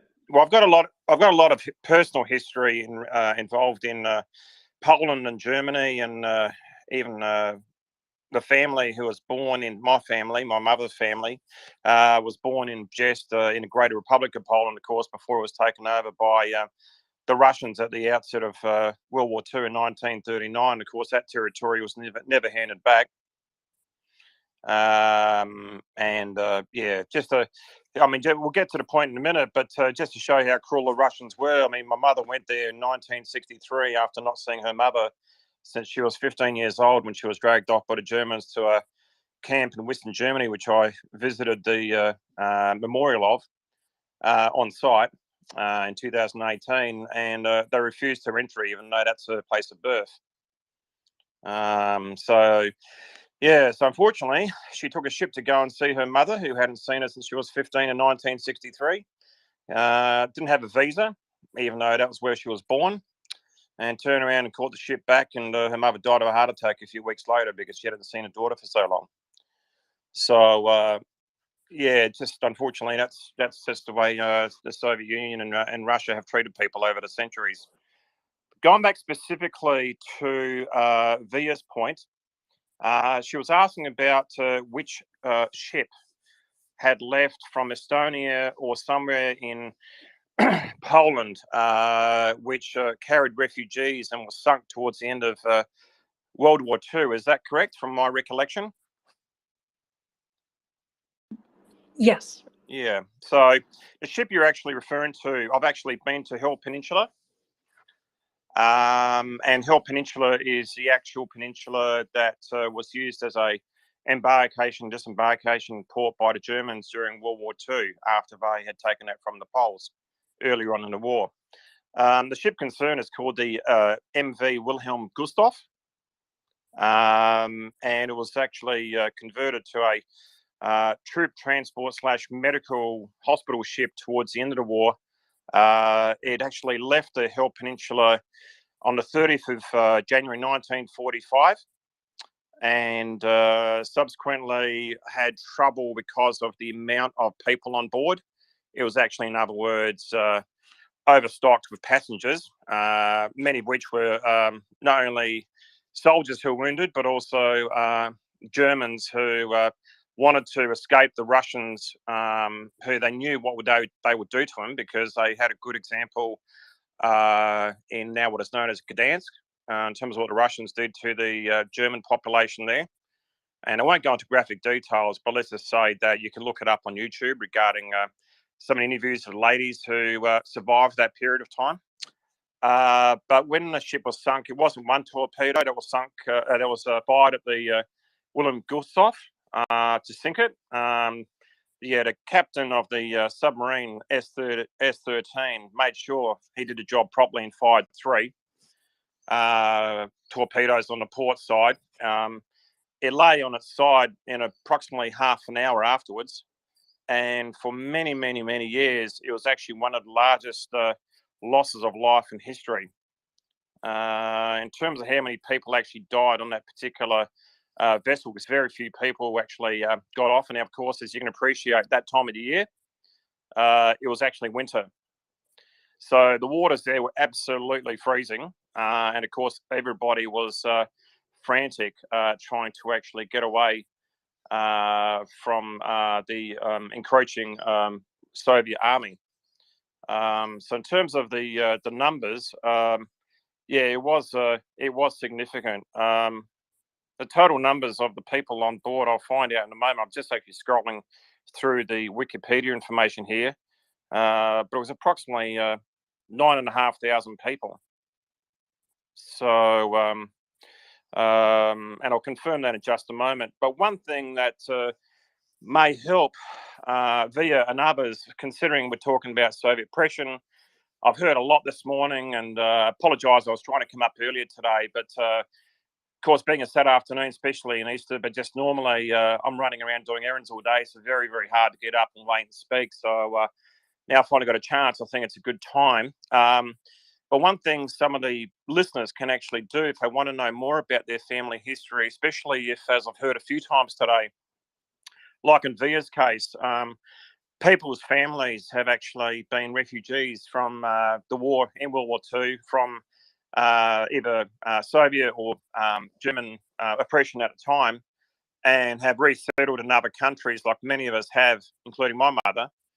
And one of the actual fantastic resources I've found, I've done research on behalf of other people here who are elderly in Australia and just don't have the ability to do this, is by looking at the website called the Holocaust Museum website based in Washington, DC.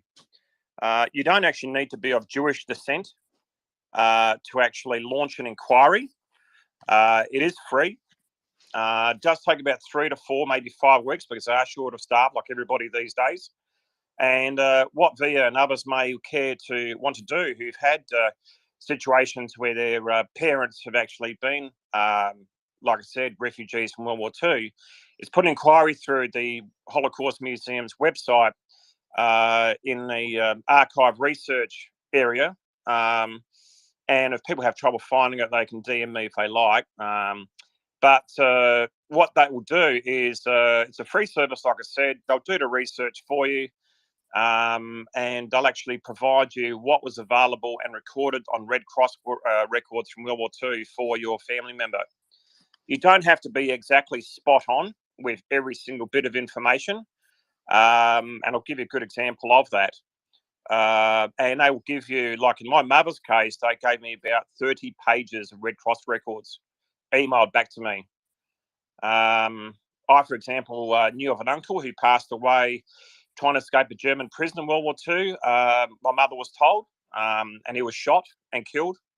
I knew his name. I roughly knew his date of birth. I put an inquiry through to the Holocaust Museum, and the head researcher gave me the extract of a page, which apparently was the diary entry from the journal itself of the German prison at the time, on the page where they hand wrote his name and the day he died. Which, when I queried it, they said it was the only family member of that similar surname that died during World War II in anywhere in Poland or Russia at the time, which then allowed me to conduct further research and actually visit the prison and with the mayor visit his old cell and also the grounds where he currently lays at rest with 600 others who died during that World War II period. And I was lucky enough to be able to fulfill that research to my mum and also my family, my uncle in particular, to pay my respects. But I also went one step further because I knew I was visiting the mayor and the prison officials, and I anticipated that they might not have had that information on file. And when I did actually visit the site of the memorial and we both exchanged stories, they both just about fell over, the media representative as well as the archive specialist from the prison, because I actually said to them I actually was able to extract the rest of the records from the prison diary entries of all the people that died in World War II at that particular prison in Koronowo in Poland.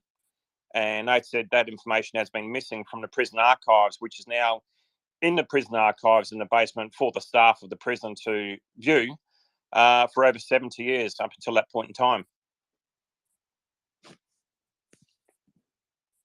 Thanks for that, Greg. That's excellent background for folks looking for stuff like that, finding the history of their family, where they might have been from. Hope that gives you a good lead, Via.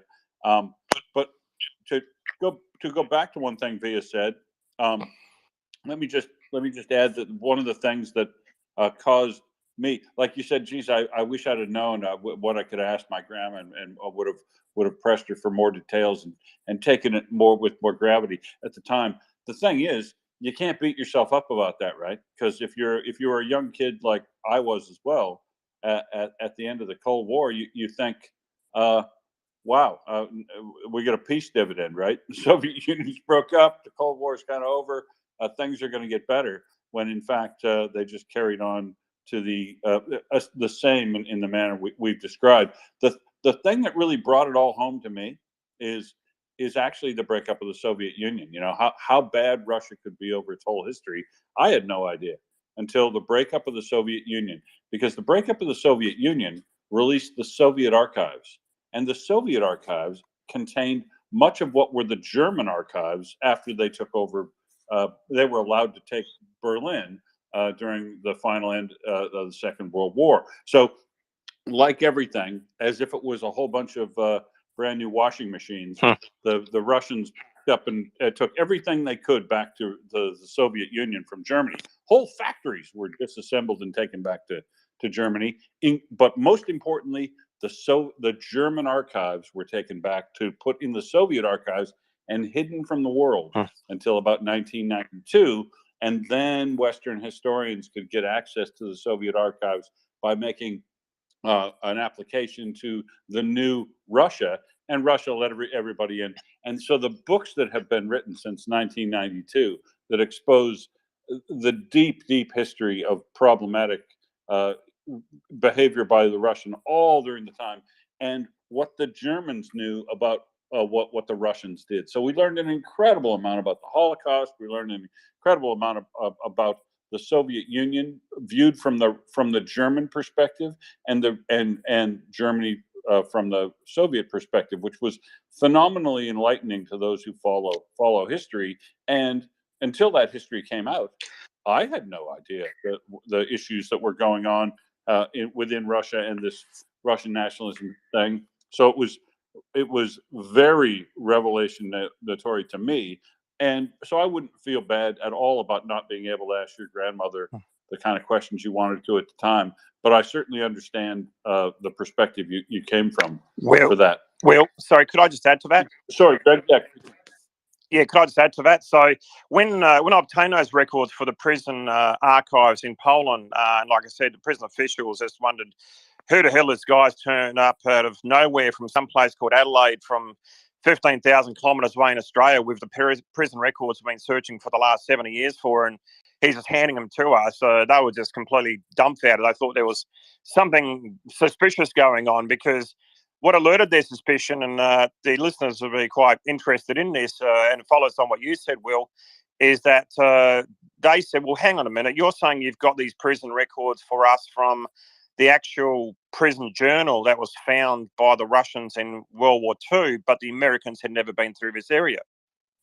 It was only the Russians. And they treated that with quite a lot of suspicion. So when I came back to Australia, I actually did email the actual archive research specialist at the Holocaust Museum, and he said exactly what you said, which is post the Soviet breakup, there was a lot of pressure from a lot of families, a lot of governments, a lot of countries around the world for all the archive and stolen information that had been taken by the Russians and housed for security purposes and whatever other reasons in Russia and Moscow, to release that information as a gesture of good faith, so people can actually reconstruct their family histories, etc.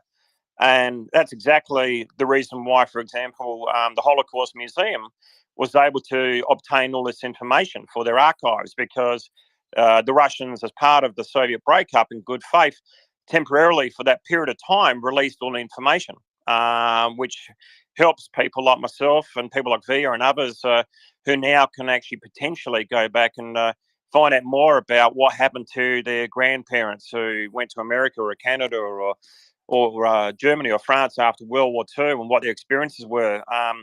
For myself in particular, it was really interesting because I was able to actually trace back step by step every single camp that my mother had actually been through towards the end of World War II.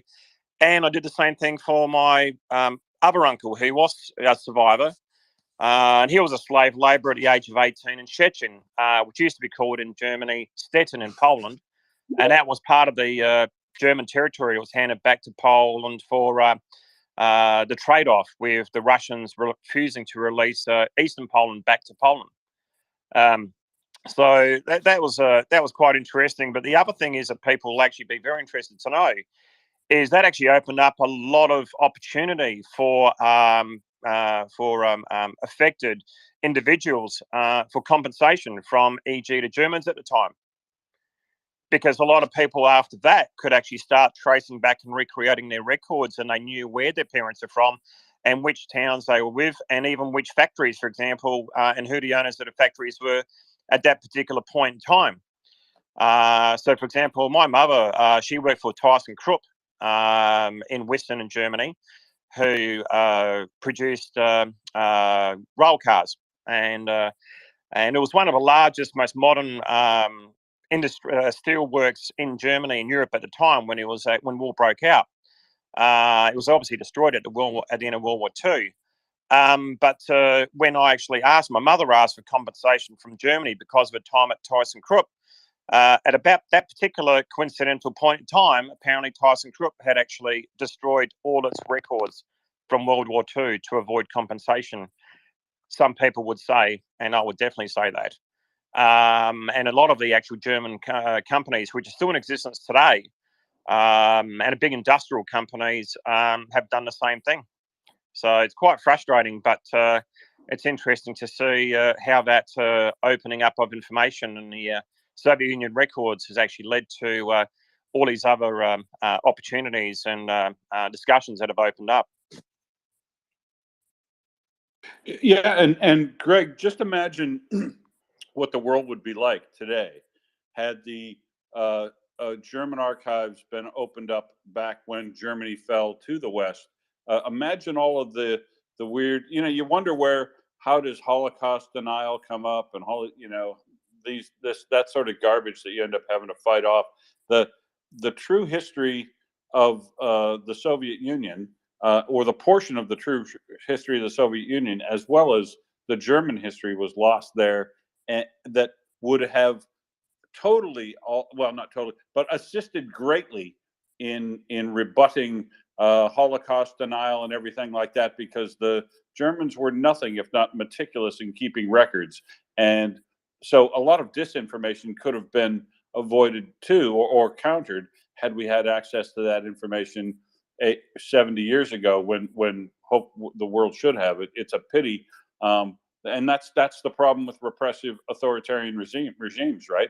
They control information, they control people, they try to control everything so that they don't lose power. And yeah, that just it would have been great. I know.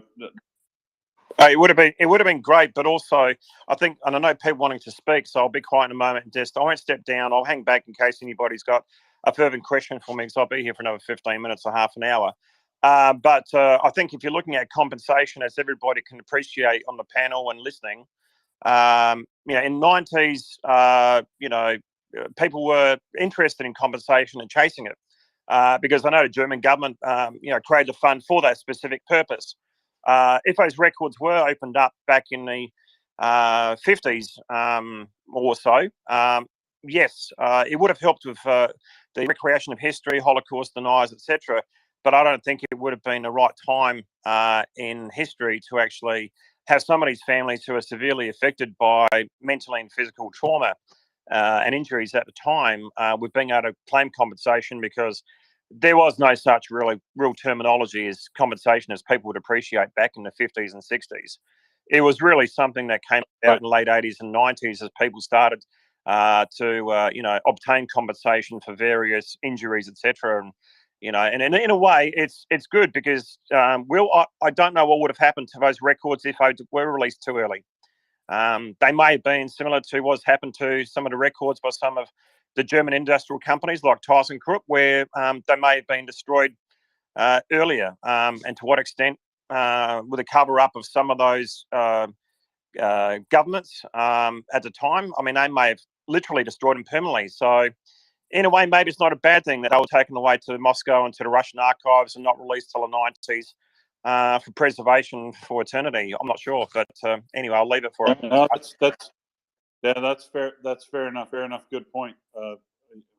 We'll never know, but that's also possibly true. It could all have been lost that way. Now, Prince, correct me if I'm wrong, but I think we have Chris via Polymath and then Amelia. Is that correct? I just wanted to clarify. Yeah. Okay. Go ahead. Chris won't have a problem with that. Go ahead, Via. This wasn't my grandmother. This was someone I volunteered with. I was in my early 20s and she was in her 90s. So I just wanted to, it wasn't a family member. Just to clarify. Thank you. Yeah, fair enough. Sorry about that mistake. I heard that wrong. Chris, over to you, sir.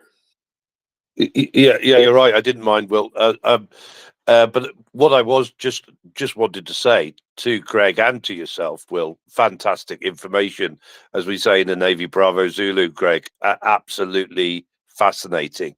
That information that you brought forward there, and Will, that you added to, and that was all I wanted to say, actually.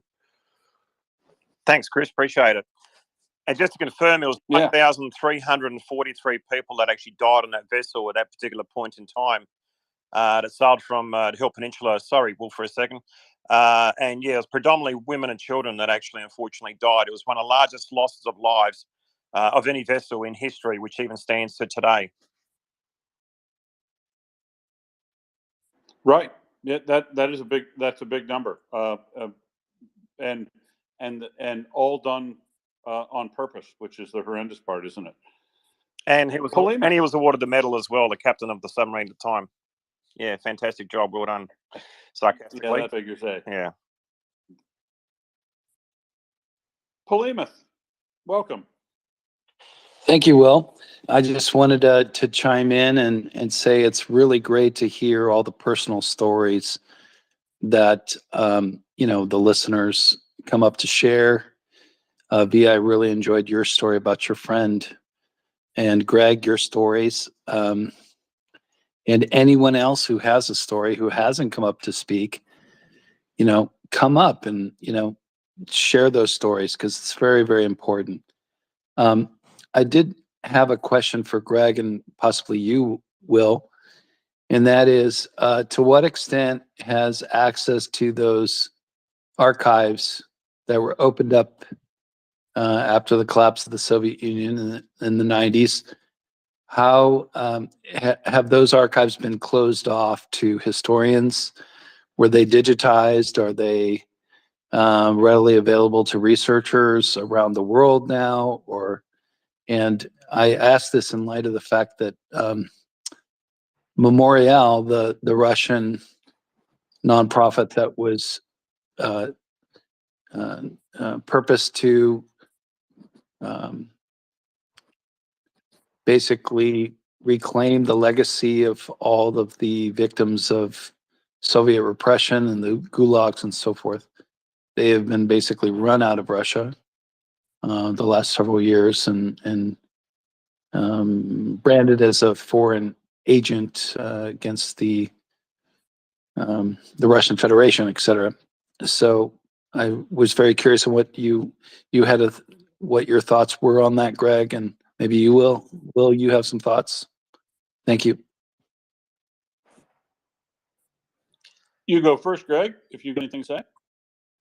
I will most definitely. Just give me 2 seconds while I DM people the actual link, because I know it'll probably disappear if the Twitter goes down, for example, which it resets and everything gets wiped off the nest. But if anybody's interested, I've just looked up the actual page to log an inquiry. And if you look at the Holocaust Museum's website, there is a lot of pages, a lot of information. If you haven't done it before, it's very, very hard to find out where you actually do log an inquiry. So, Will, I have sent you the link for the others to peruse and use if they like, and I'd love to hear if anybody else has been successful in finding out some of their family history afterwards. It doesn't always work. I'll just warn you now. It depends on what records are available. But I can tell you now that from having spoken to the historian at the Holocaust Museum at the time, he said that there was a free for all at the time when the records became available for all aid agencies and historical societies to gain as much information as possible at a time and digitize it.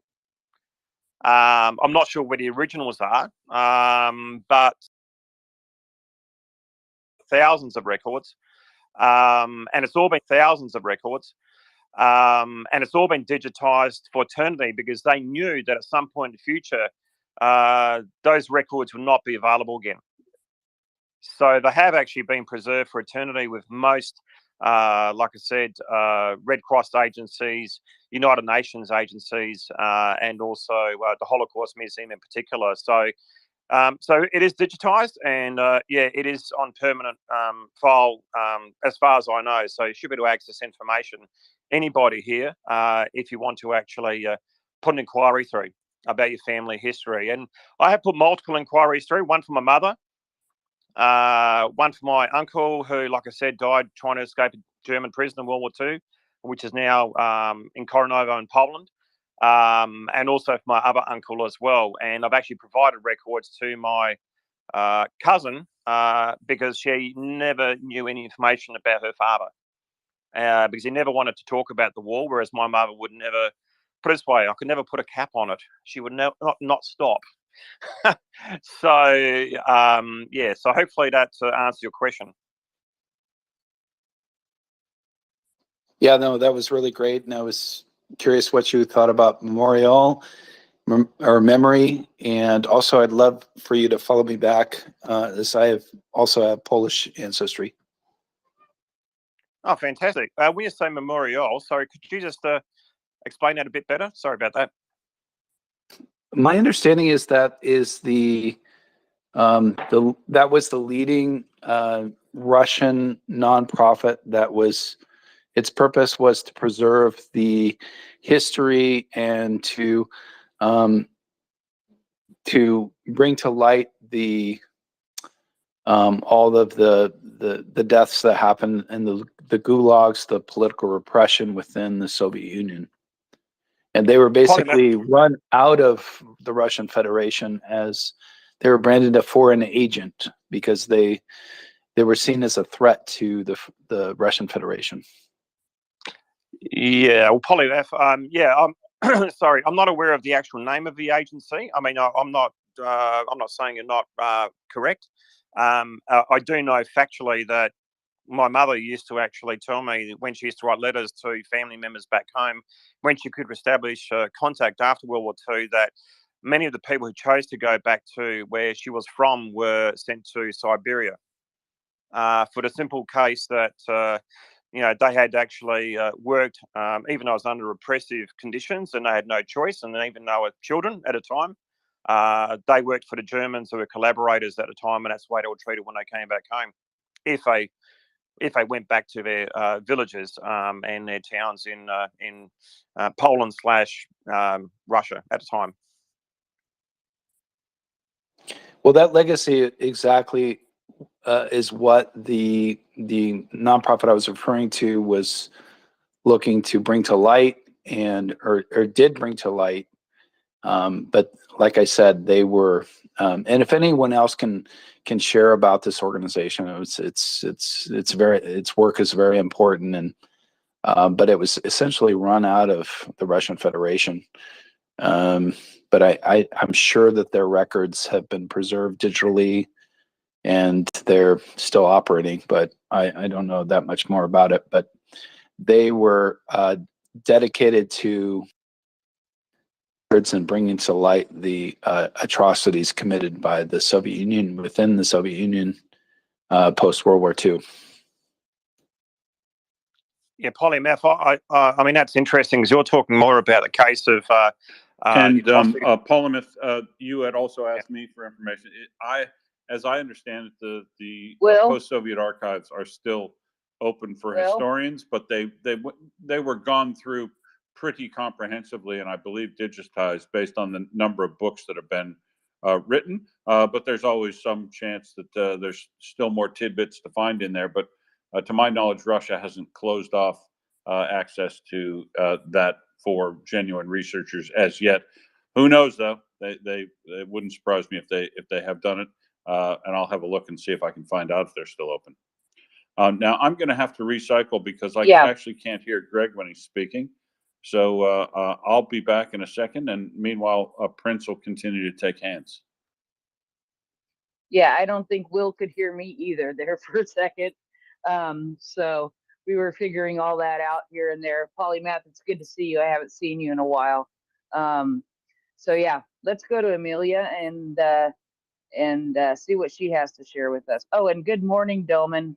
Good morning. Dzień dobry, greetings to my fellow Poles. I extended to Greg Sierociński. I saw the exhibit at Holocaust Museum in Washington, D.C. I recommend it. Oh, wow. Yeah, I have a lot of stories, family stories, but I would like to say that 10 million Poles, citizens of Poland, Poles, Jews, Armenians, Germans, died in that war. And I extend my greetings to Will, the gent and our co-host, bedtime storyteller, Will.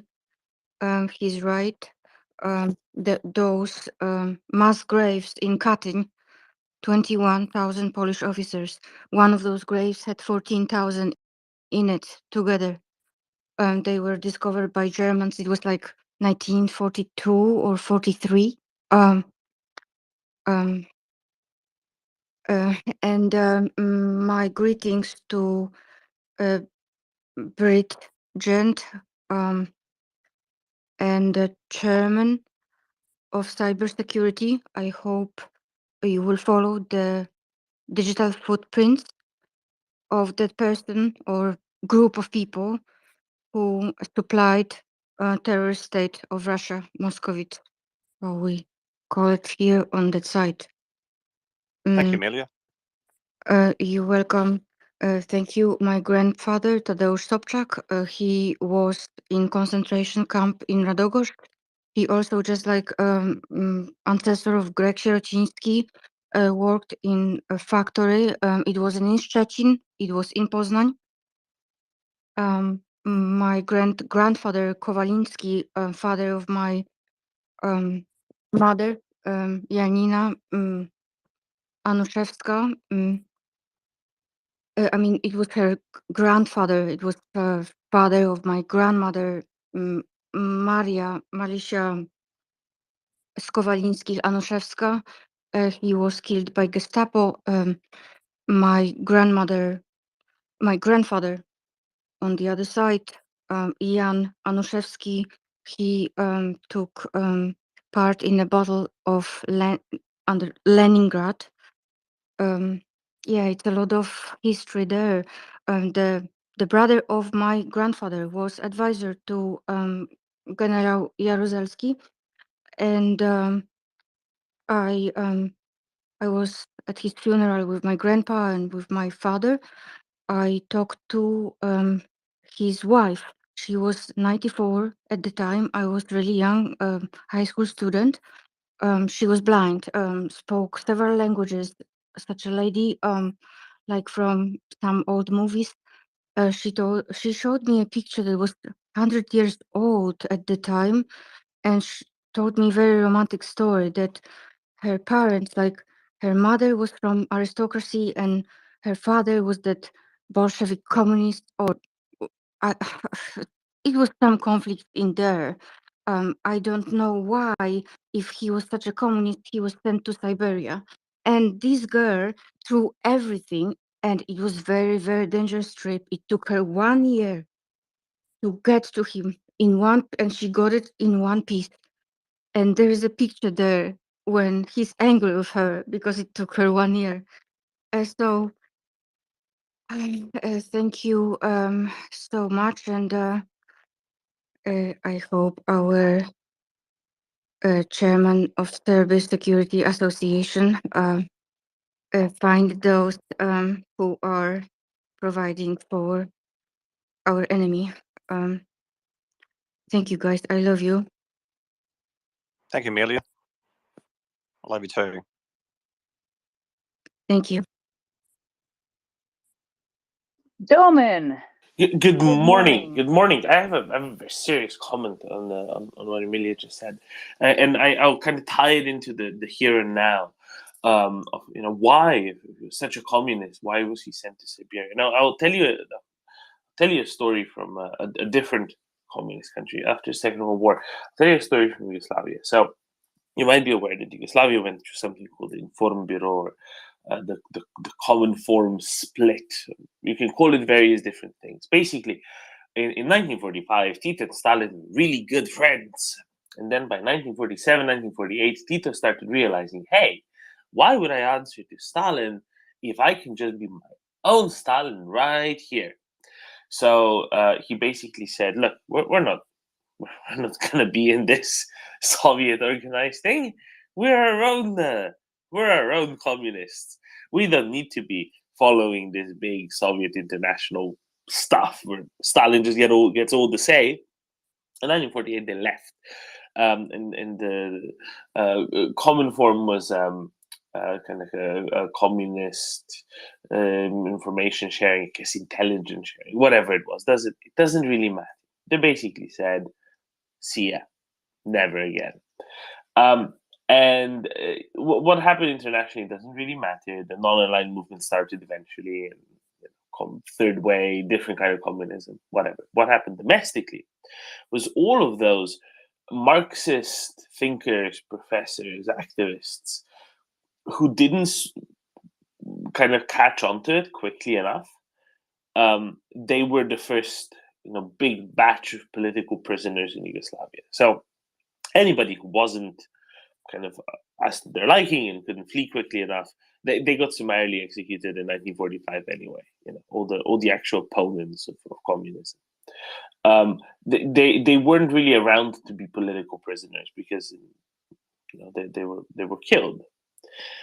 The first big batch of political prisoners in communist Yugoslavia were hardline communists, Marxists, who didn't catch on quickly enough that Stalin is no longer in, right?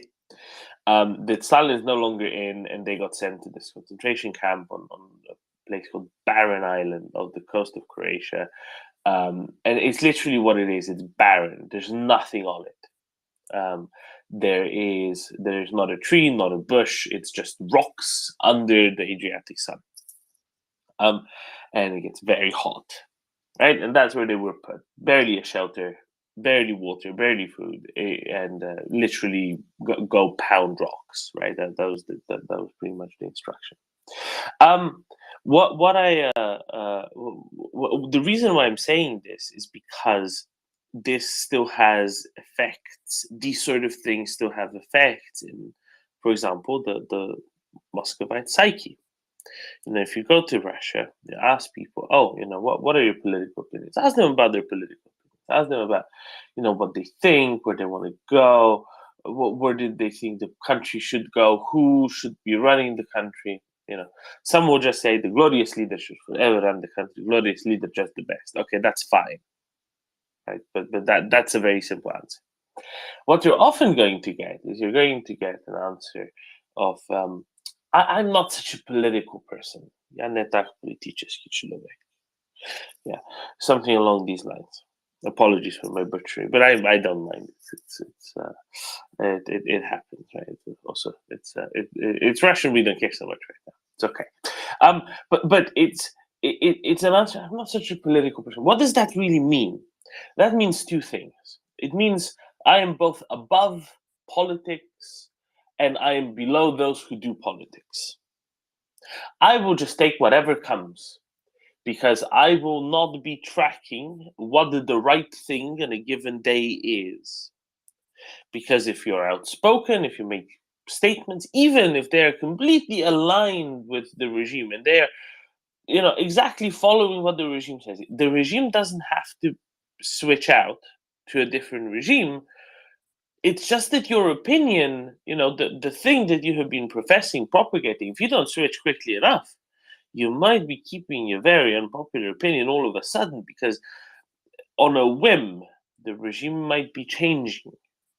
And that lands you in Siberia, or that lands you in the Yugoslav case in Barren Island. And this is why, Emilia, he was such a communist. Why did he end up in Siberia? Well, there's a couple of reasons. But basically, whatever he was, there was something that suddenly didn't agree with the Soviet authorities. Maybe he was too Polish. Maybe he was just the wrong kind of communist. And for communists, the wrong kind of communist is one of the biggest problems. Same goes right now. Because it's about methods, it's about approaches, it's not about strictly ideology. Ideology is secondary to the monopoly of violence that the regime exudes and the monopoly on fault that the regime exudes. And you always want to be right in line, so it's easier to just not be such a political person, because then at least this way you can't get into trouble. And this is important now because this is part of what leads to this incredibly low, and to use the Russian influence operation info warfare terminology, what leads to this low protest potential of the Russian population, because the vast majority of them, when challenged, well, vast majority, but actually probably a majority, frankly, a very large proportion, probably a majority, will answer, well, I'm not really into politics. Politics is something that's below me and above me at the same time. They won't say that, but they say I'm not such a political person, because this way they can never ever get into trouble this way. There we go. I'll pass it off to Prince and Will. Go where you might with that. But I think there's lessons to be learned. We shouldn't just be listing history. We should be, drawing impacts from it. Yeah, and that's essentially how we got down here, as Prince said about 4 hours ago. This is how we end up talking about Russia when what we want to do is talk about Ukraine, right? But what we're trying to do is understand how we got here, and one of the key points that you made there is that the more you study Russia, the more you understand how opportunistically, politically, idealistically, right. They're only interested in politics, and you can be the wrong flavor of whatever they're doing at the time if it doesn't meet their actual internal goals, which is imperial conquering other nations and acting like an authoritarian dictatorship, no matter which flavor they're currently wearing around them. They're very, very opportunistic in relation to their adherence to their what are supposed to be their own ideals, for sure. So Chris, I think you're up next. What have you got to add to this? And we probably ought to draw it back to the news of the day in Ukraine if we can. Yeah, I shall try. I just want to just quickly, first of all, good morning, Doman. And just want to quickly say I've DM'd her, but to Amelia, Amelia, don't worry. I was born fighting Russians, and I will die fighting Russians, no doubt. We each do things in our own way. And Will, I think the other thing that I will say is, and this doesn't sound like much, but I truly believe that one of Putin's biggest mistakes is that all the facts and all the truth and all the history is coming out, and obviously we're helping to propagate that, because they tried hard, didn't they? To cover a lot of this stuff up, right? But it's all out now, Will. It's all out, nearly all out, anyway. Indeed. I'm going to carry on participating, but I'm going to drop to a listener so that Doman can have the seat, and I'll be back in about 5 hours. Dang, you like to have fun. Just a little bit of co-hosting here and there.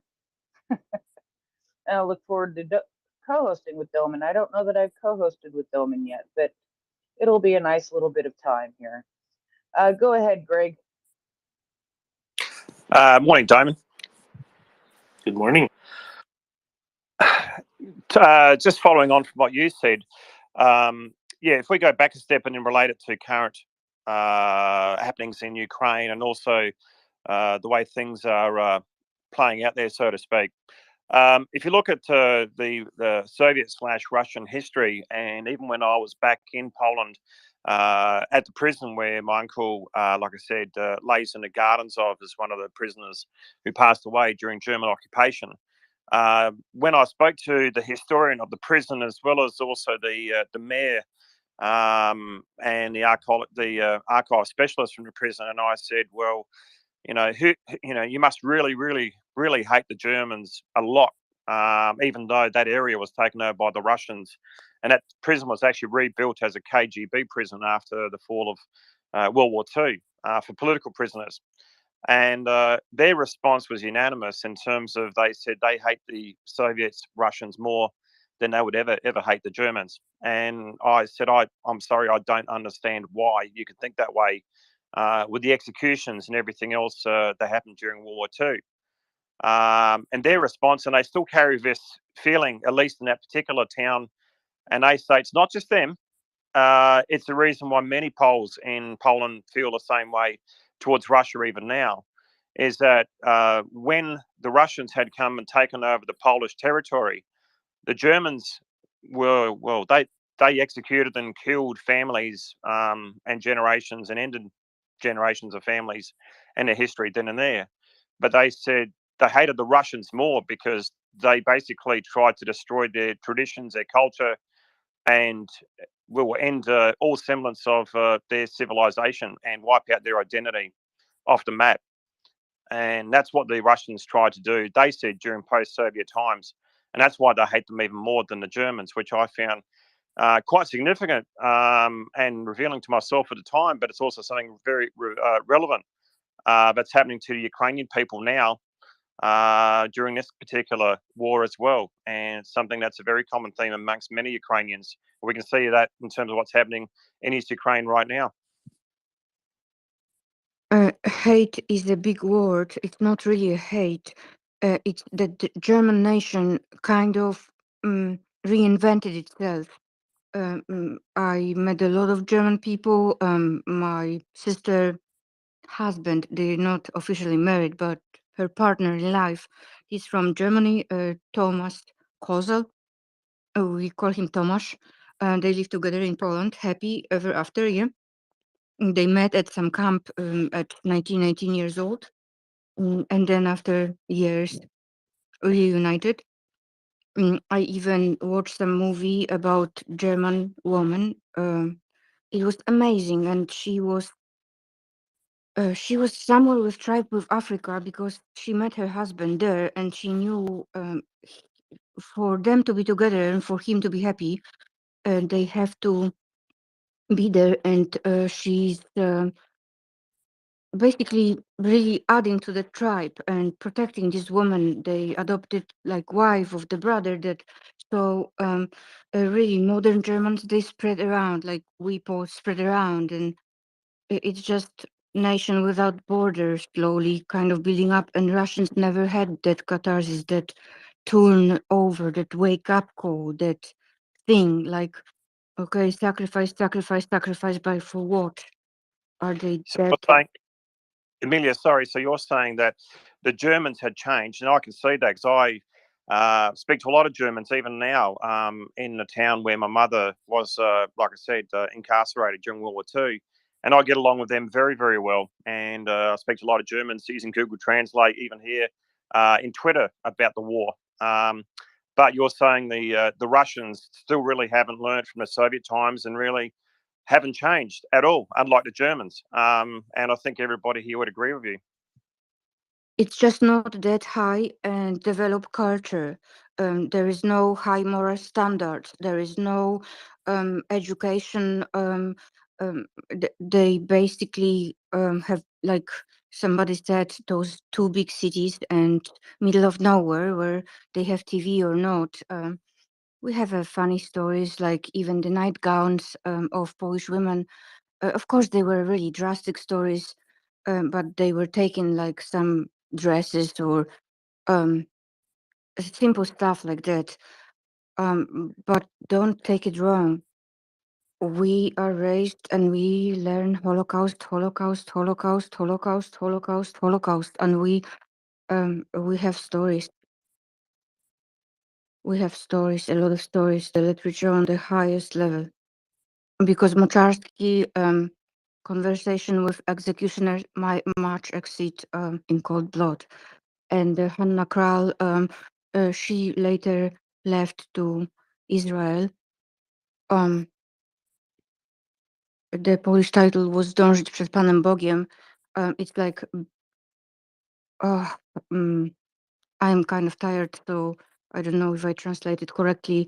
I would leave you with that name. But there were people there, and or Naukowska, who just describes she's walking there and she sees all those bodies cut. The Germans are known. We didn't get any repatriation. They known for organization, and they were, soap from the human fats, and they were like hair in the mattresses, everything. Yeah, everything was like squeezed to the German organization. But it is higher culture, and it was a wake-up call. Thank you. Thanks, Amelia. Thank you. Yeah, thank you guys. It's been a very interesting conversation. But I think we're going to try to move on to a couple of other subjects. We've been talking about this for quite a spell. So as All right, Dolman, Prince Damon.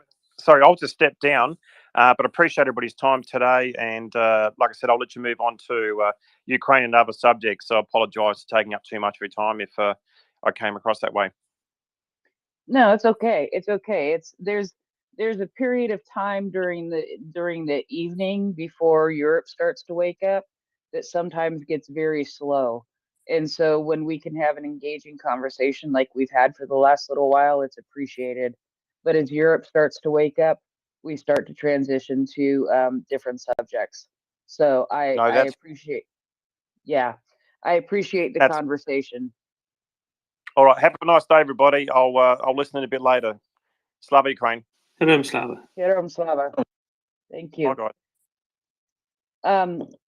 What is up in Ukraine today? Actually, I actually was going to talk about something that I've been following for a little bit, for a few weeks, I would like to say, I think, because it started with protests in Poland by the farmers because the price of their grain shipments were going down because the market was so oversaturated. And then what happened, I just accidentally deleted it. Not deleted it, but closed the window. The farm minister for Poland resigned. And what has ended up happening now in the long run that was reported yesterday, Poland will now temporarily stop all imports of grain from Ukraine to the countries to try to get the price of grain in Poland to go back up a little bit. As we know, is one of the solutions to the Black Sea being cut off. Ukraine started moving their grain through Poland and Hungary and other places to try to get it to the market. But it's had some unintended consequences. And as a result, they're temporarily going to pause moving grain through Poland. Have you tracked any of that, Doman? It's been sort of an interesting thing.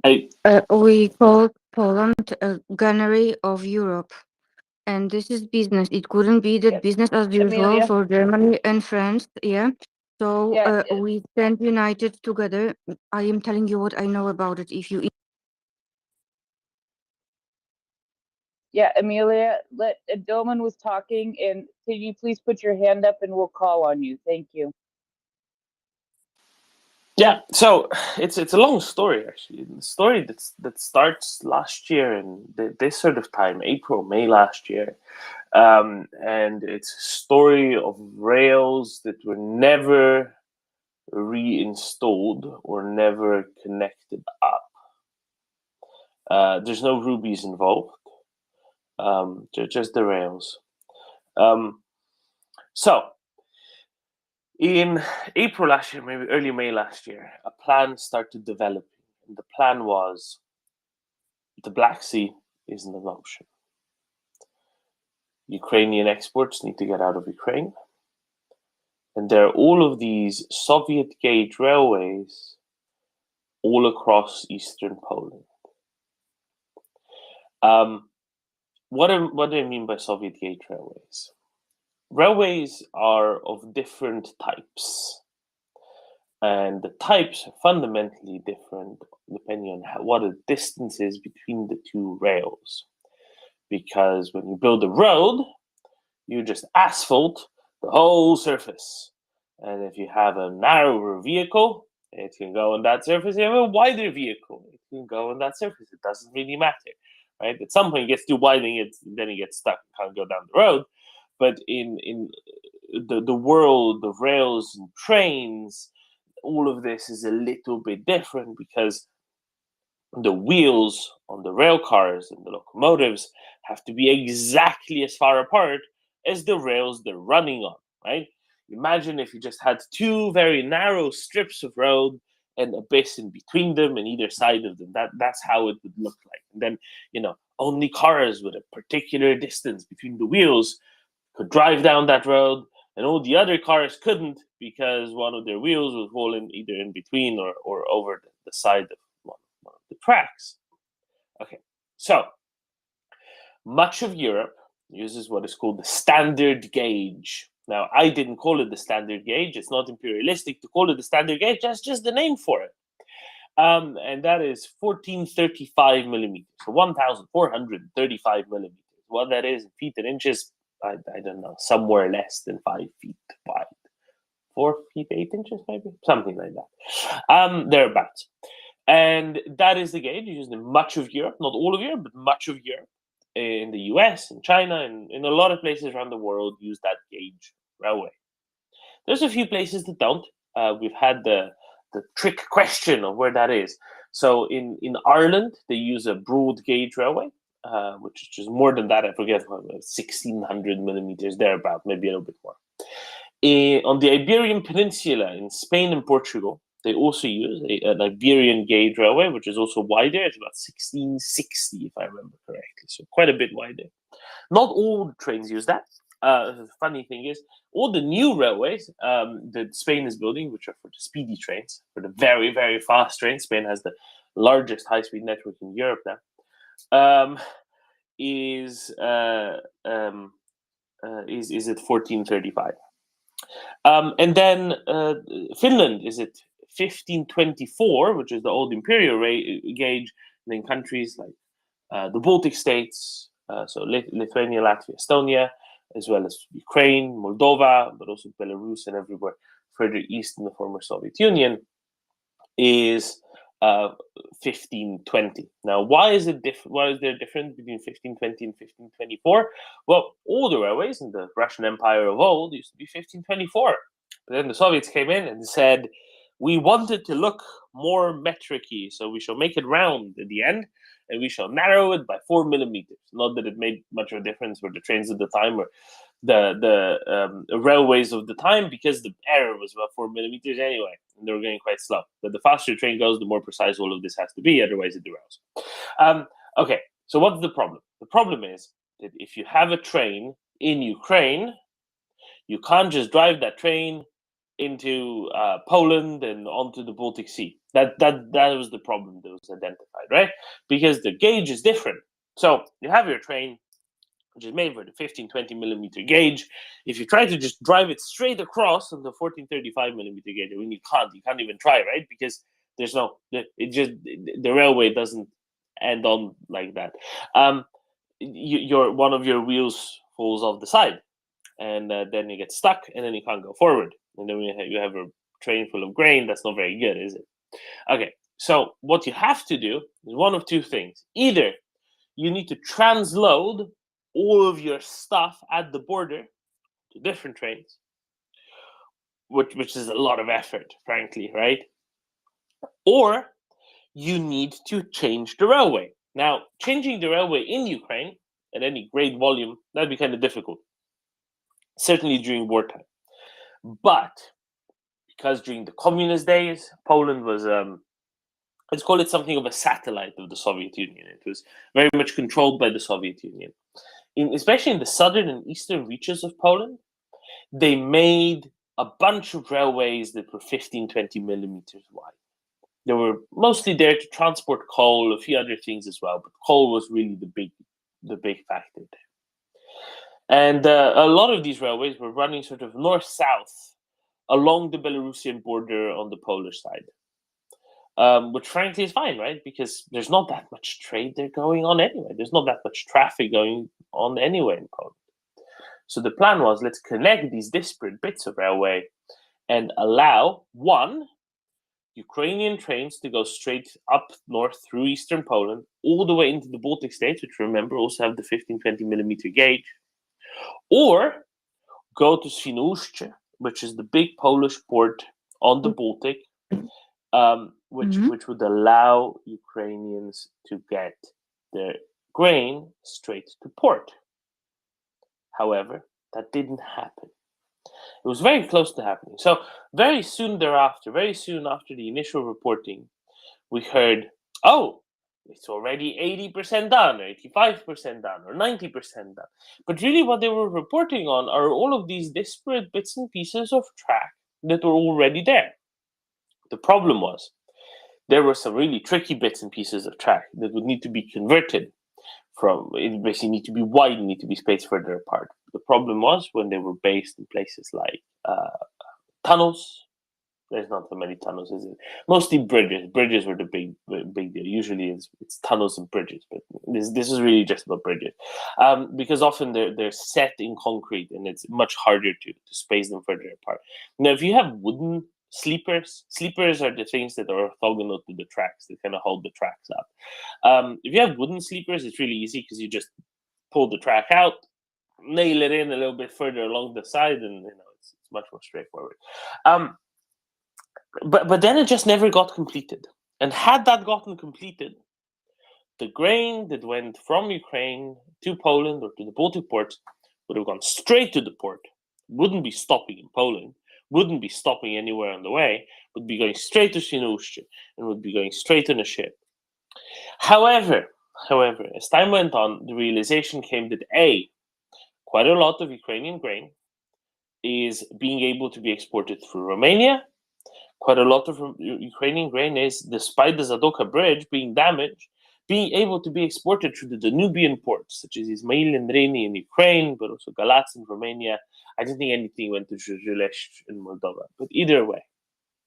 That is where quite a bit started going. And then by July, when serious work would have to be underway in Poland to convert those sections of track from the standard gauge to the Soviet gauge,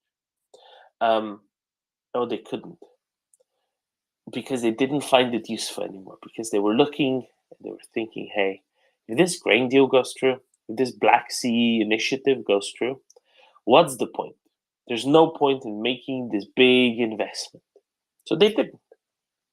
The Black Sea, the Black Sea deal went through, but the rule, which was implemented by the European Commission sometime in May, I think, maybe already March or April, but at least by May it was already there, whereby Ukrainian exports, grain exports specifically, could enter the European Union tariff-free. That was already in force. So anyone who could, load up a truck with wheat, with corn, with whatever else, and would take it across the border to Poland, they could enter Poland without having to pay any tariffs. And, to some degree, this was something that was useful. Now, let's go back to these days, Prince, and ask ourselves, who's really complaining? Because it's very few people complaining in Poland. It's very few people, the ones who, make grain and sell it. For the rest of the people in Poland, this isn't really a problem, because what they get is wheat that costs less, grain that costs less. Livestock farmers get corn that costs less this way. However, the other thing to ask is, and what I've not seen is very hard data on the trade in grains in Poland and what prices it's reaching, because this isn't data that's very transparent, at least to me. I'm sure somebody might have it. And if you have a proper data set and a nice graph of evolution of prices of various grains in Poland specifically, I'd love to see that, because I'd love to compare it to the world markets, because of course grain isn't something that's usually shipped very long distances, because why, right? It's not very value dense. That is to say, you need a big truck, and the value of the content of that truck is much lower than, say, if you had rubies in that truck, right? That'd be a lot more valuable, a truck full of rubies rather than a truck full of grain. But I think it's really down to that. It's primarily a domestic political issue. because there's an election coming up not that long from now, and even a few percentage points of the population can swing a vote. They can also be loud, they can also be in the way with their big tractors, but it's all coming down to the question of rails. Oh yeah, one other reason, sorry, I forgot one little bit here. One of the reasons why the rails ended up not being installed is also because the port infrastructure would have to have been changed. Ports like Odessa, Chernomorsk, Pivdeni, they're set up to export grain. That's what they're set up for. They have grain storage facilities, grain transshipment facilities. Because that's what Ukraine exports, right? If you go to Constanța in Romania, they have good grain transport facilities, not anywhere to the scale of the ports of Great Klaipeda, Nembspils, Muga. They don't export much grain. Who's ever heard of Estonia being a big grain exporter? I've not. No, they're made for other things. There's some ores that go in and out. There's a lot of transport of cars, container transshipment, less of grain, and there would have to be changes to the port infrastructure in the first place to make that efficient. And that's part of the reason why the rails were never set up in the same way either. But to a great degree, this is just a quite limited domestic political question in Poland. The worst thing now is, or maybe maybe the inconsequential thing now is, ending the tariff-free entry of Ukrainian grain into Poland at this point doesn't really make a difference in the big picture. Why? Because much of Ukrainian wheat-producing areas are under occupation. The volumes of grain that Ukraine will produce in 2023 and safely be able to plant, well, safely is a strong word, but somewhat safely, be able to work, plant, and harvest is going to be much lower than normal. Is going to be much lower than previously. And under the current arrangement of the Black Sea Agreement, it will be able to get out there through that anyway. On top of that, the route through the Danube in Romania, is quite substantial as well. So really the measure that has now been taken to kind of pacify the Polish farmers isn't really doing anything, because it wouldn't really have been a problem at scale anyway. Part of the reason, though, why it was a problem at scale was that only very small volumes are needed to perturb a market when a market isn't very elastic. So a very small volume can perturb the price considerably when the market isn't very elastic. So it only needs so much, and it will consume roughly the same amount of a good regardless of its price. And the other thing that I'm thinking of is that there's a good chance that the Polish farmers are comparing the prices of grain with the prices of grain in the spring of 2022. And compared to that, they went way down everywhere. In the spring of 2022, because of the Russian invasion of Ukraine heavily perturbing the export market by reducing the grain on the world market very substantially, the volumes of grain traded in the world market very substantially, that caused a massive price spike, and to a degree not normally seen. And I sincerely doubt that the prices of grain in Poland on spot are now lower than what they were in, late 2020, during 2021. And if they were genuinely lower than that, I would see why there's serious complaints. Dear Domin, yes, what? It has a great impact. You just told me we have to stand by Ukraine, otherwise we will have a world hunger. I am really happy for my brothers and sisters, especially my father, because he wouldn't eat, so I can eat. And if I didn't have family, I would run around hungry, deprived by the conmen and all these infectious disease that spread from America, and all those practices we learn. So it has a great impact.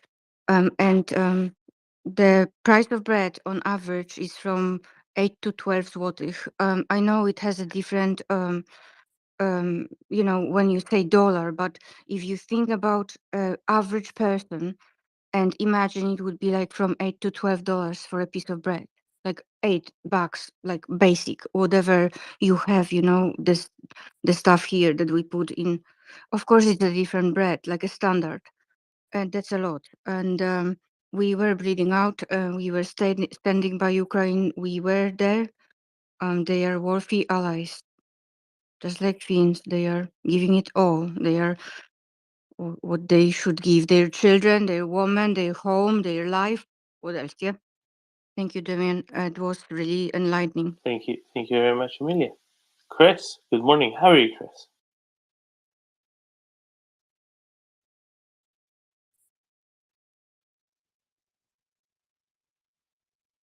Hi, Doman. Sorry, I'll get there in a minute. Yeah, thanks again, Doman, as well. Thanks from me for all of that. You know, I know the Crimean Beach Party is being looked forward to, but me personally, Doman, I want to go and walk along those railway tracks to the Danubian ports. So that's one of the things on my wish list, because, as you say, that got completed, didn't it? The that line into Romania to the Danubian points. Is it Costenza or Constanza? Yeah. What's the other one? Is it? The another Danubian place ports, there as well. Galatz, Ismail Rini. Galatz, yeah. Exactly, yeah. Yeah. So so again, yeah. Thanks for that. Very interesting. Yeah, I thought so. Ivana, good morning. Good morning, Doman. Nice to see you there so early. And Prince, good morning or good night. I don't know.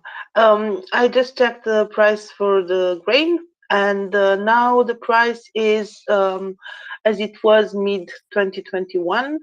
It was increasing slowly from 2020 to 2021. Right now, it basically reached the level it was 2 years ago.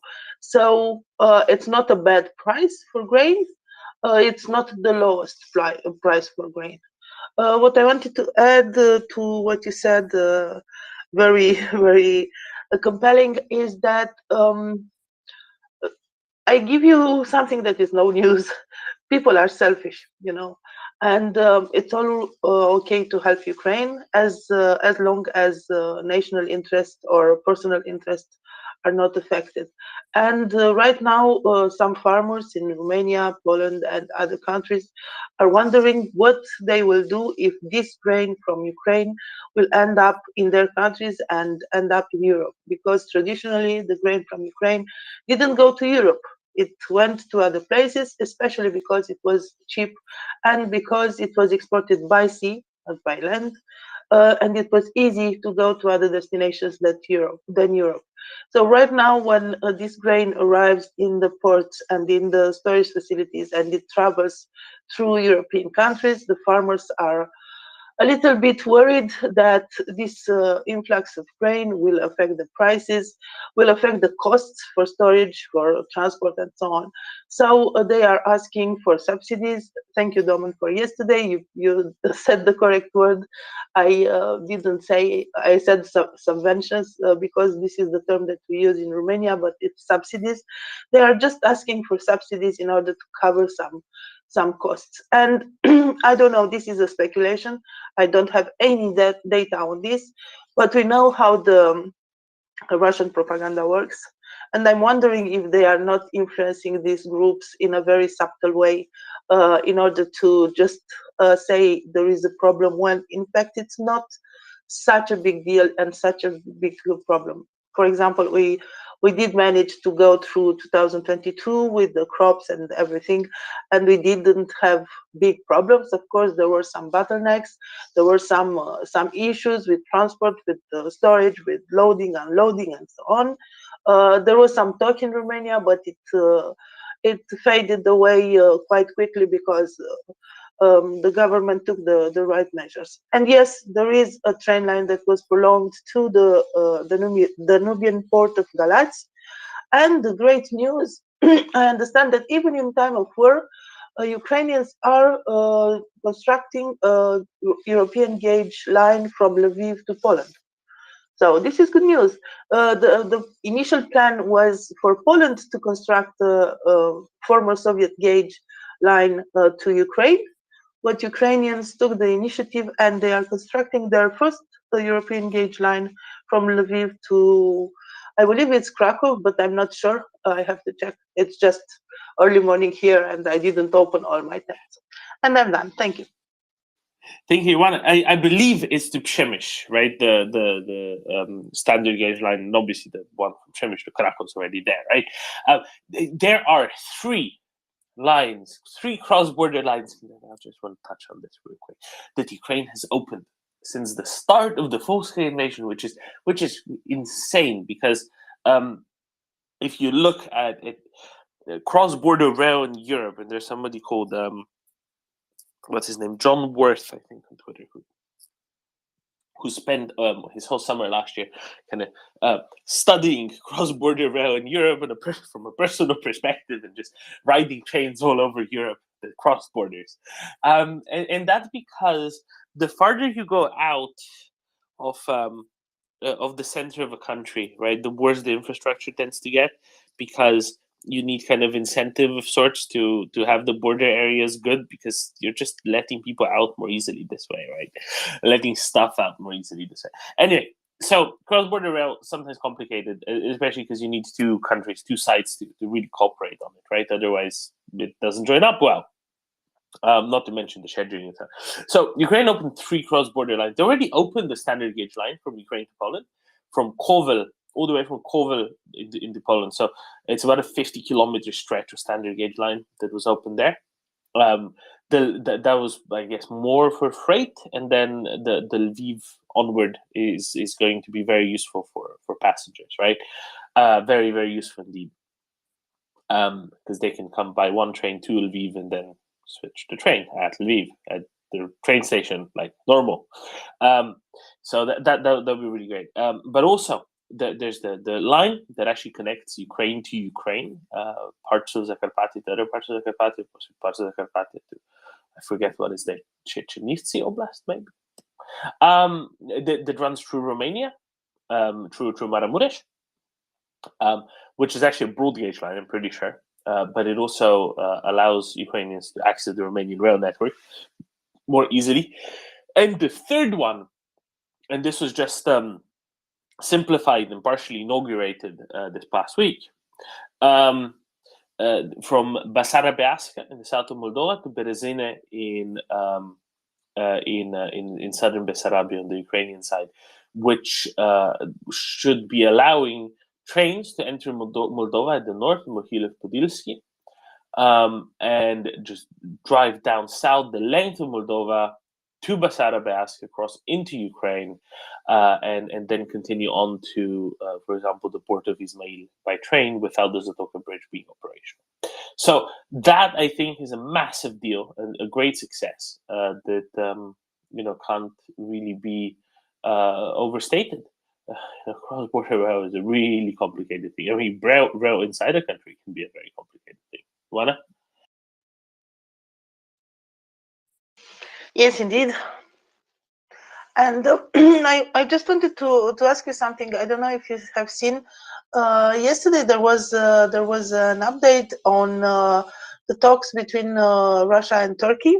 Apparently, Russia is menacing Europe that they will not respect the Green Deal, because they still want what they want.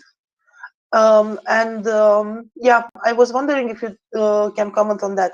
So basically, maybe people don't know what Russia wants. There are a few things. They want that pipeline to export ammonia from the Russian territory to the port of Odessa under liquid form, because it's the cheapest way to transport this base for fertilizers. This is one. Second, even if the sanctions are not concerning the agricultural products, indirectly they affect the Russians because of the SWIFT blocks for some banks. I don't really know right now which is the agricultural bank, but anyway, they have some problems with this. Also, the import of equipment and spare parts for their agricultural machinery or so on, and insurance. So they want some lifting of the sanctions in order to be able to export their grain and fertilizers. And because they didn't have a positive response after the talks yesterday with Turkey, Russia claimed again that they will not respect the grain deal. And I wanted to have your opinion on this. And yes, among their linked to what I said before, sorry, Doman, I said before that maybe there is a Russian influence in this concern on European markets. And why I said this, because among their arguments is the argument that Ukraine is not exporting to the poorest countries in the world, but it's exporting to Europe. So this is one of their arguments, and that's why I had that feeling that maybe some subversive methods are used. But anyway, the question was about the yesterday comment about the grain deal. If you can say something. Yeah, I've not actually seen it, but I feel I can comment on it reasonably well, because there's two things. So one is, what Russia allegedly wants, and what it wants. I mean, the ammonia pipeline argument is, I think, about 85-90% to do with, we just want them to do something we say we want them to do, so we can, it's one of those kind of mafia things, right? To prove our strength to the world or some nonsense like that. So I'm not too worried about that. There's some economic reasons for it, but it shouldn't really be that important. As to the rest, as to their threats, I understand their threats completely. All I want to say to that is, in what was it, November, right? November, Russia said, "Oh, we're not doing the grain deal no more." And then Turkey and Ukraine kind of shrugged and said, "Okay, we'll just continue doing what we're doing." And I have a strong hunch that they would do exactly the same if Russia tried any of the nonsense again. Whatever they might say, unless they go and start sinking commercial shipping, they don't really have a way out of this. And by going out and sinking commercial shipping, they would just frankly lose every last friend in the world whose name isn't Bashar al-Assad or Kim Jong-un, or Lukashenko is just a subservient governor anyway. So I don't think that the realisticness of that threat is anything like they think it is, because they don't really have a way to enforce it in a sensible way. And that's just my sort of top line thing. What you? Yes, exactly. I think exactly the same. They won't go now and sink cargo ships, grain barges on the Black Sea under other countries' flag. They cannot sink international ships going into Black Sea. What this will mean? It will mean that Russia is going, well, of course, it's going really rogue and with the war and the illegal invasion of Ukraine. But doing this would mean that, as you said, no country will regard Russia as I don't know. It's a little thing to add to all the bad things that Russia is doing, but anyway, it will be almost inconceivable. And also, I just wanted to say that Russia didn't really respect the grain deal so good. For example, a few days ago, they targeted with missiles or Shahid drones, I don't know anyone, the Odessa port. They did do that before with some other ports, and they delayed the controls on the Bosphorus a lot. At some moments, there were like tens of ships waiting to be controlled to the straits because Russia is just simply delayed the control. So Russia didn't do the grain deal so willingly, and it tried all the time to put some I don't know how to say, to endanger it a little bit. So it's not a big deal. They can do nothing at this moment. So yeah, it's just empty threats that they are throwing again. I mean, frankly, they'd lose leverage, right? Frankly speaking, they would be losing leverage if they did it. Yeah, Chris.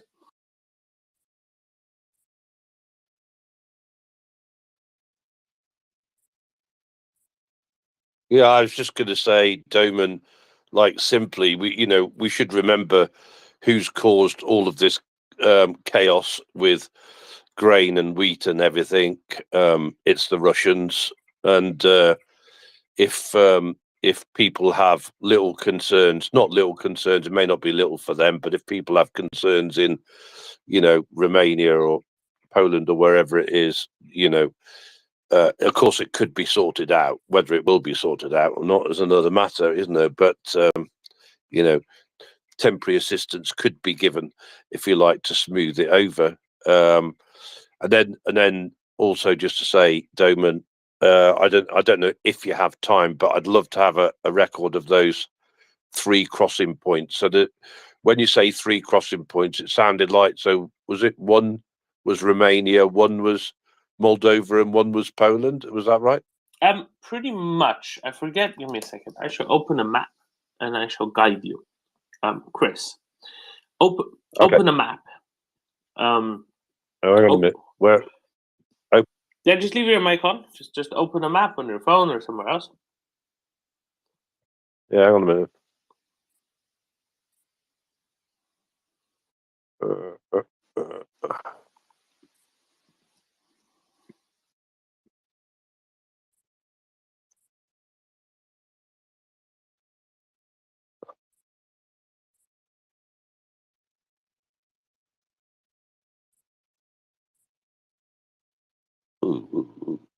Okay, get in there, Damon. Yeah, get in there. Yeah, no, that's fine. This is gripping radio, absolutely gripping radio. But you will see how good this is. So if you open a map, go to southeastern Poland. Just let's call this southeast of Warsaw. There's a town called Lublin. You see where Lublin is? As it happens, I'm there. Perfect. Yeah. And then just to the east of Lublin, you see a town called Chelm, Chel with a stroke M. Oh yeah, Okay. yeah. So from there's a railway line that runs all the way east to a town called Kovel. Okay. Yeah. So that's where they put a standard gauge line. The Ukrainians did from the border all the way to Kovel. So they have more transshipment points along this line. And so this is the first one. So we have the first one. You can start it or that one looks like a Roman road. It's a very straight railway line, or very straight. Could well be. Yeah, there's a railway basically parallel to the road between Helm and Kovel. So that's the first one, right? Okay. The second one is if you go to where the Carpathians are in Romania and Ukraine, right? And you see where Zakarpattia is. You see where Ivano-Frankivsk. Hang on a minute. Where's Zakarpattia? Find the town of Ivano-Frankivsk, the big city of Ivano-Frankivsk. Let's find that first. Yeah. Okay, if you go dead south from Ivano-Frankivsk, almost dead south, let's say heading 185, heading 190, thereabouts. Yeah. Towards the Romanian border, you find just before the Romanian border on the Ukrainian side, you find the town of Rakhiv, Rakhiv, and then further down, town of Dilove on the Ukrainian side, and then on the Romanian side, there's a town called Valea Visholui. Okay. Yeah, hang on a minute. Hang on a minute. You've lost Yeah, me that's there, fine. mate. You just go south from Ivano-Frankivsk all the way to the border, and you see a road that leads almost entirely south, sort of heading 185 thereabouts. And they connected the little bit of railway from Rachiv to Dilove to Valea Visholui, and then on the Romanian side on to somewhere. It's Teresva. It crosses the Tisa River back into Ukraine. So it's a chunk of railway that just runs on the Romanian side of the border, kind of parallel to the border. But what it also allows is, and I don't know where the other rail connection is, it allows at some point for a connection to be made further south. I think from Sighet to Marmașei, there's probably some sort of a rail connection further south into Romania. So that's the second one. Wait a minute. So just let me just make sure I got that right. So I've got Rachiv. Yeah, just to the south right? of Rachiv, you see the border town of Dilove. I've got. If you see where the border is, if you go dead south of Rachiv to the border, just before the border, a kilometer before the border, you see Dilove on the Ukrainian side and Valea Visholui on the Romanian side. You can all play along, all 400 of you can all play along and do this. This is learning, quaternary cities and towns of Ukraine. I think I've got it. There we go. I've So got it that's the crossing there from Dilove to Valea Visholui. Yeah. Okay. So that's the second one. Yeah. Okay, and then the third one is if you go to the south of Moldova, right south of Moldova, if you see where Chisinau is, you just go kind of, let's say, heading 170 thereabouts. Heading 170 from. Is it? No, actually, no. You're heading. No, you're doing a dead heading 180. Heading 180. Yeah. You see a town in the south of Moldova called Basarabeasca. That's what it's called. I'm not kidding. That's literally what it's called. Completely is. I'm not pretending it is. It really is. Right at the southern end of the R3 road or the E584. Either way, it's a town called Basarabeasca in the south of Moldova. I haven't got that yet. No, that's fine. That's fine. Just. Is it anywhere near? Is it Ishmael or? No, not nearly that far south. So that's already in Ukraine, right? So let's say halfway between Chisinau and Ismail, exactly halfway on that line, you will see the Ukrainian-Moldovan border and the town of Basarabeasca. Okay. There is a bigger town, Chimishlia, and there is a road that goes like 170, as you said, and that's where is the border and Basarabeasca. If this helps, I don't know. We're teaching Chris very obscure bits of geography that no one ever cares about. This is great. Chris is. It's interesting. Chris is slow as well. Yeah. So wait a minute. The what's that road that's there? Hang on a minute, let me just see what that is. So if you go south from Chisinau, you see a town that is called Chimishlia. CIMI.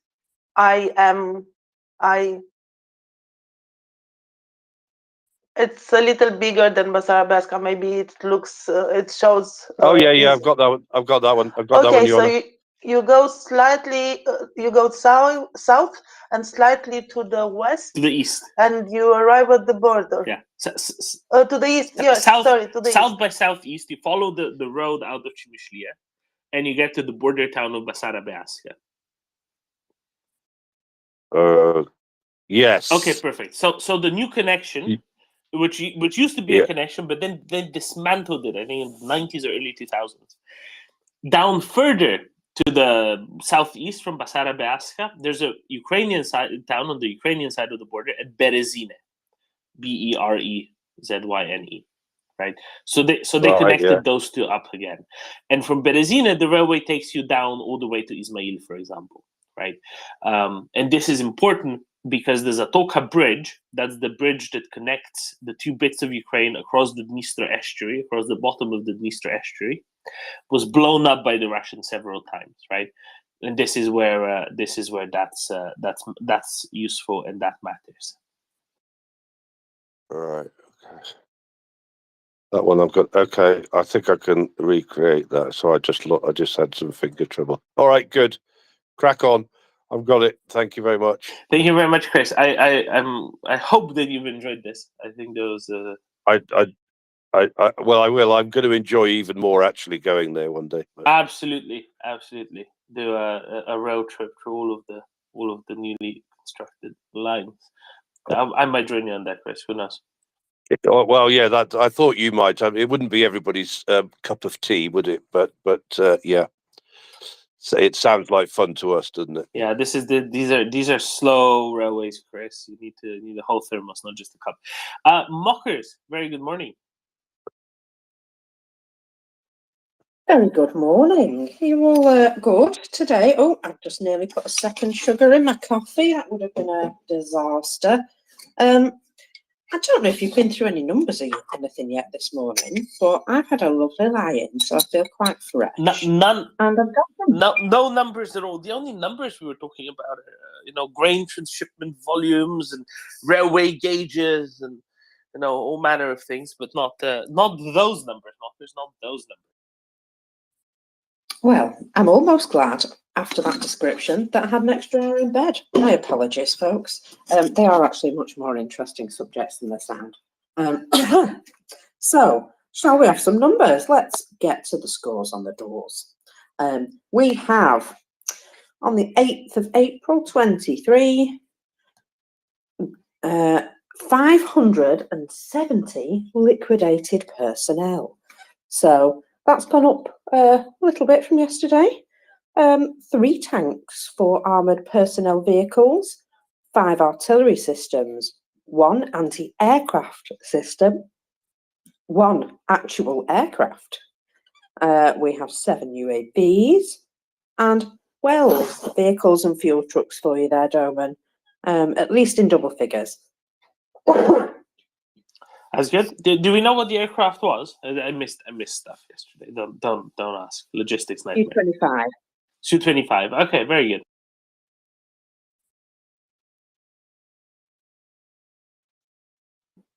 There was a video of the aircraft, and then it sort of goes off camera, and the camera moves, and then you see it blowing up on the ground. So they didn't catch the actual crash, but it certainly went down, and there does appear to have been a pilot who ejected. That's the word. Sorry, still early here. Yeah, there does appear to have been a pilot who was ejected. Don't know whether that pilot was recovered by which side. I'm sure we'll find out if he turned up in Ukrainian hands.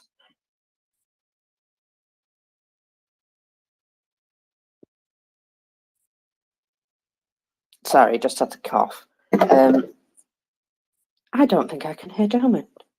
No, I wasn't saying anything because I wasn't sure where you were. I didn't want to step on you. That's why. But I'm hoping that Oryx will have that tallied real quick. I think there's a good chance, right? I think that's possibly good enough visual evidence to tally it. Okay, Mocker. Speaking of aircraft, I have a question. What's going on in Voronezh? Oh, well, there's some flames, or at least there was when I went to bed. So, yeah, appears to be some sort of aircraft manufacture type property at Voronezh. And there was a little fire, which turned into a huge one, by the looks of things. And well, I'm just going to check my regular what's going on fire in Russia and just see if there was any more information on that, because sorry, I'm having to open the curtains and the blinds for the cat, otherwise he will start shouting at me. There we go. So wow, oh, it got bigger. There was several hectares ablaze in New Moscow. I think that's actually a different fire. Wow. Voronezh is closer to the Ukrainian border, so. Yes, yeah, that's what I was looking at. I was just like, oh, it's this, and then I was like, no, that's a completely different huge blaze. Yeah, so along the landing strip of the Voronezh military airport and aircraft plant, it says here, there's nothing to worry about. And then there's a massive picture of fire. And there did appear to earlier on be some, sorry, I'm just enjoying myself, some sort of air defense maybe, or something appeared to come through the air into that location. Because apparently spontaneous fires need a little bit of assistance. I think the main issue for the fire in the Moscow region is a grass fire.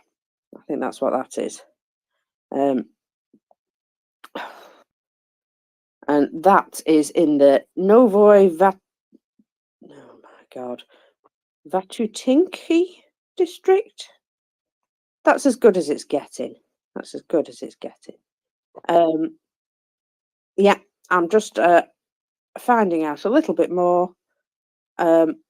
It occurred in the VASO Building Company plant, which also works for the defence industry. Locals claimed that they saw a trail from a drone or something similar, and the explosion occurred in the area of the runway. Local authorities claim that the reeds are on fire. Well, of course they would be if everything else is on fire around them. Don't you think? Stands to reason. So the explosion occurred in the area of the runway. So the building, some tens of maybe hundreds of meters away, of course, went up in a massive flame. That makes perfect sense. Yeah, makes sense to me. Good on the good on Russians warming up a little bit on the Easter weekend that isn't their Easter weekend. My goodness me, they had quite a lot of big fires in the last sort of 10, 11 hours. So you're saying it was a really good Friday? It apparently was, yeah. Oh, sorry, I just muted myself instead of something else. But yeah, Orenburg, Russia, there was a very large fire there. A warehouse with seeds and a grain dryer caught fire. Now, wouldn't it just be awful if that was the stolen grain that they'd just been taken by karma? I doubt it would be. I doubt it is because of the geographical location. But let's say the grain is somewhat fungible, and it might be offsetting the thievery.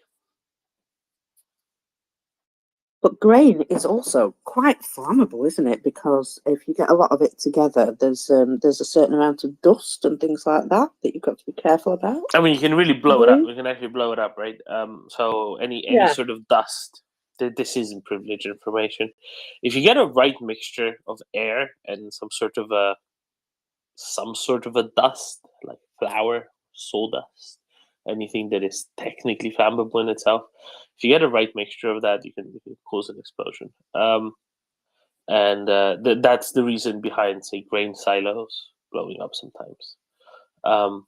And it needs to be just the right conditions, just the right mixture. If you have a diesel car, right, or a truck, and you just fill the cylinders up with diesel, it's not going to do anything. It's just going to be in the way, right? It needs to be the right concentration of the right combination of fuel and air, the right mixture. It works kind of the same, but you can do it with other things. However, there is a reason why we don't inject flour into our internal combustion engines, is because it doesn't burn exactly perfectly, and there's quite a lot of residue, which you don't get with petrol or diesel in the same way. I've digressed, haven't I?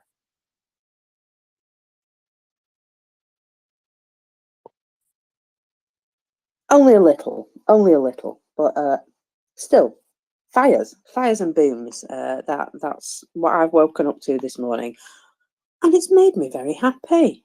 So that's all we need to know. Gosh, Russia is on fire tonight, last night. Yeah. Let me see. This Novo-Vatukini district, that was a particularly large fire. It was reported a field was on fire, just field, regular field. However, for some reason, it spread quite quickly, and the fire is already quite visible from several districts. Strong smell of burning and smoke, which you might expect, eh? Wait, when you're near a big fire, you might experience the smell of burning and smoke? Well, perhaps. I'm going to say yeah. I'm shocked and appalled at the mere suggestion of such. Yeah.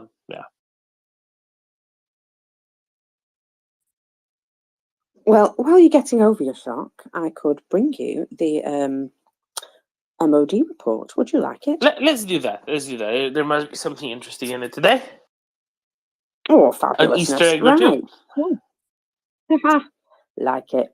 So today, on the 8th of April 23, this is your Defence Intelligence Update from the UK MOD. Russia's campaign to severely degrade Ukraine's unified energy system within 22 to 23 winter has highly failed. Well, it says it's highly likely failed. They like to put in the word likely, but it's highly failed as far as I'm concerned. Russia has conducted long-range strikes since October 22, but large-scale attacks have become more rare since early March 23. Smaller scale strikes with fewer than 25 munitions continue, but are likely having much less impact on the unified energy system. Ukraine's network operating companies continue to resource replacement transformers and other critical components. Transporting and installing these components is a major logistical challenge, especially high voltage transformers, which weigh at least 100 tons each. Ukraine's energy situation will likely improve with the arrival of warmer weather. Planning and preparations for next winter have already begun. So, taking a little specific look at the electrical infrastructure situation there, and well, I think we can safely say that the Ukrainians appear to have that in hand.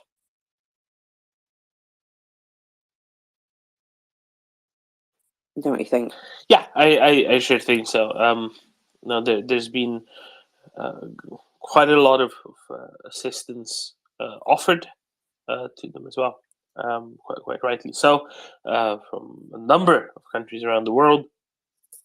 There's further assistance being offered to not just keep it running, but improve and get the grid back up to a standard more similar to where it was before, right? And I think that's very important because that makes it more resilient going forward. If there were to be more of these strikes, sometime later on, let's say. So that's why that's an important component as well, right? And that's why it's important that this keeps on being done. Japan specifically, Japan said they're offering $5.5 billion worth of help. They've gone farther. They've upped that to $7.5 billion worth of help now. But Japan is not going to be offering arms, right? This is mostly going to be humanitarian, civilian assistance, but a lot of that is going to be in the shape of stuff needed to reconstruct the energy grid properly. Okay, so that's a large component of this as well. So it's continuing. It will continue. It will get properly set up again. It will be far more resilient if the Russians were to ever try this nonsense again. So that's good. I mean, that is absolutely tremendous news. At some point, we will undoubtedly read, "Oh, the Russians got this close to where it was," but to where they would have ruined the Ukrainian electrical system, especially. But nevertheless, it's very good. Let me read a press release, if I may, from the Ukrainian Ministry of Energy that came out yesterday. The press release says, the Ukrainian power system has been operating for almost 2 months without consumer restrictions with a capacity reserve. We achieved this thanks to the titanic work of our power engineers and our international partners who helped restore the system. The most difficult winter has passed. The next step is the opening of electricity export, which will allow us to attract additional financial resources for the necessary reconstruction of the energy infrastructure that has been destroyed or damaged, Halushchenko noted. According to the Ministry of Energy, the export capacity allowed by the European Network of Transmission Operators, NSOE, stands at 400 megawatts. However, actual export volumes may fluctuate depending on time of day and market conditions. At the same time, he says that domestic demand satisfying domestic demand is absolutely a priority. Providing electricity to our customers is an absolute priority. Therefore, electricity will be exported on the condition that Ukrainian consumers are supplied with electricity. Export may cease if that changes. That's pretty normal. As reported, Chris, I know I'm not fluffy with a bushy tail, nor do I howl, but yeah. Okay, so they say, as reported, Ukraine exported electricity to Moldova and EU member states from June to October 11th last year.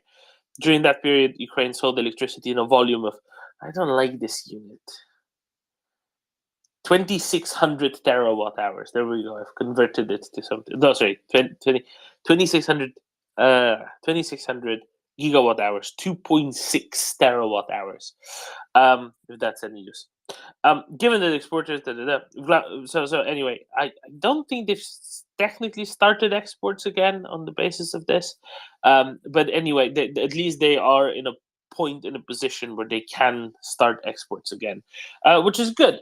Now it's a little bit of extra income, but it's a good start, and it's always good to know at the very least that for some 7 or 8 weeks now, the grid is fine. It's stable. It's working. It's not under pressure, and actually, it's also really good news for Moldova. And let's not forget that, right? Moldova is dependent to quite a considerable degree on energy imports. And so the fact that the Ukrainian electrical grid is stable and can even provide some exports, at least soon, if not quite yet, can make a big difference to them as well.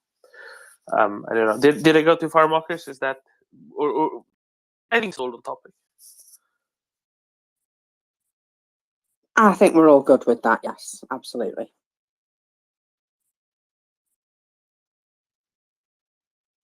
Sorry, I'm just checking because what happens when I go to bed overnight is if anything happens, people send me messages, which is lovely. But when I get up in the morning, I need a PA to sort them all out. I'm sure you probably understand, Doman. No comment.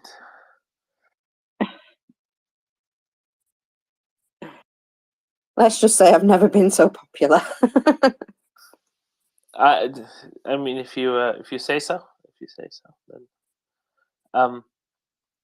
no, but as far as I'm concerned, this is a pretty big deal. I think as far as many Ukrainians are concerned, this is a very big deal indeed.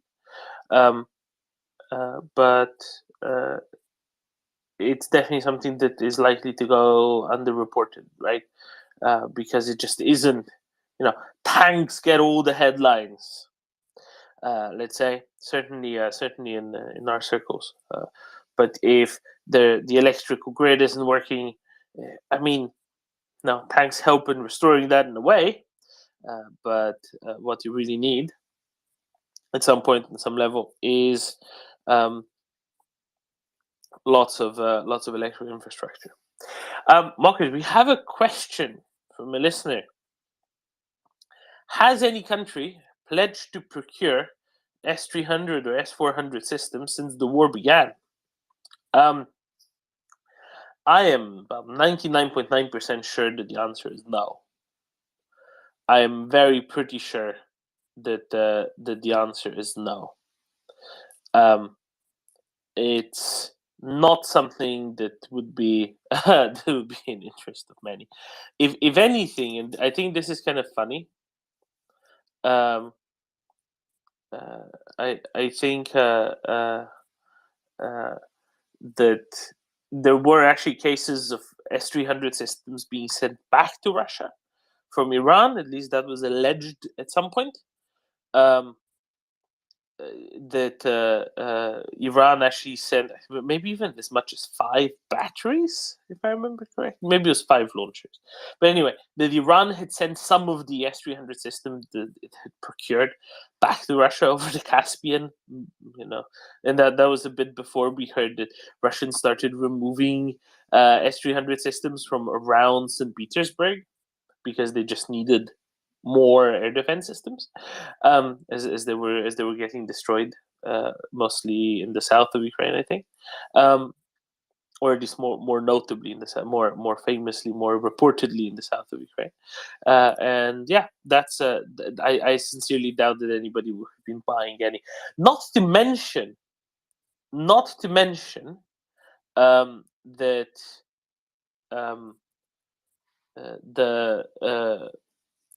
I don't know if anyone at all would be considering that a likely delivered or a well-maintained system going forward, if that makes sense. I think that's a large component of the problem there, right? For anybody who might be even considering it. What we did here is about a very large number of systems, of other types of systems that orders were already filed for, especially things like aircraft, helicopter, fixed-wing and rotary-wing aircraft, being cancelled, right? So from India, from Philippines, from Indonesia, maybe some other places as well, basically cancelling orders that they already had standing for Russian systems because they knew that they wouldn't be they wouldn't be exactly very, very likely to be delivered anytime ever, and certainly not in a very good form. And I think that says all that anybody needs to really know about any of that. One thing that did happen is one country did not procure, but it got it delivered, took delivery of a medium-range air defense system. And that country is Serbia, which historically, is quite aligned with Russia. Let's say aligned with Russia, notably friendly with Russia. Let's call it that. Notably friendly with Russia. And they didn't get an S-300 and S-400. They got a Chinese, I think it's called an HX-3, if I remember correctly. I might be wrong on that. Which is kind of a Chinese copy of an S-300.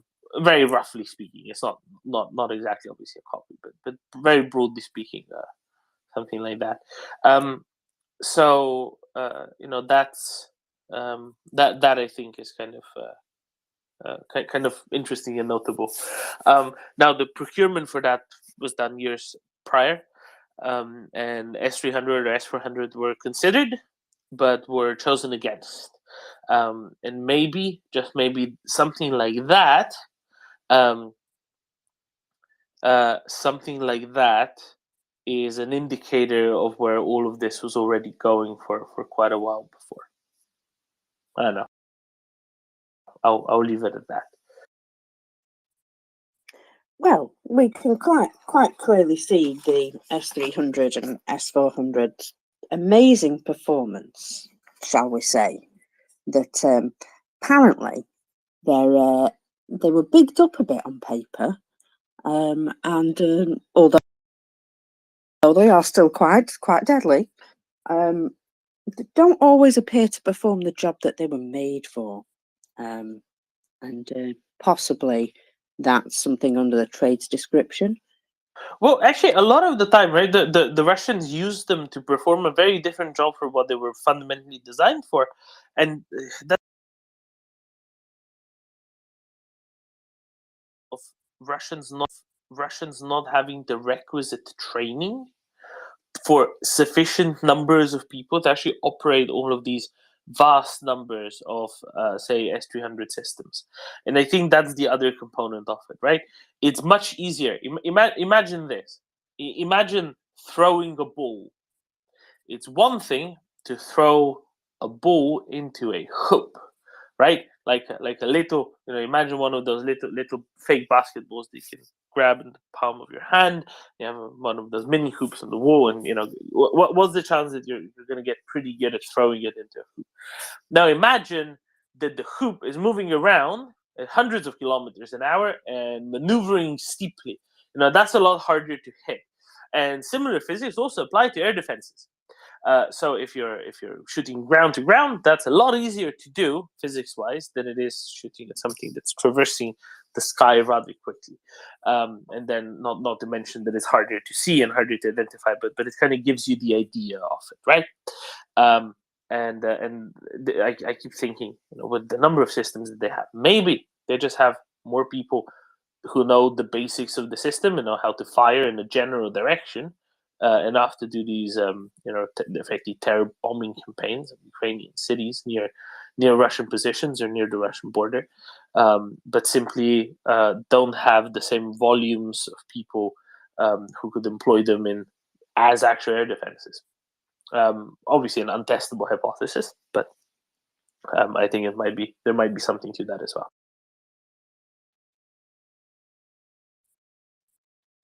I note we've been joined by a Yehuda. Good morning. Good morning. Good morning. Good morning. Yes, it would seem, Domin, that some of these operators of Russian equipment are lacking. I think that's a for sure thing. So I'll throw my 2 cents in there. Not good.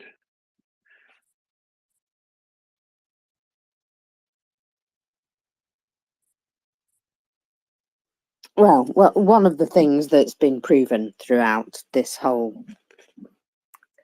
mess, there we go, sorry, nearly swore early in the morning.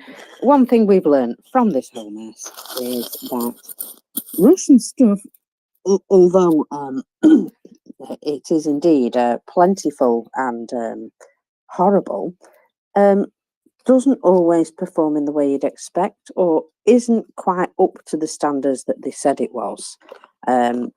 Because they do like to exaggerate a little bit, and they've been telling people that their T-55s are going to be just fine against Western tanks.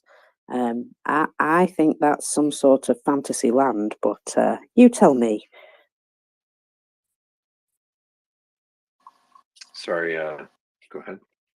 Right, I think the Russians are right. Their T-55s are going to be just fine against literal Western-produced water tanks, fuel tanks, maybe even. But maybe not the actual tanks that are being sent towards them, hey?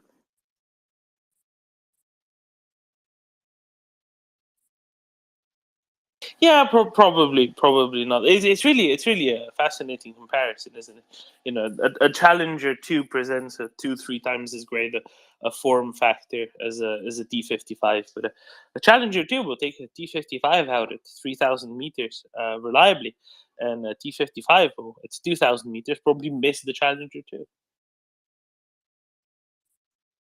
2. If they even see it. Oh, sorry, that's what I miss. That's what I meant. They'll miss the fact that it's there. Even though it's quite large and quite loud. Yeah, I can understand that if you're stuck inside a metal box with not very good view out and some really not brilliant. What are they? Optics, that's the word. I nearly said periscope, a really terrible periscope, and then I thought, wrong place for periscopes. So yeah, if you're sat there in your tank with limited visibility and NAF, night vision, or even if you're lucky enough to have any, yeah, I can't imagine you feeling very safe in that situation somehow.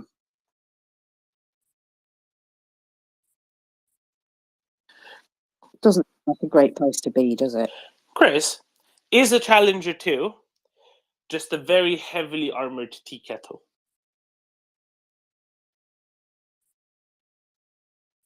I think I better say no to that, Doman. Challenger 2 is a very special thing. Not a heavy tea kettle at all. Yeah. Very nice tank. One of the best in the world, if not the best in the world. Arguably, of course. Some people will argue that Leopards and Abrams are better. And actually, who was it? Anda was arguing the other day that Leclerc's are quite good. I don't know. She's got something about the French or something. But Excellent supermarket. yeah, well, actually, Doman, I did a bit of looking. You know, I was like Abrams versus Leclerc's, Challengers versus Leclerc's, and all the rest of it. And that, you Are you know, trying unless to it's replay propaganda, Agincourt again, Chris? sort of, yeah. Sort of. I just wanted to see, you know, I was trying to work out why Anda was so excited about the French, you know. But anyway, what I did want to say before everybody's got excited and put their hands up now, this must be all this mention of tanks or the French or something. But you know, people dream about things. I had a dream last night, 2 dreams actually. So one dream was Shorad, Haimad, and Thad. Right, that was one dream. And then the other dream was the Screaming Eagles in Romania, the Special Forces in Moldova, and a massive air exercise in Poland. So I don't know if I dreamt all that, but are the Screaming Eagles still in Romania? Ioana, is it really loud outside? In my house, quite Oh no, I loud. meant outside, right? Because Chris asked if the Screaming Eagles are still in Romania. But I'm you know just curious because you know if you have all these eagles screaming all over the place, it must be pretty loud. Yes, they are, but they are further to the southeast, around Constanța, I think. So I cannot hear them from Bucharest. Maybe Adrian. I heard they were screaming loudly, Ioana. They wanted to be let go. I heard. Oh, if it's for me, yes, I should. I agree with this. We should let them go, but it's complicated because right now Romania is doing a lot of things. Is buying or signing contracts for military stuff. For example, I have seen. So it's not an order; they will buy from the stock. And I'm wondering what Romania will do with the Abrams, and also some other contracts for the military. So maybe we should buy some planes or something and do something with the Eagles. I don't know. Yeah, there's a lot of interesting stuff going on there, right? Are they going to get the K9 howitzers? Both the K2 and the Abram tanks are looking to be going forward. Who knows? But one thing's for sure, you know, a realignment of priorities is very clear indeed. Well, so just what came to my mind that I wanted to point out a couple of facts in relation to this T-55 and the vis-a-vis taking on the Challengers. And that is, as you well know from seeing photographs of the T-72 versus a Challenger, that it is very small and they are very sneaky and they don't mind. that you know they can only shoot 2.5 kilometers, and the Challenger can easily kill them at 3.5. Doesn't make any difference because they're sneaky and they're going to sneak up on them. That's the important thing. Sneaky tanks is what's key to the Russians. And Chris, I'd just like to say that the Challenger 2 is in fact a mobile soup kitchen, and you should fight me over that because it has a kettle. They can reheat water for making tea, and they can also heat soup. And I reckon it's going to be the mobile soup kitchen for the Ukrainian army to raise morale and serve hot, steaming death to the Russians. So if you want to see a T-55 and a Challenger 2 in comparison, or maybe it's the Challenger 1, I'm not sure. Same size though. You can check Nick's tweet up in the nest, and I knew exactly clearly what to say to get the Brits all riled up. Bearded Brit, I apologize first of all. It was just a joke, but please. Hello, everyone. Yes, Challenger 2 is an armoured kettle. As has just been said, it does have a boiling vessel on board that not only boils water and soup, but you can also put boil in the bag food in there. And yes, imbibe to your heart's content while under armour. In regards to T-55s or whatever being sneaky, there's one thing they cannot hide, and that's their thermal signature. And that's what Challenger 2 is going to be looking at out beyond 3 kilometers to identify hotspots to then engage. But sneaky beaky's fun, but you can't hide that thermal signature.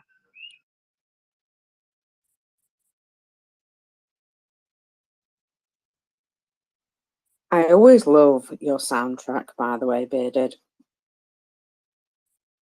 I was thinking that. Just sounds like he's stood in the middle of a tropical paradise, doesn't it? I actually do live in a tropical rainforest, yeah.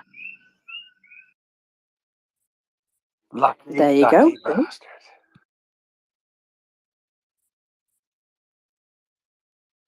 Aaron.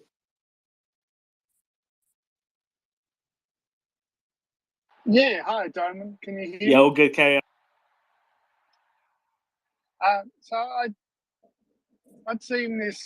listened to a guy talking. He was talking about how Ukraine had been broken up into 8 different sectors.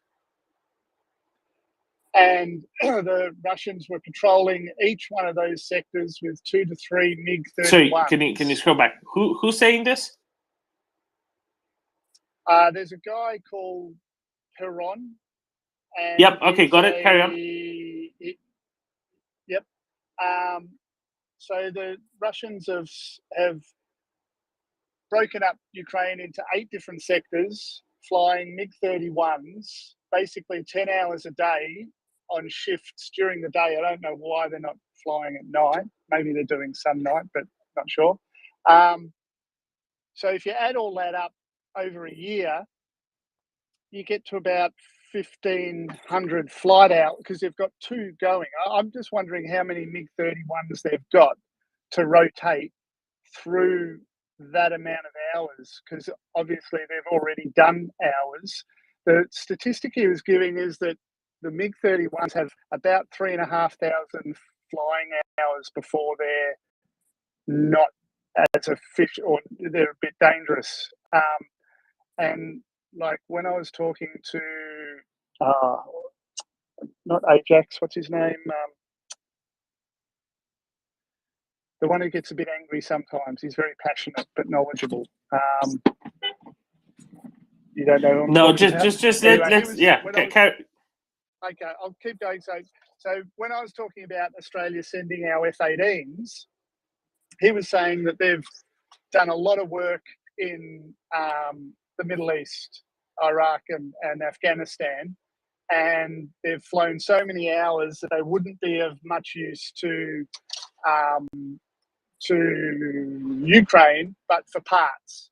So they'd be good if Finland sent theirs, and then we sent ours, and then you've got a good fleet that you can work with. But so it's just sort of a bit of just putting stuff out there, and then you can play with it. I'm just worried that if that's the case for MiG-31s and so forth, that what the Ukrainians flying and with the Saudis they'd be flying, they must be getting pretty close to not being all that safe to fly. I mean, I'll probably need Colonel Jeff or someone to sort what I've got in my head rolling around, but I'll step down and see if anyone's got any ideas. Okay, so it's kind of like this. So a lot of what you're saying is exactly on point, right? Ukraine needs Western jets for the very simple reason that there aren't enough non-Western jets that would allow them to maintain their air force's efficacy, flying, etc. That's part one. Part two. Now, with these MiG-31s, it's going beyond the scope of detail that I'm necessarily familiar with, but that's fine. In the broad strokes, Russians have better jets than Ukrainians have. That's pretty clear. The real problem is Russians have much longer range missiles that Ukrainians have in terms of air-to-air missiles for their jets. In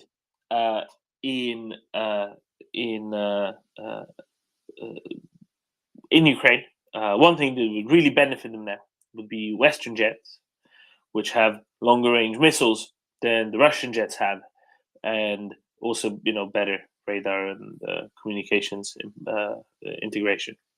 That's what would make a really, really, really big difference between the now and whatever the end of the war will be, to be able to dissuade whatever Russian jets it is, whether it's MiG-31s or Sukhoi 35s, that doesn't, whatever it is, doesn't really make that much of a difference. It would so the Ukrainians would be able to take them down from a longer distance away than the Russians can take the Ukrainians down. And this is why F-18s, F-16s, all of them have this compatibility. Gripens, it's fine. It's not about the specific airframe even. The reason why F-16s, in large part, is because F-16s are compatible with just so many different types of ordnance, and there's so many F-16s around, so it'd be easier to scrounge up, a relatively small number of them, some tens of them, than it would be of anything else, because with the F-18s, Finland's not giving up F-18s unless it has backfill of other types, plus training takes quite a while. They're not scheduled to start receiving F-35s for a few years still. It's kind of reasons like that. And that's what's keeping the F-18s out. But also really, F-16s would be just the most convenient option for all sorts of sustainment reasons. But yeah, Ukrainians need Western jets because otherwise